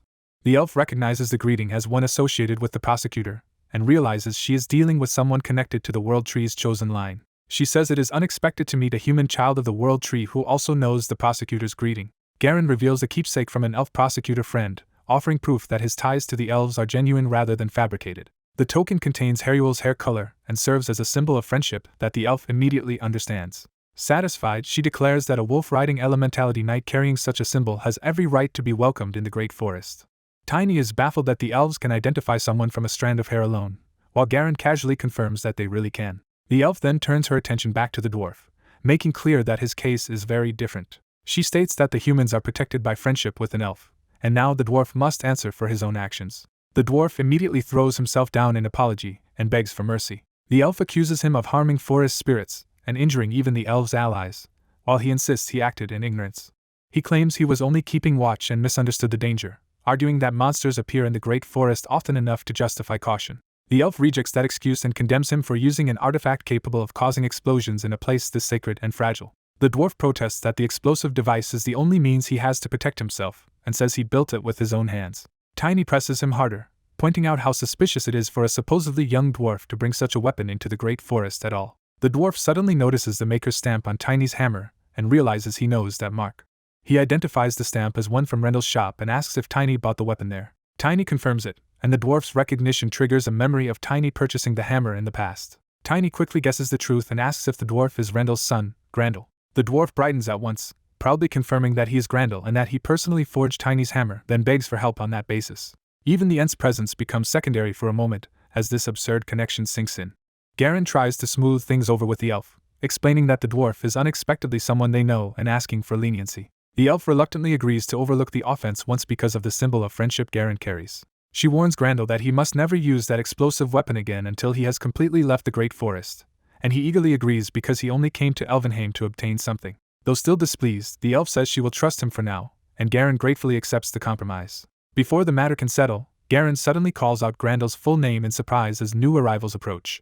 An older dwarf with companions rushes in, overjoyed to find Grendel alive. Grendel quickly reframes the disaster, claiming the explosion merely startled them and that he happened to meet travelers using a weapon he forged. The older dwarf is stunned by what he is hearing. He recognizes Tiny and Garen by name, leaving both knights shocked that these dwarves know them at all. Before anyone can explain, Tiny's lunar wolf reacts sharply to something unseen, and the moment ends in fresh confusion.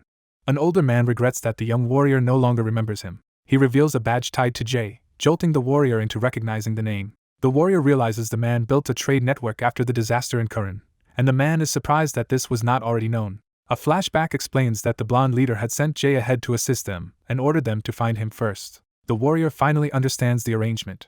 The merchant explains that his industry cannot grant free entry into Elvenheim, but it can trade human goods the elves want. He adds that commerce itself is a way to read elven society and gather information beyond ordinary spying. When asked about the dwarf traveling with them, the merchant clarifies that they only met him just before entering the Great Forest. He says he heard the dwarf was collecting rare materials to forge an ultimate weapon, so he could not ignore him. The dwarf suddenly steps forward and declares that surpassing his people's greatest weapon is his life's dream.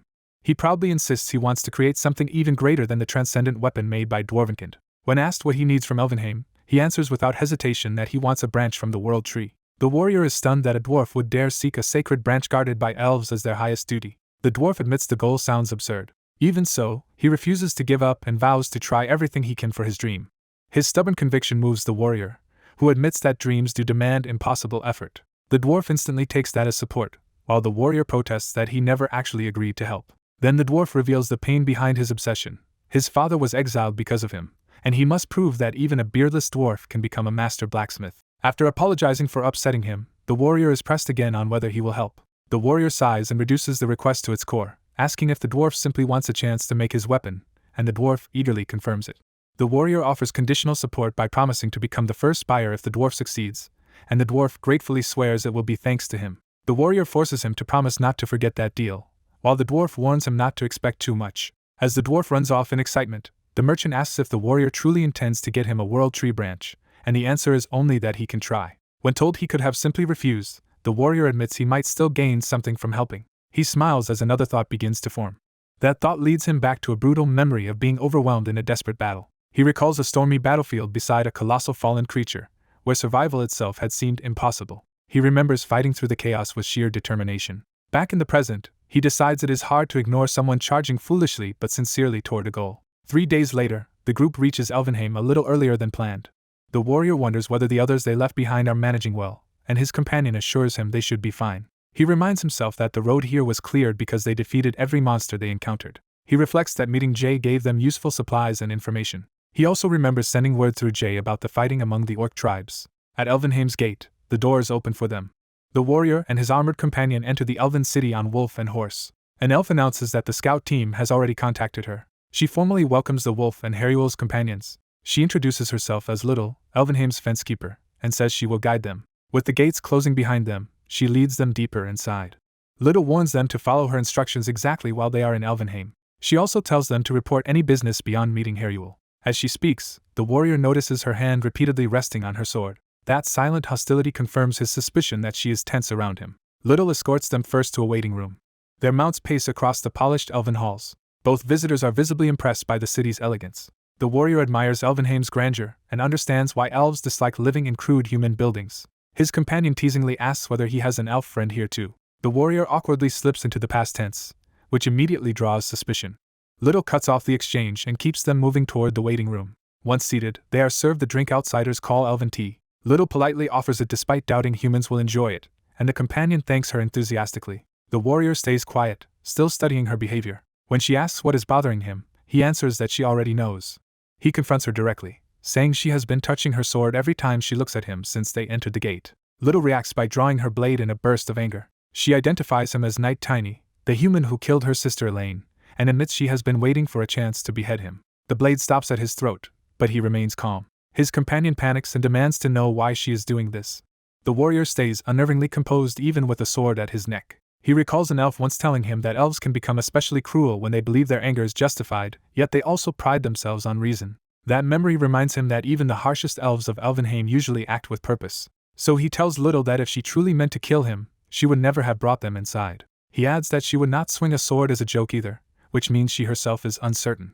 His reading of her motives catches her off guard. The companion quickly explains that Elaine's case was already reported to the Central Temple and asks whether Elvenheim received no notice. Little tightens her grip, shaken by the implication. She insists that temple approval changes nothing and says she was watching him because elves are tasked with tracking evil energy. The warrior seizes on that and asks whether elves can truly sense hidden evil energy and expose devil worshippers.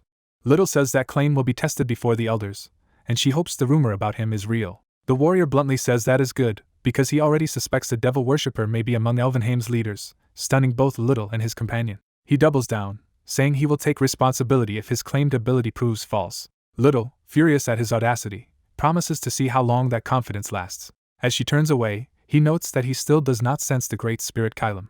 That absence makes him suspect Estina, Kylum's partner, will not be attending the elders' meeting. Little is startled that he even knows Kylum belongs to Estina. He nearly slips, then denies having seen Estina when pressed. Little shuts him down, saying Estina's whereabouts are elven business, but her evasiveness only convinces him that Estina truly is absent. The companion asks whether the warrior plans to meet the World Tree's guardian alone, and he says that may be the best way to warn them about devil worshippers. The companion suggests Heruel might know more, and the warrior confirms that is exactly who he means. He explains that if the elf prosecutor returns to Elvenheim, he joins the knights who defend against monsters from the demon region. Since those knights answer to the guardian, Heruel's unit may know where the guardian is. The companion places a reassuring hand on him. He volunteers to go ask around, and the warrior gratefully accepts. Once alone, the warrior immediately wonders where Heruel has gone. Elsewhere, a hooded informant reports to a red cloak superior that the warrior's prediction was correct. The report continues that the hero is heading toward Elvenheim. The superior is pleased, calling him the true hero after all. He reveals an artifact designed to erase traces of evil energy and bursts of destructive power. The informant recognizes the artifact as OS Virga and is alarmed. The superior orders agents numbered 6 and 7 to find the warrior and eliminate him. Back in Elvenheim, the waiting room falls quiet after the companion leaves. When the companion returns, he reports that Heruel is not there. He adds that all the knights have left, which makes the warrior suspect some larger emergency. The mention of a monster wave gives the warrior pause. The companion explains that monsters sometimes surge out of the demon area, and most scouts and knights are dispatched there when it happens. He realizes that is why the road to Elvenheim had so many monsters. The defenders were all away. He suggests they may have to wait in Elvenheim for the month-long wave to end, which the warrior finds excessive. Before they can decide anything, Little returns and summons Knight Tiny. She tells him to follow because the elders are ready to test him. He is brought before the assembled elders, who define him as both a disaster-stopping human and the man accused of murdering Elaine. The Great Elder states plainly that it is time to test his supposed ability. The warrior notes that elves are said to be slow, yet all the elders gathered quickly, implying they had been waiting for him. The Great Elder says nothing, letting the implication hang. The warrior presses the point and suggests they were expecting his arrival. One elder erupts in outrage at his insolence. Little argues there is no need for any test because humans must be conspiring and Elaine could never have been a black wizard. Another elder rebukes her for being too emotional and reminds her that the council is trying to stay rational. The Great Elder silences the argument. He explains that differing opinions among elves are exactly why the test is necessary. The warrior realizes the earlier hostility in common speech rather than elven speech was likely staged to frame this very situation. Asked whether he accepts the test by standing there, he formally agrees. The Great Elder orders the evidence to be brought in. Caged wolves are dragged into the chamber, snarling violently. The warrior recognizes them as the ranger wolves used by the elven scout team. One wolf is especially feral and bloodthirsty. He is puzzled that the elves would imprison their own wolves. The Great Elder explains that one of the wolves was polluted by evil energy. That corrupted wolf killed several scout wolves, and a young elf died in the incident as well. The elder asks the warrior to identify which wolf was responsible. The warrior immediately points to one specific wolf. The elders demand to know how he can be so certain. He summons his contracted spirit wolf, and says its power lets him sense evil energy with ease. He explains that the aggressive wolf is reacting because it smells the blood of its own kind on the other one. Little is shaken by how quickly he reached the truth. Even the Great Elder admits the result is more impressive than expected. He acknowledges that the warrior detected what the elves themselves only barely uncovered after a long investigation. But the warrior says the case is stranger than that. He points out that the corrupted wolf's evil energy appears deliberately concealed, as if someone taught it to hide the taint. That claim makes the chamber tense again. He goes further and suggests the one who taught it may have been Elaine herself, shocking Little. Little explodes at him for invoking her sister, and the others struggle to calm her. The Great Elder warns that if the claim is true, it would mean their own scout wolves were manipulated from within. Little rejects that possibility and insists such deceit is something only humans would do.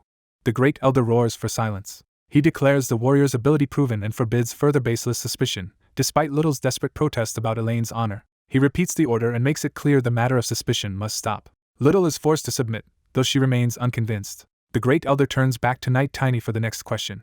He asks why the warrior believes the wolf was hiding its evil energy. The warrior explains that the wolf is already polluted enough to mutate into a monster, yet it shows none of the usual outward signs. He contrasts that with the recent tragedy, where the beast acted openly rather than like something trying to suppress its corruption. The Great Elder begins connecting this to a larger pattern, a monster capable of concealing evil energy. He recalls the knights massing outside for the demon area investigation.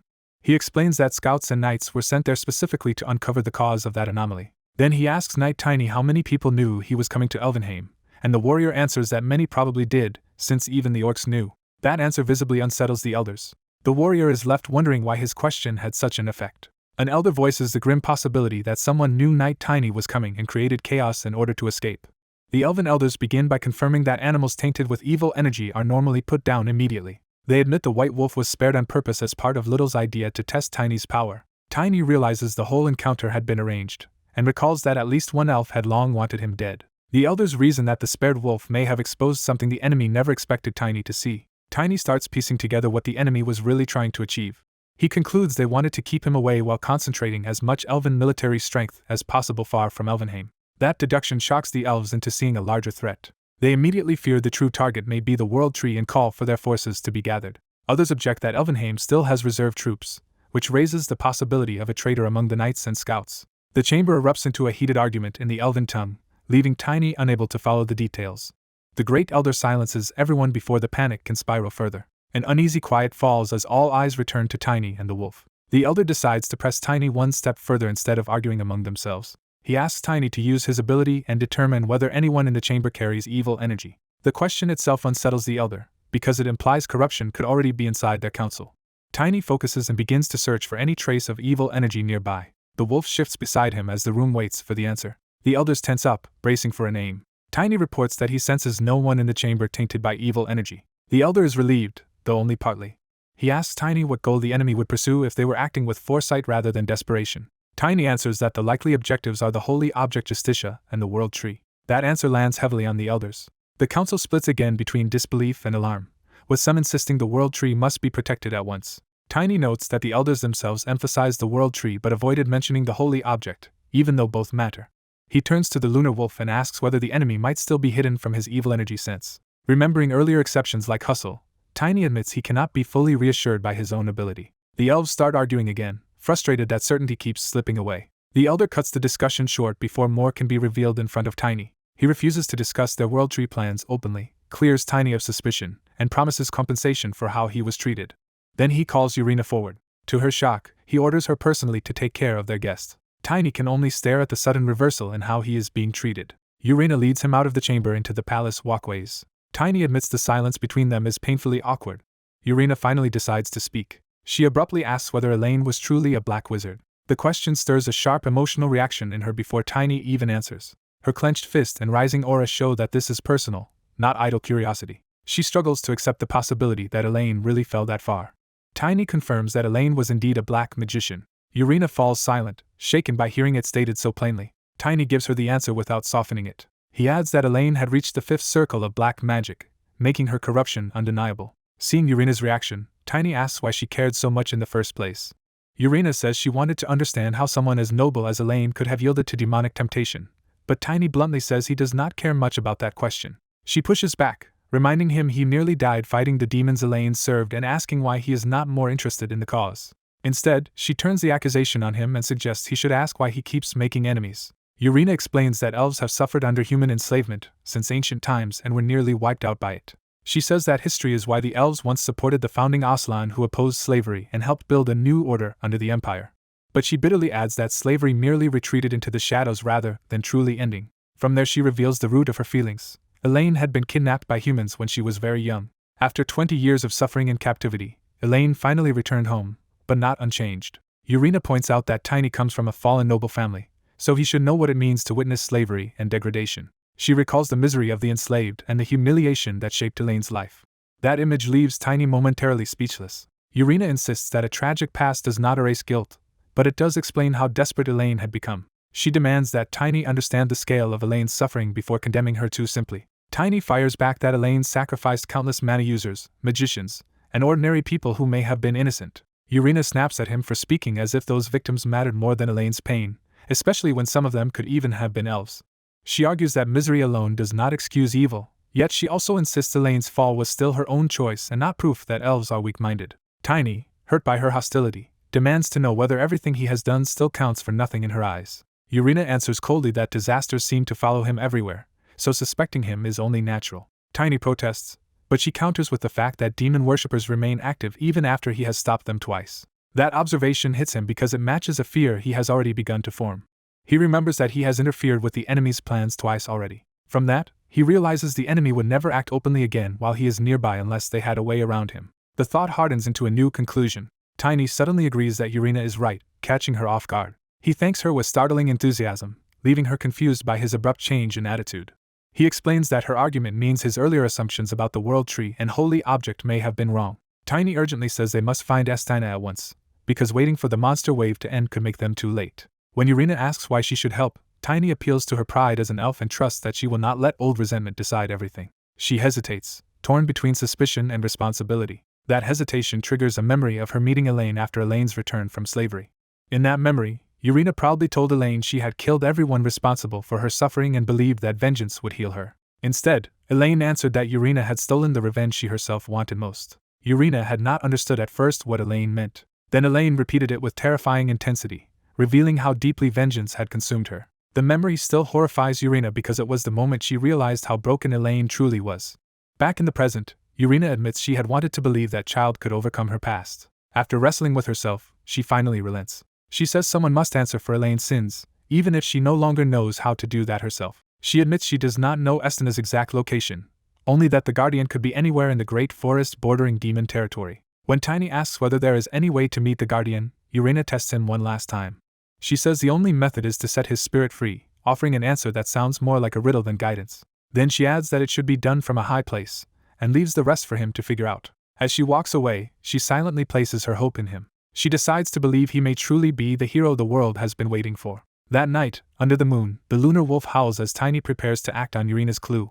Tiny asks the wolf whether it likes this rare moment of peace between them. He admits it has been a long time since either of them could rest so quietly. Yet he also feels he has failed, because nothing suspicious has happened for hours and the cold waiting is getting to him. He tells the wolf he can endure the boredom if the wolf is enjoying itself, but he is already thinking about returning to the elders if nothing changes. Before he can finish, the wolf suddenly reacts. Tiny senses the change and asks what is wrong. The wolf's presence shifts as if something greater is awakening inside it. Then the being within the wolf addresses Tiny directly and praises him for coming this far. Tiny realizes in shock that he is speaking to something far beyond an ordinary beast. When he blurts out the world tree, the wolf confirms he has reached the right place. The Guardian explains that it heard Tiny was searching for it and invites him to come along. Tiny climbs onto the wolf as it launches into the night sky above Elvenheim. The wolf carries him upward in a single soaring leap. As the city falls away beneath them, Tiny realizes they are still climbing far higher than he expected. He starts to question why they keep ascending, then suddenly understands the purpose of Urena's clue. The realization hits him all at once. The force of the ascent nearly throws him off, and he scrambles to hold on. He panics and shouts for the wolf to wait, but the climb continues. When the motion steadies, he looks around in confusion. He realizes that while he thought nothing had happened, he had actually been led somewhere hidden. The truth leaves him stunned. Ahead of him, suspended in the sky, the world tree finally appears. The wolf lands on the floating island that shelters it. Tiny can only stare in awe at the impossible sight. He marvels that the world tree had been hidden in the sky all along. Looking down, he understands that it cannot be seen from below because a protective barrier conceals it. The Guardian calls him child again, reminding Tiny how small he is before this place. The wolf settles before him within the world tree's sanctuary. The Guardian asks why Tiny has been searching for it. Tiny says he urgently needs to know where Estina is so he can warn her. The Guardian clarifies that Estina is the Guardian itself. It then asks what message could be urgent enough to bring him here. Tiny explains that enemies inside Elvenheim are after both the Guardian and the holy object. He says he needs Estina's help to stop them before they strike. The Guardian studies him closely, as if reading more than his words. Its gaze pierces into his memories and intentions. Tiny feels that scrutiny and realizes the guardian is seeing through him completely. At that same moment, another presence draws a bow from above, preparing an ambush. Tiny calls out Estina's name just as the attack begins. Watching the scene unfold, Irina recognizes the battlefield from somewhere she has seen before. She suddenly identifies it as the western edge of the Great Forest, the place tied to the Guardian's hidden domain. Tiny blurts out his thanks, not yet realizing how little time remains. He hurriedly warns the Guardian to beware of a suspicious round object, especially one like the one he remembers. The Guardian calmly tells him not to worry because it has already seen that danger in his memories. Its reassurance carries a quiet confidence. Without wasting another moment, the Guardian carries Tiny deeper across the floating sanctuary. As they move, Tiny's thoughts return to the holy object. He realizes the holy object had been hidden together with the world tree all along. That should have made it unreachable to the demon worshippers, which means the threat must come from someone who can bypass the sanctuary. The wolf surges forward as Tiny braces himself for what that implies. The Guardian's eye sharpens, sensing the danger before Tiny can name it. Its focus locks onto the incoming threat. Tiny calls to the lunar wolf, trying to understand the warning in its reaction. He says he has learned enough from the world tree and that they must find Estina immediately, not realizing he is already with her. Once the truth settles in, he urges the Guardian to move at once. Tiny commits fully and orders them forward. Elsewhere, the story shifts to the sacred mountain Nidus and the central temple Sol. Inside the temple, a blindfolded holy figure sits in troubled silence. A weary man nearby struggles with a heavy burden, as if bracing for what comes next. Then another figure approaches the sanctuary, invoking the authority of one who can receive divine messages from the goddess. A weary church leader is greeted by Cardinal Jansen while fretting that his visible frustration may already be giving too much away. Jansen immediately asks whether any new divine messages have arrived, only to hear that the heavens have gone silent since the last revelation. When he asks whether Lord Godhand has responded, he learns that even the highest military authority is just as stalled. The exhausted Pope nearly collapses from strain, showing how badly the uncertainty is wearing on him. Jansen explains that Godhand refuses to move the Templar Knights without an unmistakable command from the goddess, leaving the church paralyzed. He urges the Pope to rest, but the Pope bitterly reminds him that he was elevated precisely to shoulder crises like this. The Pope fixates on the troubling prophecy that the path toward total destruction has somehow been disrupted. He insists that if anyone can decipher the meaning of that divine warning, it has to be him. Yet despite repeatedly asking whether destruction is coming faster or being prevented, he has received no further answer from the goddess. That silence leaves him unable to declare victory or begin preparing the world for ruin, so for the moment, he can do nothing.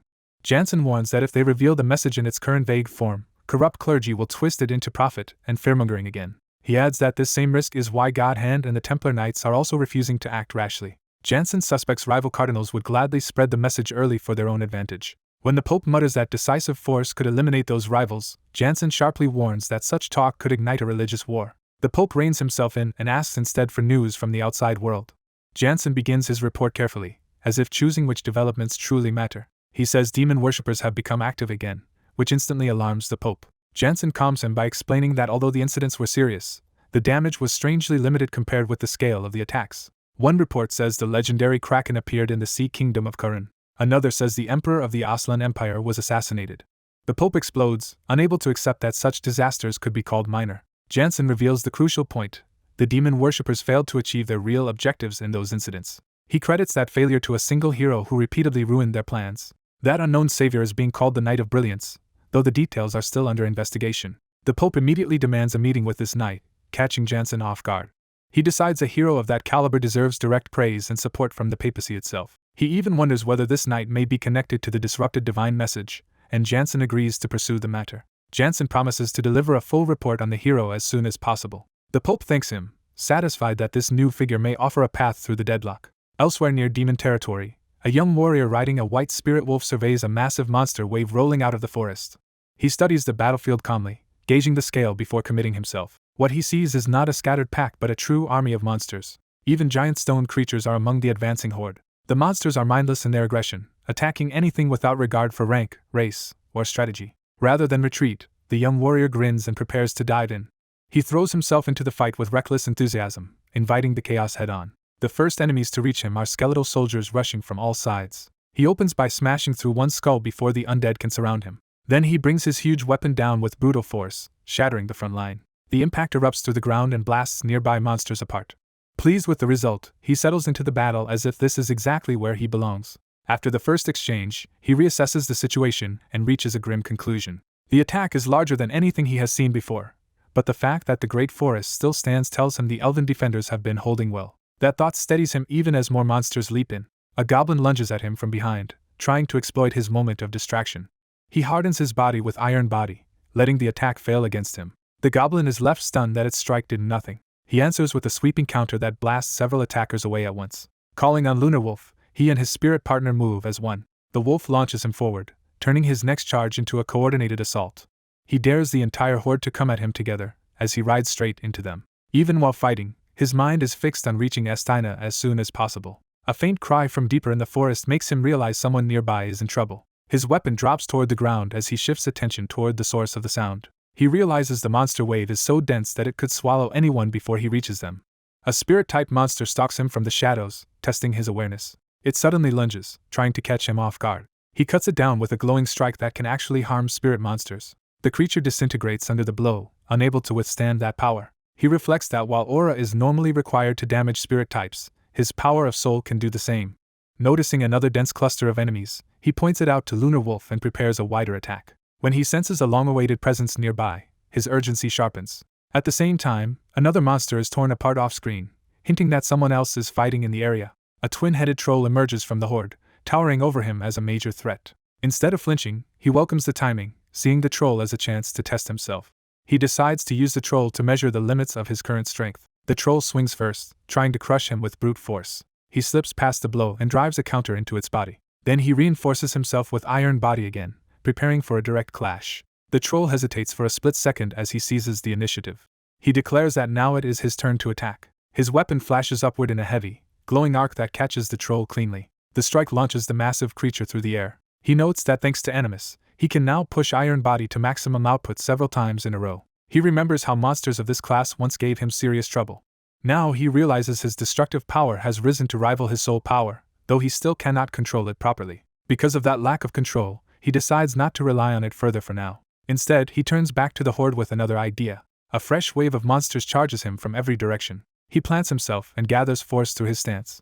Then he unleashes the technique outright. Using tiny-style combat technique second move, he begins a massive rotational strike. The resulting storm swing tears through the surrounding monsters in a wide, violent circle. The sheer destruction exhilarates him, and he laughs in the middle of the carnage. A passing bird suddenly catches his eye and interrupts that frenzy.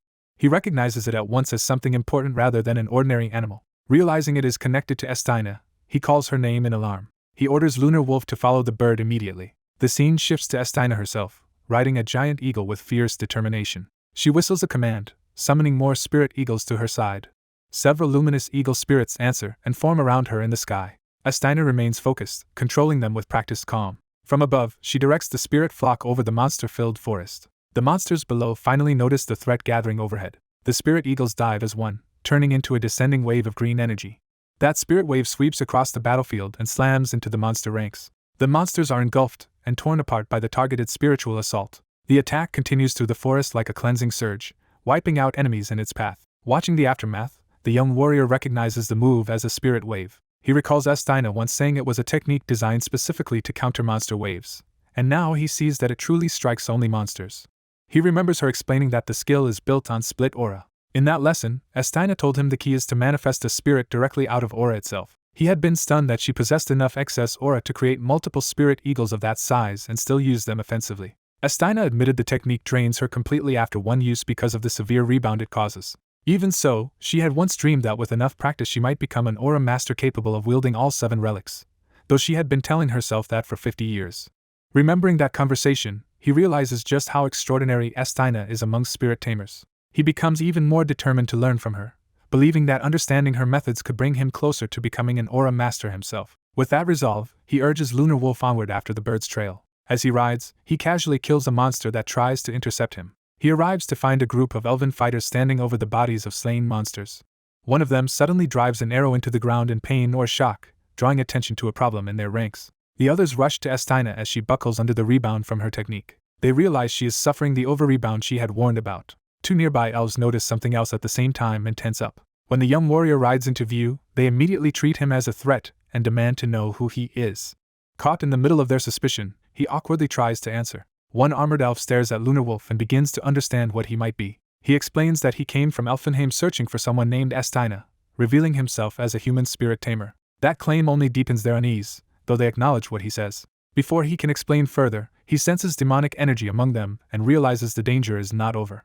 He identifies the source at once. Demon worshippers have infiltrated the elves around Estina. The possibility that Estina herself is their target horrifies him. He lunges forward with a warning just as a hidden attack is launched toward her. One elf freezes in terror as the strike closes in. Another elf manages to deflect the incoming blow at the last instant, confused by where it came from. The defenders realize the attack was not aimed from outside but came from within their own group. Panic spreads as they struggle to understand the betrayal unfolding around them. Lunar Wolf bites one of the compromised elves, and the others shout that the spirit is attacking an ally, still failing to grasp the truth. The surrounding elves turn their weapons on the human, demanding an explanation for what looks like treachery. Seeing no easy way to convince them in that instant, he raises his hands and pretends to surrender. The scene shifts to a tent later, after the immediate chaos has passed. An older elf checks on Estina, who says she is fine and asks first about the captives. She is told the human is being watched, but she clarifies that she means the other 3 prisoners. When their names are mentioned, the gravity of the situation becomes clearer. She learns that Liling and Esna have been tied up under guard, while Uriel is receiving treatment. Someone protests, unable to accept what that implies about their own people. Estina is pressed on whether she truly believes the human's accusation that they are demon worshippers. She admits it is hard to accept, but insists Uriel really did try to kill her. She also confirms that the human had actually been trying to save her. Others still resist, arguing that Uriel would never attack Estina of her own free will and suspect outside manipulation. Estina answers that this would not be the first time an elf had fallen to demonic influence, reminding them why their people are sworn to oppose such corruption. She invokes the example of the Dark Elves, acknowledging the painful history they all know. According to the records, those fallen elves were people with troubled pasts, much like the 3 now under suspicion. That comparison leaves the others shaken and silent. Estina suddenly hears something outside and realizes the danger has returned.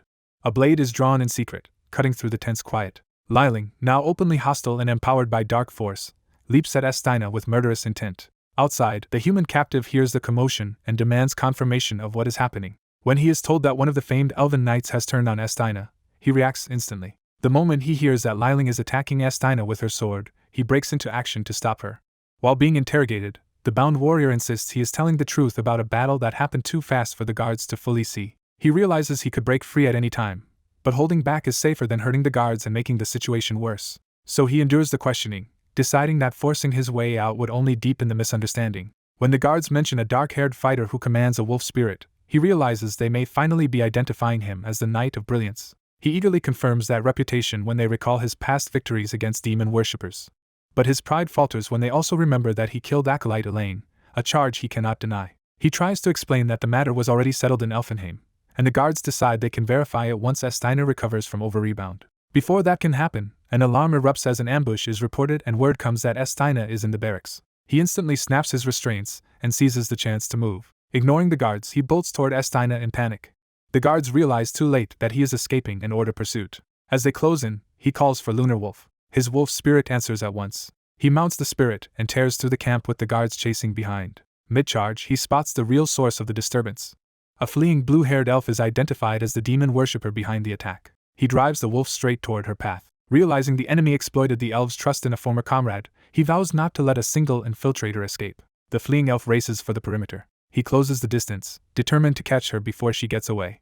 Then a green projectile cuts across his path. The shot strikes the fleeing elf instead, dropping her before he can reach her. He is stunned that someone else interfered. He finds Estina and another elf already there, with Estina badly strained but still forcing herself into the fight. The scene reveals necromantic traces, including a skull relic still leaking dark energy. He reins in as the elves take in what just happened. When Estina is called out, she insists she is still fine despite her condition. He angrily demands why she pushed herself when he could have handled the enemy alone. He warns that elves recover slowly and that overexertion after overrebound could leave lasting damage. But Estina says the traitors were her subordinates, and therefore her responsibility. The other elf tries to shut him out, insisting this is elven business, but he refuses to back down. He bluntly states that Estina's condition is too severe for ordinary healing and orders them to move aside. He insists he must help her immediately or her body will suffer even more damage. The orange-haired elf blocks him, unable to trust the human with Estina's life. He forces the issue by asking whether she wants Estina to live with permanent aftereffects. That argument finally shakes her certainty. Before they can settle it, the smell of demon worshippers thickens around them. They discover that Esna was a demon worshipper too, confirming the betrayal ran deeper than they thought. Weak but decisive, Estina orders Ramuel to obey the human. She tells her captain to let him do what he must. Then Estina collapses from the strain. Both of them panic as she loses consciousness. Ramuel freezes, realizing how close Estina is to breaking. She immediately starts clearing the area so he can work. When Estina weakly asks what he plans to do, he tells her to leave it to him. He remembers that even in his previous life, Estina's slow recovery was always a serious problem. This time, however, he has animus. He believes that with its help, even his current self can save her. He uses an intimate method through animus to directly stabilize Estina and restore what ordinary healing cannot. He commits fully to the transfer, shutting out everything else. Estina's body begins responding to the treatment. As their minds connect, he recalls Estina once explaining that elves draw the world's energy through a special circuit called the power of Mother Nature. He had worried that such a system made recovery dangerously unstable for elves. She had admitted that if recovery goes wrong, an elf can be left in a vegetative state because their strength is rooted in the brain. Yet she had trusted him enough to believe he would not fail her. Inside that shared mental space, she now senses something unfamiliar and wonders what it is. A voice thanks him, deepening the mystery. As more scenes unfold, he realizes these memories are not his own. He begins to suspect he is witnessing the memories of the Knight of Brilliance himself. In that memory, Estina and the Knight speak like close companions who expect to meet again. She encourages the Knight with complete faith, calling him tiny and insisting he will not lose.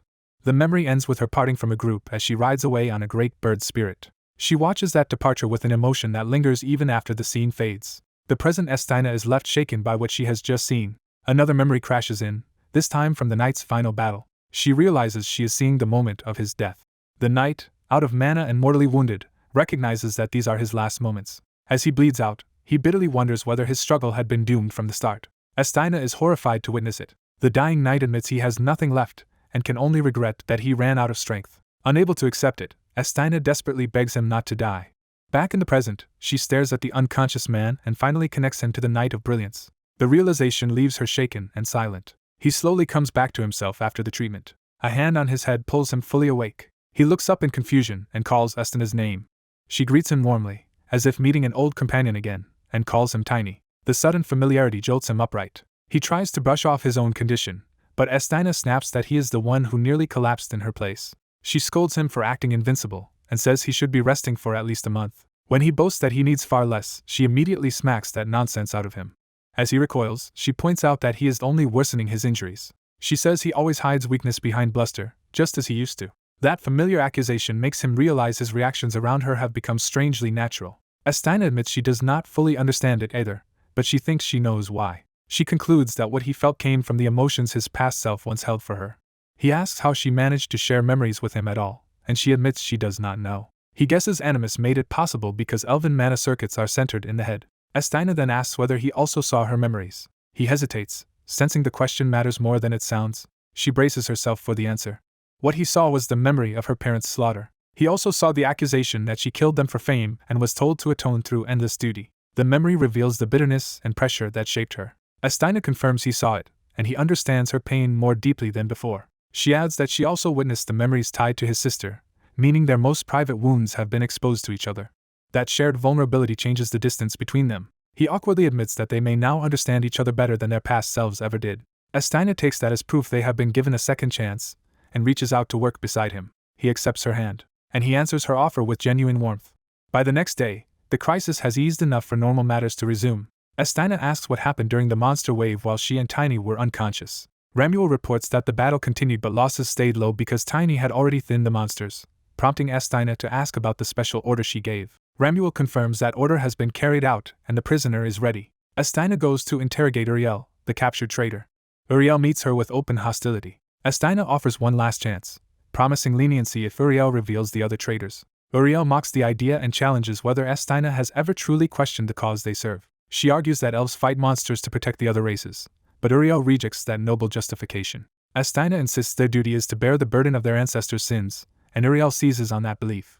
Uriel demands to know why descendants who fought beside their own people should still be punished for ancient crimes. She asks whether the others are not exhausted by centuries of bleeding in the forest for a guilt that is not theirs. Her bitterness spills out as she says proud elven knights were never meant to die like this and admits she simply wanted out. At last, she reveals her real motive was not ideology but the desperate desire to escape. Estina is stunned by the confession and asks if Uriel truly wants freedom that badly. She answers that Uriel always longed for a wider world beyond this endless duty. Then Estina asks the question directly, does Uriel want to abandon duty and be free? She says she would not stop Uriel from leaving to live as a wanderer with no home or family binding her. But Estina also reminds her that their land has long suppressed evil energy to protect the world. Uriel rejects that explanation as manipulation and claims the elves are being used under false pretenses about their role and the world tree. Estina counters that they are not fighting for others but acting as the roots that uphold the world, and that abandoning that duty would doom everyone. Even as she says it, she realizes she has finally chosen what she believes. Uriel starts to answer, but Estina cuts her down before she can twist the others any further. The traitor's body is consumed by dark energy as she dies. Estina stands over the corpse, having ended the threat herself. She orders that the truth of the day remains secret until the monster wave is over. After that, she commands the scattered elven knights and scouts to be gathered. Her next move will be to hunt down the remaining traitors. A week later, the camp has settled into recovery and training. Estina sits with Tiny, still troubled by what she learned from the shared memories. When he notices, she downplays it as lingering unease. But the memories continue to weigh on her. Trying to move forward, she tells him she learned he wants to develop spirits, and had already planned to teach him. When he asks how, she proposes that he live among scout wolves to understand his wolf spirit. She says he should stay with them until he truly understands the wolf within him. He hesitates because he feels pressed for time. Estina bluntly reminds him that without mana he cannot pursue any of his goals anyway, and that dying now would make all his ambitions meaningless. Their discussion is interrupted by the arrival of wolves. Tiny steels himself to face the training seriously. A pack gathers around him, making him doubt whether this method can possibly work. Estina explains that this is an elven elemental training method meant to draw out potential through understanding the spirit. She adds that it can even lead him toward becoming a 4th-level elementalist, though he still complains about the process. She tells him to stop trying to force a summoning and focus instead on understanding the wolf. He finally agrees to try it her way. The moment he does, his wolf spirit appears in a much smaller, cuter form, and he excitedly asks what to do next. Estina answers with a perfectly straight face that his next step is to bark. When he thinks he misheard, she repeats the order without hesitation. A week into this training, he is still being pushed far beyond his comfort zone. Standing in a remote rocky area with a huge slab of meat, he grumbles that this cannot possibly turn him into a wolf. Even so, he studies the meat with reluctant seriousness, realizing Estina's absurd training has only just begun. The elf dismisses Tiny's worries about food and reminds him that his body can now handle even raw meat. She realizes he has also seen the shared memory, and points him toward the real path to becoming an aura master. Her answer is that true growth comes from developing together with the soul of one's spirit. She sends him away with a clear task: understand his wolf spirit first, and only then return. The little lunar wolf is startled by that demand as if it understands the weight of it. Tiny fails to grasp the lesson and vents his frustration while gnawing on meat in the cave. A bark from the spirit interrupts his confusion and pulls his attention outward. He turns to find the wolf spirit watching a real wolf pack outside, as if trying to show him something. The pack leader calmly holds his gaze, making Tiny realize this is a deliberate lesson. The wolves surge into a hunt, driving a herd of boars across the forest. Tiny watches the coordinated chase and begins to understand that the point is not the prey itself but how the pack moves together. He asks why he is being shown a boar hunt, still missing the deeper meaning. The wolf leader stays silent, forcing Tiny to read the intent behind the scene for himself. The lunar wolf barks again, nudging him to stop observing and take part. Tiny finally senses that the lesson is aimed directly at him. A second wave of boars appears, proving the hunt is not over and that the real test is beginning. The boars charge in a dangerous mass, turning the lesson into a live battle. The wolves immediately close in as a pack instead of facing the threat one by one. The lunar wolf pushes Tiny to handle the problem himself. Tiny checks with the pack leader, hoping the wolves will simply finish the job for him. Instead of accepting the easy answer, he decides to join the fight himself. He rushes toward the boars and loudly declares himself their defender. Tiny throws himself into the middle of the charge, treating the wolves as comrades he must protect. He lands on a boar and disrupts the formation, but the surrounding pack still controls the battlefield. Even without mana, he convinces himself he can handle ordinary beasts. His confidence rises as he prepares to beat them down with brute force alone. He even starts thinking of the boars as dinner rather than a threat. Tiny attacks with a bone club, using whatever is at hand as a weapon. His hunger and excitement take over, and he charges with reckless enthusiasm. The impact scatters the boars and shocks the wolves watching him. He proudly improvises flashy names for what is really just him throwing pig bones around. Tiny poses as if he has invented a grand technique. Pleased with himself, he asks the pack leader whether this performance is enough to pass the lesson. The leader's unimpressed reaction makes it obvious Tiny still has not understood. The lunar wolf confirms that this is not what the leader wanted at all. Tiny is forced to ask what he is still missing. Before he can think further, something heavy drops into the battlefield. The wolf leader instantly recognizes a far greater danger. An owlbear appears, and Tiny realizes the situation has escalated beyond a simple hunt. He panics because he left behind the tool that lets him use mana, leaving him badly limited. In desperation, he calls for the lunar wolf to take physical form beside him. A massive strike comes down before the spirit can fully react. The pack leader lunges to intercept the owlbear and protect both Tiny and the spirit. Tiny tries to stop him, warning that he cannot face the monster alone. At that moment, the rest of the wolves also move in, revealing the leader was never alone. The owlbear raises its claws to counter the pack. It swings with overwhelming force, trying to crush the wolves. The monster presses forward, but the wolves keep circling instead of retreating. The owlbear is caught off guard by how coordinated they are. The pack swarms the larger beast from every side, turning its size into a weakness. They tear into it together, each attack small on its own but devastating in combination. The owlbear screams as the pack's teamwork overwhelms it. The wolves bring the monster down through cooperation rather than individual strength. Tiny is stunned to see the owlbear fall so quickly to a united pack. Surrounded by wolves and the corpse of the boar, he finally sees the pattern in front of him. He begins to understand that a wolf's true strength lies in how it hunts with allies. That realization makes his animus react, as if his spirit is answering his new understanding. The lunar wolf suddenly speaks, confirming that Tiny has finally reached the right insight. The spirit explains that the lesson was never meant for Tiny alone but for itself as well. It steps forward with new resolve, claiming the lesson personally. Its gaze hardens as old memories begin to surface. The lunar wolf tells Tiny that it remembers now. It recalls that it once had allies of its own. As it became more spirit-like and pursued greater power, it chose isolation instead of companionship. The stronger it grew, the more alone it became. That loneliness became its defining path. Now it realizes that choice was unnecessary. With allies, it would not have needed to bear strength alone. Tiny feels power surging through him and realizes he is breaking into Elementalist Stage 4. He understands that by linking with the spirit's new insight, he can draw out the lunar wolf's missing potential. The awakened bond manifests as a new ability called Potential Link. That link extends beyond the spirit itself and resonates with the surrounding wolf pack. The connection grants Tiny another new skill as the wolves answer the call. He gains Strength in Species, a power that can empower allied creatures of the same kind. 2 weeks later, the battlefield around the forest camp has stabilized enough for training to resume. The elf is astonished that Tiny reached Stage 4 so quickly and recovered from his backlash as well. The lunar wolf now speaks with unusual composure, leaving her unsettled by the change in personality. She praises Tiny's progress but warns him not to get carried away. Tiny answers more humbly than before, remembering that he did not achieve this alone. He credits both the lunar wolf and the wolf pack leader for helping him grow. He adds that the animus awakened the lunar wolf's potential, then asks how much of the spirit's power he can now use. He demonstrates that he can already use Detect Spirit and Air Step through the new bond. He also confirms that Strengthened Species can currently affect 3 targets at once. The elf explains that at Stage 5 he will be able to use spirit abilities directly, making species strengthening far more practical. She expects him to understand the tactical value of that development.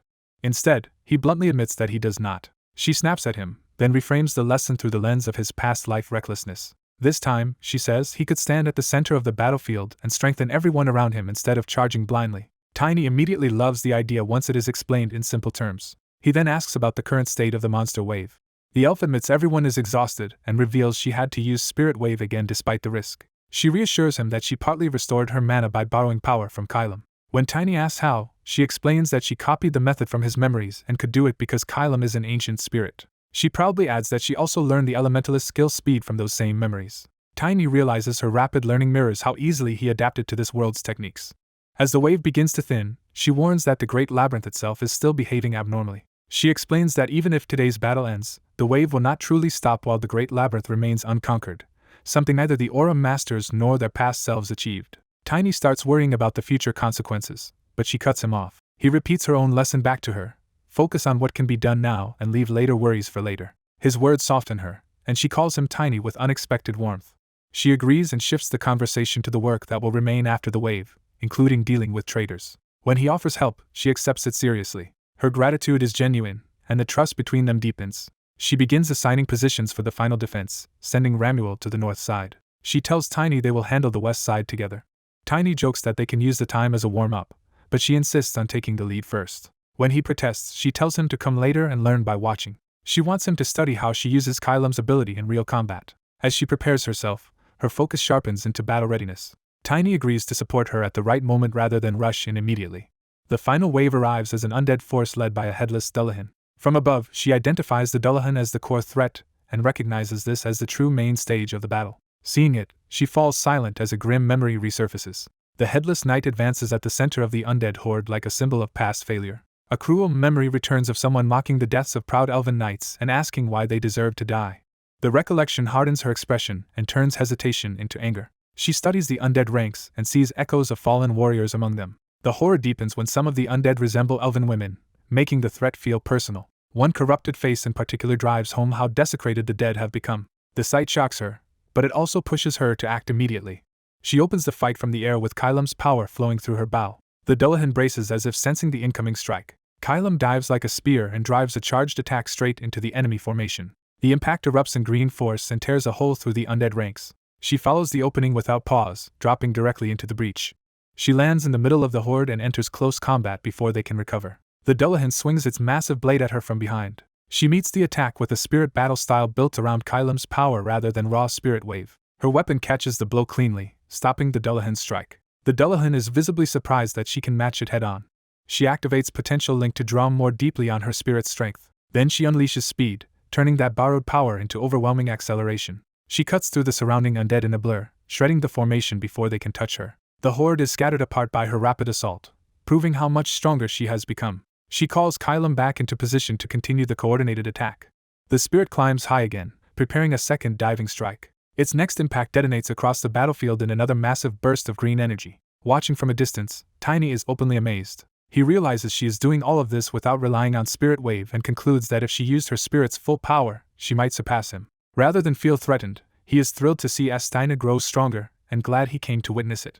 Inspired, he calls for the Lunar Wolf and prepares to join the battle himself. Elsewhere, supply wagons continue moving through the forest, suggesting the wider operation is still in motion. After the fighting eases, Tiny remarks that the stubborn wave is finally almost over, and Estina agrees it was unusually severe. He asks whether anything has happened back in Elvenheim, especially to the World Tree. She says she cannot tell whether the disaster from her past life has been prevented or simply has not happened yet, and reminds him again to focus on the present.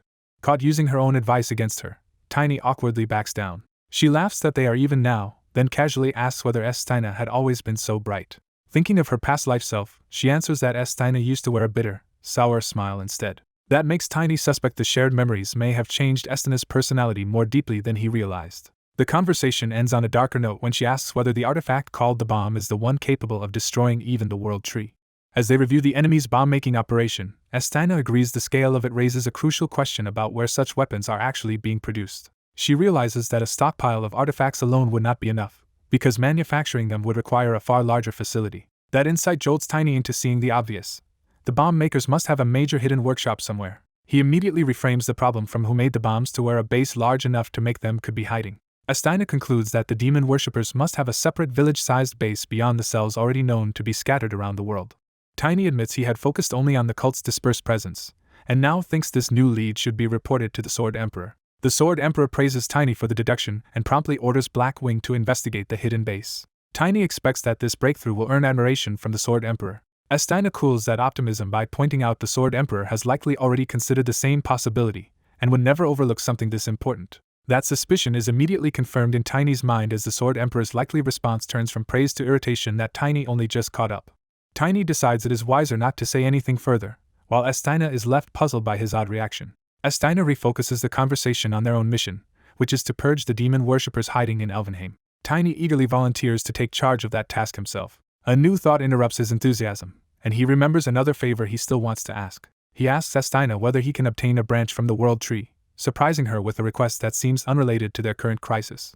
The request triggers Tiny's memory of a dwarf asking what rare material could be found in Elvenheim, and Tiny had answered with a World Tree branch. He explains that he promised to help a dwarf craftsman create the masterpiece of his life, so he wants the branch for that purpose. Astina recognizes the dwarf as Grandel from memories she has seen, and agrees to try to secure the branch. Because the request matters to Tiny, Astina promises to handle it personally, leaving him grateful but uneasy about how much of his past she now knows. The scene shifts to a search in Elvenheim, where the investigators discover that their latest inspection has turned up nothing. Astina reports the failure to a superior, and the discussion turns to the 3 squads that had been under her command. She explains that over several days they thoroughly checked all Elven knights and patrol squads, yet Tiny listens closely as the results begin to sound wrong. The most troubling part is that none of the missing suspects from her own squads ever reappeared. Her superior is alarmed by the implication that multiple traitors existed inside Astina's unit alone, while Astina warns there may be even more hidden elsewhere. The superior demands another full inspection, but Astina insists repeated checks have already found nothing in the other units. She turns to Garen and his spirit wolf for confirmation, pressing whether they are certain no other patrols were compromised. Garen cautiously offers a possibility. Patrol teams continue operating even after monster waves end, so suspects might have slipped away during those rotations. Astina objects that patrols rotate on fixed schedules, making unnoticed returns unlikely, though the idea still lingers. Garen adds that Imperial Knights often trade shifts informally among themselves. That detail shocks the Elven superior, because it suggests the elves might have the same vulnerability without realizing it. Astina immediately sees the implication that elven patrols could also be swapping duties without reporting it. Her superior addresses her sharply, forcing her to commit to action. Astina resolves to report directly to the High Elder and mobilize the main force to arrest everyone currently out on patrol. The superior authorizes ruthless measures, giving permission to execute any resistors on the spot. Astina accepts the order without hesitation. As the meeting breaks, someone politely remarks that they hope they have been helpful. Tiny seizes on the opening and tells Garen that, thanks to his idea, they finally have a workable lead. At that moment Haruel arrives and warmly greets Garen, revealing they already know each other. Haruel is delighted to have found Garen after searching for him all over Elvenheim. Tiny is startled to realize this is the same elf who once gave Garen a token, and he wonders how the two became friends so easily. Garen introduces Tiny as the remarkable friend he had spoken about, and Haruel greets him with admiration for his deeds in the Great Forest. Tiny is caught off guard by the praise and by how naturally Haruel treats him. Garen and Haruel instantly fall into an absurdly enthusiastic greeting ritual that says more about their personalities than any explanation could. Watching them, Tiny finally understands exactly how those two managed to become friends. Once the reunion settles, Garen asks Haruel why he came in such a hurry. Haruel explains that a human waiting outside urgently asked him to deliver a written message. Garen recognizes the sender as Jay, but is confused about why Jay would resort to a note instead of speaking directly. The moment Garen reads it, his expression changes to shock. Tiny immediately senses the message is serious and demands to know what happened. The note reveals a major upheaval. An orc civil war has erupted. A scholar explains that 5 clans have united to ignite the conflict. He adds that the orcs have avoided internal war for nearly 50 years, so the Empire sees this sudden fracture as a strategic opportunity. Tiny questions what kind of opportunity could come from such chaos. The answer is blunt. If the orcs weaken themselves through infighting, the threat they pose to the western lands will diminish as well. Garen accepts that war among the orcs was probably inevitable someday, but is shaken that it has begun now of all times. The scholar says the Duke has already started responding to the crisis. According to him, the Duke learned of the war because an orc personally came to deliver the news. That detail hangs in the air as everyone tries to understand what it means. Garen suddenly remembers the orc friend he made in Jammingwood and urges the others to see that the message likely came from him. He becomes emotional at the thought that Hazal truly kept his promise, while Tiny is stunned that the unlikely friendship was real after all. The scholar continues that the Duke has requested imperial mediation in the conflict. Garen reacts in alarm, because imperial mediation would run directly against what he believes the Empire actually wants. The scholar explains that public opinion toward the Valencia family is worsening, yet the Duke still intends to mediate even by invoking the authority of the imperial family. That decision shocks Garen, who cannot believe the Duke would choose a course so politically dangerous. Tiny falls silent and starts thinking through the implications behind the Duke's move. He rules out the idea that this is simply another scheme inherited from the late Emperor. Instead, he begins to suspect that the next catastrophe may be shifting away from Elvenheim and toward the orcs. The scholar notices Tiny's reaction and presses him, sensing that he understands more than he is saying. Tiny tries to dodge the attention by vaguely suggesting that demon worshippers might somehow be involved. That possibility immediately alarms the others, who ask why he would connect the cult to the orc civil war. Pressed for a source, Tiny flounders because he cannot reveal how he knows what he knows. He stalls awkwardly, searching for a way to explain himself without exposing the truth. He remembers the Sword Emperor's warning that his return through time must remain a secret shared only by a very few. That warning had been especially severe about the temple, which would brand such knowledge as blasphemy and burn him alive for it. So instead of the truth, Tiny blurts out that there had been a traitor among the elves. The scholar immediately asks whether that traitor had been interrogated. Tiny claims she was an elven knight, and that her testimony hinted at exactly this kind of hidden connection, which the scholar admits is suspicious enough to matter. Privately, Tiny reassures himself that no one else can verify the full truth anyway. The scholar then says he would like to meet that traitor personally, hoping she might reveal even more. When Tiny panics and asks how that would even be possible, the scholar calmly reminds him that secrecy does not make elves unreachable. Tiny is forced to admit the problem. The traitor was executed immediately, so there is no one left to question. The scholar regrets the lost lead, while Tiny is relieved that his lie cannot be tested any further. The scholar concludes that the Emperor himself is unlikely to intervene, and that the Valencia family cannot officially involve itself because of its position within the Empire. From his perspective, there is no realistic way left to stop the war. Tiny rejects that defeatism and insists there is still a way. Though he cannot promise success, he says the answer lies in going to Bader. That declaration draws immediate attention because Bader is the sacred land of the orcs. Before he can explain further, Little arrives with urgent news that someone is waiting for Tiny at the castle gates. The messenger identifies the visitor as a paladin from the temple. Tiny is instantly unnerved that a paladin is specifically asking for him. The warning is repeated in full, leaving no doubt that the temple has come directly to Elvenheim to find him. Little adds that the paladin says the Pope himself wishes to meet Tiny in person. That revelation terrifies Tiny far more than the paladin's arrival alone. In his mind, the word blasphemy echoes like a death sentence. He can only ask why the Pope would ever want to see him, and no one around him has any answer. His imagination immediately jumps to the temple condemning him as a heretic for defying time and offering him to the flames. The fear overwhelms him completely. So when Little moves to bring the paladin in, Tiny desperately stops her and begs her to tell the visitor he is not there. Little is baffled that Tiny would refuse such a summons, but he has already made up his mind to flee. He abruptly announces to Jay and Garen that he is leaving that very day, prompting stunned protests from both of them. Astina reminds him that he promised to help expose the traitors in the patrol squads, but Tiny argues that the Orc civil war now takes priority. He tells them to imprison the suspects for the moment, and runs off before anyone can stop him. Elsewhere, under cover of night, figures move into position in the forest. A group of hooded cultists confirms that preparations are complete, and orders everyone to hide and wait for Tiny to arrive. One of them notices the weapon they are relying on, and asks about it. The answer is that the First Elder provided an artifact capable of erasing traces of dark magic while amplifying its power. The cultist reveals the artifact's name, Os Virga, and takes hold of it with confidence. They believe this tool will let them strike Tiny hard, though they still fear the power he displayed in demonic territory. To be safe, they have also arranged a final contingency if the artifact alone is not enough. Even so, the wielder is uneasy about having to resort to that last measure. Meanwhile, Tiny races through the night, determined to stay ahead of the trouble closing in around him. Riding the Lunar Wolf at full speed, he estimates they can reach Bader in 3 days if they maintain the pace. He worries that he left Elvenheim too abruptly to explain everything properly to Astina. That worry becomes immediate reality when Astina catches up to him, clearly furious that he slipped away without finishing what he started. Tiny knows getting entangled with the temple would only deepen suspicion around him, so he tells himself he had no choice but to leave first and explain later.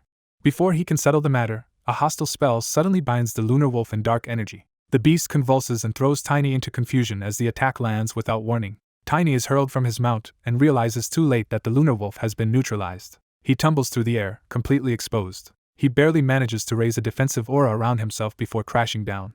The impact explodes across the forest floor. Tiny lands hard but recovers quickly enough to curse the sudden ambush. As he looks up, a demon rushes him from behind, revealing that this is no ordinary attack. The creature's bladed strike tears toward him at lethal speed. Tiny recognizes at once that demons are involved. Another demon follows through with a second attack, trying to finish him before he can regain control. Tiny catches his weapon and braces himself to counter. He answers with a brutal swing that smashes the attacker away. The demon is sent flying back through the trees. Tiny steadies himself and immediately shifts from surprise to battle focus.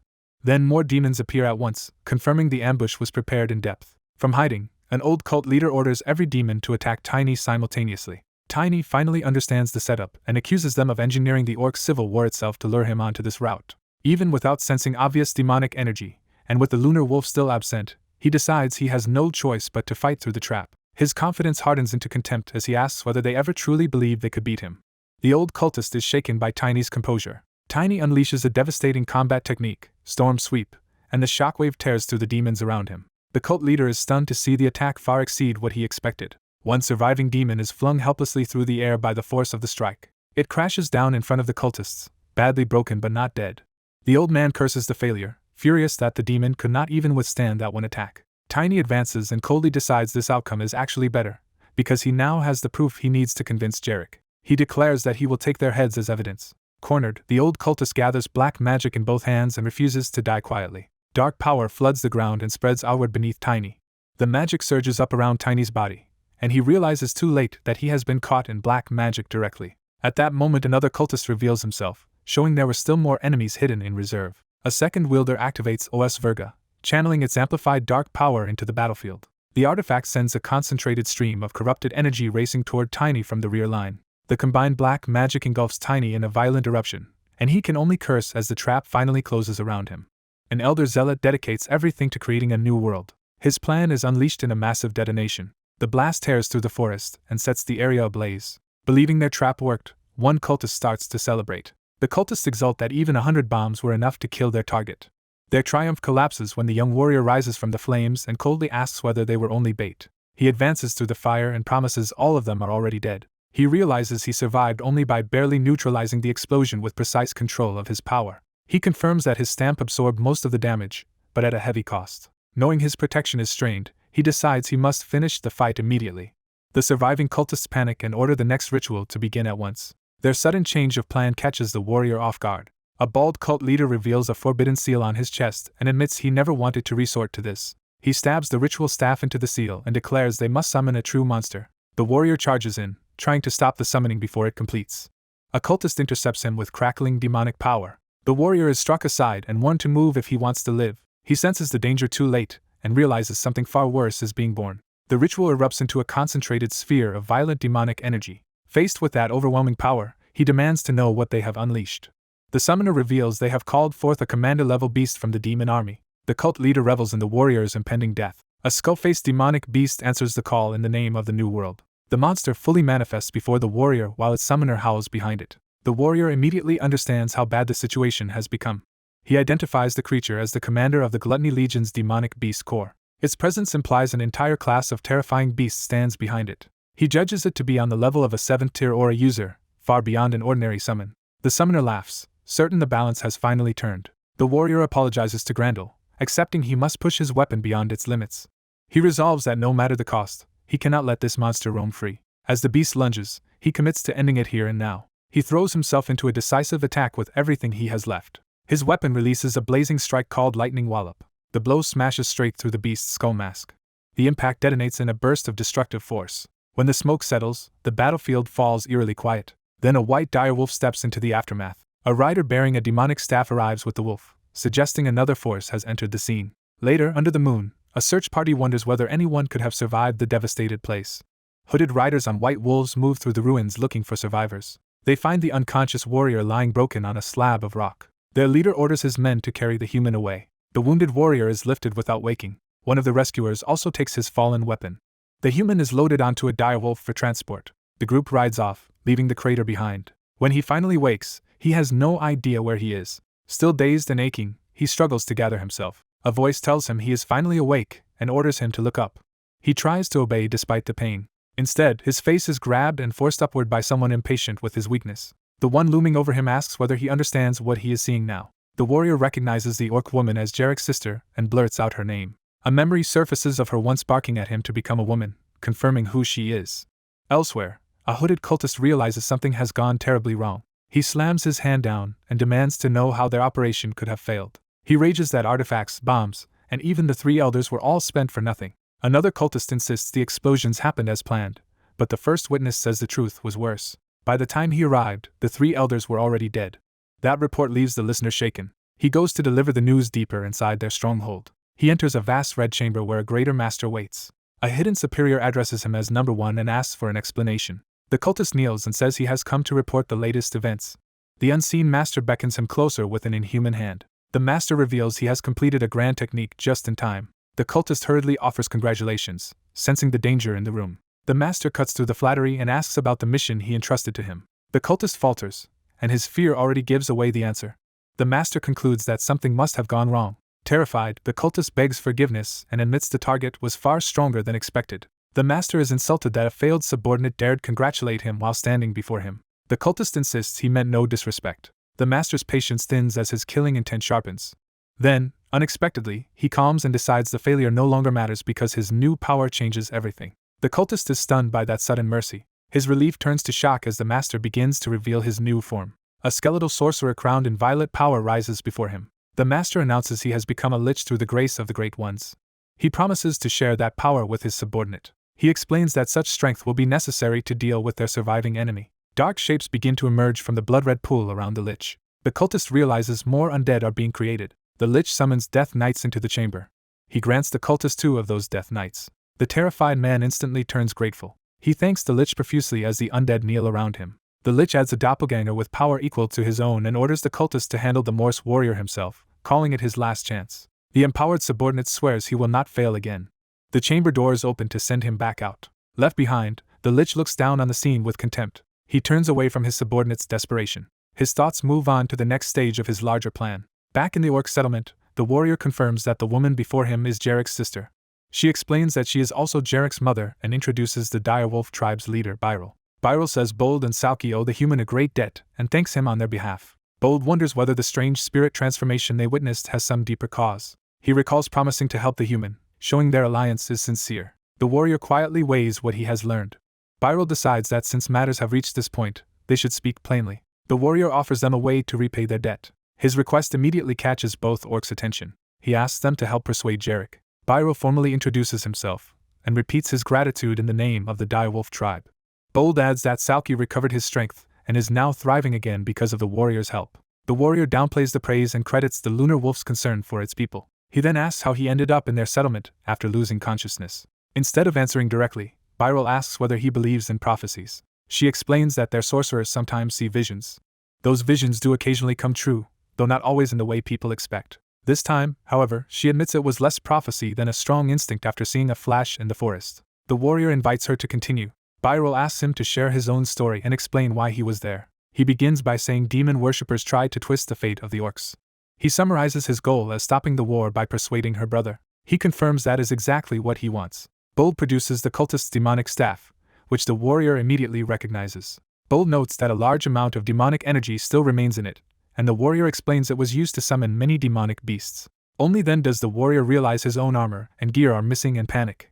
Byro reassures him that the tribe's best blacksmith is repairing his weapons using their built-in self-repair function. That reminds him of the unusual properties of his equipment, including shock amplification and self-repair. Relieved, he relaxes for the first time since waking. He decides to use the recovered staff as proof when he goes to confront the great warrior. He explains that the Black Rhinoceros tribe must be stopped before the conflict grows worse. He warns that Nergui is trying to gather more tribes and ignite an even larger war. Byro says she knows Nergui well. She reveals that Nergui once fought Jarek for the title of Great Warrior. Jarek pursued strength through martial skill, while Nergui sought to overcome his limits through sorcery. In the end, Nergui lost to Jarek. Unable to surpass him fairly, Nergui became obsessed with power reserved for true great warriors. That failure drove him to abandon his dream and become a tribe leader instead, leaving behind a bitter contradiction. Byro asks whether the human has ever actually met Jarek. He lies with a strained smile and claims he already knows exactly how stubborn Jarek is. Byro recalls Jarek's creed that he would rather die than betray his code and honor. The warrior remembers trying to push him into a dishonorable attack and realizes just how rigid that code is. Jarek's refusal to begin an unfair fight now makes perfect sense. Even so, the warrior concludes that beneath all that stubbornness, Jarek was fundamentally decent. Byro warns him that Jarek still will not trust him easily. She predicts Jarek will reject any attempt to interfere in a tribal war as a violation of his code, and the warrior grimly notes how accurate that sounds.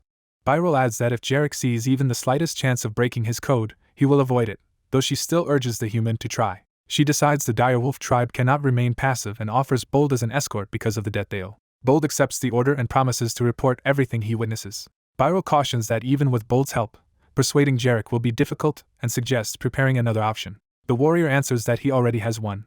Soon after, riders race across the canyon toward Bader. As they near the city, one rider announces they are almost there. At the same time, a human-aligned cultist declares that any war involving humans is blasphemous. He arrives before the orcs with Death Knights and Dark Riders at his back, bringing the cult's power into the conflict. Faced with this new threat, Bold resolves that a true great warrior would try to end this unjust war.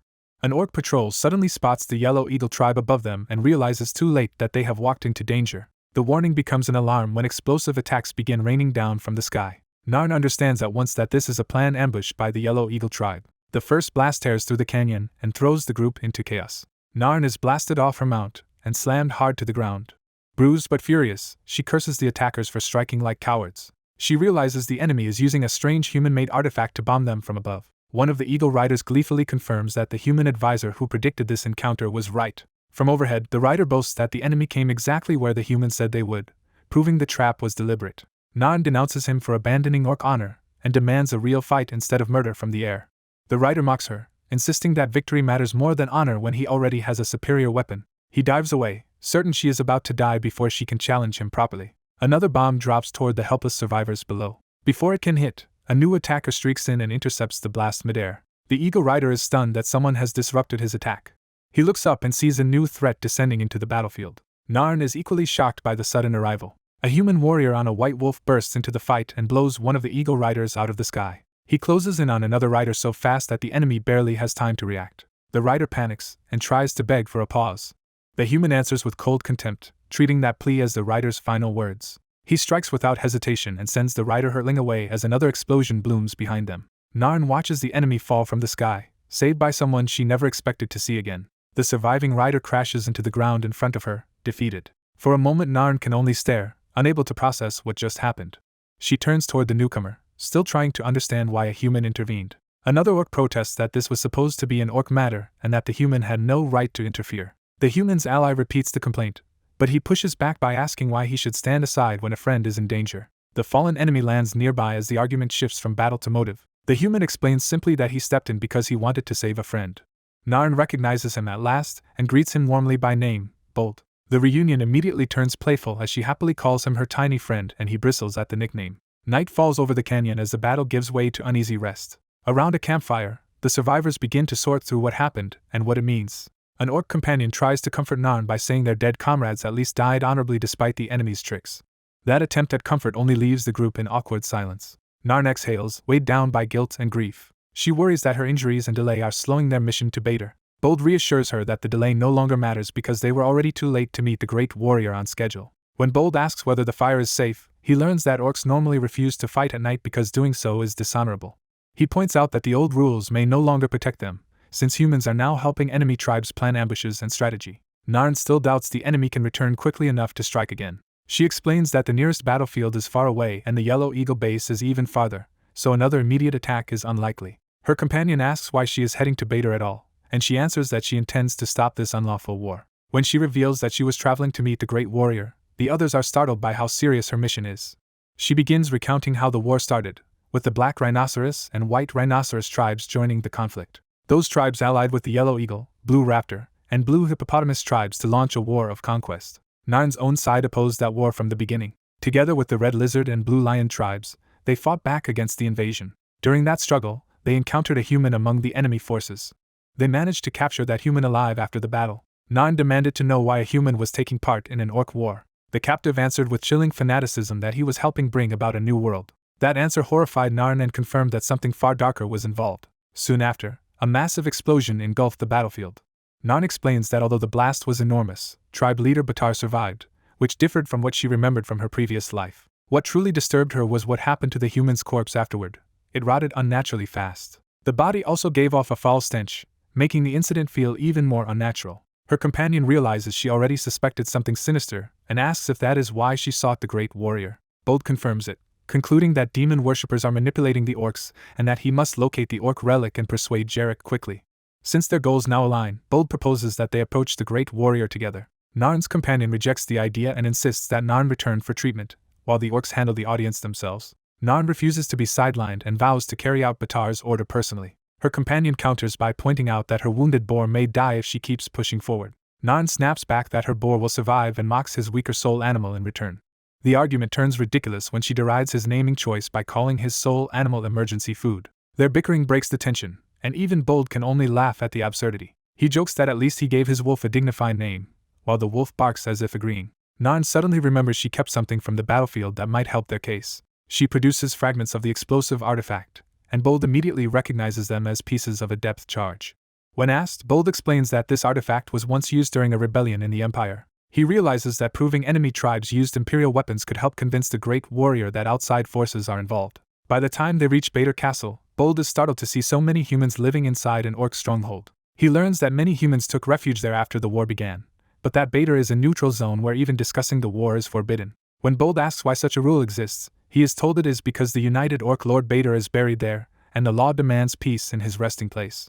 Narn argues that they are not there to debate the war itself but to expose the enemy's deceit and hidden schemes. Bold starts looking for a way around the restriction. Even asking to cut the line fails, because the waiting orcs cling rigidly to the code and refuse to break order for urgency. Bold grows frustrated, thinking that blind obedience to the code may doom everyone just as it once failed Jarek. His thoughts return to a grim claim he once heard, that the code can become a chain that suppresses orcs' natural instincts. He remembers challenging that idea and being told bluntly that it was simply the truth. The argument he recalls was that orcs depend so heavily on battle instinct that, without the code, they would become no better than beasts. Bold had mocked that logic, provoking fury from the orc who warned him never to compare them to beasts again. That memory lingers as he senses the same stubborn pride surrounding him now. He also remembers the bitter conclusion that criticizing the code becomes meaningless once everything it was meant to protect is already gone. The memory ends with the image of ruin and the feeling that there was nothing left to return to. Back in the present, Bold steels himself around that same question of what the code is really worth. Inside the hall, the Great Warrior introduces himself as the protector of the code and makes clear that his authority rests on it. A hooded messenger immediately backs down under that pressure, insisting he only wanted clarification. The hall falls quiet for a beat before violence suddenly erupts. The great warrior strikes the hooded figure so hard that he is sent flying across the chamber. The messenger crashes to the floor in front of Bold and the others, proving how absolute the great warrior's authority is. The great warrior orders words sent to Nergui that anyone who wants to legitimize war should not have broken the code in the first place. Narn identifies the beaten messenger as a shaman of the Black Rhinoceros tribe and likely a courier from Nergui. She and her companion infer that the Yellow Eagle tribe delayed them so Nergui's message could reach the great warrior first, but the messenger is now too broken to deliver it. They realize the exact message is unclear, yet whatever it was, it cannot bode well. At last the great warrior formally receives Narn of the Red Boar tribe and Bold of the Dire Wolf tribe. When he pauses before naming Bold, his attention sharpens with sudden interest. He addresses Bold dismissively as a small human, immediately asserting dominance. Bold introduces himself with forced politeness while inwardly resenting being called tiny again, and the great warrior asks why he has come. Bold begins his explanation, but a familiar blue glow catches his eye overhead. He is stunned to discover that the orc relic he has been searching for is hanging above the throne and being used like an ordinary lamp. When the great warrior notices his reaction, Bold quickly hides what he has realized. Privately relieved to have found the relic's location, Bold decides it is safest for now to leave it where it is. Narn seizes the moment and directly appeals to the great warrior. She declares that the current conflict is not honorable and begs him to stop the war. The great warrior's mood turns dangerous as he accuses them of openly discussing war in the one place where it is forbidden. Narn presses on anyway, arguing that demon worshippers started the conflict, so it was never protected by the code to begin with. When he demands proof, she cites the enemy attack, the captured servant of the demon worshippers, and the suspicious prisoner taken after battle. He dismisses testimony alone and demands tangible evidence. Narn presents the fragments of the explosive artifact used in the ambush as physical proof. The great warrior admits the fragments are noteworthy but says they still do not prove enough. Her companion adds the corrupted staff taken from the enemy and urges the great warrior to examine the demonic energy still lingering in it. That claim finally catches the great warrior's attention. Bold realizes the great warrior is still hiding behind procedure and bracing himself to reject the truth again. The great warrior confirms it, saying that as protector of the code he will do only what the code requires and nothing more. Before he can dismiss them, Bold steps forward and interrupts. He asks with deliberate boldness whether he may personally present the evidence the great warrior claims to want. The great warrior studies him more carefully, now intrigued rather than merely annoyed. He confirms Bold's name and asks whether the human truly possesses the proof himself. Bold answers that the decisive evidence is not on him, but can be found in the Black Rhinoceros tribe if the great warrior dares to look. The great warrior praises Bold's nerve but makes clear that a human's words alone will never move him. Narn urgently defends Bold, insisting he has already thwarted the demon worshippers twice and is the most reliable witness they have. The great warrior rejects her defense, reminding her that humans have long been enemies of the orcs. He argues that humans have always deceived orcs with clever promises, and cannot be trusted no matter what they have accomplished. He reaffirms that he will not allow the code to be broken and starts to send them away. Bold cuts in with a sharper question, asking whether the code matters more to him than the orcs dying in this war. The word sacrifice makes the great warrior stop and focus on Bold's accusation. Bold presses the point, saying that countless orc warriors are dying in this dishonorable war, and that this is sacrifice by any honest name. He forces the issue further by asking whether the great warrior values the code above his people, or simply fears taking responsibility for breaking it as a leader. Narn and her companion panic as Bold openly provokes the one orc they most needed to persuade. The great warrior rises in fury and gives Bold a final warning. He threatens to kill Bold if the human says one more reckless thing. Even then, Bold keeps speaking, turning the great warrior's own earlier words over in his mind. He repeats the idea that the code is merely a tool for shackling and suppressing orcs, stunning Narn and the others. That is enough to make the great warrior launch himself from the throne in a rage. As the attack comes, Bold realizes the great warrior's so-called natural instincts are exactly what he is unleashing. The strike lands with explosive force. Blood spatters onto the floor, showing how badly Bold has been hit. Bold coughs blood but remains conscious. Narn and her companion cry out in horror, fearing he has gone too far. The great warrior reveals he held back his mana and spared Bold only because he wants answers from him. He says he left Bold alive so they can speak privately, and that the human should be grateful for that mercy. Then he orders everyone else to leave, saying there is something he must confirm alone. Narn and her companion hesitate, worried that Bold's recklessness will get him killed. Bold steadies himself and promises them he will make sure to convince the great warrior. Once they are alone, the great warrior asks whether the earlier insult to the code truly came from Bold himself. Bold admits the words were not his own but something an orc he once knew said. The great warrior refuses to believe any orc would dare speak of the code that way and suspects Bold as lying. Bold answers that if the great warrior wants the truth so badly, he should come with them, and then Bold will show him exactly which orc said it. The human insists the orcs were ruined by demon worshippers just as another victim had been, and refuses to let the accusation be dismissed as a trick. But Jarek rejects the appeal outright, hardened by everything humans have done to his people and unwilling to trust one now. To break through that distrust, The human offers to stake his own life on what he is saying. Jarek answers that a human life means little if humans abandon honor the moment circumstances change. Instead of backing down, the human treats Jarek's refusal as a challenge to find a stronger guarantee. He proposes another way to prove himself. When he names the Dagger of Oaths, Jarek is stunned that a human even knows of it. The human explains that the relic is a secret warrior's heirloom that kills anyone who breaks a sworn promise. Knowing that, he accepts the risk because it would leave him no way to retreat from his claim. Jarek presses him to reveal which orc taught him something so sacred. The human refuses for now and promises to explain only after the war is over. Elsewhere, the story shifts back to the imperial capital. In the palace, the king coldly remarks that his father-in-law's frequent visits are politically improper even for something as simple as sharing tea. The older man admits that and asks whether the king has come again to refuse involvement in the orc crisis. The king confirms that this is exactly why he has come. The father-in-law tries to force the issue by revealing that demon worshippers are entangled with the orcs. The king remains unmoved and demands proof instead of panic. The older man argues that the empire's orc threat has been steadily shrinking, which makes the sudden alarm suspicious. He points to Duke Roctor as the source of that reassuring narrative. Then he turns the accusation around and claims the father-in-law is the one stirring up the orcs to threaten the royal family. The father-in-law denies it and warns that if demon worshippers are not stopped, both empire and crown will be endangered. The king dismisses this as merely Sir Tiny's view, and the older man insists it is his own as well. The king listens in cool silence, still unconvinced. At last he concedes only that he owes Sir Tiny a favor. He refuses to alter his official position, but agrees to lend the imperial shadows instead of regular troops. That limited concession is enough to delight the father-in-law. The king makes clear he is sending covert operatives precisely because the matter is too politically dangerous for open deployment. The older man accepts the compromise with formal gratitude. Back in the orc lands, dust and wind sweep across the canyon as preparations continue. The human asks Bold to carry an urgent message for him. He orders reinforcements sent to Herherin as quickly as possible, specifically through Duke Valencia of Aslan and the Black Rhinoceros tribe. He adds that the Duke must be told his life may be at risk if things go badly. When Bold asks why, the human says the Duke should hear that the great warrior insisted on going alone. Bold worries that this could leave him facing an entire army by himself. The human explains that this is exactly why he needs the favor, and says he will delay the enemy's arrival for as long as he can.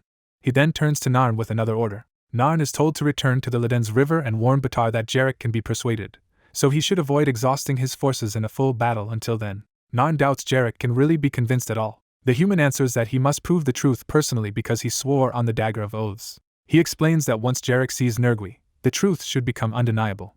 Jarek asks if the human is ready to move. The human says yes, and Jarek warns that if the destination proves empty he will kill him, making escape impossible. Jarek launches forward at full speed, already certain the human will struggle to keep up. The human answers that Lunar Wolf will handle the pace. He surges after Jarek without hesitation, turning the threat into a contest. The orc messengers are left behind, trying to trust that this reckless plan has some hidden logic. Unseen from a ridge, hooded demon worshippers watch the pair race toward Herherin.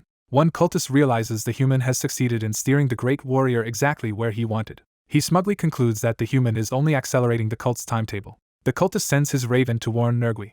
The message reports that the great warrior and the human are heading for Herherin together. Night falls over the desert as their journey continues. By the campfire, the human and Jarek share a tense but strangely calm meal after the brutal run. The human hides his exhaustion behind a grin. He jokes that he won their little race.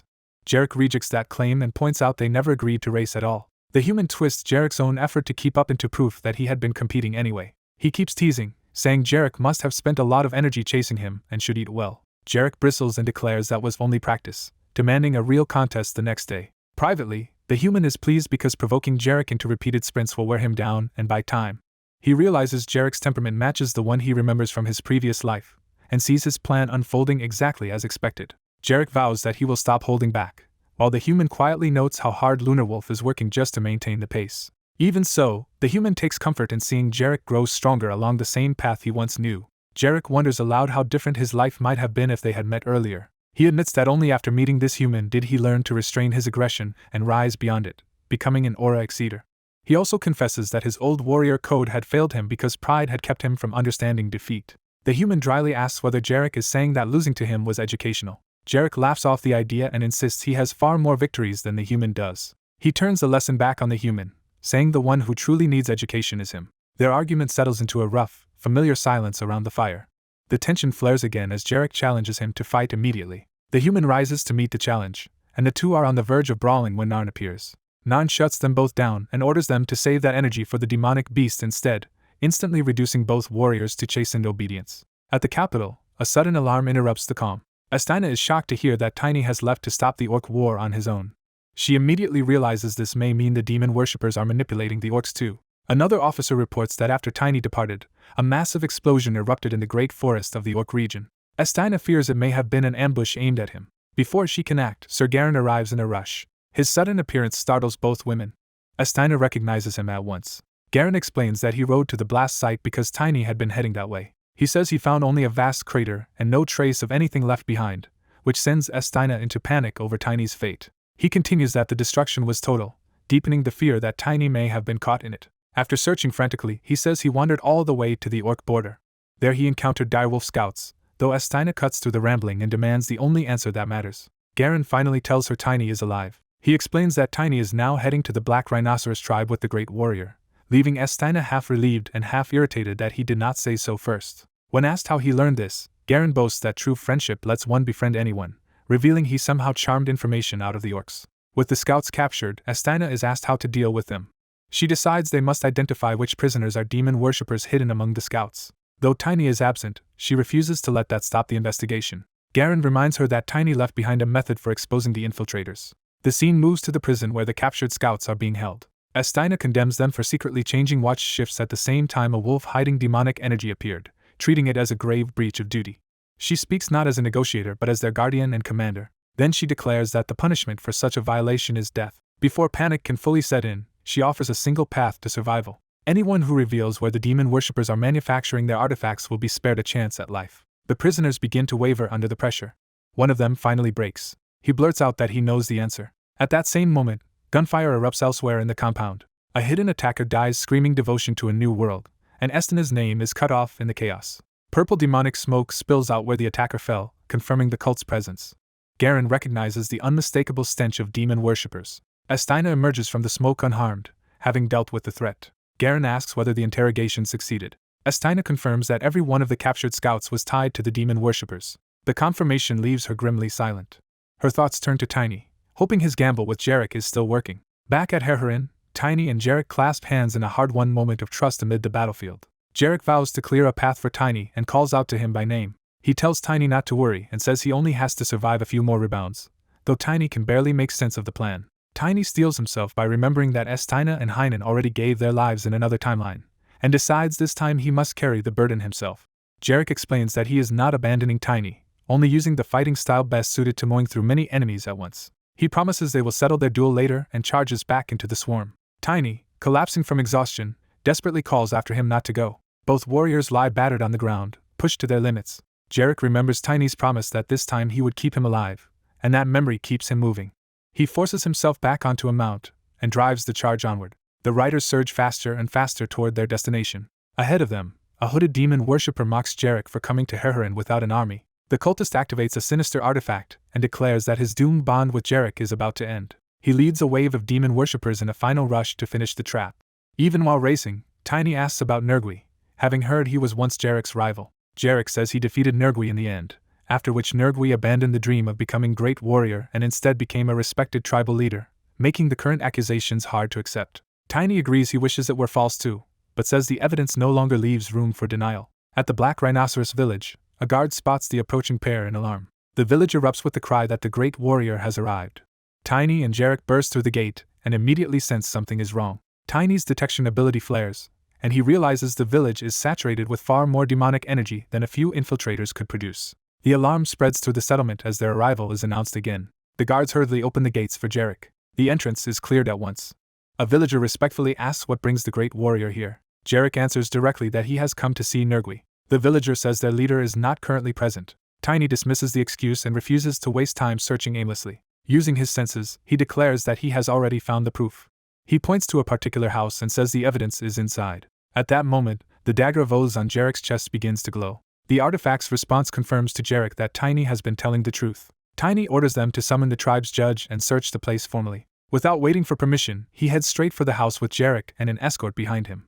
Inside, Tiny follows the demonic traces deeper into the building. He points out the exact spot where the corruption is strongest. A concealed hatch is revealed beneath the floor. They descend into the hidden passage below, with the village elder leading and Jarek close behind Tiny. Jarek smashes through the barrier at the end of the tunnel, forcing open whatever has been hidden there. The orc great warrior is jolted by a sudden, alarming discovery. He and his companions find fallen warriors gathered together under a sinister purple force, and the scene immediately feels wrong. One of the corrupted bodies stirs weakly, proving the dead or missing have been turned into something unnatural. The human realizes these victims are in the same cursed condition as the wolves from Elvenheim, linking the mystery to an earlier incident. An orc witness is horrified that warriors who supposedly died in battle are here instead. The great warrior instantly concludes that Nergui is behind it and erupts in fury. Outside the village, mounted enemies gather as the confrontation spills into open conflict. A hooded leader rallies his riders by framing the attack as revenge against invaders who shamed their tribe. He pushes them to reclaim tribal honor through battle. Hearing Nergui's name, the great warrior charges out to confront him directly. He declares that Nergui must be punished for violating the tribe's sacred code. Nergui's followers hesitate, confused that the tribe's own great warrior is being treated as an enemy. Nergui mocks the appeal to rules and questions why the code should matter now. He accuses the great warrior of abusing his authority to deny the tribe its revenge and of siding with outsiders. The great warrior rejects that excuse and condemns Nergui for trying to hide his crimes behind talk of justice.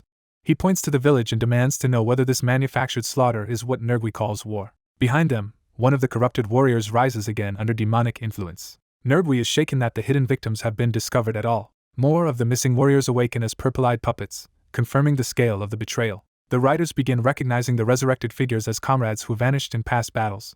An orc survivor steps forward through the corrupted crowd, strengthening the accusation. He publicly denounces Nergui as a false leader who sacrificed his own tribesmen to a devil. Nergui panics internally, realizing his secret should have been known only to him. The great warrior drives his weapon into the ground to seize control of the chaos. The crowd turns on Nergui and roars his name in outrage.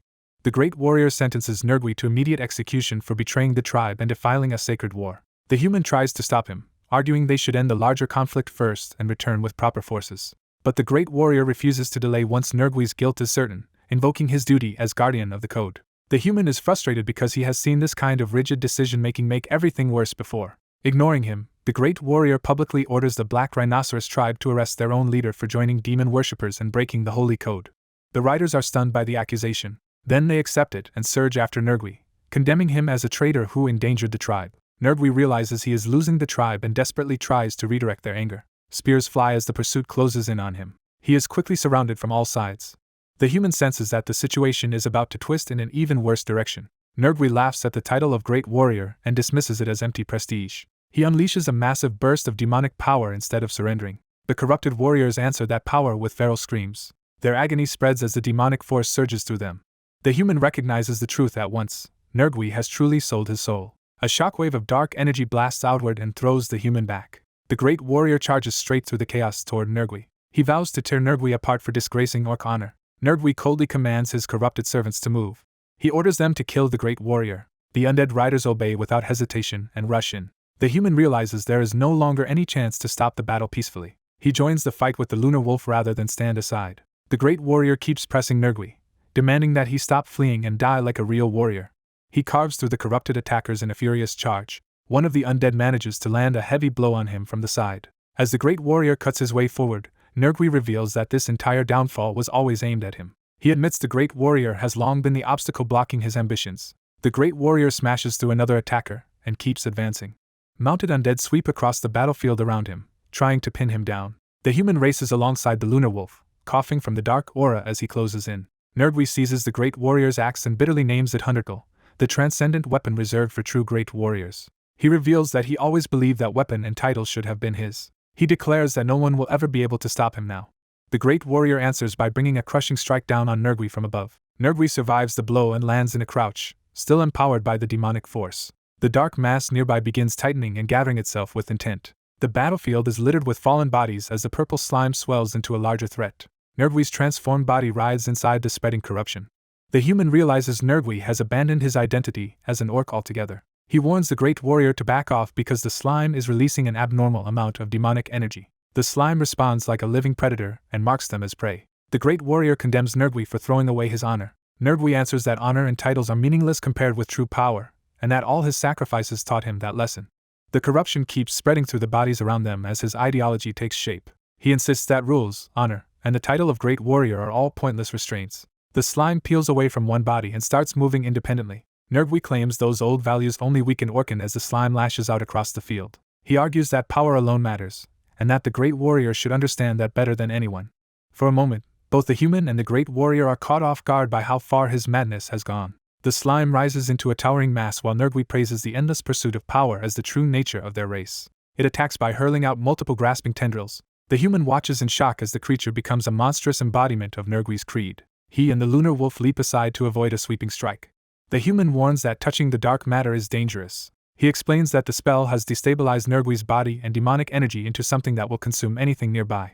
As spikes erupt around them, he orders the lunar wolf to dodge because the slime will devour them on contact. The creature closes in from behind, forcing the human into a desperate defensive position. Realizing he is cornered, the human prepares a technique instead of retreating. He unleashes Tiny Style Technique number 2 in a wide spinning sweep, shouting for the corruption to leave them alone. The whirlwind strike shreds through the incoming tendrils and clears a temporary safe zone. The great warrior asks what that human technique is, but the human only warns again that dark aura corrupts mana. The slime answers by firing more projectiles. The great warrior charges through the barrage, calling Nergui a problem that must be ended now. He plants himself and accuses Nergui of sacrificing their people for this filth. He spits back that all Nergui gained from those sacrifices was foul demonic energy. Nergui rejects the accusation and declares that he will destroy both the old rules and anyone who defends them. He reveals his ambition openly: unite the orcs and lead them into a new world under his rule as Orc Lord. The giant slime looms over the great warrior as if to crown that declaration with force.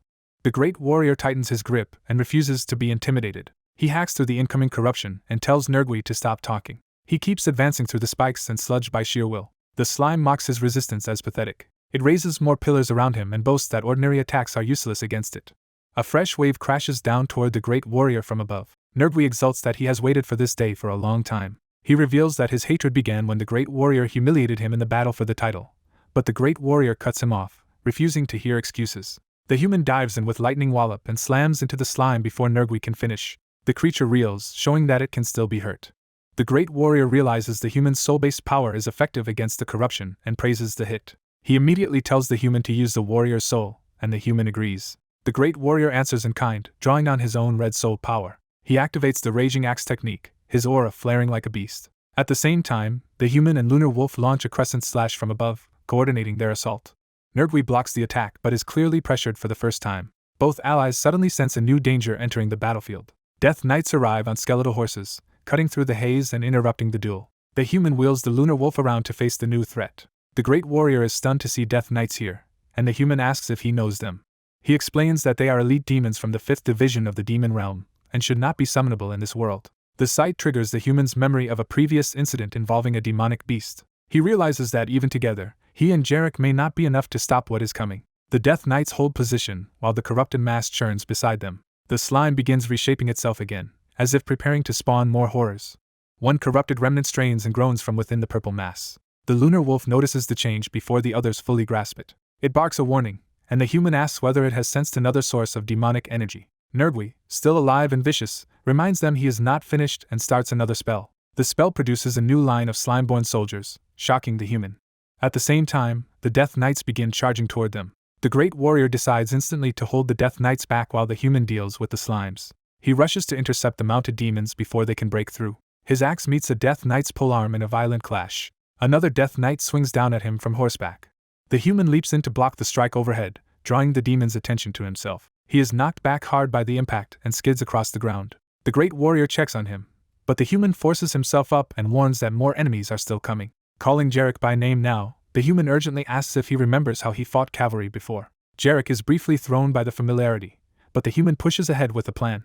Jarek demands to know how the human could know that detail. Instead of answering, the human charges another Death Knight head-on. He ducks under the spear thrust by a hair. Using the opening, he hooks the rider and mount off balance with his staff. He commits fully to the counterattack despite the risk. The Death Knight is caught off guard as horse and rider lose control. The human follows with a brutal strike that lands cleanly. The mounted demon is thrown from the saddle and crashes away. As Jarek closes in behind him, the human finally asks how Jarek knows about that cavalry tactic. He starts to answer that Jarek himself told him. Jarek flatly denies ever saying such a thing and demands the truth. The human hesitates, unable to explain himself in the middle of battle. Jarek decides the answer can wait until they survive. He warns the human not to lie later, even as more Death Knights and corpses litter the battlefield around them. Before the mystery can be resolved, the lunar wolf senses yet another incoming demonic presence, and the human realizes the crisis is still escalating. Tiny senses that something about the battle is wrong and forces himself to figure out the hidden trick. He orders Jarek to hold the line while he rides off on the lunar wolf, insisting he is not retreating but chasing the real answer. Jarek realizes he has been left to face the enemy alone and braces himself to take on every attacker if he must. As Tiny studies the Death Knights, he notices their reactions are unnaturally delayed and concludes they are not behaving like normal foes. He works out that they only move when they detect demonic energy from a distance, meaning someone else is directing them through that signal. With that clue, he searches the battlefield for the hidden source controlling them. A burst of purple power reveals a distant disturbance, and Tiny realizes the controller is nearby. He locks onto the hidden target, and knows he has found the true threat. A concealed caster reacts in pain as Tiny closes in on his position. Tiny cuts through newly appearing purple creatures and realizes the enemy keeps spawning distractions to hide the caster.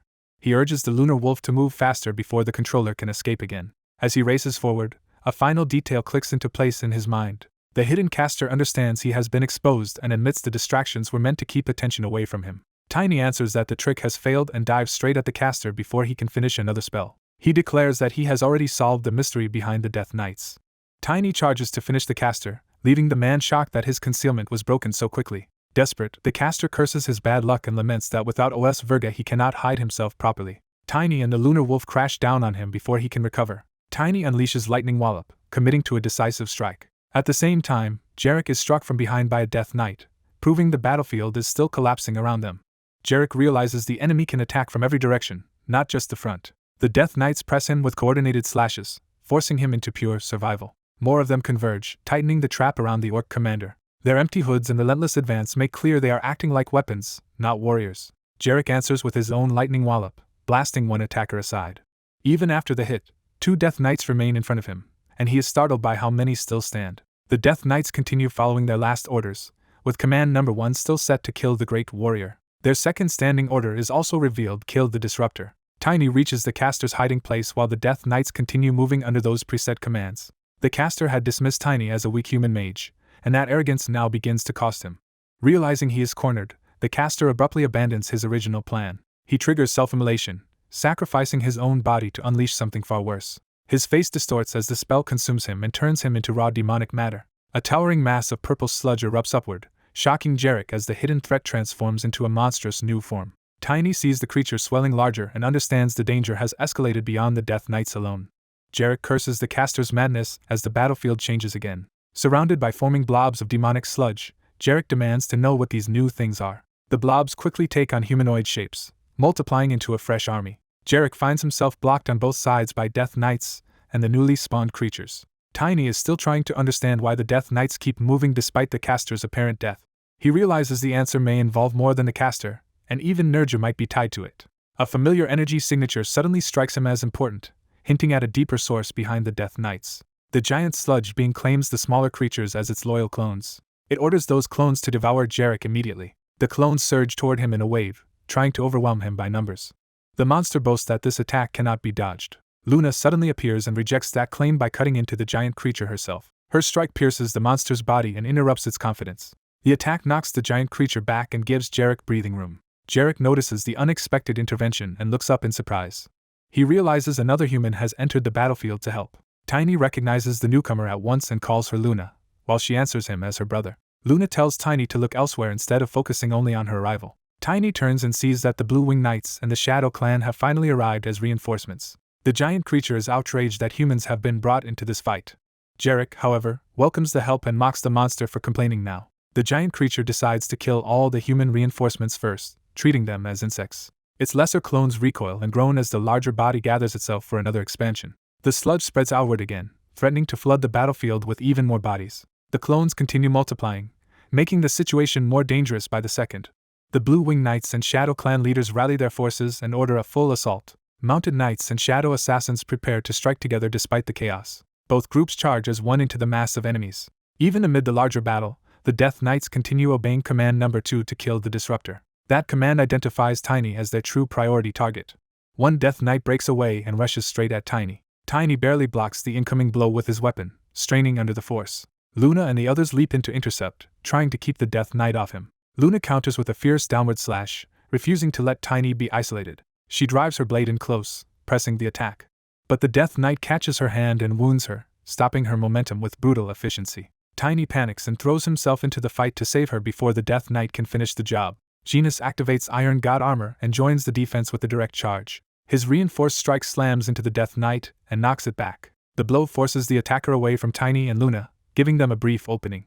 Tiny realizes too late that demonic beast energy destroys and weakens ordinary mana, which is why their magic is failing. He warns Luna to stay back because the corruption will only spread if she keeps fighting at close range. Knowing normal mana is useless, Tiny decides he must use destructive mana himself, even if his stamp may not survive it. He plants his foot and begins channeling power through his body. The Death Knight still advances on him while the battlefield burns around them. Tiny amplifies his movement with gravity reversal at 60-fold strength to force an opening. He follows with another lightning wallop, pouring destructive power into the attack. The Death Knight meets the strike head-on instead of retreating. Tiny is startled when the enemy refuses to block in the normal way. The collision erupts in a violent explosion. When the smoke clears, the Death Knight is still standing. Tiny understands that this endurance was part of the enemy's plan all along. He realizes too late that he has been baited into a dangerous exchange. The Death Knight's counter has pierced him, and he recognizes that he has taken a serious hit. Even damaged, the Death Knight's armor begins to break apart under the accumulated force. Tiny staggers back bleeding while Luna and Genus move in behind him, and the wounded Death Knight still tries to press forward. Luna rushes to support Tiny, but he insists the wound alone will not kill him. He finally understands the trap. The Death Knight deliberately took his attack to inject demonic energy into his body. Even so, Luna reminds him they still have Jarek and Genus fighting with them. She directs Tiny's attention to another part of the battlefield. The giant sludge creature is still reforming, proving the crisis is not over. Its body continues to regenerate and swell despite everything thrown at it. Tiny realizes that if the monster completes its resurrection, none of them will be able to stop what follows. He orders Luna to take Genus and flee as far away as possible, deciding to stay behind and finish the monster himself. As he grips his weapon, he wonders whether this is their final chance. Though the power is unstable, he resolves to force it into action anyway. Tiny manifests his soul weapon, surrounding himself with blazing destructive mana. The giant creature senses the change and turns to face him in alarm. For the first time, the monster openly fears the power Tiny has drawn out. Tiny roars and commits fully to the attack despite the strain on his body. Elsewhere, Jarek keeps fighting the Death Knights even while wounded and exhausted. He feels the demonic energy inside him corrupting his mana and realizes his own power is becoming unstable. As another Death Knight bears down on him, Jarek struggles to focus while barely holding off the assault. Tiny's destructive blast tears across the battlefield, shaking even Jarek's duel. The explosion forces nearby Death Knights to turn toward the new threat. One Death Knight coldly confirms that another of its kind has been destroyed. It immediately judges Tiny to be the greater danger and shifts its attention away from Jarek. The Death Knight formally changes target priority, elevating Tiny above the great warrior. Jarek, burning with pride and anger, refuses to be dismissed as irrelevant by these things. The giant sludge creature mocks the very ideas of rules, honor, and the title of great warrior. Its contempt pushes Jarek over the edge, making the insult personal. Jarek answers with his own technique, contempt of the weak, and surges into a fiercer state. He reaches out and seizes the opening created by the Death Knight's shift in focus. Jarek drives forward with renewed speed, forcing the Death Knight back. The Death Knight tries to answer with a sweeping counterattack. Jarek's weapon is knocked away, but he refuses to stop. He lunges in barehanded, choosing to finish the fight with his own strength. Jarek grabs the Death Knight by the head and crushes into it with overwhelming force. The impact caves the construct in under his rage-fueled grip. The Death Knight's body begins to split apart under the pressure. Jarek tears through it completely, ripping the construct apart at close range. The Death Knight collapses into fragments and dark smoke. Jarek grimly thanks the enemy for giving him a reason to unleash himself. He finishes the destruction with a final brutal strike. At the same time, the giant sludge creature fixates on the one who awakened it, and tries to justify its existence. Its body churns violently as it continues to unravel under Tiny's assault. The remaining core of the creature falters, its will finally breaking. Jarek watches the last of the sludge collapse into smoke and ruin. He steadies himself as the battlefield finally begins to quiet. From a distance he sees Luna and Genus kneeling over Tiny's fallen body while the reinforcements gather around them. Luna desperately tends to Tiny's wound as Genus kneels beside them, both fearing the worst. The last traces of purple sludge around them dissolve away, confirming the enemy has truly been cut down. The dying remnant of the monster had hoped to survive by using the mana necklace to heal itself and begin again as an orc lord. That final plan is crushed before it can happen. The necklace and the last fragment of the creature are smashed into the ground and destroyed. Jarek stands over the remains as the monster's last hope vanishes. He judges the creature's downfall to be a fittingly ugly end for something born from sacrifice and corruption. Tiny drifts on the edge of consciousness, barely aware of the voices around him. Luna begs him to come back to his senses as Jarek approaches with the battlefield finally under control. Jarek stops beside Tiny and looks down in silence, the victory offering no comfort. He confirms that every last enemy has been cut down. Tiny, barely able to speak, realizes they have managed to stop the catastrophe. The disaster has been prevented, but only at terrible cost. Far away, the wider city still glows under the aftermath of the battle, unaware of how close it came to ruin. As life in the city continues, the survivors are left with the weight of what Tiny gave to save it. A hooded death-like rider emerges through a burning battlefield, carrying the weight of massacre with him. The figure's glowing eyes make it clear that this is no ordinary warrior but a terrifying supernatural force. He advances without resistance, his bloodied weapon suggesting he has already finished judging everyone in his path. Leaving corpses behind, the Reaper-like being walks on through the aftermath of slaughter. He closes in with the same relentless calm, as if death itself has come to collect the last survivor. A blue crystal flares before him, and the ominous vision begins to dissolve. The Reaper's presence shifts into a shadowy memory, signaling that this nightmare is ending. Morning light replaces the carnage, revealing that the horror was only a dream. Tiny wakes in confusion in an unfamiliar bed and struggles to understand where he is. Luna tells him he is in Herherin, sheltered in a peasant's house. Still half trapped in the nightmare, Tiny mistakes her for the Grim Reaper and panics. Luna sharply grounds him in reality, and reminds him that he is alive, not dead. Embarrassed, Tiny tries to recover and address her properly, but his thoughts tangle together. Luna physically snaps him out of it before he can spiral any further. She forces him to restart the conversation correctly, and he awkwardly obeys by calling her Nina. Once he calms down, Luna gets to the point and asks why he came here. She explains that he fulfilled his promise to the Emperor, so after she finishes helping him, their arrangement will be over. Luna adds that he is now free to live however he wants, even to rebuild a family. Her blunt insistence that a man should marry and have children leaves Tiny completely bewildered. He tries to interrupt and explain himself before she carries that idea any further. Before he can, Jarek and Lord Jennas appear, and Tiny is stunned to see Jarek alive. The shock hardens into accusation as Tiny realizes Jarek had known more than he admitted. Tiny confronts him over his silence about the Orc's code and the way it suppresses their true instincts. He recalls Jarek discussing the Dagger of Oaths and other secrets, as if he had been testing how much Tiny understood. Tiny's memory flashes back to fighting beside Jarek against the Reaper-like enemy, reinforcing how deep that hidden knowledge ran. Jarek starts to explain that his methods, including cavalry tactics, were part of a larger plan. Tiny remembers Jarek once vowing to keep him alive, which only makes the secrecy feel more personal. Jarek briefly backs off, realizing Tiny's anger is justified. Then he asks the question directly and demands to know who Tiny really is. Tiny falls silent, weighing whether to finally reveal everything. He asks Lord Jennas to step outside because what he is about to say is meant for Luna and Jarek. Jennas immediately guesses the subject and makes it clear he already knows. He reveals that the Emperor told him, so Tiny no longer needs to hide the truth from him. With no way to retreat now, Tiny decides to speak openly to Jarek. He warns them that what he is about to say will sound impossible, but it concerns all of their futures. As night settles outside, the room becomes a place for confession rather than battle. Tiny bluntly summarizes the truth. In the future they all died fighting the Demon King, and he somehow returned to the past to change that fate. Jarek reacts with disbelief, unable to accept such an absurd claim on faith alone. He dismisses it as a human lie with no proof behind it. Tiny explodes in frustration, warning that Jarek's obsession with proof will lead him straight back to death. Before the argument can collapse completely, Jarek pauses and reconsiders. He decides that a claim made by a comrade who fought beside him deserves trust even without evidence. Remembering that Tiny risked himself to save both his people and his life, Jarek offers him his faith. He says he does not need memories of the future because from now on they are friends. That trust becomes real when they clasp hands in a formal bond.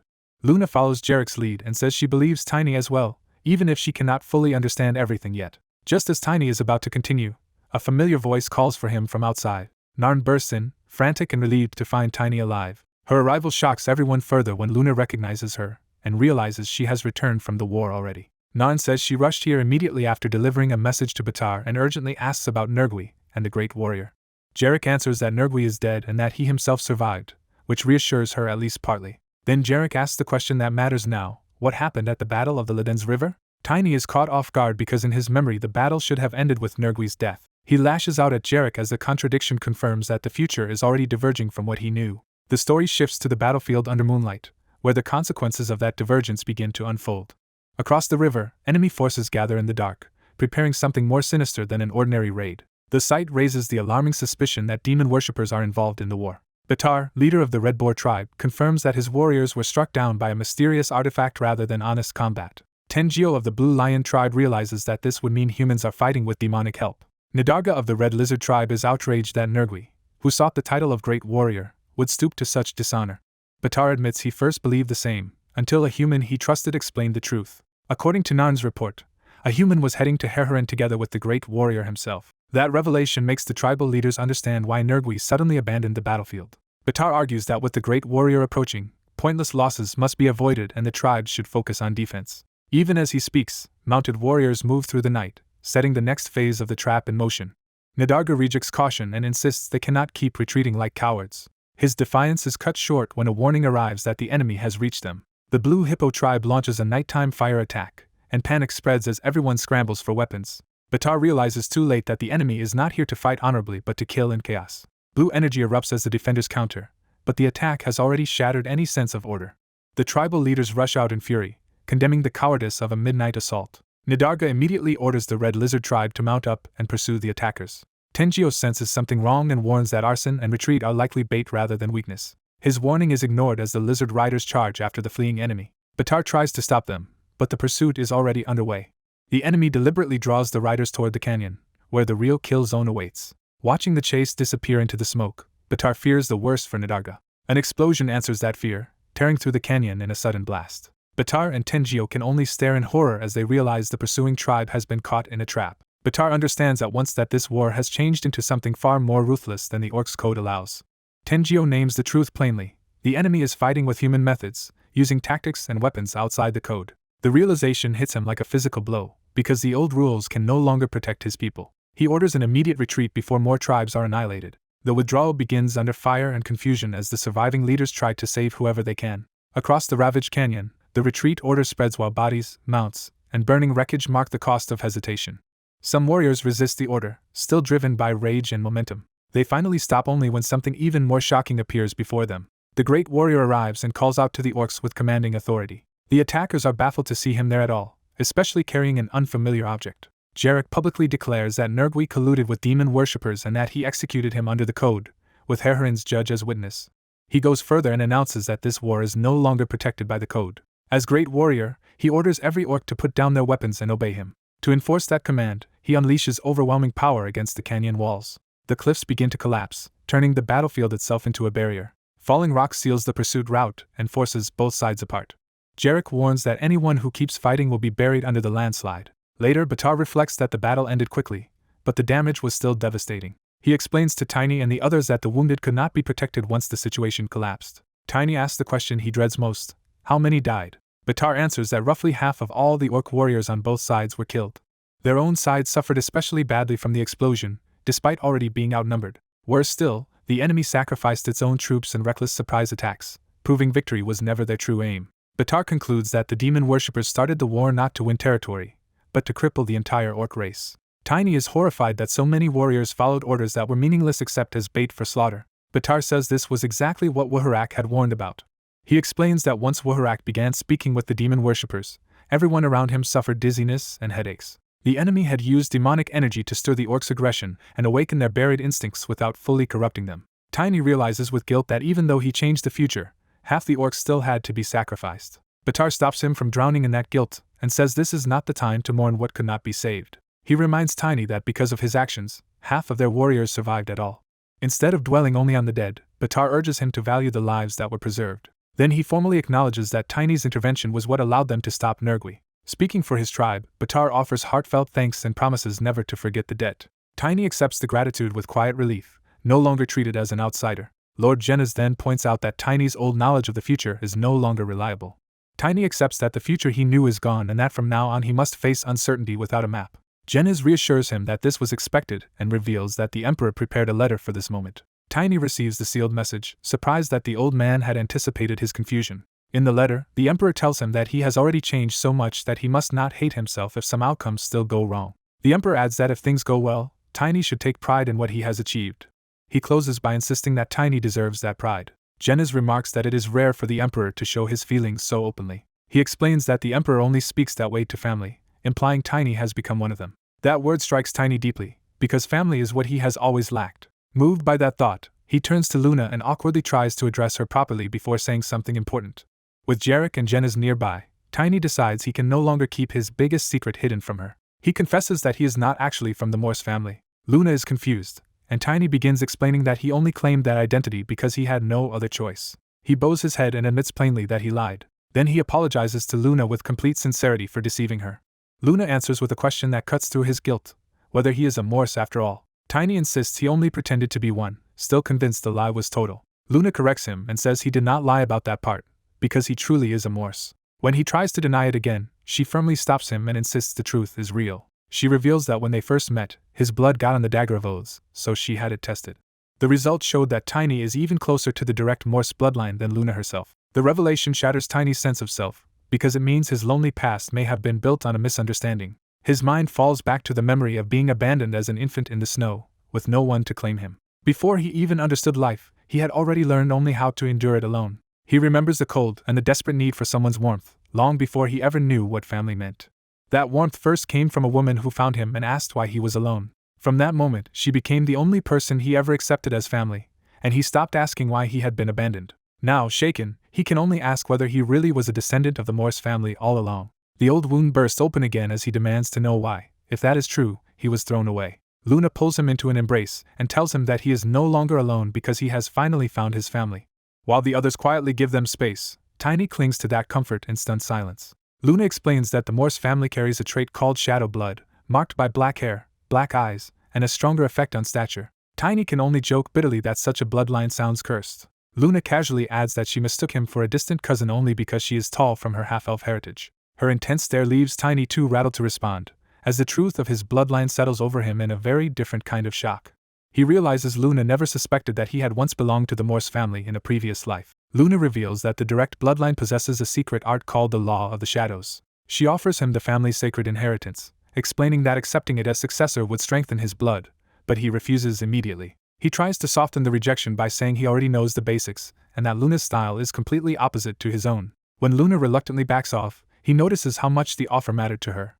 He reassures himself that things ended well because he found his family and prevented the disaster. Just as he starts believing the future is improving, an urgent summons shatters the moment. A messenger reports that a death knight appeared in Batar and stole the holy relic there, while another demonic beast struck Curran. The second attack also succeeded, and the relic Humanitas was stolen as well. The news leaves him stunned, because this should not have happened. The scene shifts to the orc's stronghold as the consequences of the theft spread. An enraged orc leader takes the theft as an unforgivable insult. The tribal chiefs denounce the enemy for first trying to destroy their race and now daring to steal their sacred relic. The room erupts with demands for united retaliation against the ore-wielding monster behind it. One tribe admits it was deceived by Nergui and offers to fight on the front lines as atonement. Another tribe also volunteers to lead the charge, and the others compete to bear the burden of vengeance. The orc leader acknowledges their anger but takes control of the gathering. He forbids any infighting among the tribes until the demon worshippers are completely wiped out. He swears they will not stop until none of those enemies remain anywhere in the world. His war cry carries outside, startling Tiny and Luna as they hear the tribes resolve. The orc leader comes out to meet Tiny and Luna directly. Tiny asks what the tribes learned and whether they uncovered the demon worshippers' location. The orc leader snaps back that finding such information was supposed to be Tiny's job. Tiny dryly answers that if he already knew, he would not be asking, and Luna dismisses the orc's bluster as foolish. The orc leader calms down and reminds them that, at least, they prevented the extinction of his people. When Tiny warns that losing the holy relic is still a major problem, the orc leader initially shrugs it off as an old lamp until Tiny insists on its importance. Tiny angrily explains that the relic's power could have burned countless weaker monsters to death, proving the orc has no idea what was lost. The orc leader bristles at any suggestion that his army is weaker than a relic, but Tiny presses on anyway. By comparing the timing of the messenger's arrival, Tiny concludes the theft must have happened right after they left Bader. The orc leader unexpectedly takes responsibility, admitting the relic was under his protection and that its loss is his fault. Tiny is less concerned with blame than with the fact that the enemy stole the relic instead of simply destroying it. Jennaz adds that the demon in Curran escaped carrying a large crystal, which matches the pattern. Tiny remembers that in his previous life the enemy also tried to steal the core of Curran's relic, and he starts questioning why the holy relics are their true target. Before he can think further, someone calls for him. Jennaz finds him after finishing his report, and warns that they must return to the Empire as soon as the sun rises. He asks Tiny what he intends to do next. Tiny decides they have entered unfamiliar territory, and that the old man back in the Empire may finally have answers. He resolves to leave in the morning. Jennaz accepts the decision without argument. At dawn, the orc leader gathers everyone for a formal farewell. He orders the assembled tribes to salute the man who saved them. The gathered orcs line up and honor Tiny as their benefactor. The orc leader pledges his life to Tiny and tells him to call on that debt whenever needed. Tiny accepts the pledge with a firm handshake. Their alliance is sealed as equals rather than strangers. Far away at Sacred Mountain Nidus, the story turns to the central temple Sol. Inside the temple, an aide notices the Pope's troubled silence and asks what weighs on him. The Pope admits that the alarming news from outside has filled his mind with doubts. He reveals that rumors now portray him as the greedy head of a money-hungry loan shark organization. The absurd slander shocks his subordinate, but it also shows how badly the temple's reputation has fallen. The cardinal is outraged by the blasphemy, while the Pope tries to stay composed. Another report confirms that the temple's image is so damaged that even the Knight of Brilliance fled Elvenheim rather than deal with the Holy Knight they sent. The cardinal bitterly concludes that distrust and hostility toward the temple are growing every day. With the prophecy of doom approaching and no public trust left, he admits they no longer know how to prepare for what is coming. The Pope hesitates, still searching for a path forward.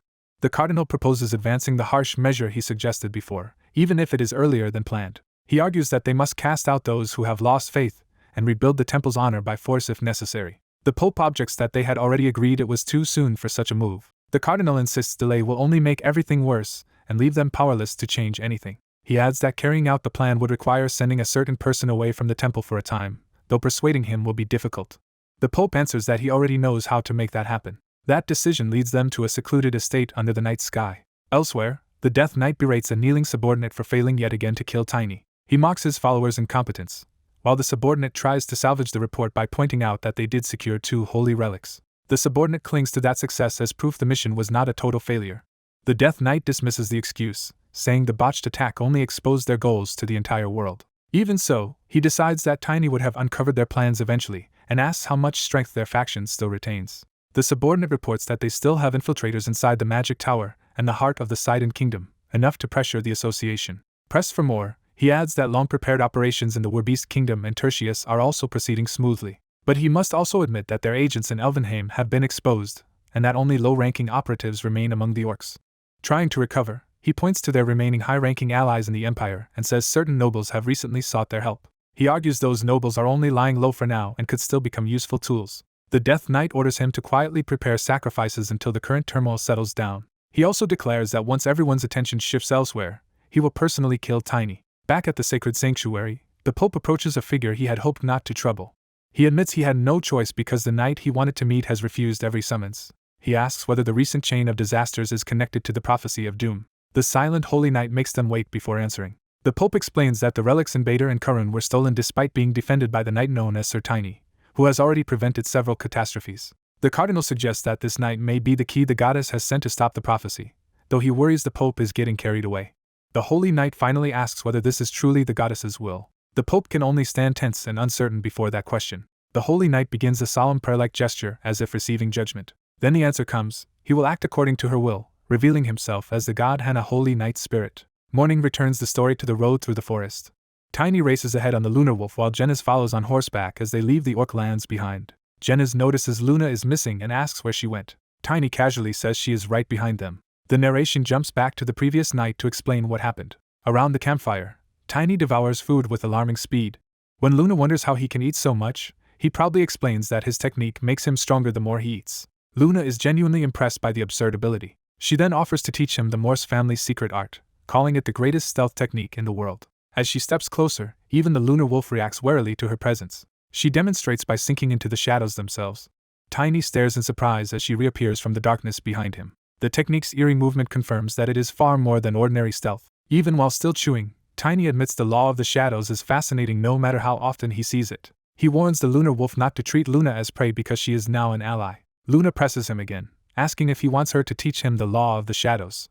He refuses once more, insisting it is the opposite of his own path and that, as a member of the Morse line, she must preserve her family's heritage instead. Luna pushes back, saying it is too early to decide that, and demanding a proper answer until he finally gives in verbally. Her insistence makes him think of another older woman he once called Nuna. He remembers Irena, who cared for him, and Chloe, who always stood beside him. He also remembers the stubborn old man who trusted him.